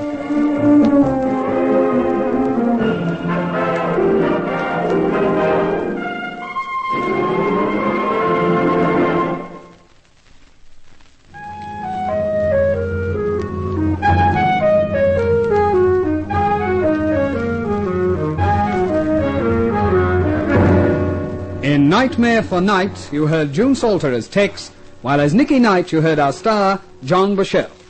The Carter Brown Mystery Theatre, based on the best-selling novels by Carter Brown, is dramatized and directed by Maurice Travers for Grace Gibson Radio Productions.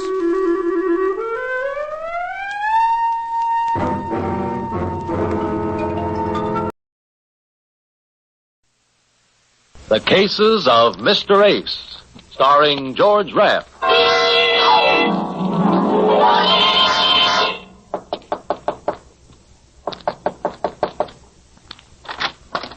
Yes? My name's Eddie Ace. Oh, yes, you're the private detective. Yes. There was a message at my office from a Dr. Gale. Asked me to come right over here. Is he in? I am Dr. Gale. Come in. Please. So, you're Dr. Gale. Shouldn't I be? I didn't expect you to be a woman. Now, what can I do for you? I want to retain you to talk to me. To talk to you? You'll be amply repaid for your time. Well, you don't have to bribe me. All you have to do is tell me what I'm to talk to you about. Your experiences? Why? You see, I'm a psychoanalyst, Mr. Ace. I'm planning a book dealing with criminal psychology. And I intend to do something different. And there I need your help. I want the material fresh and unbiased, so to speak. From the point of view of a private detective. Of more specifically, an Eddie Ace. You make me feel very important. Is that a trick of a psychoanalyst? No. That's a trick of a woman. What do you say, Mr. Ace? All you want me to do is to come here whenever I'm finished a case and tell you about it. Mm-hmm. The strange people you meet, what they said, how they reacted, what they were after. I guess you know what you're after, Dr. Gale. All right. When do we begin? I'm listening, Mr. Ace. I'm listening.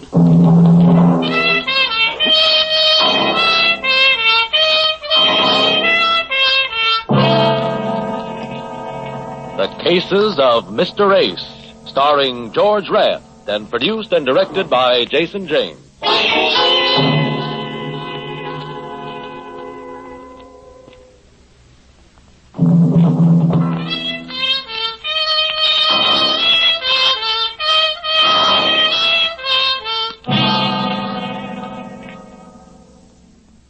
You're sure my typewriter won't disturb you, Mr. Ace? I don't think the typewriter would bother me, but I'm not so sure about the typist.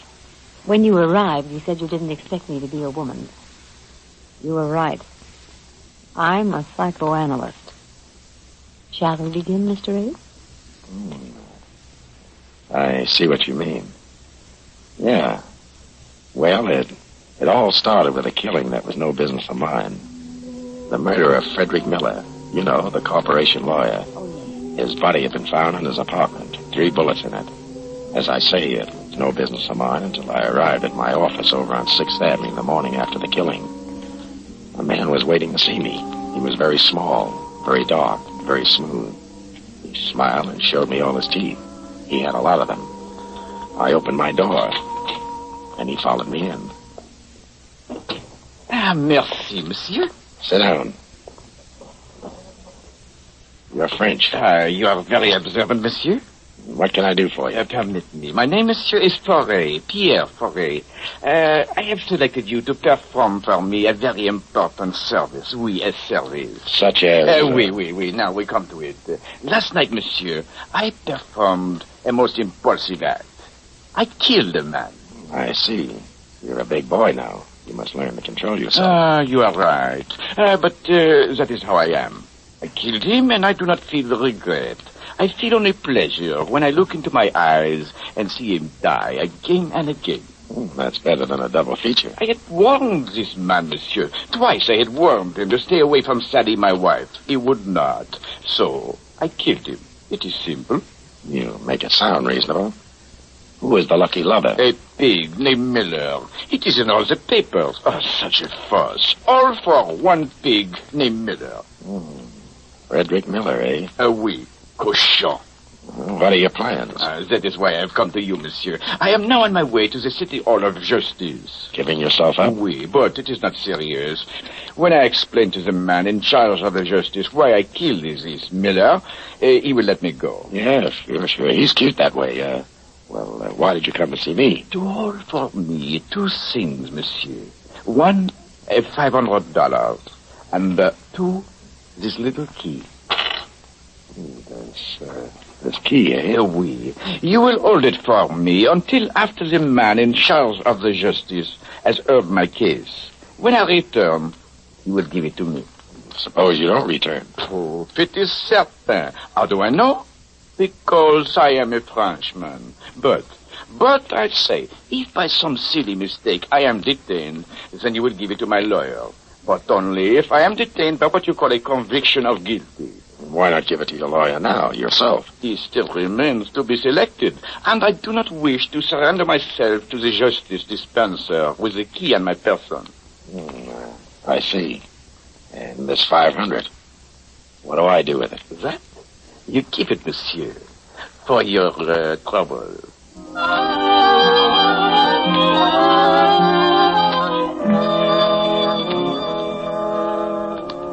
Ray left, and I sat fingering the 500 and the key. It was a small brass key, the kind you use on your trunk. No marks on it except a number, 427. I had Foray doped as a nut. Anyway, Foray confessed to the killing of Miller. And the final editions told how Timothy Hogan, the wild Irish criminal lawyer, came forward with an offer to defend the prisoner. The next morning, Hogan came to my office. I had a hunch he would. And as sure as I'm sitting here in your office, Mr. Ace, I'm certain that Pierre Foray did not kill Miller. He confessed. Confessed? Ha! So there you have a darling confession. A Frenchman, a crime of passion, and he gives himself up. No, not Foray. Not after talking to the man. And what's your best guess? Think, man, think. Can't you see it? Maybe I'm looking in the wrong direction. And that you are. Foray is covering up for someone he loved. His wife? Aha, that's the thought, Mr. Ace. That's precisely the thought. And that's why the case attracted me. There's no money in it. But it's sentimental and violent, and I'm Irish. Well, it could be. But if he's covering up for his wife, how are you going to get him to sing? I must. If I can get him to recant a confession from his wife, I could get her an acquittal with a twist of the wrist. Good heavens, man, look at the elements. Self-sacrificing husband, outraged and betrayed wife. She comes forth at the last minute. Why, it's better than Mother McCree. I'll have the jury swimming in their own tears. I like your script. How are you going to get it on the stage? Aha, that is the problem. And there I need your help. I know this much. Yesterday, before he gave himself up, Foray came to you. What did he tell you? Nothing. He gave you something? Nothing. Oh, I don't think you're telling me the gospel truth, Mr. Hayes. I'm not. I see. Very well. I tried to persuade Foray to give you his permission to talk to me. That's better. But in the meantime, Mr. Hayes, In the meantime, you might try to sound out the wife for me. Very, very discreetly, understand? But sound her out. You hiring me? Yes. Well, you see what you can do. I'm practically there now.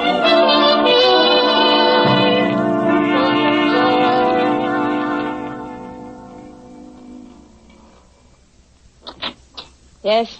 Mrs. Ferret? Go away. All day you reporters have been I'm a driving... detective. What do you want? Sit down. Say what you want and get out. Do as I say or I'll take you downtown. You don't frighten me a bit. I'm ready. I see what you mean. Okay. I'll level with you, Mrs. Ferret. I'm not from the police. I'm a private detective. I'm working for your husband's lawyer on the Miller killing. You knew Miller. Yes. Yes, I knew him. What is there to work on? That rat Pierre killed him. I hope he dies in the chair for it. Pierre says you were seeing Miller. That might save him from the chair. Let him prove that. Just let him prove I ever saw Fred Miller outside of his office on business. When did you see Miller last? None of your business. Get out. Sure. Keep this in mind, Mrs. Ferret. Your husband confessed to the murder. But maybe you'll be able to give the jury the impression that he's covering up for someone else. Someone maybe like his ever-loving wife. I said go on. Get out. Oh, by the way, did you ever see this key before? No. Now get out of here. And tell that rat Pierre I'll do my best to get a ringside seat for his execution.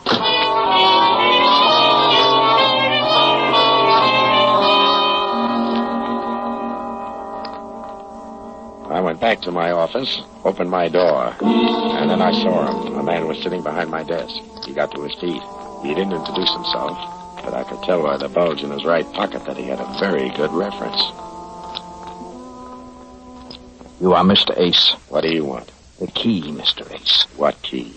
Please, Mr. Ace, do not act childish. Give me the key. I'm bigger than you are. But if you force me to use this gun, I shall be liver than you are. The key, please. He pointed a stubby little revolver at my head. I gave him the key. He thanked me politely enough and left. I counted 10, then raced down the hall to the fire exit, slammed down the iron stairs, and picked up behind him as he was leaving the building. He went straight to the Times Square station. I went right behind him. He went directly to the lockers. I was right behind him. He inserted a key in the locker number 427, threw the latch, pulled the little door open, and then...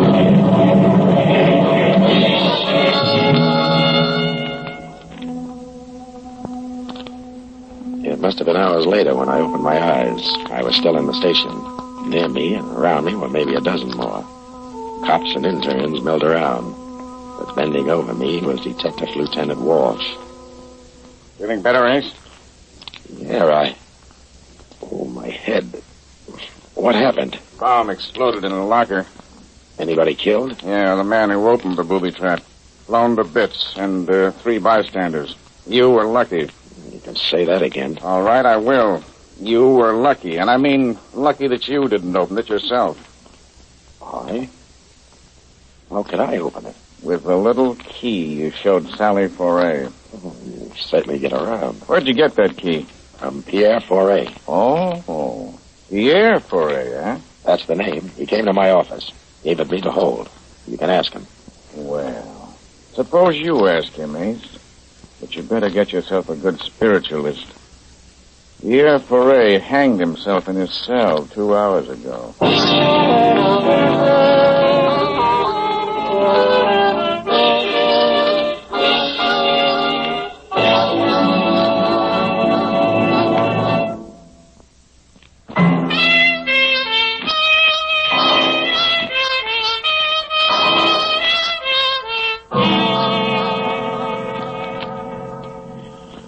Walsh took me down to police headquarters. He talked to me for 2 hours. He didn't learn a thing, but I did. Pierre was visiting his cell by Hogan and Mrs. Foray just before he strung himself up. It was Hogan who found his body when he went back to talk to him again. I asked Walsh what he knew about Hogan, and he didn't know much. I left police headquarters and went around the corner to Jenny, the bail bond. Jenny had been around New York longer than the city charter and runs the biggest bail bond mill in town. I asked her what she knew about Timothy Hogan. She didn't know much offhand, but promised me a rundown by morning. I said I'd call her and left it at that. Outside, the rain was just beginning to wash the town. A hack pulled up. I opened the door, bent to get in when the butt of the gun came down across my skull. And that was that. It was the cold water that brought me out of it. I opened my eyes. The ceiling and the chandelier spun around. I closed them again. Leo, douse him again. Ace. Ace, you hear me? Get up!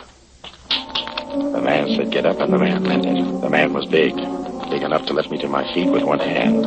I tried to open my eyes. There were battleships tied to the lashes, but I made it. 2 other mugs flanked me, with Mike in front of me. The rug was wet with blood and water. The water and the rug were theirs. The blood was mine. Somebody must have taken a bad working over. I began to figure it must have been me, but I couldn't remember. In fact, I didn't even know who Ace was when Mike barked the name. You hear me, Ace? Give me a drink of water. Leo, give him a drink.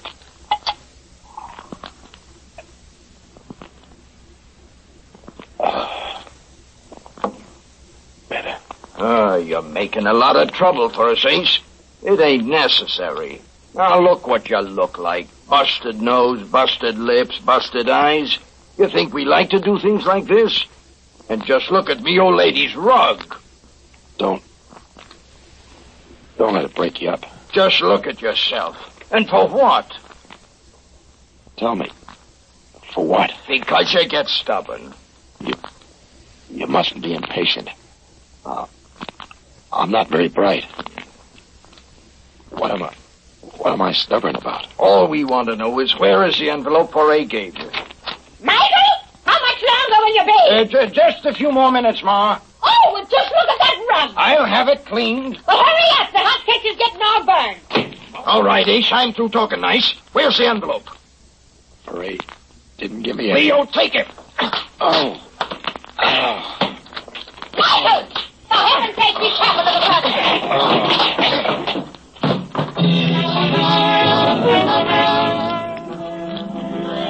And the last I remember, there was the old hack screaming about her furniture. I know I smashed a chair when I went down, and that made me feel pretty good. I felt the water hitting my face again. I got my right eye unstuck. I was on my back in a field up in the Bronx. The rain washed over my bruised face, and that felt fine. But I couldn't stay to enjoy it. I remembered there was a phone call I had to make. And by the time I let myself into my apartment over on 3rd Avenue, the sun was up. I looked into a mirror. I never saw the guy before in my life. But even if he was a stranger, I had to do something for him. I wrapped some ice in a towel, held it over my face, and then I picked up the phone.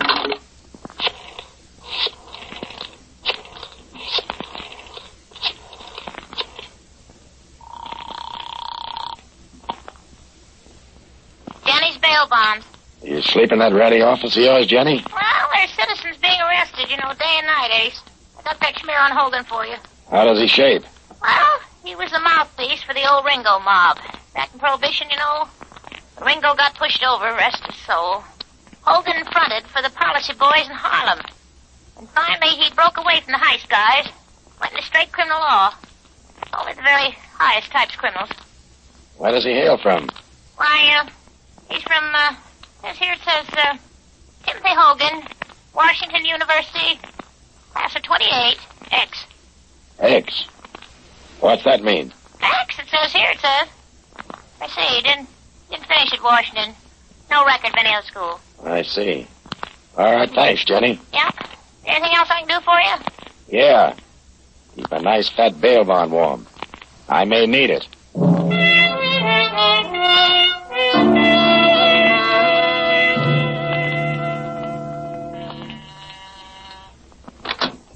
Who is it? What?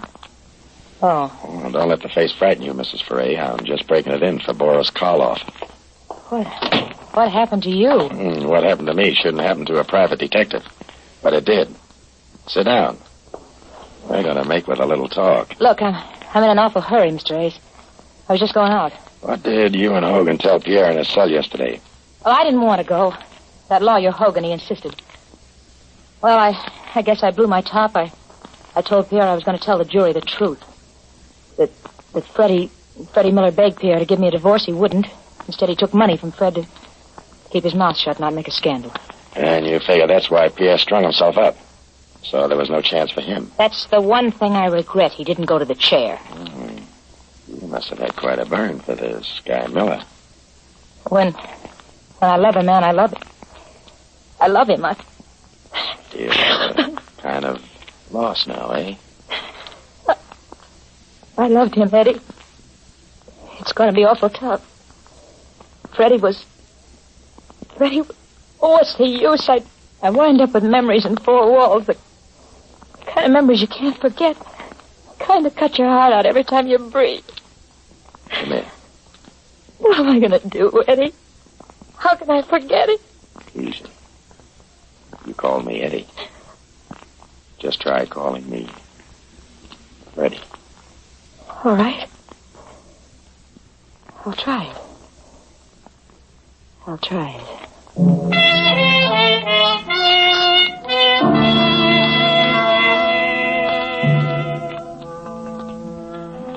A little later, I remembered that Sally was just on her way out when I arrived. I asked where she was headed for. She hedged a little, but then I saw the court orders on the desk. She was going down to the First National Bank to open Pierre Foray's safety deposit box. I went with her. The small vault contained some jewels, an insurance policy, and a bulky package wrapped in brown paper. The jewels are mine. I'll take them with me. Maybe we better see what's in this package. I can't imagine what it could be. Money. $1,000 bills. Must be 50 of them. $50,000? Well, where did you get all that? Not in the private eye business. In this envelope. I think we better open it in the presence of a lawyer. Look, I'm going upstairs to see if anybody's around that looks familiar. Here, take this nickel. Yeah? Call police headquarters. Lieutenant Walsh. Tell him to meet me right now at Timothy Hogan's apartment. This is important for both of us, Angel. So don't trip. I'll wait for you outside.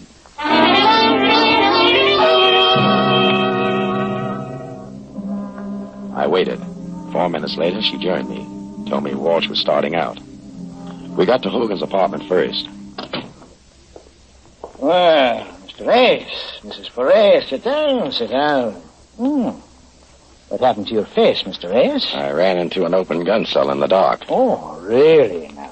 Where? I didn't get the address, but it was the home of that mug named Mike you keep on your payroll. I see. What else do you know? Put that heater away, Hogan. Walsh is on his way up. I'll give it to you fast. Frederick Miller, the lawyer used to Needle in Court. Dug into your background.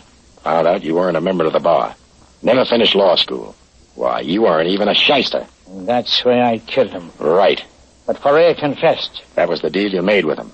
50 G's if he confessed to the murder of Miller. And you think a man would confess to a murder for any amount of money? You convinced him you'd get him an acquittal. On the unwritten law. But before he agreed, he wanted full protection. This little envelope we got out of his safety deposit box. That's true, Mr. Ace. That's true. I had to give him my signed confession, just in case anything went wrong. And plenty went wrong. He didn't trust you. You'd try to get that confession back. But you'd watch every move he made before he confessed to the police. That's why he came to me. Gave me a key to a booby trap. He figured you'd try to get that key from me. Open the booby trap. And get your head blown off. But you sent one of your mugs instead. You leave nothing for me to say, Ace. Is there anything else you'd like to know before I kill you? Yeah. How did you manage to kill Foray in his cell? That, my friend, that is the trade secret which I cannot divulge. Too bad, Hogan. Right guy like you. I know that Walsh will feel the same way about it. But he's a city cop. Mr. Ace, you are priceless. But you made just one little mistake. You see, Sally here wasn't in love with Miller. You didn't even know him. Sally was and always has been in love with me. That true, Sally? Here's your nickel, Eddie. I didn't make that call to police headquarters. So little Sally wasn't 3-timing. She was 4-timing. You know, Ace, it's remarkable you've stayed alive as long as you have. Can you give me one good reason why I shouldn't kill you? I skip that question and take the $32? Go home, Sally. Yeah, I'm sorry, Eddie. Believe me, I am. Go on home and sharpen your stiletto. Going somewhere, Mrs. Foray? Look out, Walsh. He'll shoot.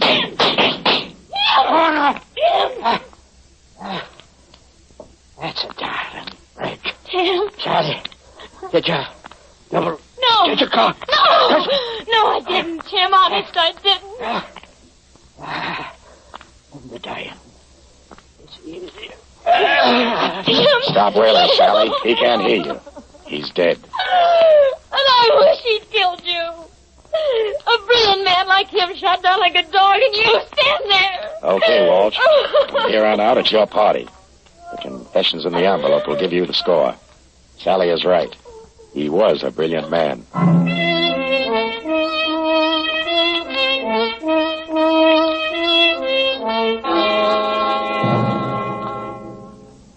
And that's how Timothy Hogan died. Yeah, I called Walsh when I left Sally for a minute at the bank. She could have been held as an accessory to the murder of her husband in his cell. But Walsh never got her down to headquarters. She took a header out of the window. I guess it was better for her like that.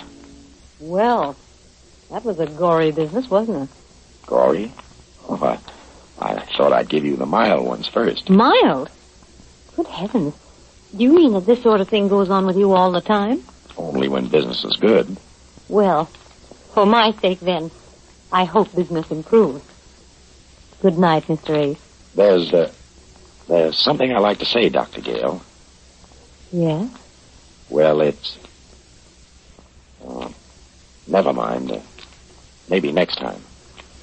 Or maybe the time after that. You're reading my thoughts marked private. Good night, Dr. Gale.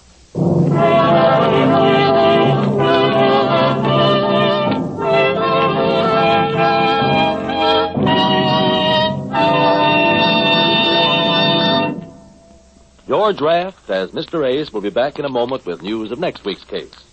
But now, a word from our sponsor. Thank you. And next week, I have another appointment with Dr. Gale. I'm going to tell her about a murder that shouldn't have happened. Not even to a corpse. And, George, we'll all be waiting to hear that. In the assisting cast tonight, you heard Jeanette Nolan, Kathy Lewis, Theodore Von Eltz, Leo Cleary, and Stanley Farrar. The music was composed and conducted by Sandy Courage. This is Carlton Cadell speaking and inviting you to listen again to George Raft in the cases of Mr. Ace.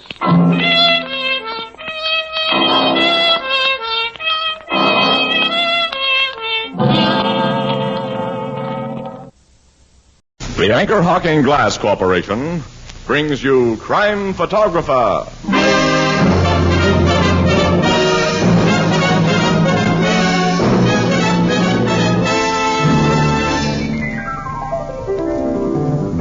Hello, Miss Williams. Casey? Hi, Ethelbert. Ethelbert, do you know what Casey just wanted to do? What, Miss Williams? Well, they just put in a fresh cement sidewalk next door, and Casey wanted to stop and write his name in it.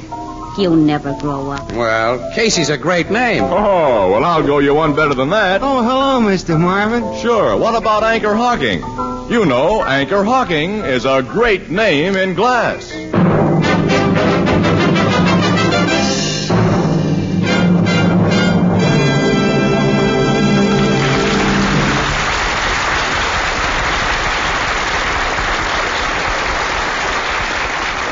Good evening, ladies and gentlemen. This is Tony Marvin. Every week at this time, the Anchor Hawking Glass Corporation of Lancaster, Ohio, and its more than 10,000 employees bring you another adventure of Casey, crime photographer, ace cameraman who covers the crime news of a great city. Written by Alonzo Dean Cole. Our adventure for tonight, The Demon Miner.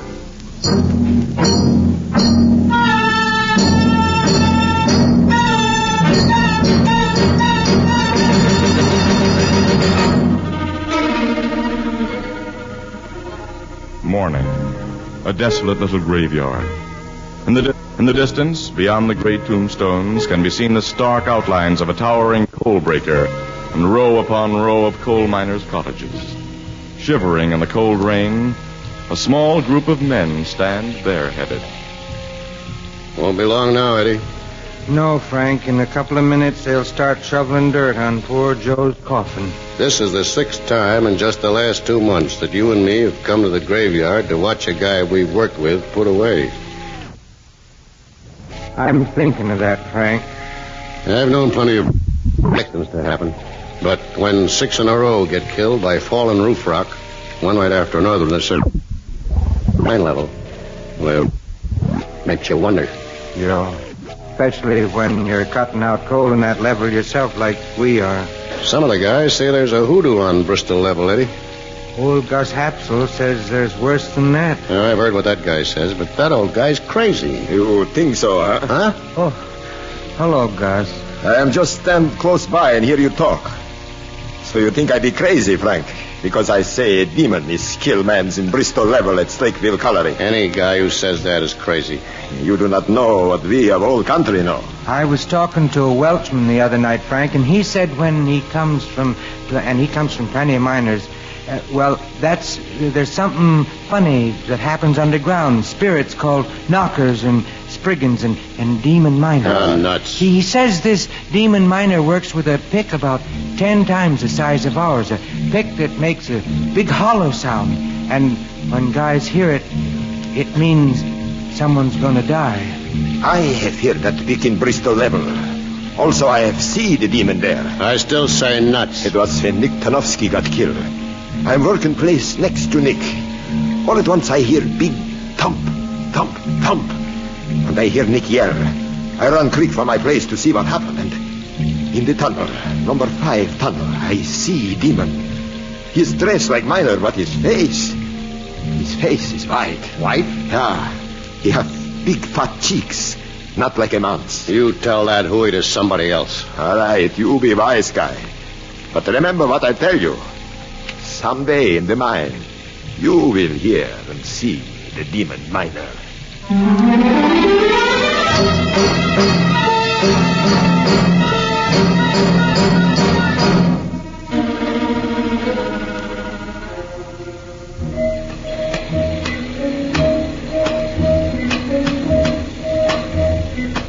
Hand me some more tampon bags, Eddie. Here, Frank. I've only got one more charge to fix, and then we'll hook up to the firing box. You're putting in a lot of powder. 30 sticks. You know, we've got the old croaker working next to us today. Gus? Gloomy Gus. He's got 63 place. While you were out getting powder a while ago, he came in here to borrow my pick. Said he busted a handle of his. He's as crazy as a bat. He started right in about the evil spirits again. I guess I made him sore at the cemetery the other day. He seems to really believe he saw that demon miner. And he ought to have his eyes examined. Or his head. Hello, guys. Huh? Oh, hello, Douglas. Hello. I just thought I'd tip you fellas off that the inside foreman's down here again this morning checking up. The big bosses don't like all the accidents that's been happening. That don't bother me and Eddie. Oh, I forgot, Frank. You're one of the best boss miners we got here. And, of course, you wouldn't let your little helper Eddie get careless. Now, look here, Douglas. You're supposed to be an electrician. All your cables and connections are out in the tunnel, not in here. Suppose you attend to them. Sociable guy, ain't you, Frank? With people I like. Okay. So long, Eddie. So long, Douglas. Someday I'm going to poke that guy right in the nose. I'm no hypocrite. And I'd like you better, Eddie, if you had a little more guts, enough to tell him off. Well, Oh, I shouldn't have said that. I'm sorry, fella. it's okay. I know I'm kind of a soft. You're all right. And we'll have a couple of beers when we knock off, on me. Thanks, Frank. Well, everything is set here. I'll string these fuse wires to the box outside. Pick up those tools and come on. Yeah. The inside foreman spends most of his time in Bristol level these days. The accidents here have got him plenty worried. Mr. Travers is a nice guy. Too bad he wasn't made superintendent. And Travers would have made a good super. I guess he was plenty sore when Bill Jerome got the job. Well, I'm all hooked up, Eddie. Sing out the warning. Okay.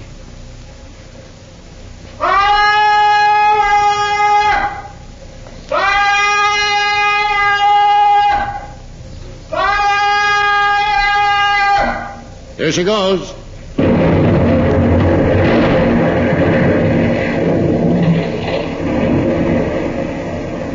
That'll kick up a lot of dust. It'll settle in a minute, and we can start loading the cars. Oh, just touch one off, Frank? Hey, Mr. Travers. How are you? I'm fine, thank you. How are you, Eddie? Okay, Mr. Travers. Are you fellas seen that electrician Douglas around here? Just a few minutes ago. He went down tunnel number 5. Oh, thanks. I want him to do a job. Yeah. Frank. Yeah? You and Eddie are always careful to test roof rock after you blast. Oh, sure, Mr. Travers. Okay. I'll see you later. He's worried, all right. Yeah, but he ain't as worried as that new super is. Jerome's the guy the big bosses hold responsible for production. And that's dropped off plenty on account of them accidents. Yeah. A lot of guys are superstitious. They won't work in Bristol level anymore. Croaking old gloomy Gus has had a lot to do with that. Oh, dust should be settled by now. Let's go back. Okay. Hand me that safety lantern. It burns all right. No gases here. Coal broke up nice. Gus has my pick. Get it from him, Eddie. I'll use yours to sound the roof rock while you're gone. I'll get your pick from Gus. It's solid here. This is okay. That chunk has to come off. Everything looks all right now. What was that? Huh. What makes that knocking? Hey, who are you coming in here? That white face.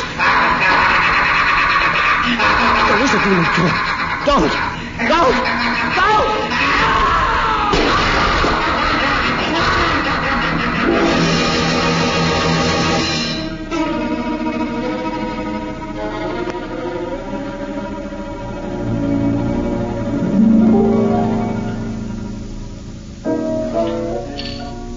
There's been a 7th peculiar death in that Slateville coal mine, huh, Casey? Yeah, happened yesterday, Ethelbert. A miner named Frank Adams was killed. Apparently by a piece of falling roof rock, like the other men before him. Yeah, and a few minutes ago, City Desk gave Annie and me an assignment to go to Slateville and look around. Mm-hmm. We're taking an early train tomorrow.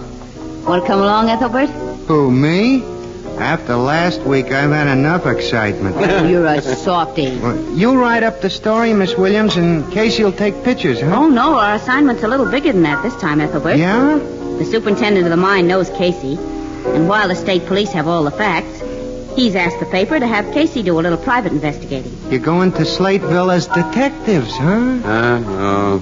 Well, Bill Jerome, the super, knows about a couple of lucky breaks I've had working with the cops. So he's got an idea that Well, I don't know. When I'm in the city here, I know my way around. I've got a lot of smart, friendly cops to back me up when I make a play, but, well, I don't know anything about coal mines. Afraid you won't do so good when you're on your own, huh? I think our boyfriend has a case of cold feet, Ethelbert. Huh? What? Mm-hmm. Yeah, I guess you're right, Annie. Look, I'll see you for later. Where are you going? Well, I'm going to the public library. To read up on coal mines. And when I see Bill Jerome tomorrow, I won't be altogether a dope.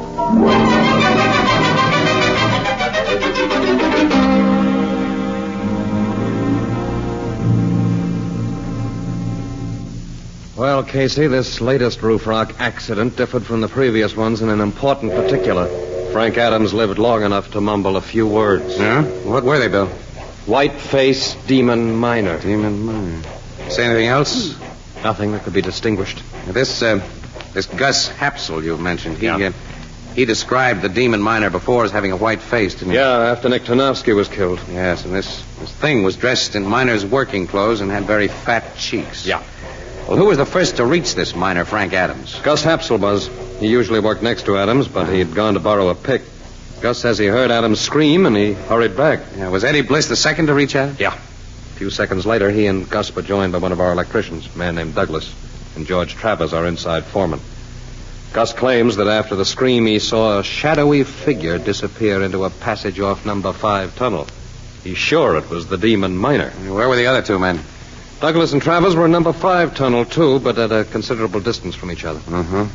You've got to find out what's in back of this, Casey. The demon miner theory's ridiculous, of course, but it's ruined morale, cut production in half. Now that Adams' dying words apparently confirm the demon story, we're in for further trouble. Yeah. Well, just one more question, Bill. Huh? Like on previous occasions, was a large piece of roof rock found near the dead man's head? Yeah. A slab of rock that'd take 3 or 4 big men to lift. 3 or 4? Yes, Miss Williams. As in the other cases, Adams' hard hat had been crushed and his skull fractured. What's a hard hat, Mr. Jerome? Well, it's the miner's name for the protective helmet he's required to wear, Annie. Oh. Yeah. I know a little bit about mines and miners. Library. Well, we'll go down to the mine, Bill, to Bristol level. Yeah, I'll arrange for it right away. My inside foreman's waiting in the other office.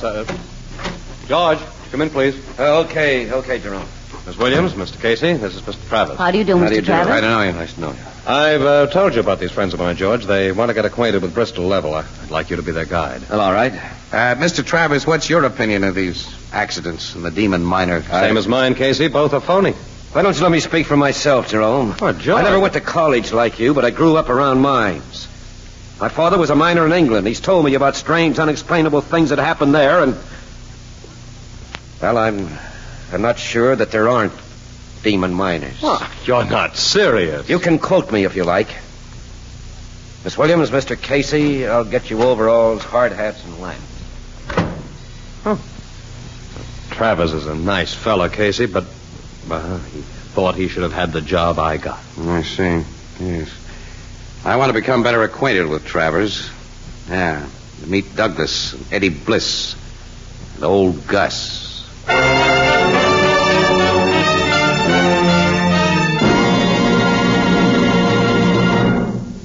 Planning interesting, well-balanced menus is hard enough at any time, and during Lent it's doubly difficult. But here's one more occasion when Fire King Oven Glass comes to the rescue. All sorts of delicious, nourishing meals can be planned around a single big Fire King Oven Glass casserole dish. Macaroni and cheese, baked with milk and covered with a magnificent crown of golden cracker crumbs. Old-fashioned New England baked beans with a rich brown molasses sauce. Scalloped oysters, and literally hundreds of other mouth-watering main courses. Fire King Oven Glass is a must in American homes for these 4 all-important reasons. It simplifies the planning of meals.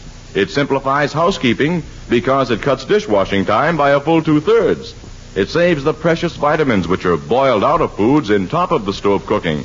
And its cost, well, it's incredibly low.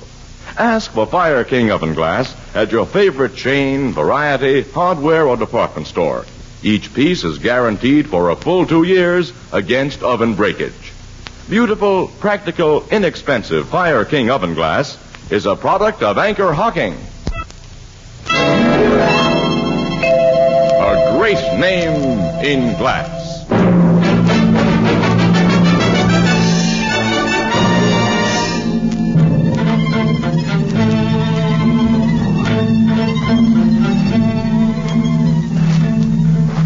The place where Frank Adams was killed is only a few hundred feet ahead now, Mr. Casey. Ooh.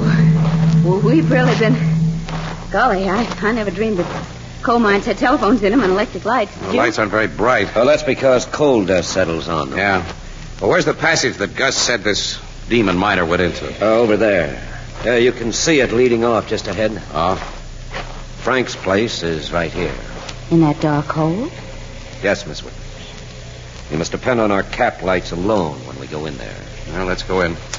Granny, I'll help you. It's kind of rough going. Okay, thanks. Now, Frank and his helper had just blasted a face before he was killed. Naturally, the coals heaped all over. Jerome gave orders not to let anything be touched. Here we are. Yeah. Show me where you found the dead guy. There. You can see the blood stain. Is this the slab of rock that's blamed for the death? Yes. Must weigh half a ton, Casey. Yeah, at least. That you in there, Travers? Yes, who? It's me, Douglas. The super phoned down for me to meet you here. Where's Eddie Bliss and old Gus? How should I know? They supposed to be here, too? Yeah. Well, this is Miss Williams and Mr. Casey. Bert Douglas. How do you do, Mr. Douglas? Look, if you're a cop, Mr. Casey, I might as well tell you right now.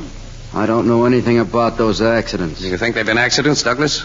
Well, I certainly don't believe in that demon miner stuff. Maybe you have more sense if you do believe. Well, here's old gloomy Gus and Helper Eddie. Hello, Mr. Travers. Hello, Douglas. Gus and I just got a message. Mr. Casey here and Miss Williams want to have a talk with all of you. Eddie Bliss and Gus Hapsel. How do you do? All I know about the accident, Mr. Casey, is that poor Frank was lying there with Gus kneeling beside him when I come running in, and that big slab of roof rock... That hunk of roof rock did not kill Frank Adams. It was the demon miner's pick that bust his head. Ah, you're nuts, Gus. Maybe he isn't, Douglas.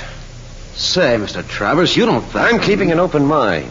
Wonder how this got here. What'd you just pick up out of that coal, Mr. Casey? Nothing at all. Casey? It was something. You just stuck it in your pocket. Yeah, I see you, too. Never mind, we'll talk about it later. Well, now there's no reason for me to keep you from your work. You can go ahead. Go after we just got here? Yeah, Douglas. Yes. I want to talk to all of you again about an hour from now. Okay. Going down number 5, Eddie? Yes, Douglas. Come on, this is screwy. Taking a guy off his job and... You want talk with me later, huh? Yes, Gus. All right. I go back to work. Mr. Casey, I don't quite understand. Look, I'd like to examine this place with Miss Williams alone, Mr. Travers, if you don't mind. Well, you want me to go, too? Yeah, if you don't mind. Only outside in the tunnel for a few minutes. I'll call you when I'm through here. All right, I'll wait for your call. What's this all about, Casey? Annie, I want one of those 4 guys to get very nervous. All of them seemed very nervous when they left just now. Yeah. What was it you picked up out of the coal? Here, take a look. A black powder puff. It's just an ordinary powder puff covered with coal dust, Annie, and underneath the coal dust, when I ruffle it up It's like full of this... white powder. Get it, Annie? The white face of the demon A miner. man covered his coal-grimed face with white powder. Sure. And Then after he made his kill, all he had to do was to rub some coal dust on his face over the powder, and he could reappear almost instantly in his normal character. listen, all of those 7 men have been murdered then. I think so, Annie. But how? Nobody could lift the huge rocks that crushed their skulls. Annie, look. Couldn't the killer have bashed his victims with a hunk of rock that he could handle, and then have dragged the bodies over near another piece too big to handle, just to make things look like they weren't? Oh, but why were the murders committed? And who done it? I don't know yet. Look, I'm going to call Travers back and leave you here with him. With the excuse that I want to explore some of those side passages alone, which I do. After that, I'm going to make whoever dropped that powder puff a very nervous guy.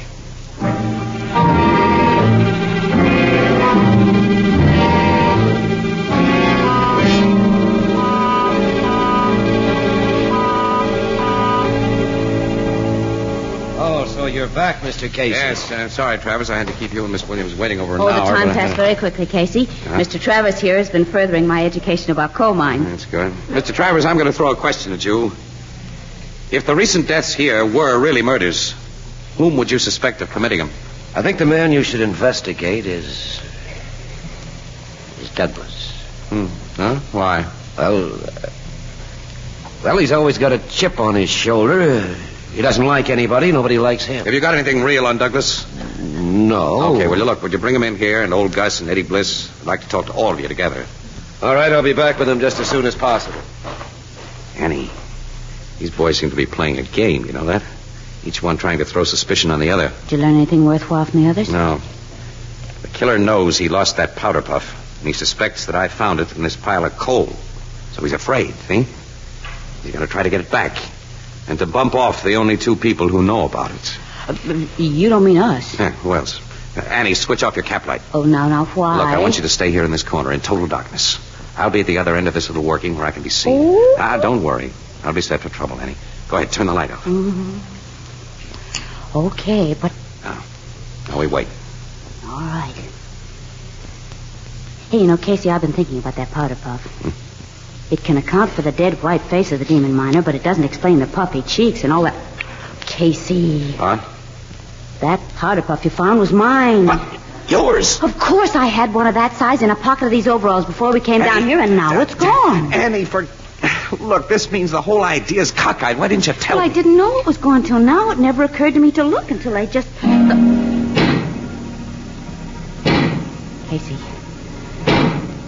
Casey, do you hear that knocking? I sure do. That is the sound of a giant pick.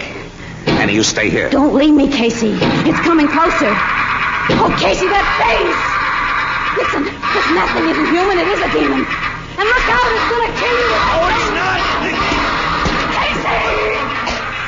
I'm okay, Annie. You only broke my cap light. Yeah, but I can't see. Annie, he's broken away from me. Turn on your light so I can see, Just will a you? minute, I can't find the switch. Oh, there, I have it now. Where is he? Well, the thing seems to be going... Wait a minute. He ran back into the tunnel, Annie. I'm going after him. Don't leave me! You stay there. Oh, gee. All right.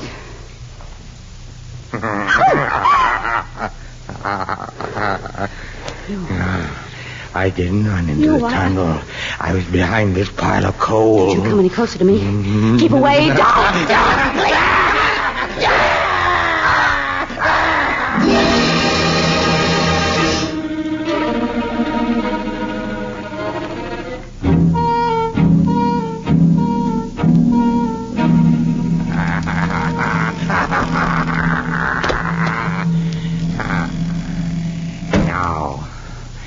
Now no one will find us.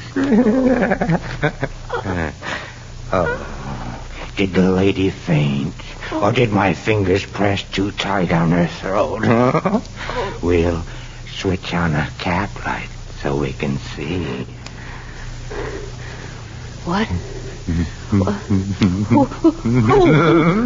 The lady's afraid when she sees my face. Where have you brought me? To an old working of the mine that's boarded up. No one but me knows that the boards can be moved like a door. I fixed them that way. You're a man. You're not anything supernatural. Look at me. These big cheeks, just wide-mouthed. Your friend Casey was trying to trap me, but he won't trap me. And to pay him for his meddling, you are going to die. No. Yes, after you're dead, he'll feel the pick in his skull. Only it's not a pick I use. It's a heavy rock. Like this. Oh, don't, please, don't. He won't. It's okay, kid. I got a demon miner right on the button. I spotted this place when I was snooping around a while ago. Casey, you know you got here just in time. See what I did. Yeah, that rat's coming too. Let's have a look at him. Well. Let me go. Casey, it's Eddie Bliss. Yeah. Meek little Eddie. Yes. Meek little Eddie. A guy without guts. That's what chumps have always thought me. 30 years I've worked in mines as a helper. They wanted to keep me just a shoveler of coal. A helper. I've shown them what I can do now. Little bosses like Frank Adams and big bosses like the Super. I made guys afraid to work here. Yes. I've killed.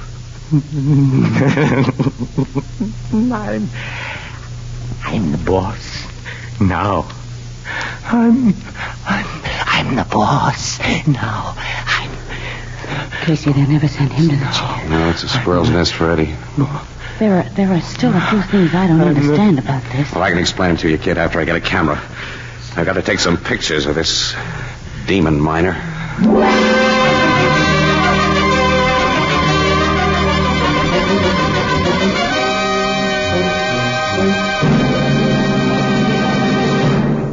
You know, I was brought up on a farm, and we used to figure we were pretty lucky, particularly when we thought of the people who lived in the cities. Why, all year round we enjoyed fresh food. Fish from the lake below our farmhouse, caught through the ice in the wintertime, and fresh vegetables from the vegetable cellar, magnificent hams and sausages during the slaughtering time after Christmas. Well, now that I've become a city man myself, I find that there's no longer any need to envy the people back on the farm. Crystal clear, sanitary anchor glass containers bring you all the products of orchard, field, and stream, packed at the very peak of perfection 12 months a year. And then, too, glass lets you see exactly what you buy before you buy it. Glass containers preserve their contents perfectly with no effect on taste or flavor. They're easy and safe to open and can be resealed to protect the unused portions. Anchor glass containers and easy-to-remove Anchor vacuum caps, so widely used for the packaging of foods of all kinds, are products of Anchor Hocking. A great name in glass.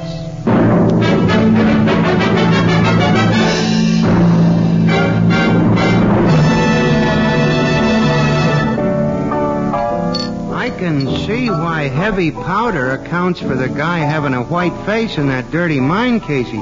But how did he make his cheeks so wide? Well, that was simple, Ethelbert. He used an old kid trick, stuffed a couple of walnuts in his mouth. Which, of course, bulged out his cheeks, widened his mouth, and distorted his voice. But when Casey hit him... There, he coughed him out. There's one more thing. The sound of that giant pick you heard. Well, Eddie made that sound by bumping a rock drill against a wall. Boy, did we have luck in busting that case, Ethelbert. You know, Annie, Since it was your powder puff that I found in that coal, I can't understand why Eddie made that risky attempt to kill us. He had no reason to believe that we had any evidence. And we didn't have. Boy, I'm a hot detective, all right. Everything that I did was based on that powder puff, you know? Casey. I have a confession to make. What's that? I found my powder puff in my coat pocket. I didn't even take it in the mine. You didn't? Nope. Ethelbert, what's this stuff I hear about a small timer called Sherlock Holmes?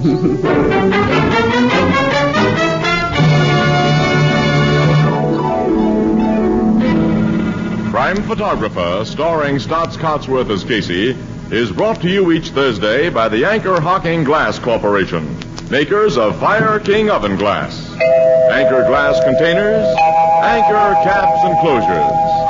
All products of the Anchor Hocking Glass Corporation, a great name in glass.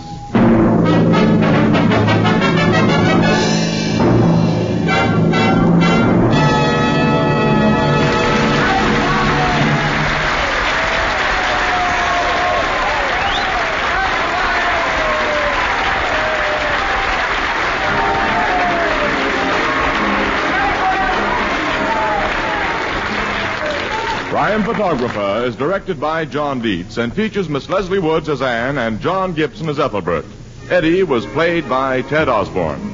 Thursday night on CBS is the biggest show in town, so stay tuned for exciting dramatizations on Reader's Digest Radio Edition, which follows immediately over most of these stations.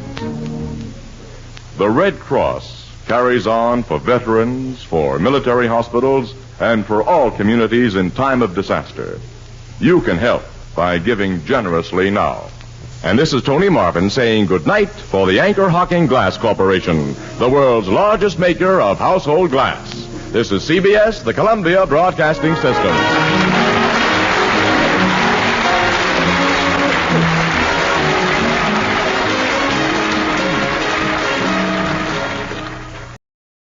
This is John Wherry for the Kansas City, Kansas Public Schools.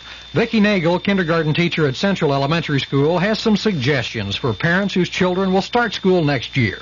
If a child can come to kindergarten knowing how to write his name, or at least a beginning of how to write his name, it's a big help. It would be really nice if they knew how to tie their shoes, knew how to button their coat, knew how to zip their coat, because when you get in a group, it's really helpful if they can all take care of that themselves. Some tips for helping kids get started right in school. Listen again when WDAF and your Kansas City, Kansas Public Schools present another school note. WDAF, Kansas City.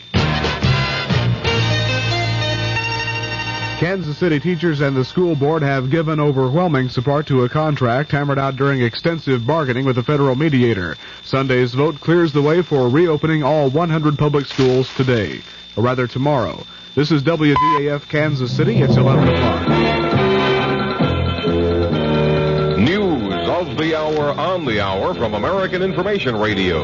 This is Steve Powers from New York. And at this hour, positive reaction to the acquittal of John Mitchell and Maurice Stans extends from the defendants themselves to the White House and to Geneva. For the defendants, the reaction was predictable. They were happy. Maurice Stans. Looking back, all I would like to say in conclusion is that even the book of Job has a very happy ending. And that's the way I feel today. Stans had praise for the jury, and so did John Mitchell.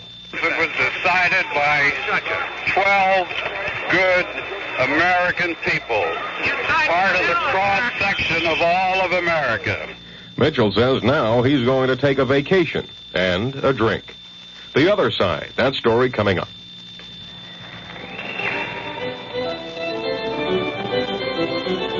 You may live with it for 1,000 years, and there is still challenge. And you see, the young people are searching for the answers to life. Organist Virgil Fox for music in our schools. I don't think there's any way possible to have children have music too early. I think that music in the lives of the young is probably as important as the breath in their lungs or the blood in their veins. The child who is permitted to brush with music, to cope with it, to dance to it, to feel it, to express it, to make it, is a child who is always several plateaus higher. There's no doubt that beautiful music brings out the finest, and the more we have of it, the better everything else is. Help to bring out the finest in all our children. Support music in your schools. A message from the Music Educators National Conference.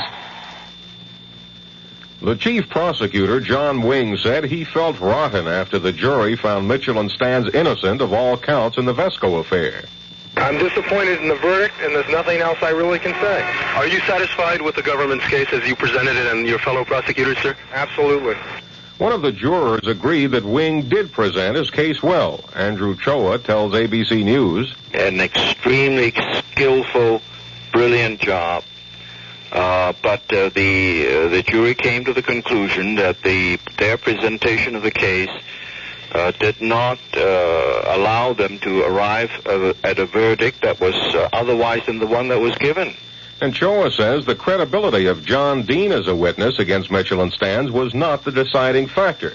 What about Dean's credibility? Here's ABC's Vic Ratner in Washington. Lawyers at the special prosecutor's office here were disappointed but not disheartened at the verdict in New York. They feel that the Vesco case had little connection with their major Watergate cases. They feel John Dean's testimony played only a small part at the Vesco trial. He'll play a much bigger role in future Watergate trials. The Vesco case wasn't even the special prosecutor's baby, having originated in the U.S. Attorney's Office in New York and being handled there all along. Vic Ratner, ABC News, Washington. ABC's Jerry Landay reports that President Nixon is being described as pleased about the not guilty verdict for Mitchell and Stans and their families.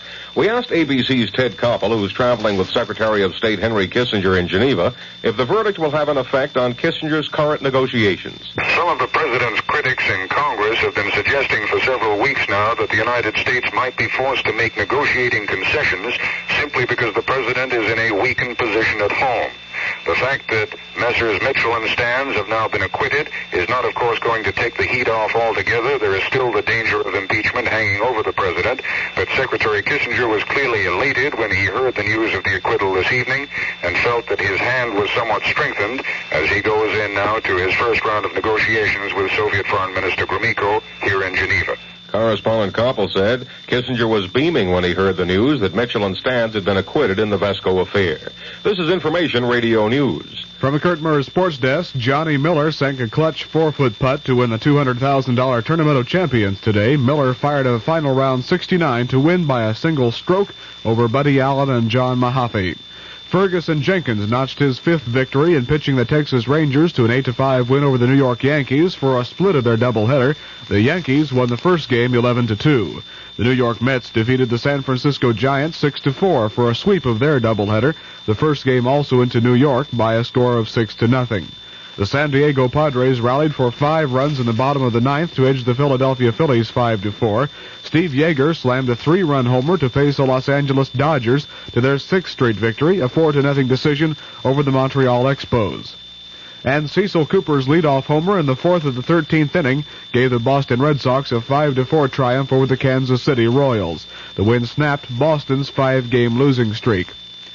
The Kansas City forecast, cloudy with a chance of showers or thunder showers, possibly with heavy rain for the rest of tonight and tomorrow. The low tonight in the low 60s, high tomorrow in the mid to upper 70s. Partly cloudy with a chance of showers Monday night and Tuesday. The low Monday night in the 60s, high Tuesday in the 70s. Right now, cloudy skies, south winds at 14, the humidity 87%, and our current Kansas City temperature 64 degrees. This is Pat Ross, WDAF News.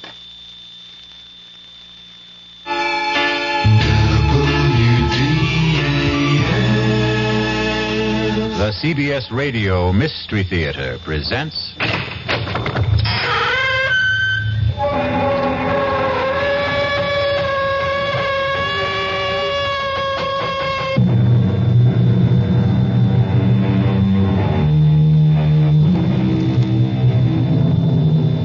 Come in. Welcome. I'm E.G. Marshall. Welcome to the sound of suspense, to the fear you can hear, to the world of terrifying imagination. They say, hell hath no fury like a woman scorned. And perhaps it's true. But the question is, how long can that fury endure? How long can the passions burn? Well, Miss Charity Youngblood was left waiting at the church some 200 years ago, and she still isn't over it. Sheriff's Office, Deputy Palmer speaking. Sheriff, there's someone who wants to murder me. Yes, sir. Your name, sir? Well, is that important? Yes, sir, it is. Well, I hesitate to give you my name because you might think I'm unbalanced. Now, why would I think that? Because of the peculiar circumstances involved. Why don't you let me be the judge of that? Well, this young lady wants to kill me, and she's armed. What's her name? Well, I wouldn't want her to get into trouble. What? She doesn't look like a killer, and besides, I can't prove it. It's just that I know it. Now, sir, calm yourself and tell me, why does she want to kill you? Because I broke our engagement. All right, it's possible. Now, when did you break that engagement? Oh, about 200 years ago.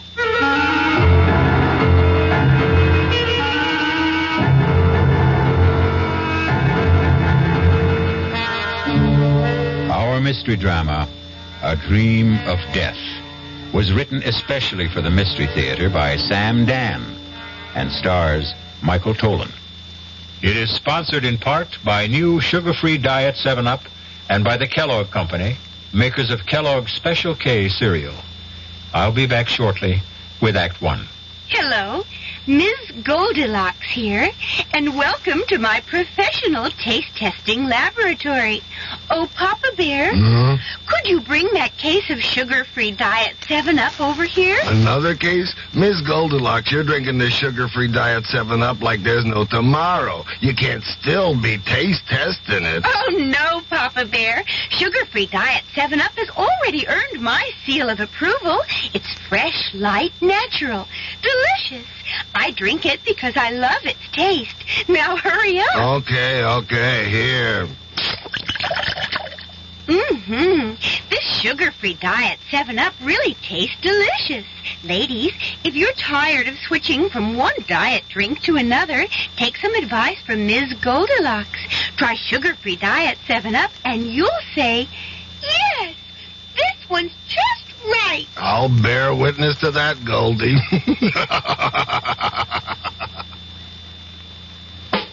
Young I may be, but still I'm a man. Just turned 18 and I'll do what I can to find me a place where I can be me. Get ready for life and be free as the sea. Where do I go from here? Oh, where do I go from here? I finished with school, but what lies ahead? Don't want to get trapped, want to feel free instead.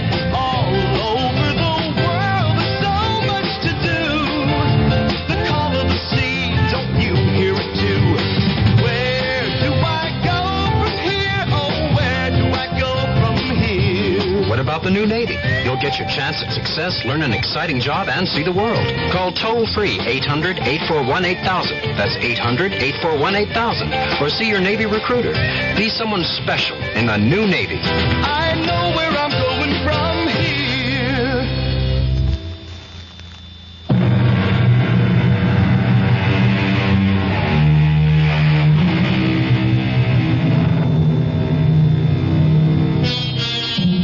Sometimes a few notes of an incomplete melody may steal through your head. It isn't like any tune you know, and yet you've heard it before. For no reason, a name, a noise, an aroma may evoke a dim and distant memory. A memory of a place you cannot clearly remember, but it's a place you cannot completely forget. A great poet said, "Life is a dream, and even dreams are dreams." Perhaps. But Sooner or later, there must be an awakening for every dream. And for Rexford Patterson, there was the rudest awakening of all. Hey, Patterson, wake up. Your lawyer's here. Huh? What? Your lawyer's here. Lawyer? Why? What do I want a lawyer for? Where am I? You're in a jailhouse. Jailhouse? How did I get... I demand to see a lawyer. Mister, no sooner said than done. He's all yours, Counselor. All right, Sheriff, if you would leave us. Bang on the door when you want out, Counselor. Who are you? Why am I in here? My name is Peter Evans. I'm an attorney. I was retained by the university on your behalf. Why do I need a lawyer? Why? Well, you're going to be tried for murder. Who is? You are. But that's impossible. You don't remember? Murder? Murder.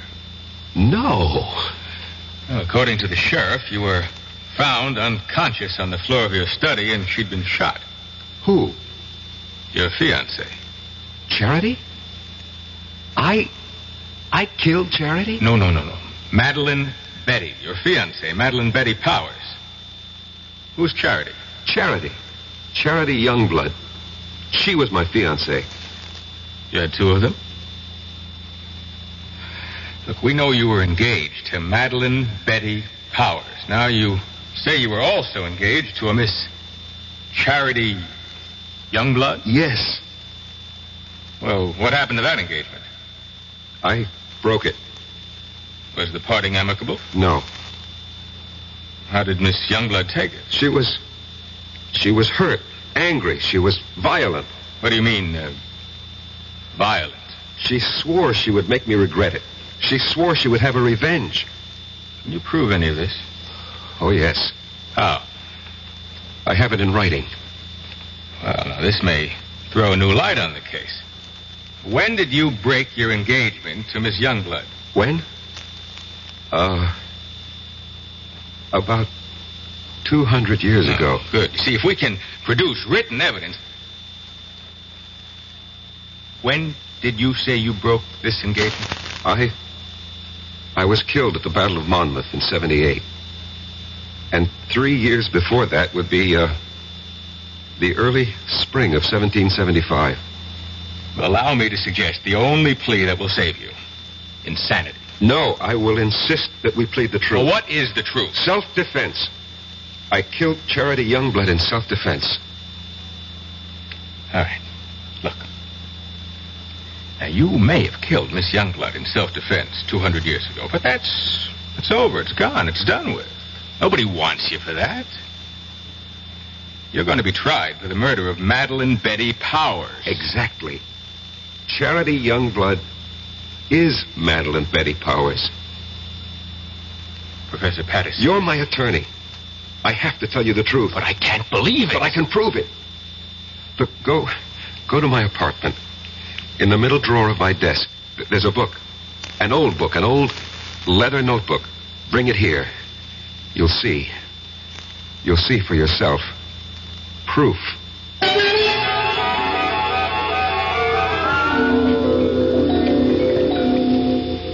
You read the book? Yes. It's a diary kept by a girl named Charity Youngblood, daughter of a Connecticut gunsmith during the Revolutionary War. She was jilted by a young officer named Eli Wallington. Naturally, she was quite upset about it. But where is the proof you promised me? I was that young officer.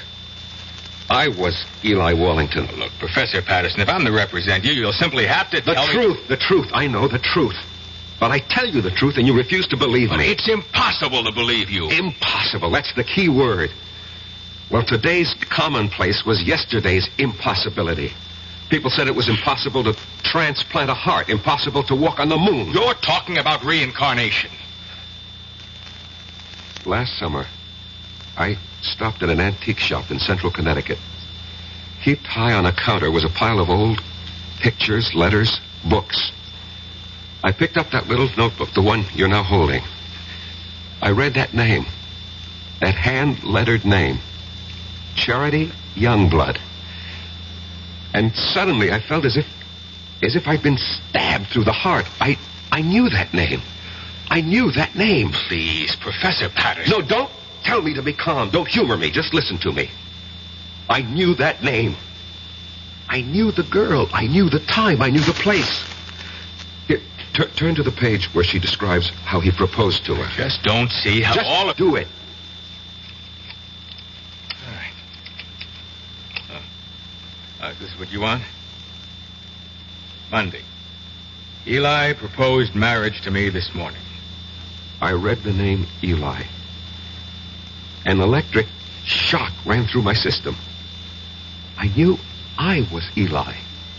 And the entire scene ran through my mind. Exactly as she wrote it in her diary.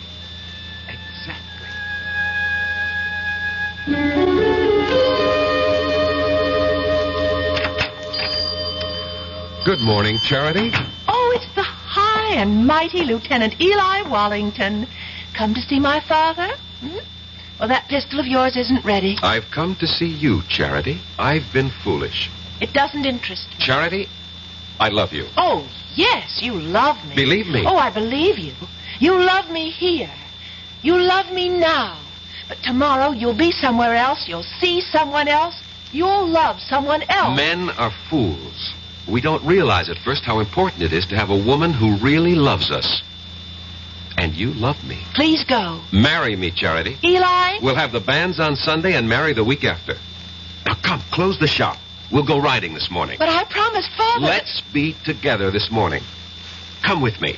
Oh, Eli, you're a scoundrel. Yes, Charity.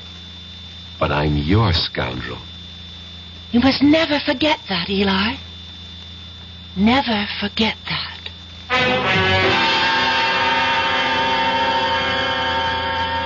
What are you trying to tell me, Professor Patterson? Don't you see, as Eli Wallington, I had lived through that scene. I knew how I felt.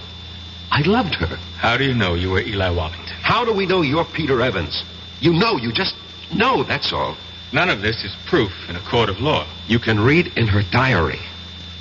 Yes, Sunday. This morning, the banns were read in the church. But Eli never married her. Do you know why? Because Charity was right. The very next week, Eli was somewhere else. He saw someone else. He loved someone else. He never saw Charity again. And 3 years later, he was dead at Monmouth. Turn to Charity's diary. See what she wrote when she heard the news of Eli's death. Here's the evidence you need to defend me in court. Read it. All right. Now, Friday. This morning, the Reverend Fallowfield came into the shop with news.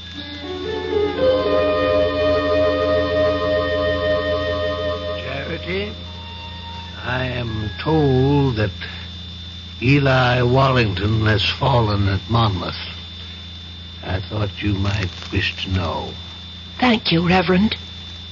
He died bravely for his country. And I hope you can find it in your heart to forgive him. I will not forgive him. Charity. On that Sunday, that awful Sunday, I swore I'd kill him. But the boy is already dead. He'll live again. I'll live again. I'll find him and kill him. Give up this frightful hatred before it destroys you. He won't escape. If only I could help you, Charity. No one can help me. And no one can help Eli. Somewhere, somehow, someday, I'll have my revenge.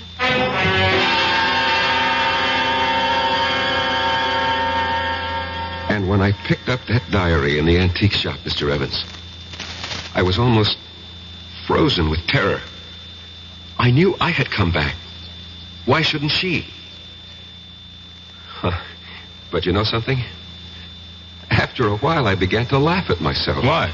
Well, for the same reason you're probably laughing at me. After all, we live in the modern, rational 20th century. Every night, I'd sit alone at home and wait for Charity to come and kill me. And nothing happened. She didn't show up. No. And you can't maintain an emotional pitch forever. And so soon I stopped thinking about it. And then one afternoon, I was sitting in my study. Come in, it's not locked. Good afternoon, Professor Patterson. Yes. Let me see, you're Miss... Powers. Madeline Betty Powers. I'm scheduled for a conference at exactly 1500 hours. 1500 hours? 3 p.m. We use this terminology at the engineering school. Oh, I see. You're an engineering major, Miss Powers? Have you any objections? Oh, no, certainly not. Professor, I require 3 credits in the humanities for my degree. I chose your American history course. I am flattered. It was the only one open. You shouldn't have said that. Oh, I have no interest in the dead past, only in the dynamic present. How can I survive your course? First, show up for class, occasionally. Second, don't snore too loudly at my lectures. Third, write me a term paper. On what subject? Oh, any subject related to the Revolutionary War. I know what I'll do. I'll write a novel. Miss Powers, what are you saying? Yes, a novel. A novel about a girl. But, Miss Powers, you asked for an easy way out. A novel is the most difficult project. You know what gave me the idea for it, Professor? This antique pistol on your desk. What? Broken down, rusty old relic? It just came to me by just looking at it.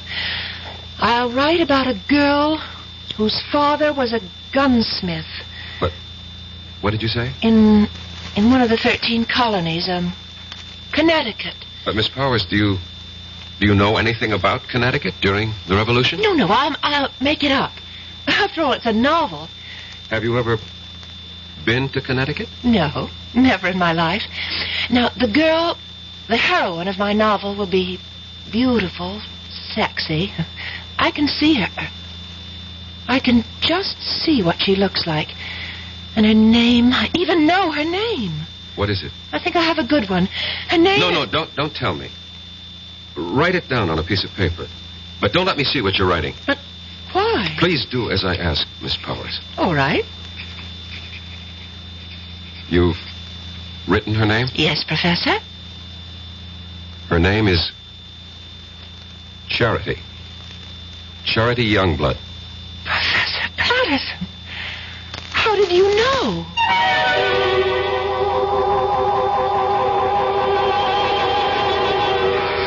How does he know? Funny how these things work out, no? You can never tell who you'll come back as. Devil-may-care adventurer. Getting any money, but he's entitled. Well, what's wrong with writing a letter saying that under the law, this man is entitled to receive $220 a month for attending school on a full-time basis. Believe it or not, he can take that letter with the little job, take it to the real estate people, and because he has an additional income of $220, although he isn't receiving it, it makes his chances of getting that apartment much better. And this is what I mean about the little things. Going beyond the duty every once in a while. Just go a little bit out of your way to help someone. That's my philosophy. To me, these are little things, but big things to that person. A big thing to that person. At VA, we try a little harder to help.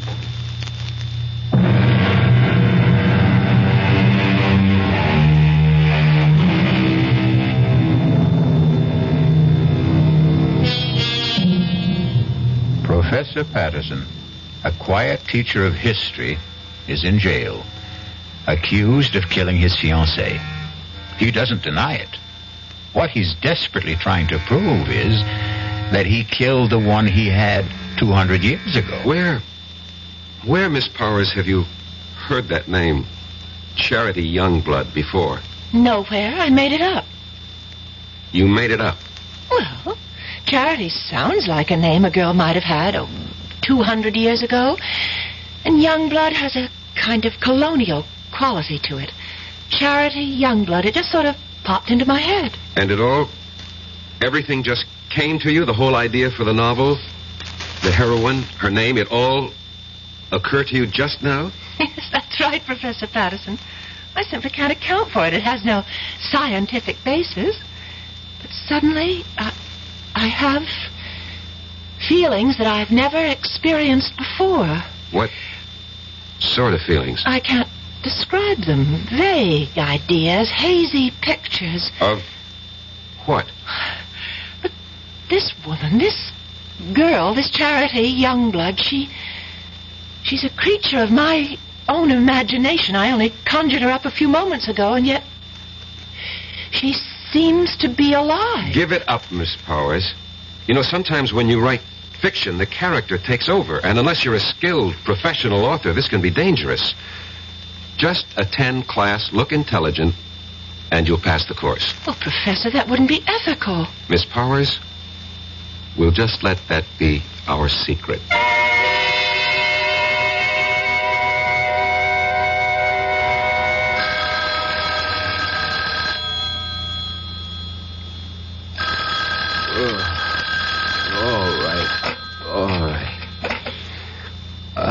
Hello.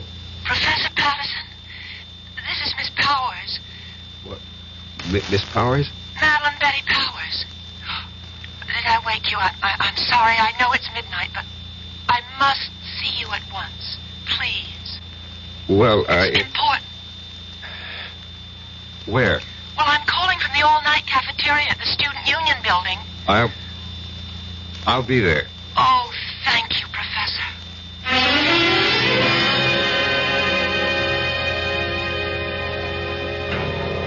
I had to see you, and I didn't think it would be proper for me to go to your apartment at this hour. Well, what seems to be the problem, Miss Powers? The story. The story? The story of Charity Youngblood. Well, I thought we decided to drop it. But that's the problem. I can't seem to get it out of my mind. Well, I'm sure you... It's taken over. I can't think of anything else. Well, I'm obsessed by it. This girl, Charity Youngblood. I know her so well, I sometimes think... No, you'll laugh. No, tell me. I sometimes think she's me. Well, of course she's you. What are you saying? Well, when you write fiction, every character has to be yourself in one form or another. No, it's more than that.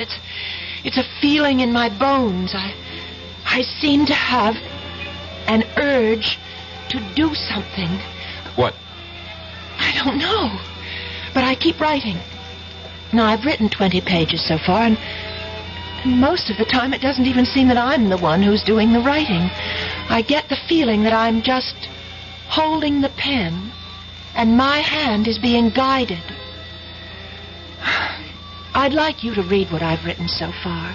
Please. Miss Powers, you've been working too hard. No, I just feel that something is happening to me. I seem to feel I have some sort of mission. What kind of mission? Well, I don't know. But every day I feel it's becoming clearer. But I still have no idea of what it is.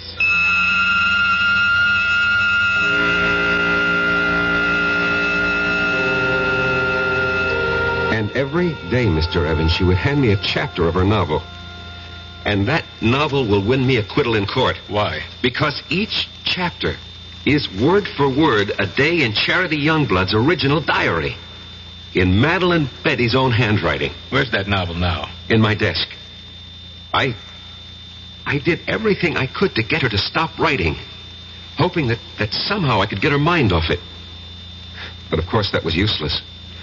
After all, if she really was Charity Youngblood, and there was no doubt in my mind about it, nothing would stop her from finding it out. And every day she was getting closer. Not just to Charity, but to me. Professor, I decided to give Charity a love interest. We're about to have the war, and I've created a young cavalry officer of the Connecticut Brigade. I have a name for him. Eli Wallington. Eli Wallington? Yes. Miss Powers, you've already written more than enough to earn a good grade. It's already longer than the average term paper. Oh, but I have to finish. Why? This whole thing started as a term project. Yes, it may have started that way, but now it's something that belongs to me, and I can't help it. I have to keep writing until Until? Until something happens. What? What is supposed to happen? I don't know. But I'm afraid. I'm very much afraid.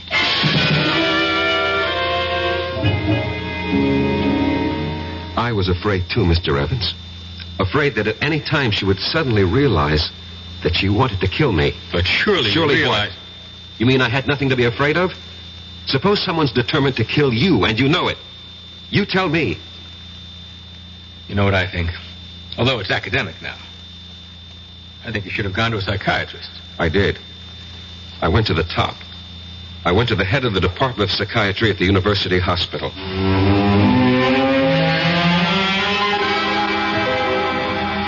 All right.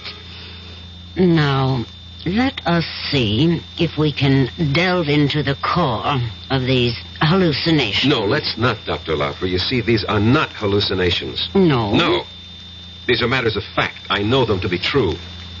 You're talking about reincarnation. Yes. And you obviously don't believe in it. That's hardly the point. It may exist, for all I know. However, if it does, then we have no way of knowing who we were in a past lifetime. Perhaps we had no way of knowing. Perhaps today, with heightened powers of communication, perhaps our modern scientific technology has upset certain natural balances. Whatever. The fact is, I know. If you know, you know. What do you want me to do? Suggest a way I can live with it. I'm afraid I don't understand. Look, if a man was an alcoholic or a drug addict or a gambler, and he said to you, this is what's wrong with me, how do I live with it? What would you tell him? You are oversimplifying. I am I'll coin the word. Reincarnate. How do I live with it? Especially since my life is in danger. Very well. Why is your life in danger? I told you. Charity Youngblood wants her revenge. And she's here in the person of Madeline Betty Powers to exact it. Don't you see what you must do? No. This is all within the framework you yourself have created.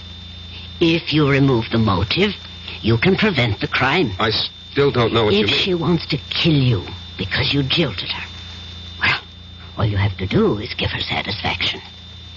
How? Marry her. Marry her? Marry Madeline Betty? She's hardly my type. You're 32 years old. You're not married. Are you going with anyone? No. But marry her? How do I know she'll have me? Were you once Eli Wallington? Yes. Was she once Charity Youngblood? Yes. She'll have you.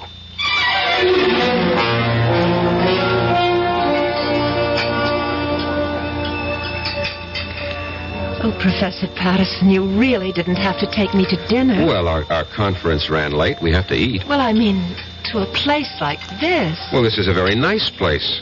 Or so I thought.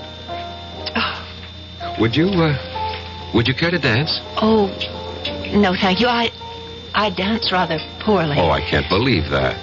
Why can't you believe it? Because you're so charming. I don't think so. At least no one ever told me that. But I think so. Do you? Why? Well, it's a subjective thing. I lied to you just now. I said I dance poorly. The truth is, I don't dance at all. Now, how is that possible? Girls who don't get asked usually don't bother to learn. I don't know why I'm telling you all this. It's just that since the day I met you, I started thinking. I don't know how to describe it. Well, what were you thinking? Oh, crazy things. That is, for me. I suddenly wanted to write a book. Why, I'll never know. And I began thinking of a girl who lived hundreds of years ago in a place I've never heard of. I can't understand it. Madeline Betty, maybe I can help you. Would you, Professor Patterson? Rex. Go on, say it. Call me Rex. Rex. I've also felt something since the time you walked into my study for conference. And I've been trying to analyze it. And I finally discovered what it is. It's love. Professor Patterson. Rex. And so I'm asking you, I hope that you will marry me.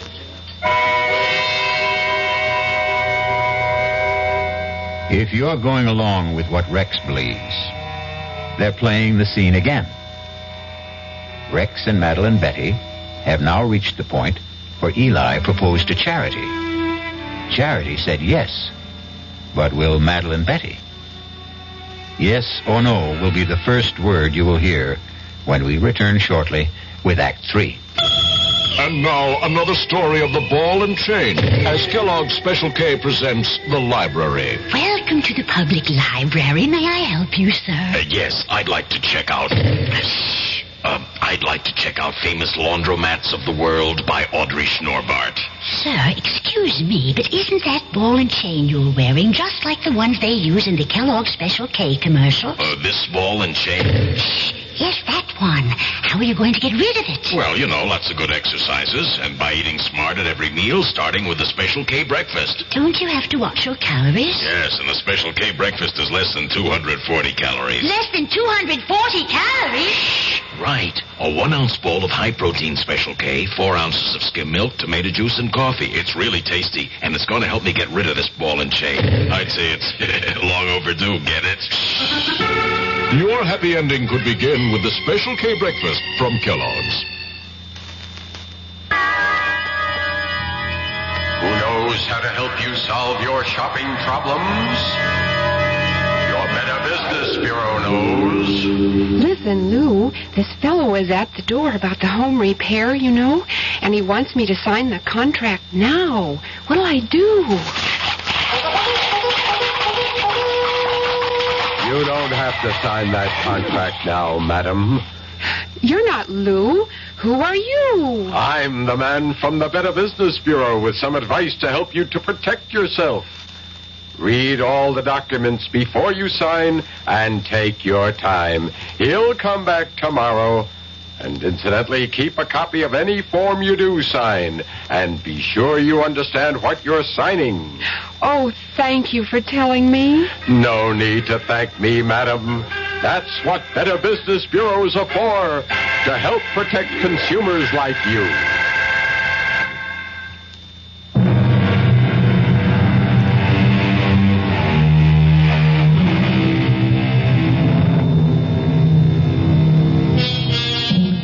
Eliminate the motive, and you prevent the crime. Excellent advice. And Rexford Patterson has taken it. He has just proposed to Madeline Betty Powers because it's the only way he can think of to keep her from killing him. And now, she looks at him and says, Yes, Professor Patterson. Yes. You can't agree to marry a man and call him Professor Patterson. Rex. I know it's sudden, Madeline Betty. We can get married after you graduate. Oh, I'll marry you anytime you say, Rex. I love you. I love you, too. I fell in love with you. Must have been at first sight. Why? Why? Because you're handsome. I was hoping I had other qualities. Oh, you do. You do. But being handsome's part of it. Why did you fall in love with me? Because you're beautiful. Oh. No, you don't believe it. No, well, I feel beautiful. You make me feel beautiful. Oh, Rex.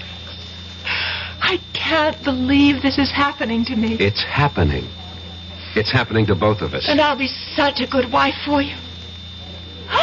What is it? Oh, my head. What's the matter? Suddenly feels so light, so clear. Well, that's good. And different. Different? Yes, different. How? The book.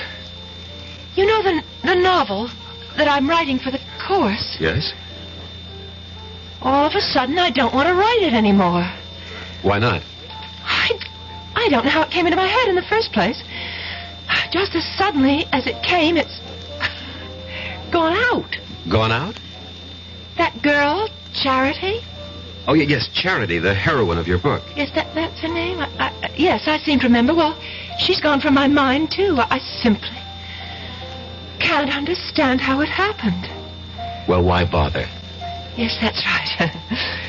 Oh, why bother about anything except us?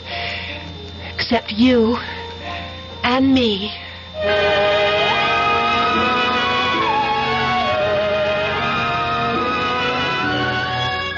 So you proposed to her professor and you were accepted. She seemed happy. Apparently you were reconciled. What was the problem? The problem was, Mr. Evans, I didn't really love her. Just as Eli didn't really love Charity. But within the theory you'd set up... Don't call it a theory. It's a fact. Oh, whatever. But this is what you had to do. You had to marry the girl. And I tried hard. But she made it impossible. She was... What did she do? Nothing, really. She was just so grateful to me. You pay attention to a wallflower, and what you create for yourself is a clinging vine. A vine that can strangle and suffocate you. And besides... Yes? Besides, there was Susan Miller.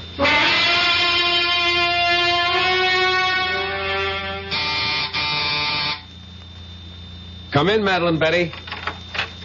I'm not Madeline Betty, but I came in anyhow. Well, how do you do? Professor Patterson? Yes? I'm Susan Miller, of the English department. You're new here. Oh, I received my teaching appointment last week. Early American Lit. A favorite field of mine. Well, that's the scoop on campus. Anything early American, see Rex Patterson. I just thought we'd chat.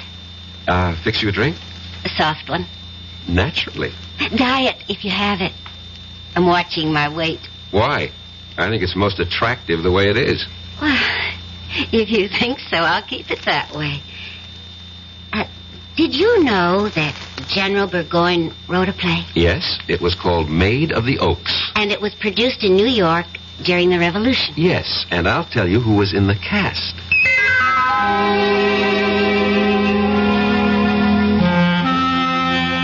And that's how it all started, Mr. Evans. Easy, relaxed, delightful. There is such a thing as love at first sight. And it was there for both of us. But Madeline Betty... Madeline Betty. Well, I knew I had to do something about her. Yeah, exactly. So you killed her. No, that's not the reason. You wanted to marry Susan Miller. It never reached that point. I mean, we didn't get that far. But the prosecution will know about Susan Miller. No, they don't have to.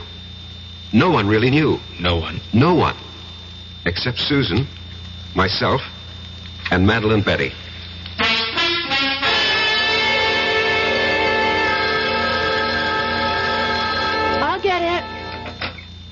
Hello? Hello. Is Rex, Professor Patterson there? Oh, who's calling? This is Susan. Miss Susan Miller. Rex, it's for you, Miss Susan Miller. Oh, thank you, Madeline. Yes, Susan? Rex, how about a drive in the country? I have considerable work to do. But I thought you had nothing to do all weekend. So did I, but, I have this research project. I see. Did your project answer the phone? No, it's nothing like that. Well, maybe we can get together tomorrow. Sure thing. Goodbye. Bye. And who is Susan Miller? She teaches here. I'll bet. What does she teach? English. You could look it up in the catalog. I'm sorry. I'm so jealous. Forgive me. You're forgiven. I just can't believe my good luck, that's all. Rex, you said you'd marry me any time I chose. Well, yes. Well, I choose now. Now? Well, next month. I want Mother and Dad and my sisters, and I have some cousins. I'd like to see the looks on their faces. The first Sunday next month. That's almost 4 weeks from now. Is that all right? Well, You haven't changed your mind, have you? But I had changed my mind, Doctor. I see. I wish I knew what doctors meant when they say, I see. Patterson, You are the one who set up the ground rules. You said she was Charity Youngblood, reincarnated to have her revenge. I know. I know. And using that, I suggested marriage. It was your only chance. I realize that, but you see, I really don't believe that anymore. You don't? I should have listened to you when you called it an hallucination. You agree with that now? I think I do. What caused this radical change? I'm in love. With whom? A woman. A woman? Yes, a woman. Not a girl, not an immature, neurotic girl, but a woman. A woman who is beautiful, intelligent, who has everything in common with me, who has something to offer me, just as I have something to offer her. And what of Madeline Betty or Charity Youngblood? Charity Youngblood was an adolescent delusion. You're hardly an adolescent. In many respects, I was. I fell in love with the idea of Charity Youngblood, this voluptuous creature, but... Yes. You grow up when you meet a real woman. As I said before, you're hardly a boy. It takes some of us longer than others. And Madeline Betty? What of her? She'll have to grow up, too. Somehow, all this, it doesn't seem fair to her. Life itself is unfair, Doctor. You make everything seem very neat. Somehow, I don't think you'll be able to unwrap the package as easily as you think. But why? Why? I told you, Madeline Betty. I told you. You said you loved me. I thought I did. No. Please, Madeline Betty, don't make this difficult for both of us. Oh, Rex, please, marry me. No, it wouldn't be right. I told everyone, my parents, my sister, my friends. Oh, Rex, what can I tell them now? Would you want us to live a lie? I don't care. Rex, why did you do this to me? These things happen. You loved because I was here. You went somewhere else. You saw someone else. Now you love someone else. What do you say? I don't know what I'm saying. Look, you'll find someone else, too. I'm sorry, Rex. I've been speaking to you like a fool. You want to break our engagement? Only because it would be best for both of us. For whatever reason. I won't stand in your way. Excuse me. Hello? Rex? Could you... She doesn't have to call back. I'm leaving. But before I go, Rex, I'd like to have a memento of us. I'll leave you what I wrote about Charity Youngblood, and, could I have... Anything, Madeline Betty. That... Anything. Pistol, that old broken antique pistol? Well, certainly, of course. Well, goodbye, Eli. What did you say? Nothing. What did you call me? I called you by your name. Goodbye.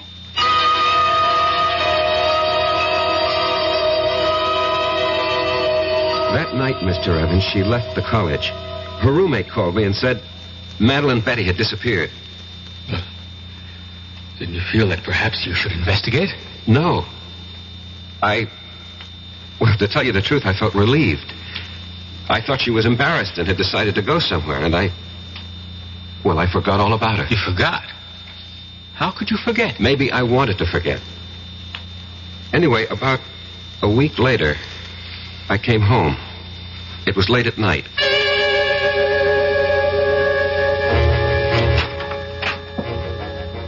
Good evening. What are you doing here? I have a key, remember? Look, what can I do for you? Nothing. Ask me what I can do for you. Well, what? I can kill you. What do you say? Yes. I can kill you very easily. And I'm going to. Madeline Betty, Who are you talking to? My name is Charity. Charity? Yes, Eli. Charity. Remember, Charity? No, you're Madeline It's Betty. taken me such a long time to find you, Eli. Such a long time. Listen to me. I'm not Eli. I'm Rex Patterson, and you're not Charity. You're Madeline Betty Powers. Sweet talk, Eli. You always could do it, but it doesn't go with me anymore. Look, Madeline Betty, I'll have to ask you to leave. Oh, I will. After I kill you. No, you can't kill me. I can. With this. What are you talking about? With that rusty old antique pistol? No, not anymore. I brought it home to Father, to Isaiah Youngblood's gun shop, and I said, Father, fix this pistol. And he did, you see, how he cleaned it and oiled it. See how it shines now. Madeline Don't Betty. move any closer. Not one step closer. See how it sparkles. He gave it a new frammer and a fresh flint, fitted a new flash pan, and then primed it. Poured in the powder, rammed home the ball, and now it's ready to fire. Charity, no. Get away from me. Take your hands off. No. Get away Drop from it. me. Let go of me, Eli. Charity, Eli. drop it.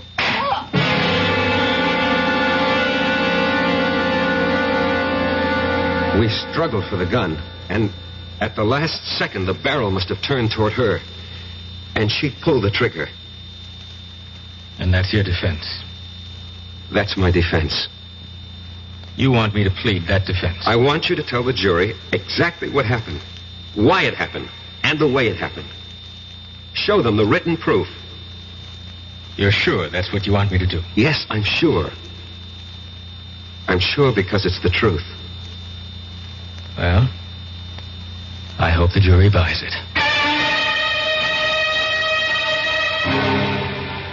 Would you have bought Professor Patterson's story? You would. A pity you weren't on the jury. Because 12 good men and true, actually 6 of them were women, deliberated for a full week and decided that Rex would have to pay the price. Not just the price for Madeline Betty, but also, as it turned out, the price for Charity. I'll be back shortly. This is Ray Scott for the President's Council on Physical Fitness and Sports. Sometimes we're accused of exaggerating the importance of a game, along with millions of Americans across the country. Well, maybe so. But one thing is sure. We certainly under-exaggerate the importance of physical fitness and sports among our children.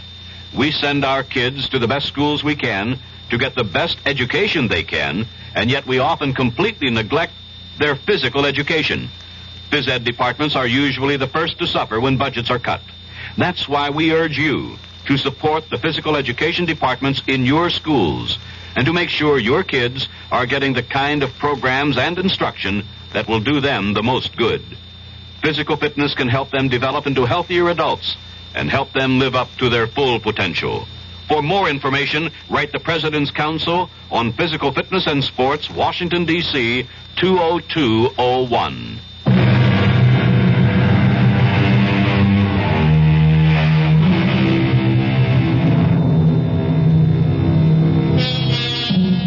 Can a desire for revenge span the centuries? Not a comforting thought, exactly. It's all most of us can do to hew to the straight and narrow during one lifetime. If we're going to have to pay for the sins of other incarnations and existences, well, who has the price? But there is no price for our next meeting, when we shall enjoy another suspenseful experience. Our cast included Michael Tolan, Marion Seldes, E.V. Juster, Ira Lewis, and Robert Dryden. The entire production was under the direction of Hyman Brown. And now, a preview of our next tale. The answer's still the same. No dog, no baby. Just be happy with these dumb plants. They're bad enough. Taking out the whole bloody windows. I hate you. Yeah, look, I'll let you keep them. I hate you. I wish you were dead. What did you say? I said I hate you. I wish you were dead. Did you really say... Hey, what? Hey, what's this? The bloody plants are on my neck. Hey, Barbara, they're all around me. They're choking me. I can't get them off. Hey, Barbara, they're too strong. Barbara, don't stand there. Get them off. No. Get the scissors. Barbara, decision. I hate you. I hate you. I want you dead. Radio Mystery Theater was sponsored in part by Anheuser-Busch Incorporated, brewers of Budweiser. This is E.G. Marshall inviting you to return to our Mystery Theater for another adventure in the macabre. Until next time, pleasant dreams.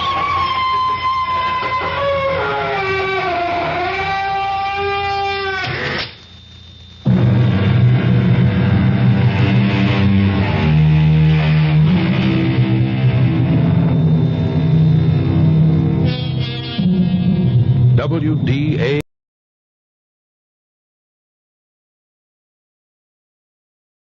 When you view it from afar, the city is silent, a cluster of towering spires against the sky. But as you move down, across rooftops, over rivers, past factories and rail yards into the center, the city comes alive, jostling, turbulent, bellowing in 1,000 voices. Taxi! Taxi! Mark it down, $10. My friends of this great city! Buy the lady flowers! Buy the lady flowers! Signals, crosswalks, the Sherry Carlton Towers, the glass and concrete canyons, rooms with bath or showers. Hurry, hurry, do I hear 550? The Philharmonic Concert, the Blue Place, me too. The traffic cops, the billboards, the milkman out at dawn. The lights along the freeway coming on and on and on.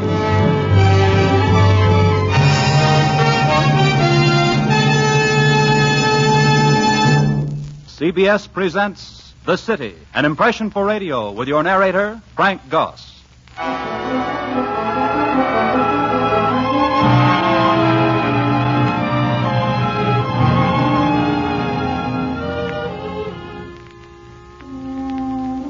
There is a cave within the mount of God, fast by his throne, where light and darkness in perpetual round lodge and dislodge by turns. In the moment before dawn, the city waits in antiseptic quietness for the new day. Stone, steel, cement lean heavily against the dusky sky. In the moment before dawn, the city is a desert where no man has ever been, and the cool wind goes about its morning erosion with careful certainty. Brick and wood, cement and asphalt, steel and stone of the city sweat in anticipation of the dawn. The miracle of morning occurs. Deftly, cautiously, morning slips through a crack on the horizon, expands on its way down from the heavens. The movement is from the east. Pompously, with great reptile dignity, the sun crawls along the jagged edge of the city, peering intently with an unblinking single eye into every shadow. The mute city grows bright and wet with morning.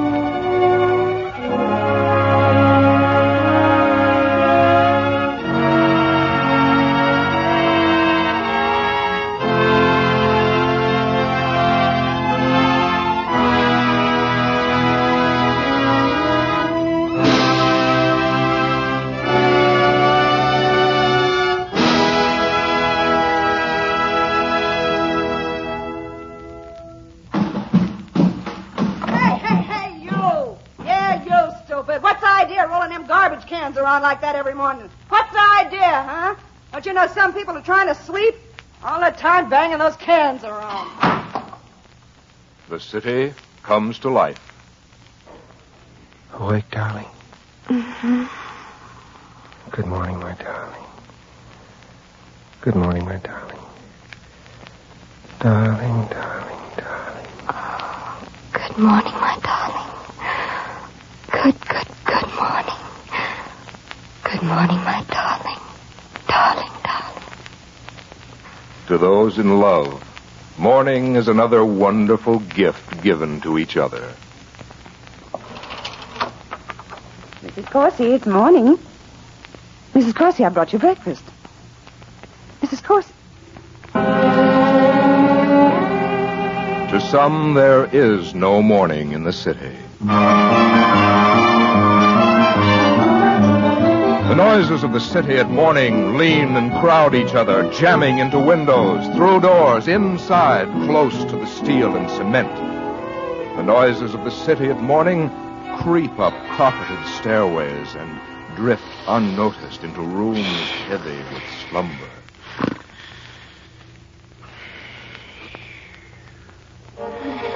He has a small face fitted to a small head. He sits up in bed and looks wildly about. His eyes shift with great cunning.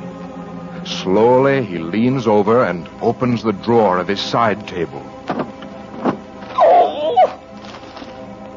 He lifts a handkerchief from the drawer, a Gideon Bible, a box of matches, a deck of cards, a candy bar, and from under the lining paper, in the back of the drawer where it would never be seen, a key. He jumps out of bed and hurries to stand in front of the mirror. He looks at the 3-day growth of red beard on his face. His eyes shift quickly to the right and left. Slowly, he brings the shiny key in front of his face.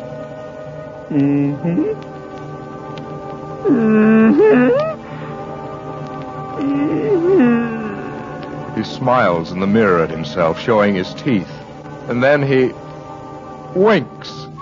A little red-bearded man winking at himself in the mirror is a far cry from a stately mahogany banking office. Again. Just tell me that again. He was a good psychologist, too. He said that the guy took the key because he wanted someone to know he's alive. That's all. One of our most trusted employees walks off 3 days ago with a master key to our safety deposit boxes. No one can get in without the master key. I want him and that key back here today, you understand? Yes, P.J. I've talked to all the newspapers, and they've promised to play the story down from now on. But do you know what this can mean, do you? I think so, P.J. A run on the bank. Every depositor I've got will want to withdraw. Yes, P.J. Now, you find that guy and get that key back here fast. Understand? Get that key. And in another part of town, morning is announced with breakfast. Good morning, Jessica. Bacon smells good. Here's your paper, Sam. Sit down, drink your juice. Weather report says it's going to be nice. Something to be thankful for. See, they still haven't found that crazy bank teller. Think he's in the city somewhere, hiding out. Poor fellow. Your coffee, Sam. All right. Must be crazy, taking a master key to all those safety deposit boxes and then running off with it. Huh. What good will it do him? What good will it do him, Sam? Who? The crazy bank teller, Sam. What good will it do him to have that key? Banks have a master key, box holder has a key, takes both keys at once to open the box. Sam, maybe he's going to disguise himself and go back to the bank. No, Jessica, I don't think so. They say he's sick in the head. A complex of some kind. He just wants people to know he's alive. Sam, have you heard anything? I'd tell you if I did, Jessica. The estate office will let me know. It's up to them. You'd think they'd let you know by this time, Sam. You've worked for the Spaulding estate for 22 years, Sam. In one place. Disgraceful. Garden of Art, indeed. Might just as well let you work in the downtown building like other men, but no. Garden of Art. Someone has to take care of it, Jessica. Why? No one ever goes there anymore. Spaulding Garden of Art is a city landmark, Jessica. They couldn't just close it up and forget about it. All those old statues. Colonel Spaulding had a good idea. People can't travel all over the world to see originals. So if they're copied and put in a garden right here in the city, everyone can see them. Free. Plaster and cement. No one wants to see them. I applied for the transfer, Jessica. Getting late. I better go to work. Don't forget your lunchbox, Sam. Goodbye, Jessica. Goodbye, Sam.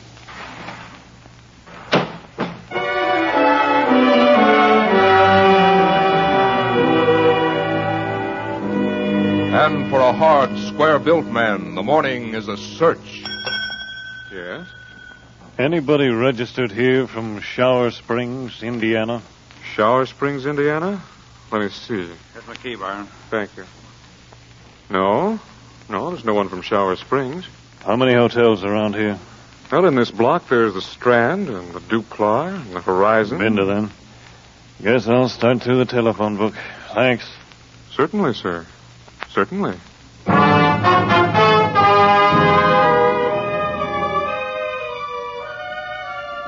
On a quieter piece of earth that is a part of the city, a Hubbard lawn sprinkler, spider-like, takes care of its expected duties, spinning in undulated, sensuous rhythm, spraying the green, close-clipped lawns of Spaulding Memorial. The morning sunlight drips lazily into the man-made stream of rain, creating short, precise, ugly-colored, man-made rainbows. And the man of the Garden of Art goes slowly to his work.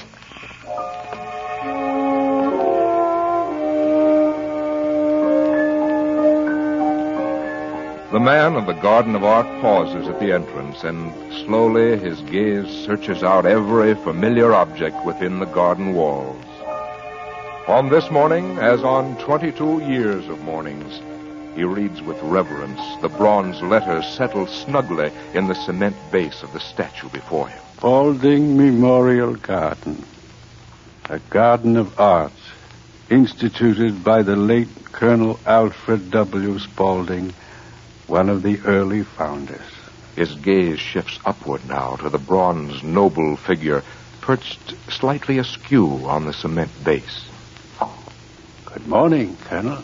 He salutes and laughs softly to himself at his little joke. Morning is in the Garden of Art. It has crossed the tall buildings of the city and come to Spaulding Memorial. It has dampened 100-odd pieces of statue. Morning has crawled into each fiber and begun anew its familiar work of cracking and spreading. Morning is fatal to man-made stone. Each replica, each copy, from Venus de Milo to the bust with a missing ear, even resplendent Colonel Spaulding in darkening bronze, knows that morning is a mortal enemy.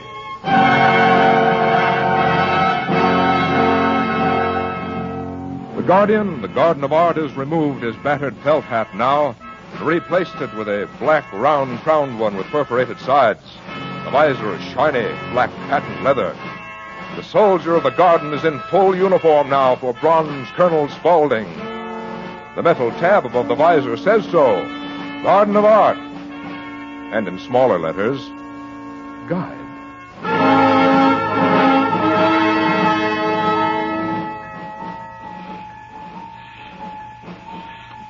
Spaulding Memorial.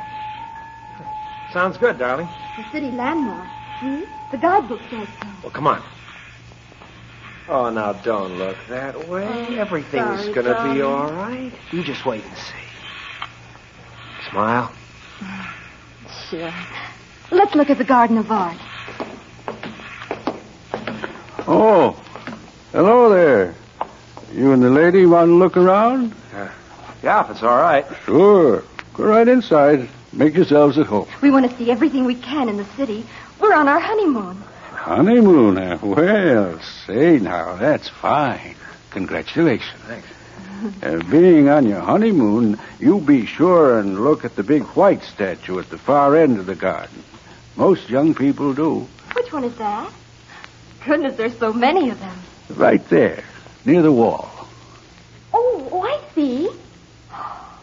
Oh, this whole place it's beautiful. Oh, darling, if only. Oh, well. Yeah, sure is. Gosh, I've never seen anything like this. Well, you can look as long as you want to. Oh, how perfectly lovely. We can stay all day. Then tonight. Don't worry, darling. It's all right. Sure. We'll stay all day. Well, say now, I'm mighty glad to have you folks. Just make yourselves right at home. Mighty glad to have you. Oh, almost forgot. When you get to that bust back there in the corner, don't mind. Just needs a little fixing. His ear. His ear? Yeah. Fell off last fall. Been trying to have somebody come out and fix it. Wrote out 2 complaint orders on it. Office kind of forgot, I guess. So don't mind his ear being off. The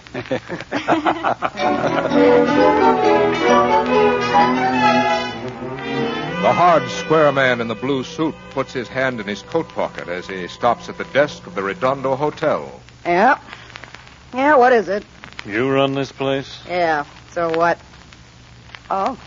Anybody register here lately from Shower Springs, Indiana? No one new been here for 2 weeks. Okay. Okay, thanks. Sure. Anytime. Day has taken over the city. A sloth in bright-colored skins. It has searched in every part of the city, peering and prying. Day has advanced, mastered and overcome the city.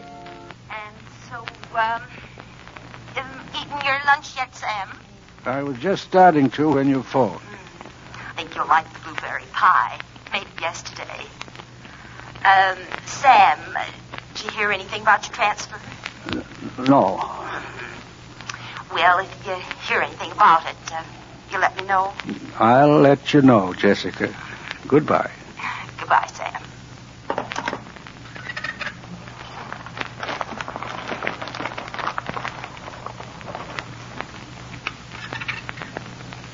Hiya, Sammy boy. Eating lunch?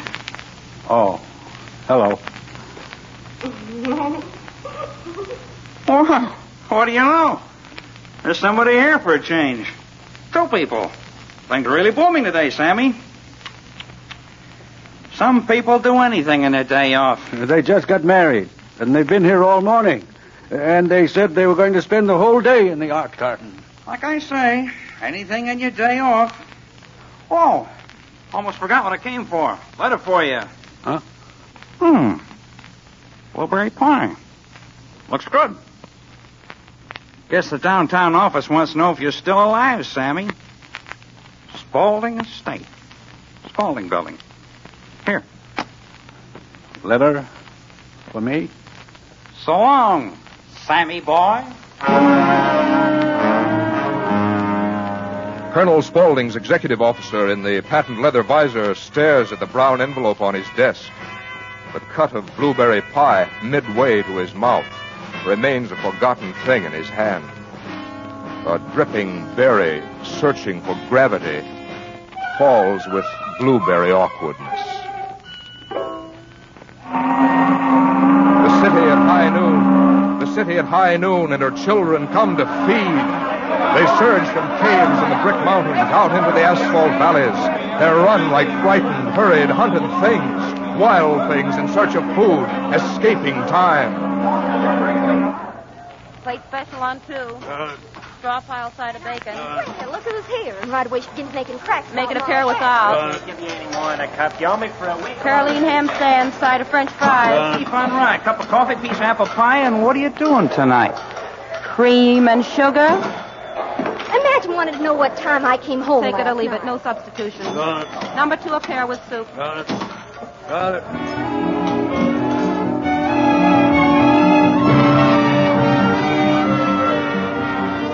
The city's children in gigantic swarm feed at the noon hour.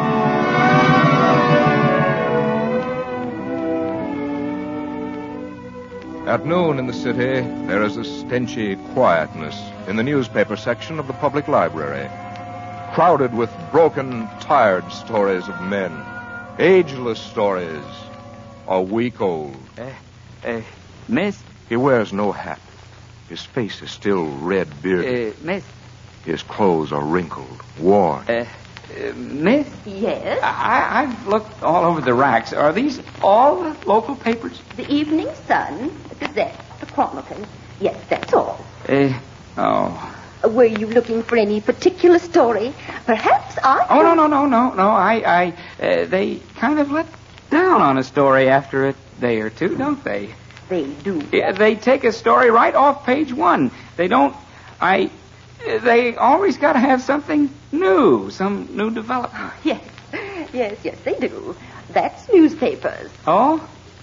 Well, thanks. Thanks a lot. Goodbye. Oh, excuse me. Goodbye. For a moment, the spectacled, pencil-sharpened, unpowdered librarian watches the nervous little man. He's familiar in a vague way. Something new. On the grounds of the public library, there is a sundial. The nervous inquirer is watching it now as the smallest shadow grows before him. He studies it intently. He watches, fascinated, as the shadow moves without perception. And still the shadow moves, a vagrant thing like ponderous time itself, without perception. The shadow on the sundial moves to the right with great mental dignity. The shadow on the sundial moves for the entranced watcher. The shadow on the sundial moves on into time.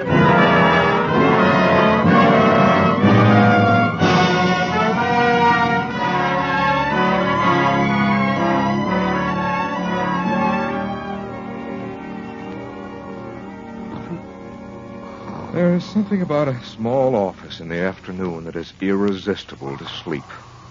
His hat with the military air is on the desk now. He's not so much Colonel Spaulding's officer. The brown envelope bearing the news from the Spaulding building lies unopened beside the hat. Oh, good afternoon. Go right in. I'm just coming out. I've been looking around. Must have missed you. Can I show you anything? Oh, no. I've been everywhere in the city today. I was just looking around. Well, stay as long as you like. Got to go now. Got something important to do. Many people coming here? Not many. Why? I just wondered. It's kind of run down, isn't it? Ever find anything in here? Mm-hmm. Ever find anything in here like money or a hat or an umbrella? Or maybe a key, huh? Yeah, did you ever find a key? Well, did you lose one? No. I just wondered. If I find anything, I always turn it into the Spaulding building, lost and found. Oh, sure you do. Sure. That is, if you find anything. I just asked. A good place to lose something. Awful good place. Yes, I suppose it is. Heads are hollow, aren't they? Uh-huh. Yeah. Well, see you around. Goodbye. See you in the newspapers. Yeah, so long. So long. The man of the Garden of Art sits thoughtfully now, and his eyes still ignore the unopened brown envelope.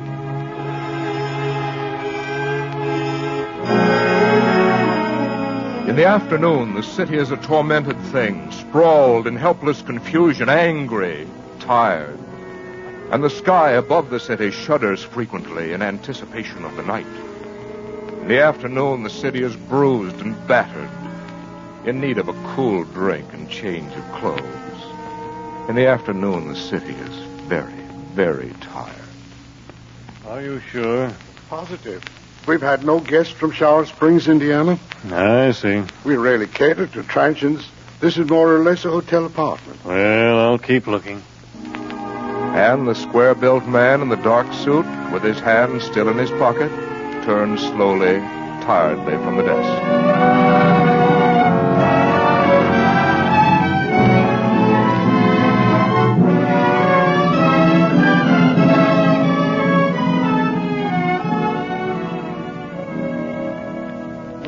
You made quite a day of it. Yeah, it was swell. We saw everything. And we're coming right back here every time we're in the city and spend the whole day just like today. See, we want to live here someday. And then we could come and see the art garden every day. Well, the next time you come, I'll have that bust in the corner fixed.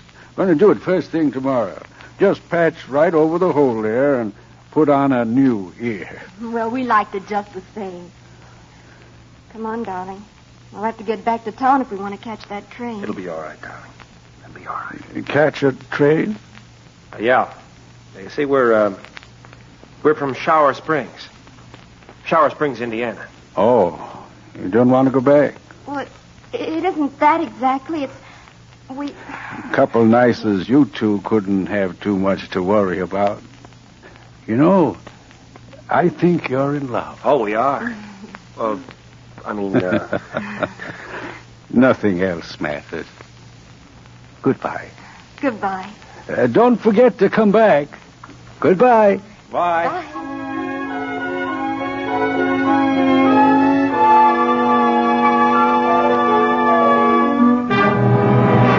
Well, now what? They found him, P.J. What? They found him.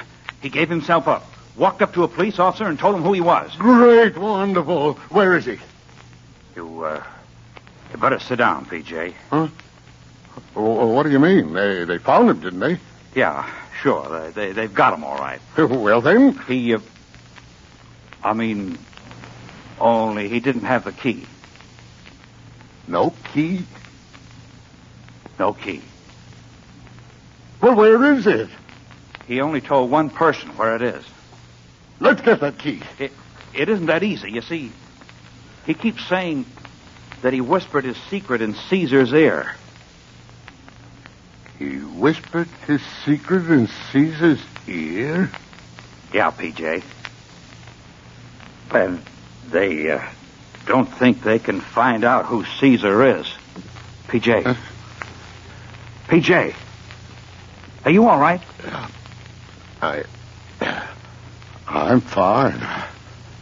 I'm great. Just great.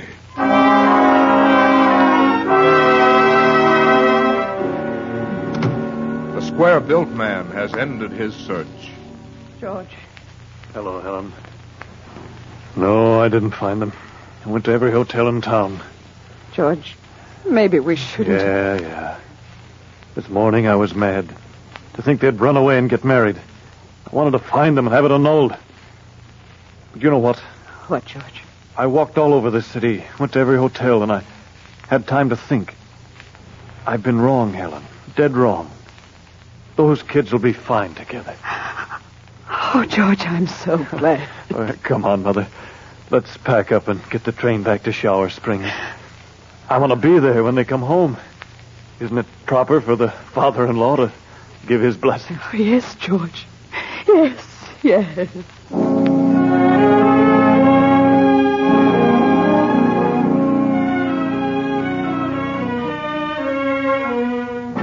At 1700 military time, Colonel Spaulding's executive officer makes a decision. It is quick, efficient, precise, like all military things. With unshaking hands, no military hands ever shake. He grasps the brown envelope. In another instant, the face is torn off. Then, with firing squad determination, he reads the latest communique from the Spaulding estate. This is to inform you that your request for transfer from the Garden He reads with watering eyes. And then he salutes smartly. Colonel, about that transfer my wife insisted on. It's been denied. And, Colonel, first thing in the morning, I'm really going to fix that ear on the bust of Caesar.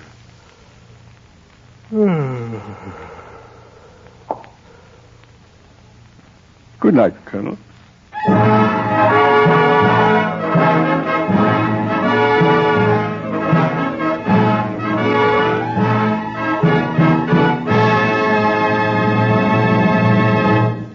CBS has brought you The City, an impression for radio. Now, once again, your narrator, Frank Goss. Thank you. In tonight's impression of the city, you heard Sam, our impresario of the Marble Orchard, Herb Butterfield. His nagging wife, Jessica, was Ann Morrison. David Ellis and Helen Gerald were the kids on their honeymoon. Herb Vigran was the red-bearded bank clerk who wanted someone to know he was alive, and he still is.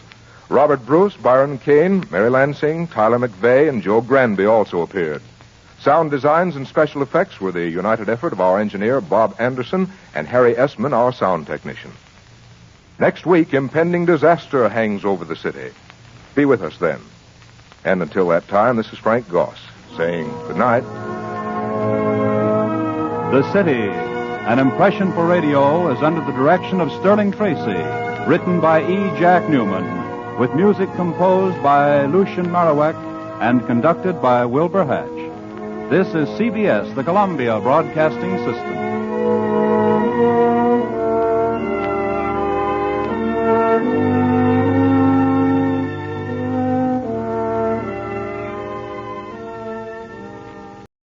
Are you willing to undertake a dangerous mission behind the enemy lines, knowing you may never return alive?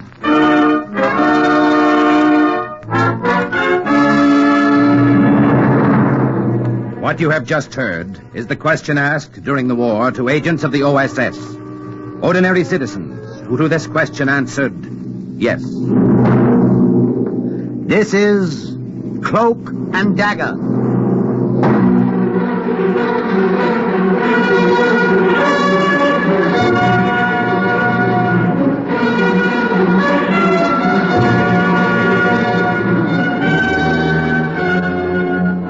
Black warfare, espionage, international intrigue. These are the weapons of the OSS.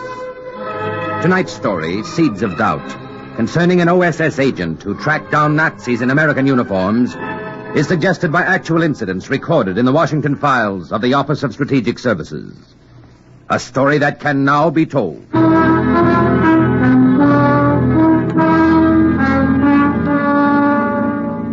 I'm glad I wasn't there when Celeste got my message. If I had been, I might have called the whole deal off. Found some other way to carry out my mission. What I did was pretty brutal. I know just how it must have been. I gave the note to the baker's delivery boy, Henri. He must have driven the dilapidated old truck through those majestic iron gates of the Chateau Breton, 12 miles south of Paris, circled the huge house and come to a stop at the servants' entrance. And perhaps it was Muriel herself, Celeste's personal maid, who answered the door. Pour mademoiselle. Merci, monsieur. Pour vous, monsieur. Merci, madame. And then Muriel began that long climb up to Celeste's room.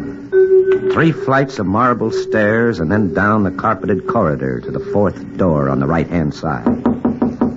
Mademoiselle? Entrez. Entrez, Muriel. Celeste was probably reading.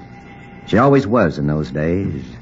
It was a way of passing time while she waited for some word from my friend, Paul Blanchard. A message, mademoiselle. A message? From Muriel? I do not know. It was all so mysterious. A baker's truck was at the door, and the boy... No, never mind. Give it to me. Voilà, mademoiselle. Oh, that handwriting. Mademoiselle, it is not from the moment. Claire. Oh, mon Dieu. But then it is... C'est ça. It is Paul. Oh. My Paul, he is here in Paris. He is waiting for me in the cafe in Montparnasse. Oh, le bon Dieu. I was afraid he was dead.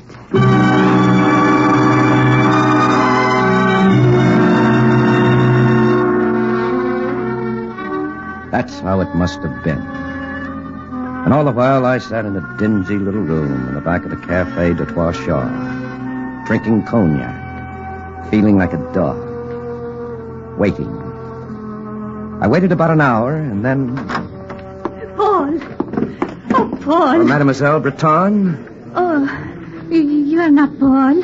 No. Where is he? Mademoiselle, I was a friend of Paul Blanchard. But where is he? Where is Paul? Mademoiselle... Answer me. Very well. Paul is dead. Like I say, it was brutal. But is there any way of saying it that isn't brutal? She tottered toward the table and then slumped into a chair. Dead. Her face was deathly white.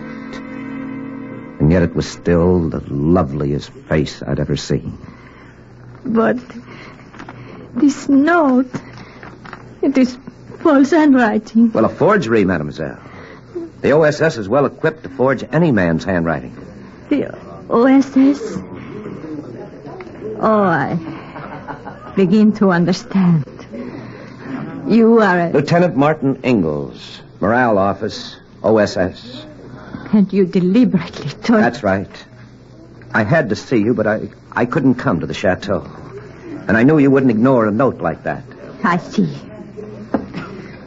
I will hate you for this, Lieutenant. As long as That'll be rather awkward, considering our future relationship. We shall have no future relationship. You and I. I think we will. I've come to Paris to take Paul's place. Take his place? Yes, as your fiancé. At first, that is.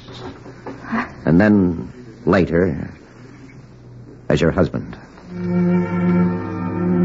She sat down again, slowly, and listened in stony silence as I told her how I'd met her fiancé in North Africa. I told her how he'd described me, and then how he described their swift, frenzied courtship in Geneva just before Paul joined the Free French forces. Then I told her how he died. Paul loved France. Yes. And he told me once that you loved her, too. And that's why I'm sure you won't refuse to make your own sacrifice for her. And that is what, monsieur? Allowing me to pose as Paul. Letting everyone think I'm the man you met in Switzerland. How do you know you could pose as Paul? That someone who might not recognize you. The OSS has made sure that it'll be perfectly safe. You see, Paul's father was a government official in Madagascar for 20 years before the war. Paul visited France only once, and that was the age of 8. And from that age until he met you in Switzerland, he hadn't set foot in Europe. So you see, no one would know the difference. I would know it. Of course. That would be your sacrifice. And how would France benefit by my suffering? I couldn't blame her for putting it like that, but I wasn't exactly flattered. I tried to explain my mission. D-Day was 6 months behind us, and most of France had been liberated. But now there was Bastogne, the Battle of the Bulge, von Rundstedt's big offensive. And black warfare is a game two can play. Morale, or the lack of it, can help decide a war. The OSS knew that. And so did the Nazis. And that's why there are German agents floating around Paris, doing their best to plant seeds of doubt and to destroy Allied morale. Nazis here in Paris? But how is it they're not caught? Well, that's my job. It's not going to be easy because most of them are in GI uniforms. Impossible. Why? We send agents behind German lines. They send them behind ours. Black warfare was Hitler's first great weapon. Why do you think Poland, the Low Countries, yes, even France collapsed so fast in 1940? Because the Nazis had agents behind the lines. Fifth columnists. Doing the same thing then that they're doing now. But that was in 1940. The war isn't over yet, mademoiselle. Far from it. And the longer these Nazi agents operate in Paris, the longer the war is going to last. Now, that's why it's important that the OSS smoke them out, and fast. But I do not see why it should be necessary for you to... To become your husband?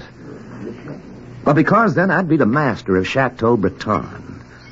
And what could be more natural for a wealthy Frenchman and his wife out of gratitude to the Americans than to throw open their home to lonely GIs in Paris? Ah, you mean parties, mademoiselle. Cocktail parties, dinners, dances, whatever might attract the GIs. And the German agents, n'est-ce pas? Right. It's at affairs like that they do their work. They spread rumors and lies, stir up dissension. And it wouldn't take me long to spot them. It is a very clever scheme, Lieutenant. There is only one thing wrong with it. I do not care to be your wife. It would be a strictly impersonal arrangement. And just as soon as my job is done... No. It is out of the question. Very well, mademoiselle. I'm sorry Paul was wrong. Wrong? About you.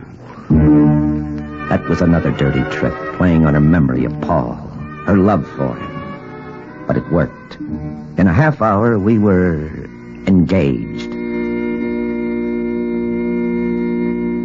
Do you, Celeste Breton, take this man to be your lawful wedded husband? I do. And do you, Paul Blanchard, take this woman to be your Not lawful one of the wedded Paris wife? blue bloods who crowded into the church suspected that the headquarters colonel wasn't really a minister. And I guess I was the only one who wished he were. After the ceremony, Celeste and I drove out to the chateau and settled down to housekeeping. Yes? Who is he? Your husband. Well, what is it you want, Lieutenant? Well, I just got back from the USO. I announced our first open house for Saturday. Looks like we're going to have quite a mob. We should be ready for them. You don't mind my stepping in? We can talk about it. But we just did talk about it. No? Yeah, yes, I guess we did. Then good night, Lieutenant.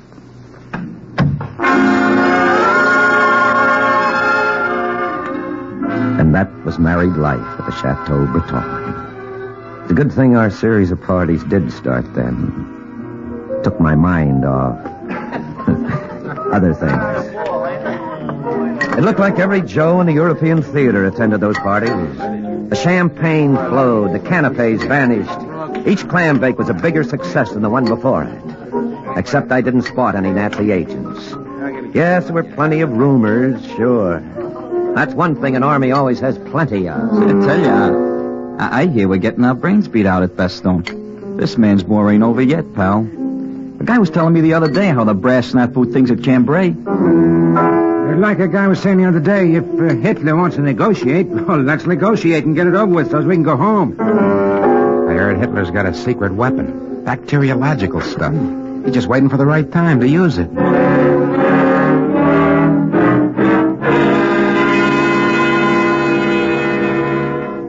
If I'd arrested every guy I heard repeating a rumor, I'd have had half the GIs in Paris in the clink. The guy I was looking for was a guy who did all the talking the other day. I knew he was one of the guys lounging in the living room or sprawled on the patio or loafing in the gardens. Yes, but which one? For several days, I didn't get anywhere.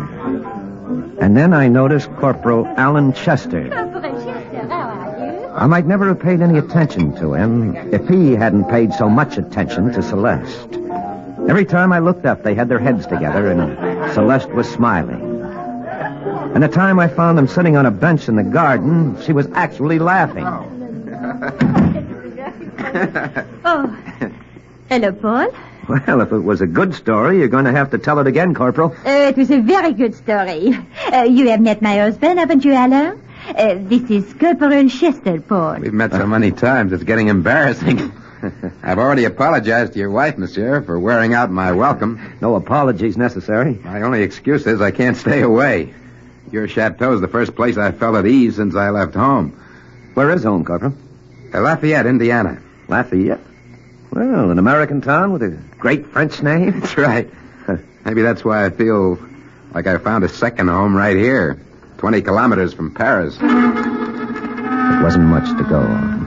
Just a word that didn't ring quite true. I took Celeste aside and asked her about it. Alan Chester? You think he might be... Oh, you are a fool, Lieutenant. Maybe. But I still want to know why he said kilometers. In Indiana, they say miles. Perhaps if I told you he was a Harvard graduate. They say miles at Harvard, too. Only Europeans say kilometers. C'est ça. And because of that, you suspect him of being a Nazi agent. How absurd. He is the most charming of all the men who have come here. I noticed you thought so. Did you, Lieutenant? Then maybe that is the reason you suspect him. I admitted she might have something there. I admitted it to myself, that is. Not to Celeste. An hour later, a jeep with 4 GIs in it rolled through the gates of the chateau, and one of the GIs was Corporal Alan Chester. And 30 seconds later, I was behind the wheel of Celeste's little Jaguar, following the jeep. Dusk was falling, and the road to Paris was lined with traffic, and it wasn't too hard to keep a few cars behind the jeep, seeing without being seen. In town, the Jeep pulled up in front of a cafe on the Boulevard Saint-Germain, and Corporal Chester climbed out and waved goodbye to the other three.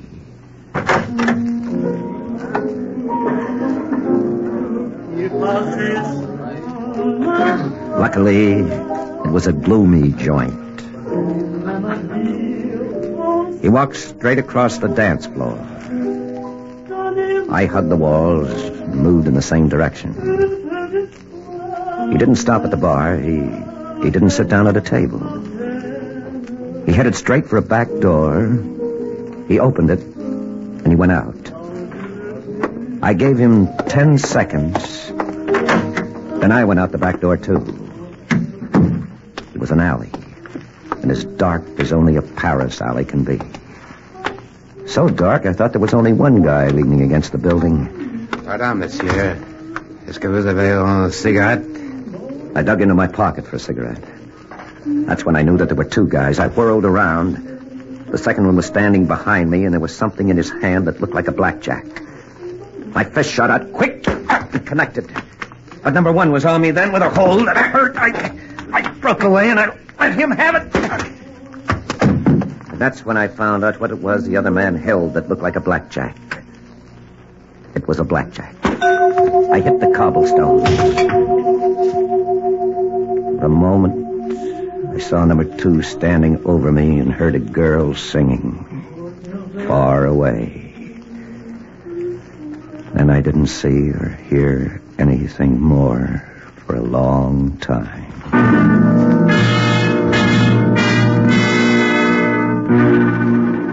It was dawn when I climbed up to the third floor of the chateau. If Celeste was sleeping, she woke up plenty fast. And if she had to get into that shimmery house coat she wore, she must have done it in record time. Lieutenant! Mon Dieu, you look terrible. I didn't tell her that she looked wonderful. I didn't ask her if I could come in either. I just walked past her and I sat down on the divan. I told her what had happened in the alley off the Boulevard Saint-Germain. But all the time I talked, I was thinking of something else. That we were alone. But she was very beautiful. And so now, of course, you are quite certain that Corporal Chester is a German agent. Well, that's how it adds up, doesn't it? Perhaps I am not so good at figures. These men may have been thieves. They took your money, n'est-ce pas? Well, that doesn't prove anything. Well, that could have been a cover-up. But why would Corporal Chester have wanted you beaten up? Well, to stop me from tailing him. Now, that cafe may be a regular hangout, and his boys may hang around outside to take care of any shadows who show up. Oh, then you think he did not know you were following him tonight, huh? Well, his boys may have reported that they slugged a guy in the alley, but they can't be sure who I was, or well, even that I was tailing him. I see. I look that funny? No. I am just thinking what a fool you are, Lieutenant. Strange. I was thinking the same thing myself. What do you mean? A man who has a wife as lovely as you doesn't even kiss her. He is a fool, isn't he? He would be even more of a fool if he tried. Have you forgotten that bargain? A strictly impersonal relationship, you said. I said it when you said you'd be loyal to Paul Blanchard's memory. Then am I not being loyal? I don't know. But the way you smiled at Alan Chester wouldn't suggest you are. Oh. You do not like the way I smile at him, huh? I don't like it at all. Then, naturally, you would not wish me to accept this invitation. What invitation? That is why I call you a fool, Lieutenant. You think Alan hires men to keep anyone from finding out where he is staying. Why, then, is he so careless with me? Why does he invite me to his room? Why, that... Oh, of course, if I went, I could tell you where he is staying. Perhaps I could tell you a great deal more. If he's a Nazi agent, I would surely find it out. Oh, but you do not want me to go. You're to go whether I want it or not. How noble you are, Lieutenant.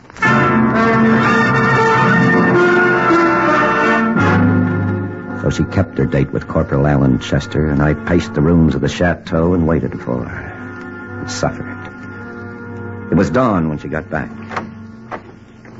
Well, let's have the report. The personal one, Lieutenant, or the impersonal one? The impersonal one is the only one that concerns me. Mais oui. Well, I found out nothing. And I am more certain than ever that there is nothing to find out. Okay. Thank you. Well, maybe you'll try again some other night. Tomorrow night. It is all arranged. I see. And I will give you the personal report too, Lieutenant, even though it does not concern you. I had a lovely time.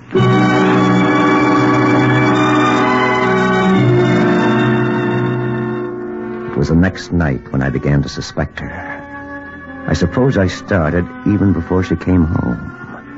I tried to look at things straight, and I asked myself if I were being taken for a ride. She walked in an hour later.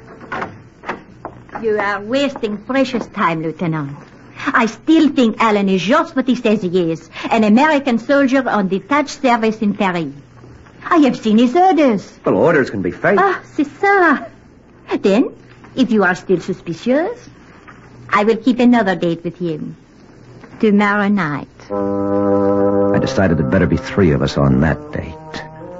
She told me the name of his hotel, an old and honorable one, in the Rue de Vaud-Girard.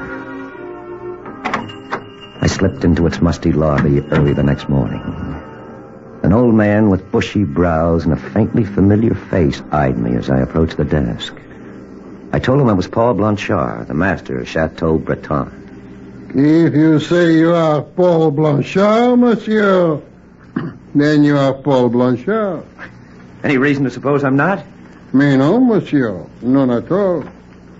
Just as there was no reason during the resistance to suppose that you were an OSS agent. I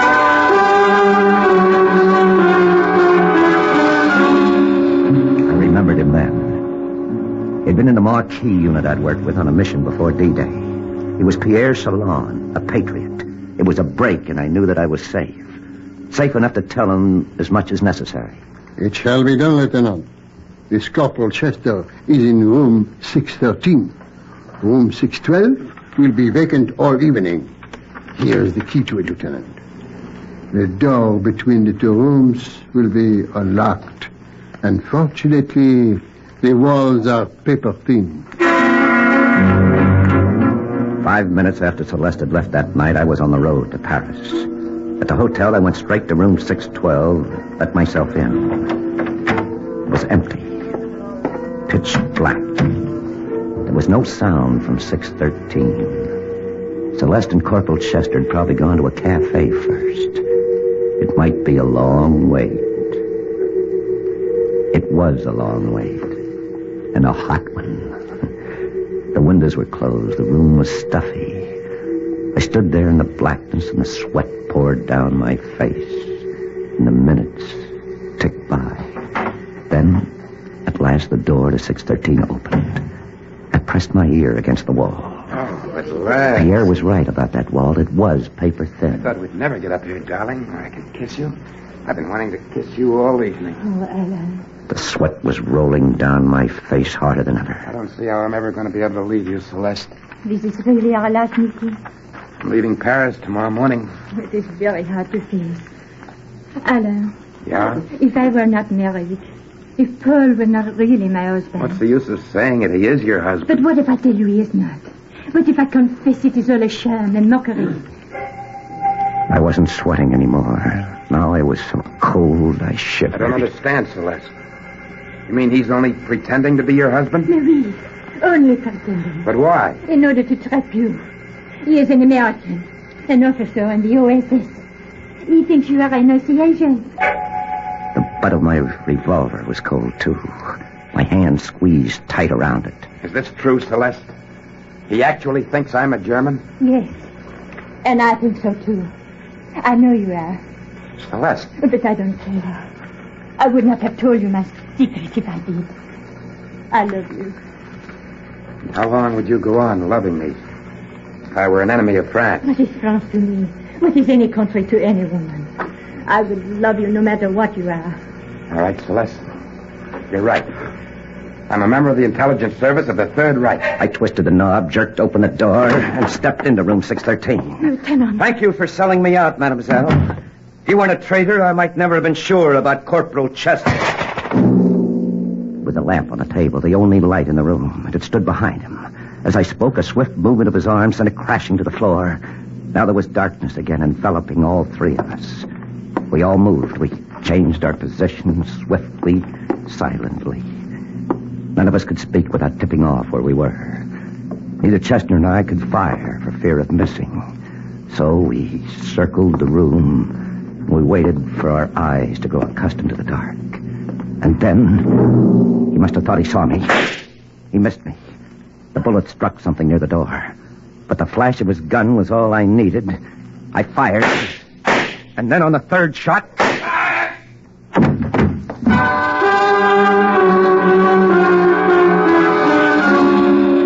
It wasn't until old Pierre Chalon opened the door and light from the hall flooded the room that I saw what the late Corporal Chester's bullet had hit.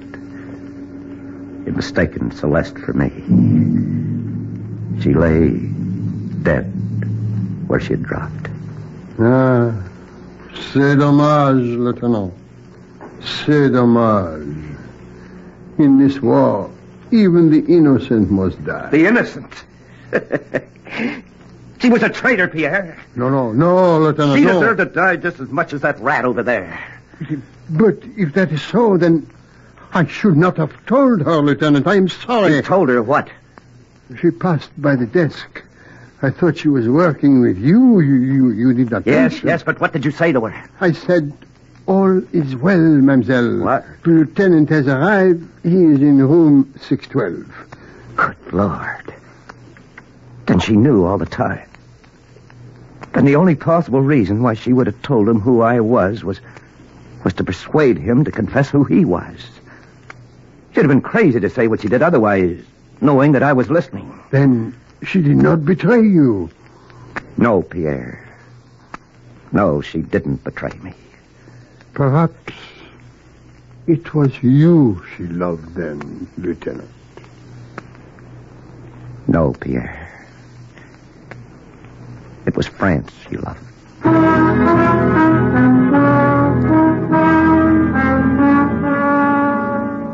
The rest was easy.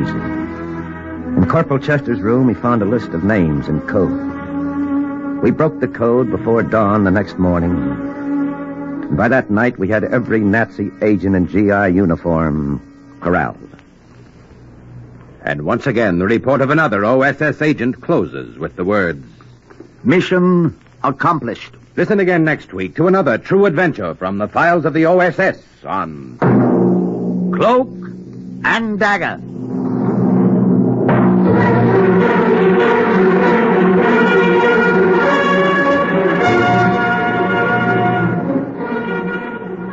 Heard in tonight's Cloak and Dagger adventure as Lieutenant Ingalls was Chuck Webster, Celeste, Alice Frost, Corporal Alan Chester, Joseph Julian. Others were Carl Weber, Evelyn Juster, Jerry Jarrett, Louis Soren, Horace Bram, and Anna Karen. The script was written by Ken Field, and music was under the direction of John Gart. Sound effects by Manny Siegel and John Powers. Engineering by Don Abbott. Tonight's OSS adventure was based on the book Cloak and Dagger by Corey Ford and Alistair McBain. This program was produced by Louis G. Cowan and Alfred Hollander under the direction and supervision of Sherman Marks. 3 chimes mean good times on NBC.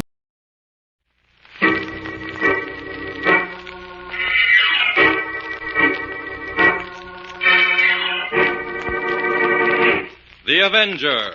The road to crime ends in a trap that justice sets.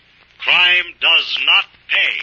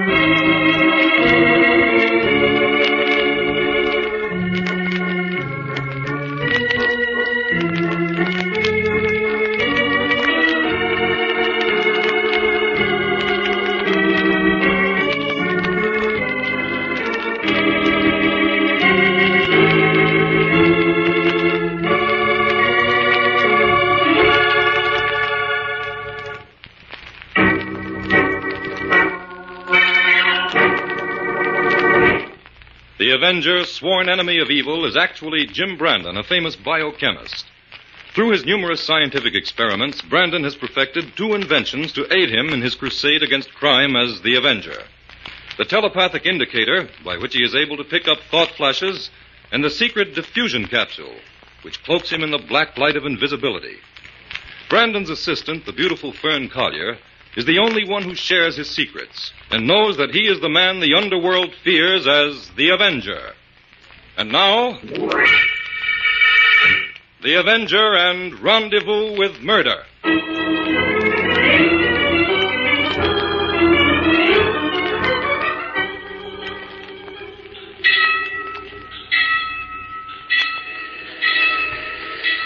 There's a train coming, Bates.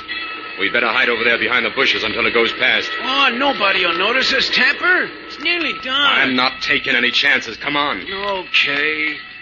There. Now, we're out of sight here. Yeah, well, who's going to see us out here on this lonely road, I'd like to know. The brakeman or the engineer, maybe. How many years do you have to spend in the pen before you learn not to take any chances on witnesses? Oh, lay off that, Tapper, will you? We're out now, ain't we? Yeah, but I'm not forgetting them 5 years, Bates. And all because you bungled a small-time stick-up.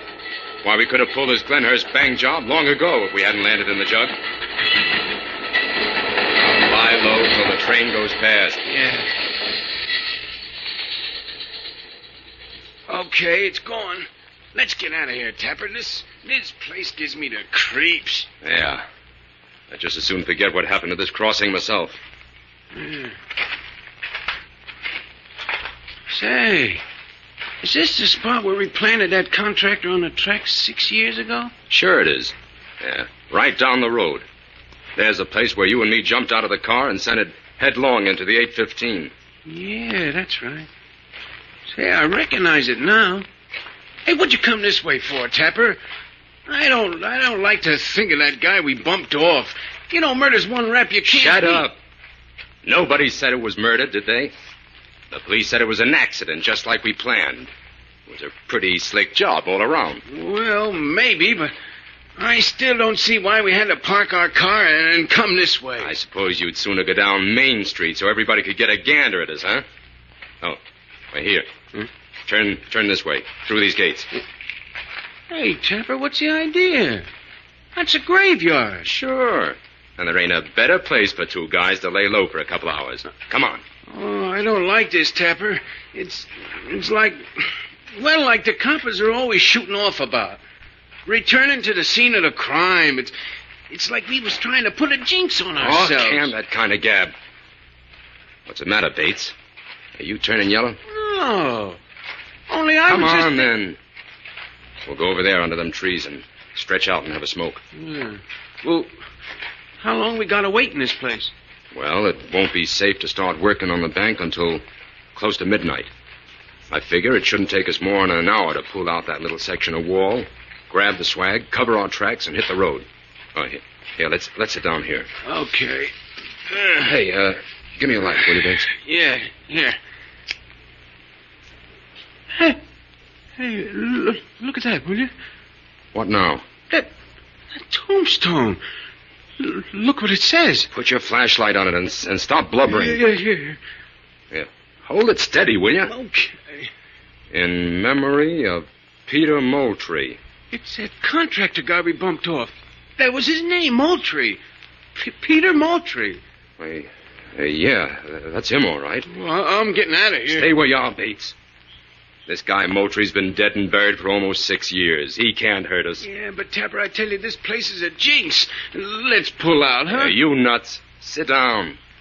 We've got some plans to make. Yeah, but this job's got the finger on it, Tapper. I can feel it. Shut up and listen to me. There's a couple of $100,000 just waiting for us down there in the Glenhurst Bank. All we gotta do is go in and take it. I know, Now, but here's the blueprint of the bank I snitched when we was helping build the place. Yeah, hold the light a little lower. All right. Okay. Now, here's the section of the back wall we rigged. Plenty of room to crawl through. Yeah, but what if somebody hears us knocking the wall out? Not a chance. We fixed that section so it's as weak as putty. Now, this muffled hammer will loosen the bricks. Well, are you sure about the alarm, Tapper? Sure. Hey, remember how we looped the wires? Uh-huh. That'll keep the alarm dead within the limits I've marked here. Now, how about the vault? You got all that dope straight, Bates? Yeah, I can open that all right. Now, we gotta be careful about fingerprints. Don't forget, we've got a record now, and they'll nab us pronto if we leave any calling cards. Uh-huh. I got all that, Tapper. Okay. Now, after we put the dough in the car, we go back and patch up that hole in the wall. That's the part I don't like. I don't see why you want to do that, Tapper. Because that'll give us a whole extra day to get away. That's why. Now, this is Saturday night. If nobody notices anything wrong with the wall, the stick-up won't be discovered until Monday morning. Yeah. I guess you're right at that. Now, let's grab a couple hours rest. We'll need it when we start driving. Here? Sure. This is the best place in the world to sleep. Sweet dreams, pal.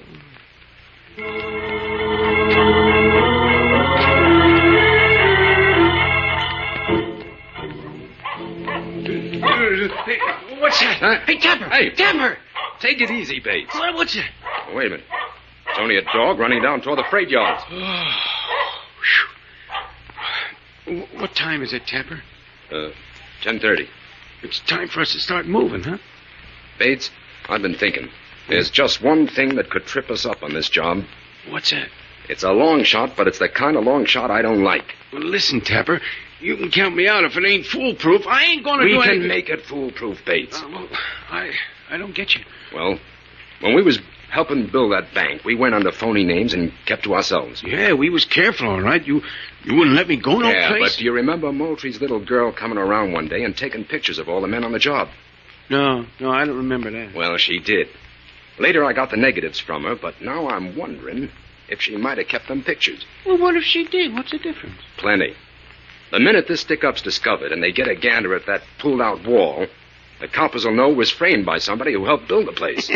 And then they'll start investigating all them guys, huh?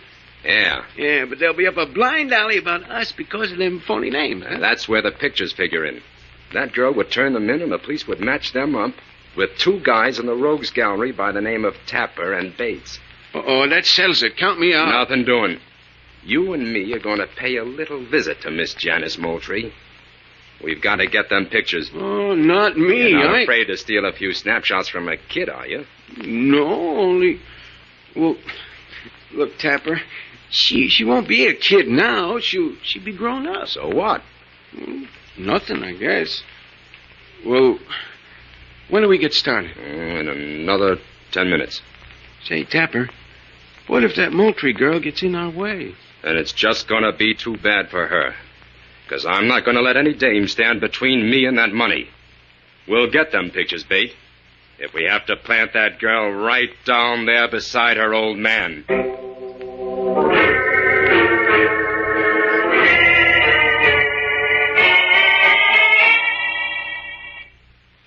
Jim, it was sweet of you to drive all the way down here to Glenhurst to take Janice and me to the charity rally. Pure selfishness on my part, Fern. I miss you when you go away for weekends. Oh, that's nice.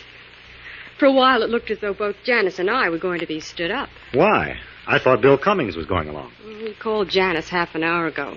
He has to work. Oh. Something about drawing up a will for a sick client. Oh, that's too bad. I was looking forward to seeing Bill again. Well, maybe after the rally. No, I can't. Inspector White's going to call me at my hotel at 11:30. I'll have to be there to get his call. We'll have to leave the rally early then. Dinner will be ready in a few minutes.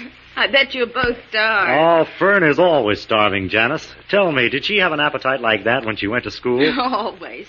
But how she managed to keep slim on it was what stymied the rest of us. I see where I'm in for a ribbing. Jim, I'm awfully glad you could come. I wanted to talk to you about Dad. Your father? Yes, Janice still isn't convinced that it was an accident, Jim. No, I'm not, Jim. Oh, I know it was a long time ago, and everyone seems to have forgotten all about it except me. Well, it's natural for you to feel like that, Janice, but the police investigated the case thoroughly at the time, and there was no hint of foul play. I know all that, Jim, but I knew my father. He was a most careful driver, and it was never established what he was doing out there on that lonely road that night. Well, I'll recheck all the evidence tomorrow, if it'll make you feel any better, Janice. Thanks, Jim. Oh, hello, Bosco, old boy. Come here, boy. Well, I believe old Bosco's glad to see me. Oh, Bosco, get down. No, it's all right, Janice. Come on, boy. Hiya, boy. Hiya, fella. We'd better go into dinner now so we can get started for the rally.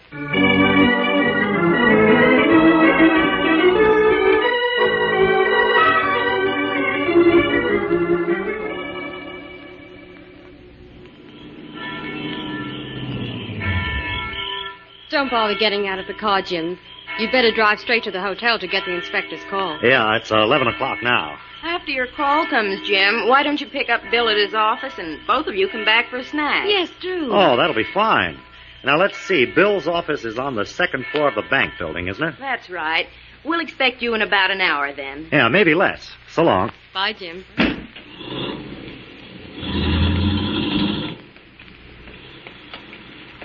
I wonder where Bosco is. He usually meets us at the gate. Oh, he's probably down at the freight yards. The men down there on the meat cars are always feeding him. Oh, they spoil him terribly. Now, where's my key? Oh, here it is. Oh, I'm glad you're here, Fern.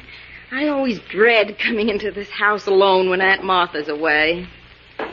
What was that? Oh, Bosco must be here. Turn on the living room light, Fern. Bosco! Bosco, where are you? Stay right where you are, both of you. What do you want? What are you men doing in my house? We just dropped in to have a look at your picture album, Miss Moultrie. My picture album? Yeah, where is it? I won't tell you. No? Well, maybe this gun will make you change your mind. Now I remember you. I remember both of you. You worked for my father on the bank construction job 6 years ago. You've got a good memory, Miss Moultrie, and that's just too bad for you. Now talk. Where's them pictures? I won't give them to you. Well, we'll see. Give her the arm treatment, Bates. I'll keep this other dame covered. All right, sister. Start singing and make it fast. We're in a hurry. Oh, let me go. No. No. There you No, I won't tell. Oh, let her alone. Help! Shut up, you! Oh. Well, Miss Moultrie, are you going to talk, or does Bates have to break your arm? Oh, tell them, Janice. Don't let them hurt you like that. All right. Let go of my arm. I'll tell you. Be quick about it, then. The album's in a chest in that closet. Get it, Bates. Okay. I know what you're after now. You want those pictures I took of you. Smart girl. Too smart. Hey, did you find it, Bates? Yeah, the album's here, all right. Well, hurry up. See if the pictures are in it. Yeah, well, here they are. Hey, they're good, too. Now, will you take them and get out of here? we'd be pretty dumb to do that, wouldn't we? No, you two dames are coming with us. Coming with you? Why? Security reasons. I've learned that the only good witness is a dead witness. You can't get away with a thing like this. You know you... Go bring the car up in front of the house. We're all going for a little ride.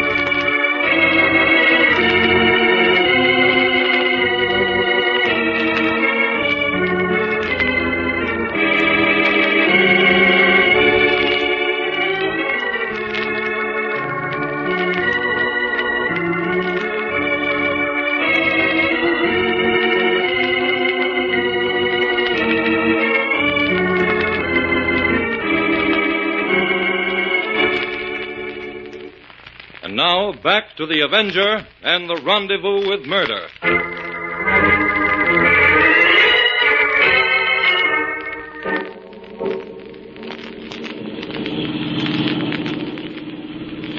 Why, this is the freight yard. Why have you brought us here? We're going to let you off easy. We're sending you 2 dames off on a little trip. What are you talking about? You'll see. Pull up here, Tapper. Get out and open up one of them refrigerator cars, Bates. Sure. No, please, you're Come not going on, this is the end of the line. Get out. to... Vern, what can we do? Nothing. Get out, I said.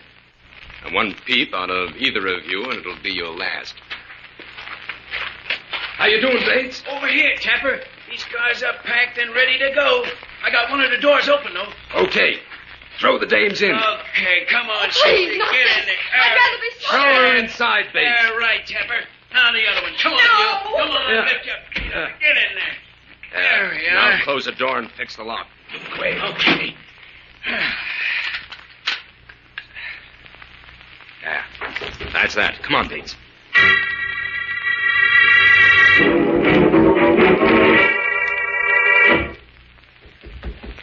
Keep pounding, Janice. Maybe someone will hear us before the freight pulls out. I can't, Fern. My hands are getting numb. Oh, pound hard. It'll keep the circulation going. What's the use?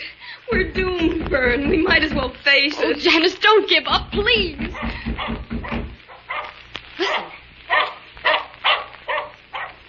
It's Bosco. Oh, yes. Call to him, Janice. Bosco. Bosco, it's Janice. Get help, Bosco. We're moving. Help. Bosco, help. Help. Keep pounding, Janice. We'll keep pounding as long as we can. Help. Help. Bosco. Oh, I can't. I'm too cold. Fern, we're freezing.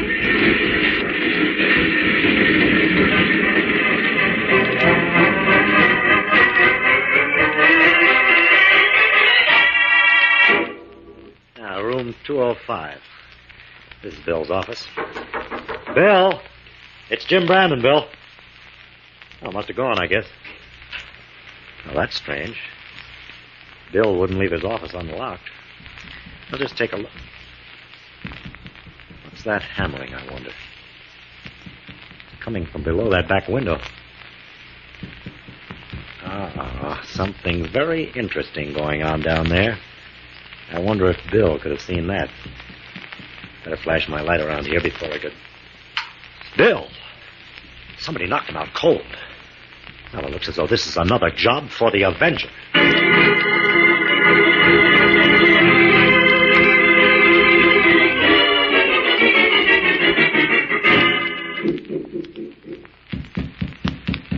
Hold it a minute, Bates. Huh? What's up? Yeah.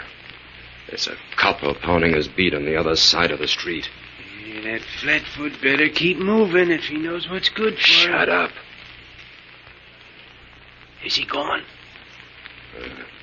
Yeah. He's just turning the corner now. Okay. We can get back to work. Right. I'm finished at this end. How about you, Bates? Well, just a little more. Okay. Did you check the wires, Tapper? Yeah. Just like we left them 6 years ago. Okay, I'm ready. Good. Crawl in. The vault's right inside on the left. Yeah, I know. Come on. Yeah. Yeah, at least... Oh, boy, what a setup. This plan was foolproof. There's the vault, Bates. Get busy. Hey, give me some light here, will you? Huh? Yep. Gotta hand it to you, Tapper. This was a pretty sweet idea you dreamed up 6 years ago. Now you're willing to admit it was worth bumping off Moultrie for, huh? It sure was. You know, that door is as good as ours right now. What was that? I heard a funny noise. Yeah, so did I, but there can't be anybody in here. Can't there, Tapper? Who's there? It's the Avenger, Tapper. I'm here to settle an old score for Peter Moultrie. Somebody framed us, Tapper. Let's blow. No, he's one against the two of us. We can take care of him. Grab that crowbar, Bates. I'll flash the light around. We'll find him. There's nobody here, Tapper. He's gone. No, I'm still here, Bates, but you can't see me. The voice came from that corner. Start swinging, Bates. Hey, somebody hit me. Keep swinging, you fool. We've got him cornered. Well, I think I hit something, Tapper. Hey, give me the light. Yeah. I don't see nothing. Well, that's mighty funny. I hit somebody, but there's nobody here. You're nuts. He got away, that's what. Yeah. Come on, Bates. We gotta take it on the lam. The cops will be here in a minute. They won't get far. As soon as I set off this burglar alarm, I'll start after them.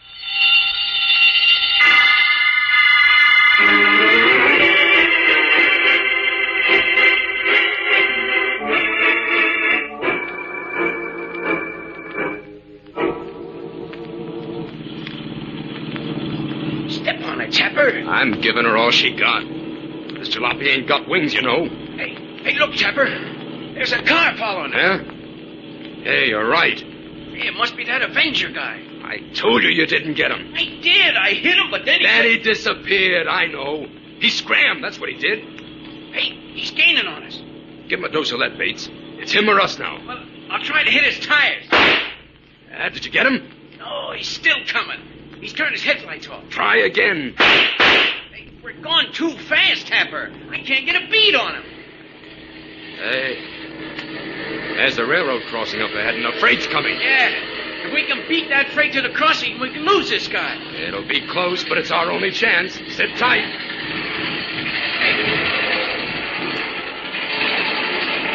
What's the matter with the car, Tapper? I don't know. The engine's missing. Sounds like we're out of gas. We can't make it, Tapper. Stop! We gotta make it. Hey, we're still on the track. Stop, Tapper!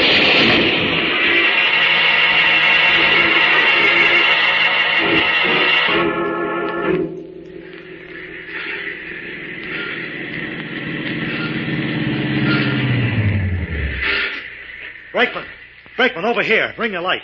Well, if I ever saw anybody ask for what they got, those fellas did. Know who they were? Yeah, they just broke into the bank in Glenhurst. I saw them making a getaway and followed. Yeah? Well, they didn't get far. No, they certainly didn't. Say, that's Bosco. Come here, Bosco. We must Come have here, followed boy. the freight all the way from the yards. Down, Bosco, down. What's the matter, boy? What is it? Oh, he's What after now? scraps from that refrigerator car. I don't think so. I'm going to have a look. What is it, Bosco? What's the matter, boy? What are you trying to tell me? Somebody's in there. What's up? Somebody's inside that car, Brakeman. I heard a pounding on the door. I don't hear anything. Open up that car. I tell you, there's someone in there. Listen, Bud, there can't be anybody in there. That's a sealed car. Sealed? Take a look at that door. That railroad seal's been broken. Yeah, you're right. Okay, mister, I'll open her up. There. Well, I'll be. It's Fern and Janice. Give me a hand, Brakeman. Sure. Jim? There, it's all right, Fern. You're safe now. Here, quick. Help me get them out of here.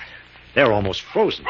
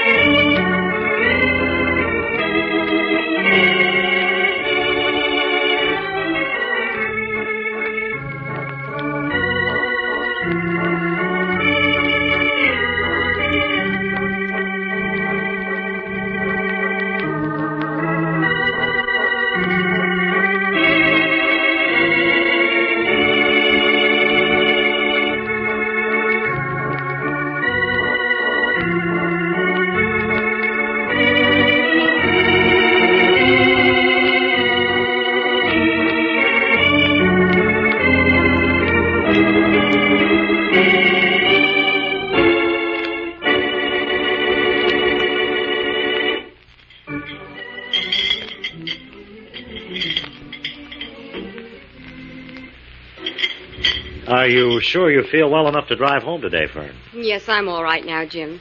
Of course, I don't feel in the mood for any winter sports yet. Have another hot drink, Fern. Thank you, Janice. There's just one more thing I'm not quite clear on, Jim. And what's that, Janice? Why did those criminals try to get rid of Bill? I think Bill can get you straight on that. What happened, Bill?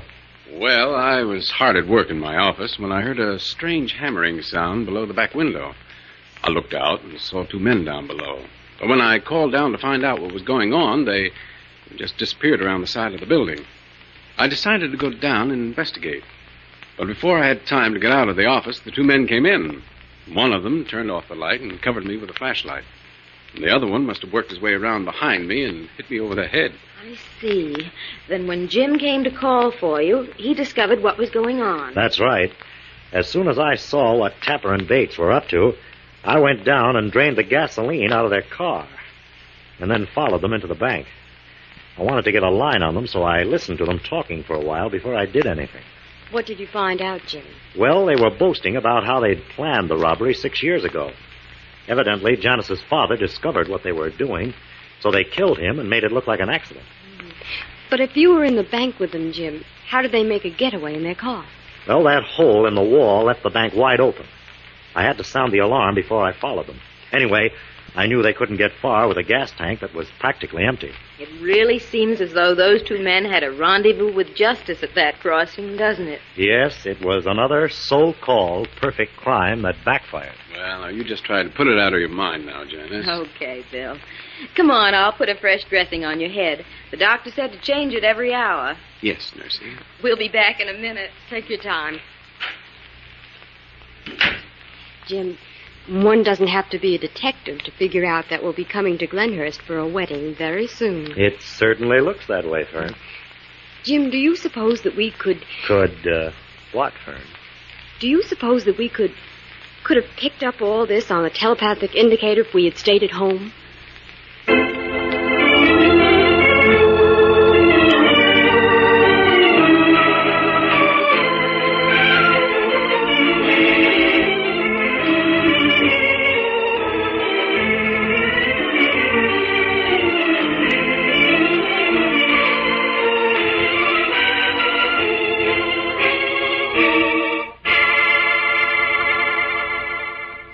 All characters, names, places, and plots used in the Avenger program are fictitious.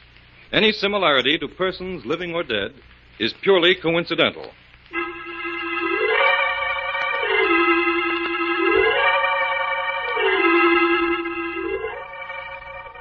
This is a thought, a thought, a thought. Remember, listen for another adventure of... The Avenger.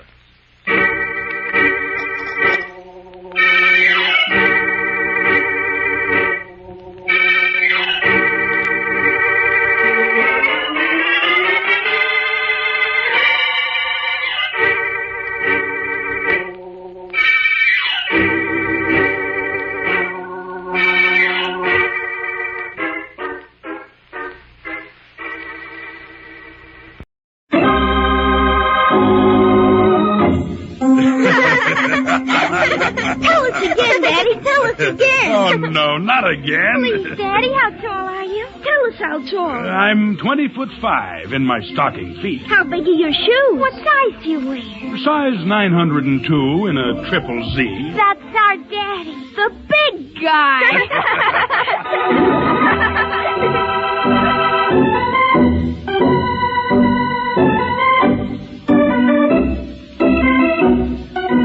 NBC presents The Big Guy, another in the series of adventures of a very unusual detective, Joshua Sharp. Joshua Sharp works for his clients on a strictly cash basis to provide for the needs of his nearest and dearest, Josh Jr. and his daughter Debbie. To these two, Sharp is both father and mother. To his clients, he is a good detective. To Josh and Debbie, he's the friendly magician, the fabulous hero, the giant among giants, the Big Guy. Tonight's adventure with the Big Guy, the case of the villainous friend. A man alone, trying to bring up a pair of youngsters, runs into a lot of unexpected problems. One of my most unexpected was a sudden shortage of bedtime stories. After all, you can read Grimm's fairy tales only a few hundred times before the kids begin to tire of them. And that goes for Hans Christian Andersen and all the rest of the Once Upon a Timers.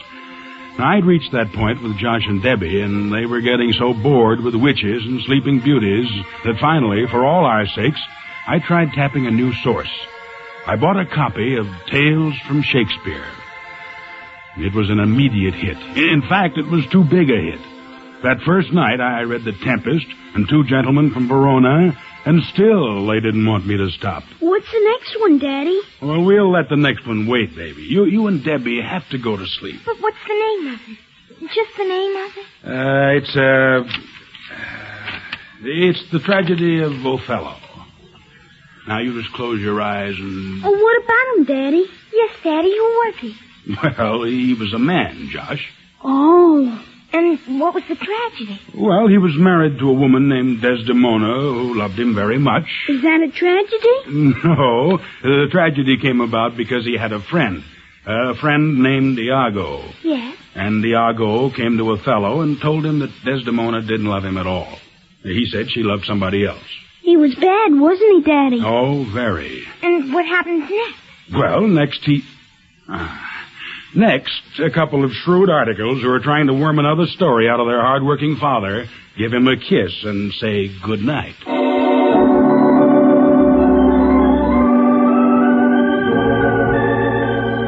And it was a good night under my roof. But elsewhere, things were happening that were fated finally to intrude on my routine and make a shambles of it. The center of these events was a boy named Frank Gollard. I'd snagged the lad in question 2 years ago, after he'd assisted in the armed robbery of a filling station and committed assault and battery resisting arrest. My action in the matter came as part of my contract with the Mutual Indemnity Insurance Company, and I had been in the courtroom the day the judge passed a 10-year sentence on Frank Gollard. And then, the same evening, while I was telling Josh and Debbie about Othello, inside the drab gray walls of the upstate penitentiary...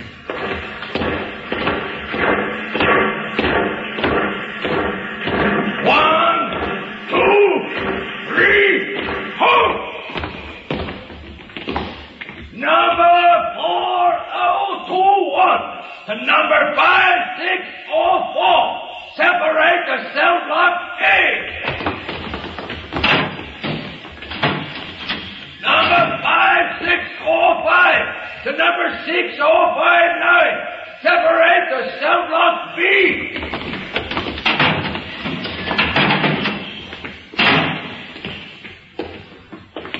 You hit your wife lately, Frank?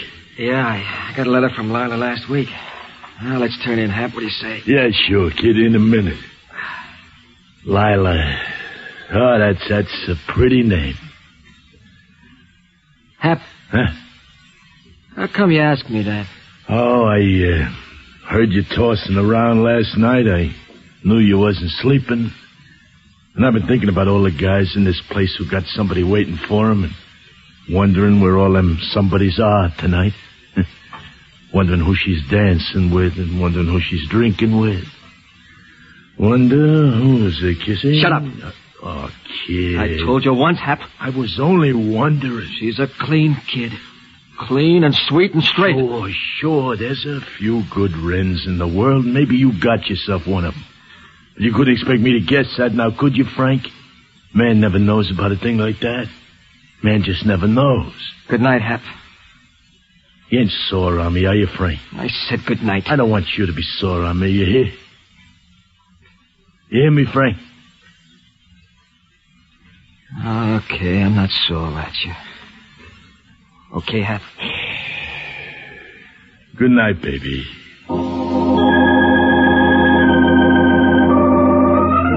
Hap was his cellmate, and Hap was his friend. Big, slow, paternal Hap McLean. In for life. And not a man to talk much about the way he was to spend the rest of his natural days. It was mutual friendship, and the two found a degree of peace in each other's companionship.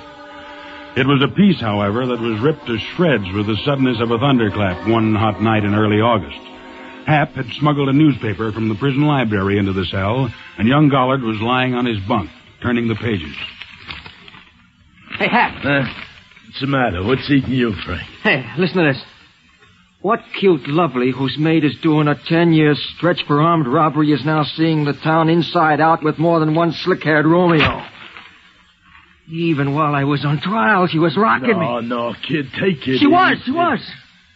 While I took the ride to this pile of stinking stone. While I prayed for every night, she was selling me out. Midnight to morning, night after night, all the way down the line. Shut up! Listen to me, will you, Frank? Listen to Hap and ease off, baby. I can't take it! I can't take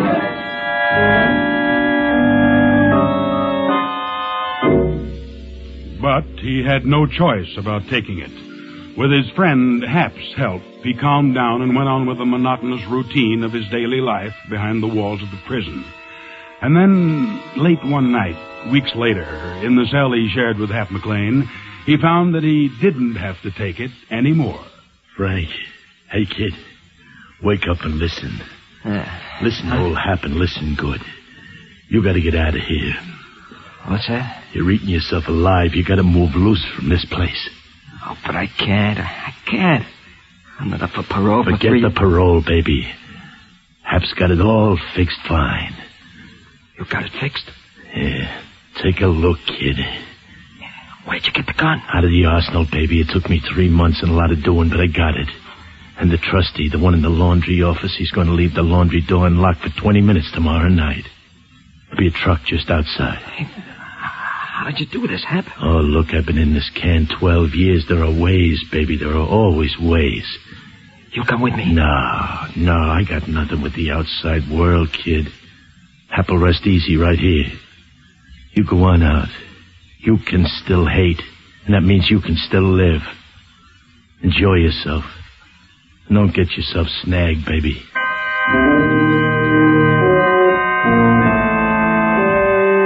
It was at 11 o'clock the next night that the guard changed. 2 minutes before this chosen hour, Hap McLean stood crucial guard for the appearance of any official, and the boy prepared for his venture. Where'll you make for? Her apartment. You figure Lilo'll show? I'll wait till she does. What, and get nabbed off waiting? Forget it. Now, look, I'll get the grapevine and let her know that you're coming and tell her to stand by for you. There it is. 11 o'clock, kid. Okay. Play it cagey now, baby. Hap won't be around. Look out for you.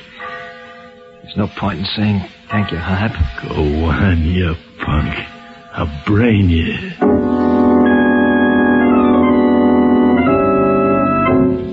The boy was halfway across the prison yard when... Stop where you are! And the shaft of a giant searchlight struck him like the lunge of an angry lion. Darting out of its glare, he took cover behind an angle of the wall. Come out in the open! Come out with your hands up! The boy fired at the guard on the watchtower. He made a dash for the laundry building and found the door unlocked as scheduled.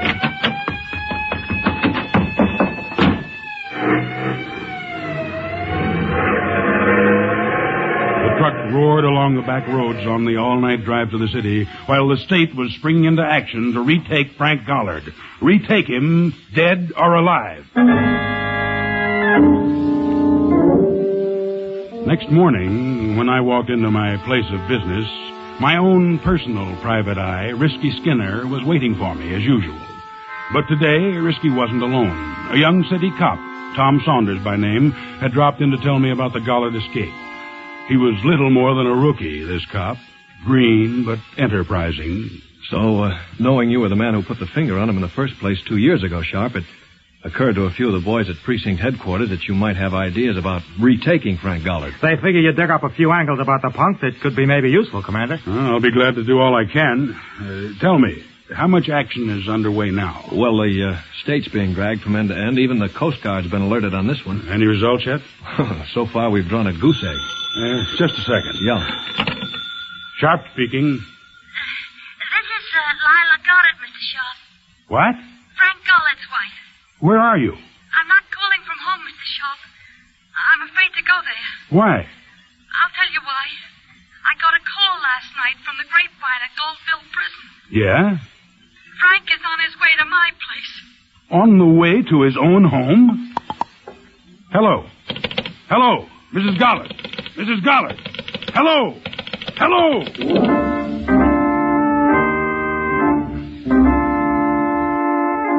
The wire was dead, but the news had been sensational. Leaving Risky to try to check back on the call, I found Mrs. Gollard's address in the city listings, latched onto Patrolman Saunders, and headed for Gollard's home. By 25 of 10, we were in his apartment. I was at the window and Saunders by the door. Hey, Sharp. Okay, I see him. He's coming in. Great. Get ready for business. Let's wait for him in the hall, huh? All right. Easy with that door, Saunders. Here he comes. Let him get to the first landing. And for Pete's sake, stop shaking. There he is. He's carrying a gun. Hey, Saunders. No, wait!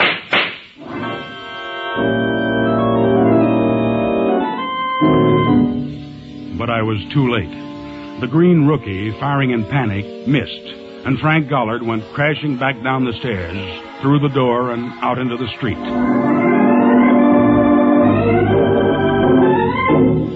I didn't have to be told that once loose, Gollard would head for his wife. After all, Lila had tipped me off, and he probably knew that she was the only person on Earth who had been wise to his whereabouts. The immediate deal, therefore, was to contact her without delay. It was just about this time there came a knock on the door of Warden Jameson's office at the state penitentiary, and a cell block guard by the name of Spears walked in with the announcement that somebody wanted to talk to the warden. Who is it, Spears? It's prisoner from cell block A. He yammered till I went to see what was wrong. Yes, Spears? Well, then he told me he could retake Gollard for us, nothing flat. And I can, Warden. Honest, so help me now. I'm not kidding. I know exactly what I'm talking about. I told you to wait outside. All right, Spears. All right, I'll talk to him. Okay, Warden. You say you can recapture Frank Gollard? And be back before morning. Who are you? Number 5002. I mean your name. Oh, my name is Hap McLean. I presume, McLean, that you can only perform this remarkable feat if you allow to be left out of the prison alone. Who wants alone? Send Spears with me with a gun, a dozen guns. Who cares? Now, look, I'm only trying to do the right thing here, Mr. Warden. That's all I'm interested in. I see. All right. We'll send Spears with you. And you won't regret it, I'll tell you what. And I'm telling you something, McLean. If you succeed in this mission, I'll see what can be done to secure you a full and complete pardon. No, you mean it? Don't you think you deserve it? Well, I guess I did figure something like that. Yeah, I imagined you did, McLean. Spears. Yes, sir. You take McLean into the city. And let him do exactly as he thinks best.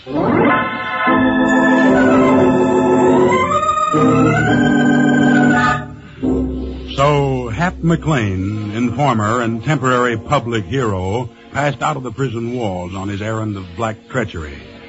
Meanwhile, we were still ransacking the city for Lila, and as it turned out, Frank Gollard was doing the same.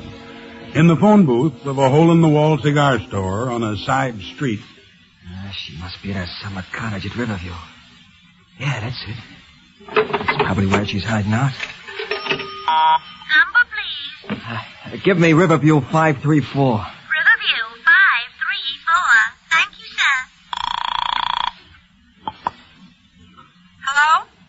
Is this you, Lila? Oh, Frank. How are you, Frank, honey? I'm fine. What's happening, Frank? I'm looking for you, Lila. Oh, honey, I just turned on the radio and heard the news. I just woke up. I'd been asleep. Why did you go up to Riverview to sleep, Lila? What's the matter, Frank?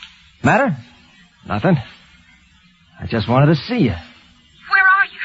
I'll come right into the city. Stay where you are. I'll come to you. All right, sweetheart. You remember how to get here? Yeah, I remember. You, alone, Lila? Yes. A girlfriend was staying with me up until last night, but she had to get back to town. Oh, honey, I wish we could be together. I wish we never had to leave here. Stay where you are till I get there, baby. Maybe you never will.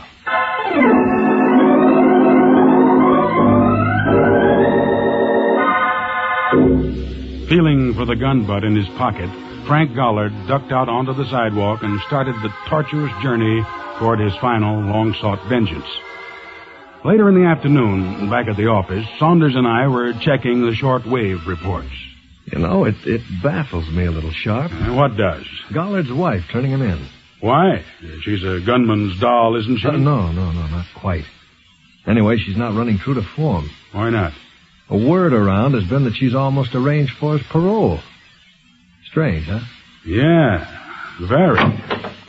Commander.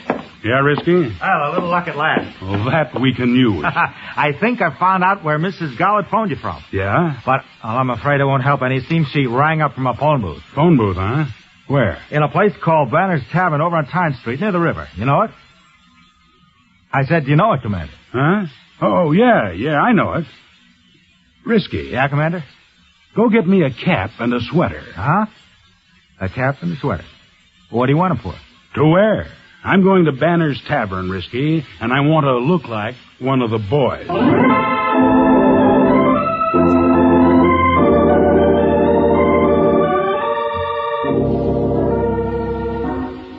Banner's Tavern at the foot of a wharf on the river had never been what might be called a pride to the community, and tonight was no exception. The clientele I saw at once was entirely male, except for one blonde cutie who sat alone over a glass of beer, a bright red scar of a smile on her hard face. Well, what are you looking at? Well, what do you think, honey? Beat it. I got a boyfriend coming. Yeah? From where? That would be telling. Well, how's about a little drink till he shows? Well, I'll... Go ahead. What'll you have? How about a gin and water? Why not? What's your name, beautiful? Esther. That's all? Esther Moody. Moody? Mm-hmm. Esther Moody? Well, you ain't the doll used to kick around with Hap McLean. You know Hap? Like that. We used to operate together in North Jersey. Well, what do you know? How's he doing these days? He's in stir. Didn't you know that? For how long? Hard to say right now. There's some kind of caper in the works. Yeah? I've been trying to figure it out all night. What's the lowdown? Well, lean over here. Yeah. About 11 o'clock last night, Hap sent me the word over the grapevine. Uh-huh. And he tells me to call up a certain private eye this morning. Announce myself as Mrs. Gollard and say that Frank is on his way to his wife's flat. What do you think? What do you think? I think I trusted you mighty fast, handsome. How about that little drink? How about better? Better? How about a little pinch? What? Route stuff, lady. I'm the private eye you handed that runaround to this morning.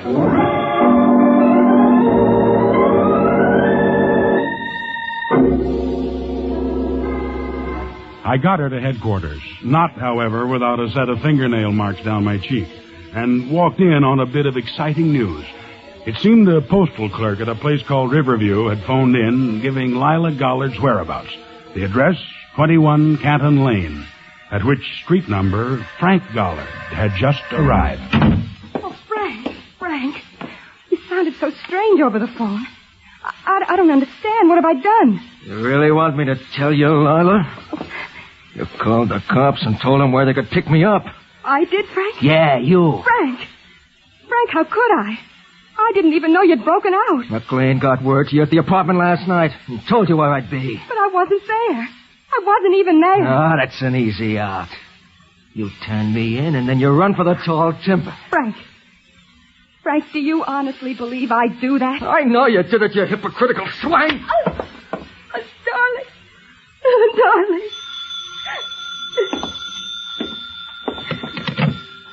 Yeah? Hello, kid. Hap. I lambed out myself, kid. I figured you needed somebody to look after you. You done business yet? Not all of it. But I'm right here at home base. That's so I figured. Hap? Yeah, baby. You contacted my wife last night, didn't you? Well, sure thing. Why do you ask? I won't ask again. I gotta hang up now. Well, just a second, Frank. Look, I'm in the alley behind Banner's Tavern on the side by the river. You know where that is? Yeah, sure. Well, then beat it down to see me as soon as you can.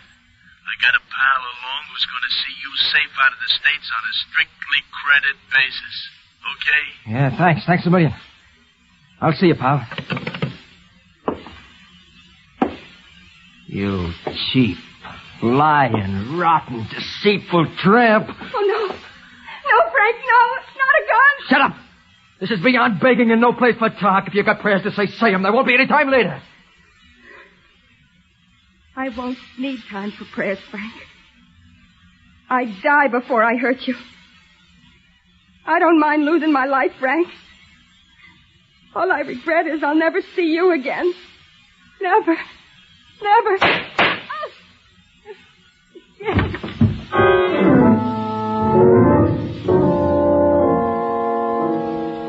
It was at that moment that Risky and I drove up in front of 21 Canton Lane and heard the shots as we ran up the path to the house. That was it, Commander? Yeah. Gollard, you blasted fool. What did you do, you crazy punk? I just killed a liar, a stoolie, and a cheat. Let's go now without questions, huh? First, there's got to be a few answers given, boy. Such as? Such as, did you know this cheat here had just about arranged to get you paroled at the next meeting of the board? You're lying. Too bad for your peace of mind I'm not. Not when I said that, nor when I say this. Your wife didn't call me and inform on you today, Gollard. She did? No, she didn't. The call I got came from a woman named Esther Moody, who made it to help weave this net you're caught in. Moody? Esther Moody? Who's that? What's she got to do with me? She's got nothing to do with you. But I think maybe her boyfriend has.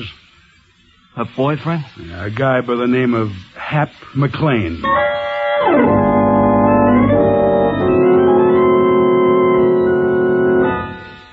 For a moment, he stared at me like a wounded animal, and then his eyes closed slowly. He shook his head wearily, as if to come out of a sick dizziness, and neither Risky nor I caught the movement of his hand as he blasted the globe dangling from the ceiling, plunging us into blind blackness as he crashed out through the window.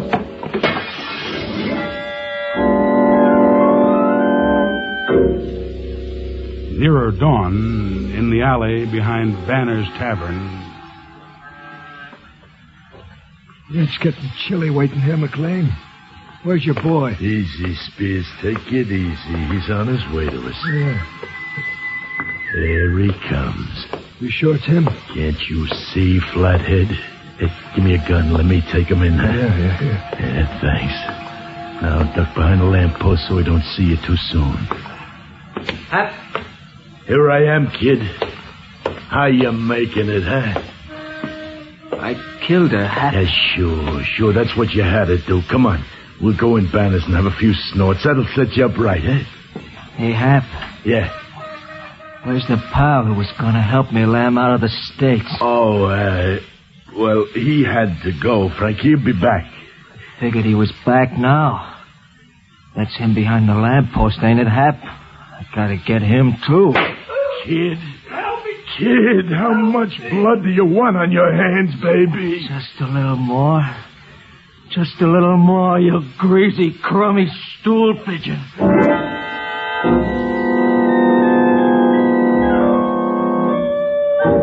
Hap McLean took a look into the empty, cold eyes of the boy and suddenly bolted down the alley. At the corner, McLean swung abruptly and fired. The bullet hit, and he waited for Frank Gollard to go down, but he waited in vain. The boy came toward him, head lowered, staggering. Baby, don't be sore on me. I don't want you sore on me, Frank. As he spoke, McLean fired again and found himself with an empty gun in his hand. And he blinked unbelievingly as the boy swayed with the anguish of the shots, and then steadily he plowed forward. Half crazy with fear, McLean stumbled into the darkness until he came to World's End at the edge of the wharf behind the tavern. Oh, baby. Oh, Frank, you gotta listen to your Hap. You gotta listen to your Happy. You can't be sore on me, baby. I'm for you, honest. Oh, don't shoot, kid. Let's talk it out there.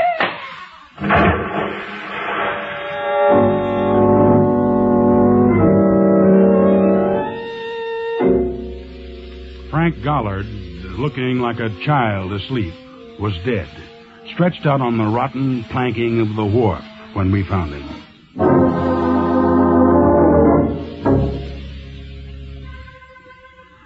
Josh and Debbie were in bed when I climbed the stairs to our flat, and knowing nothing of what was going on inside of me, they clamored for the next story in the book. The next story was Othello. And as I read the tale of the tragic deaths of Desdemona and Othello and the final undoing of Iago, I shuddered with a kind of recognition. At the end of the narrative, there was silence. Then... And Othello killed himself, too? Yes, baby. Gee, I don't see why he had to die. He didn't know what he was doing. It was all Iago's fault, wasn't it, Daddy? Yes, essentially it was Iago's fault. Then why didn't he just explain and go on living? Maybe he didn't want to, honey. Oh, you mean because he'd lost Desdemona? Is that it? That's part of it. Well, what's the other part, Daddy? Don't you know? You mean he'd lost Iago, too? Yes, baby. You get the point. He'd also lost his friend.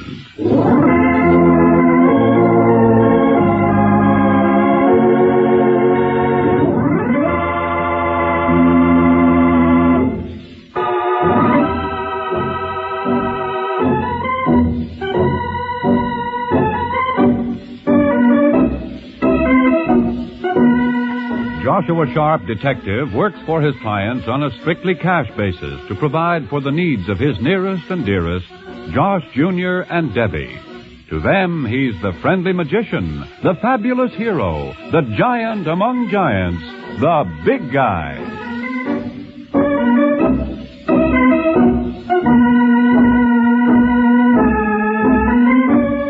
NBC has presented another in a series of adventures of The Big Guy, played by Henry Calvin and featuring David Anderson as Josh Jr. and Joan Laser as Debbie.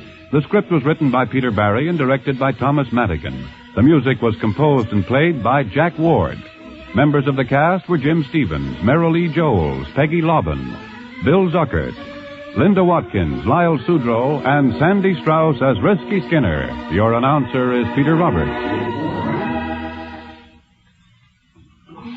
3 chimes mean good times on NBC. The American album of familiar music returns tonight over most of these NBC stations, presenting the finest in Sunday evening musical listening designed for the entire family. On Sunday, September 10th, Theater Guild on the Air will be back with more hour-long presentations from Broadway and Hollywood, featuring the most famous and talented artists of stage, screen, and radio. 3 chimes mean good times on NBC.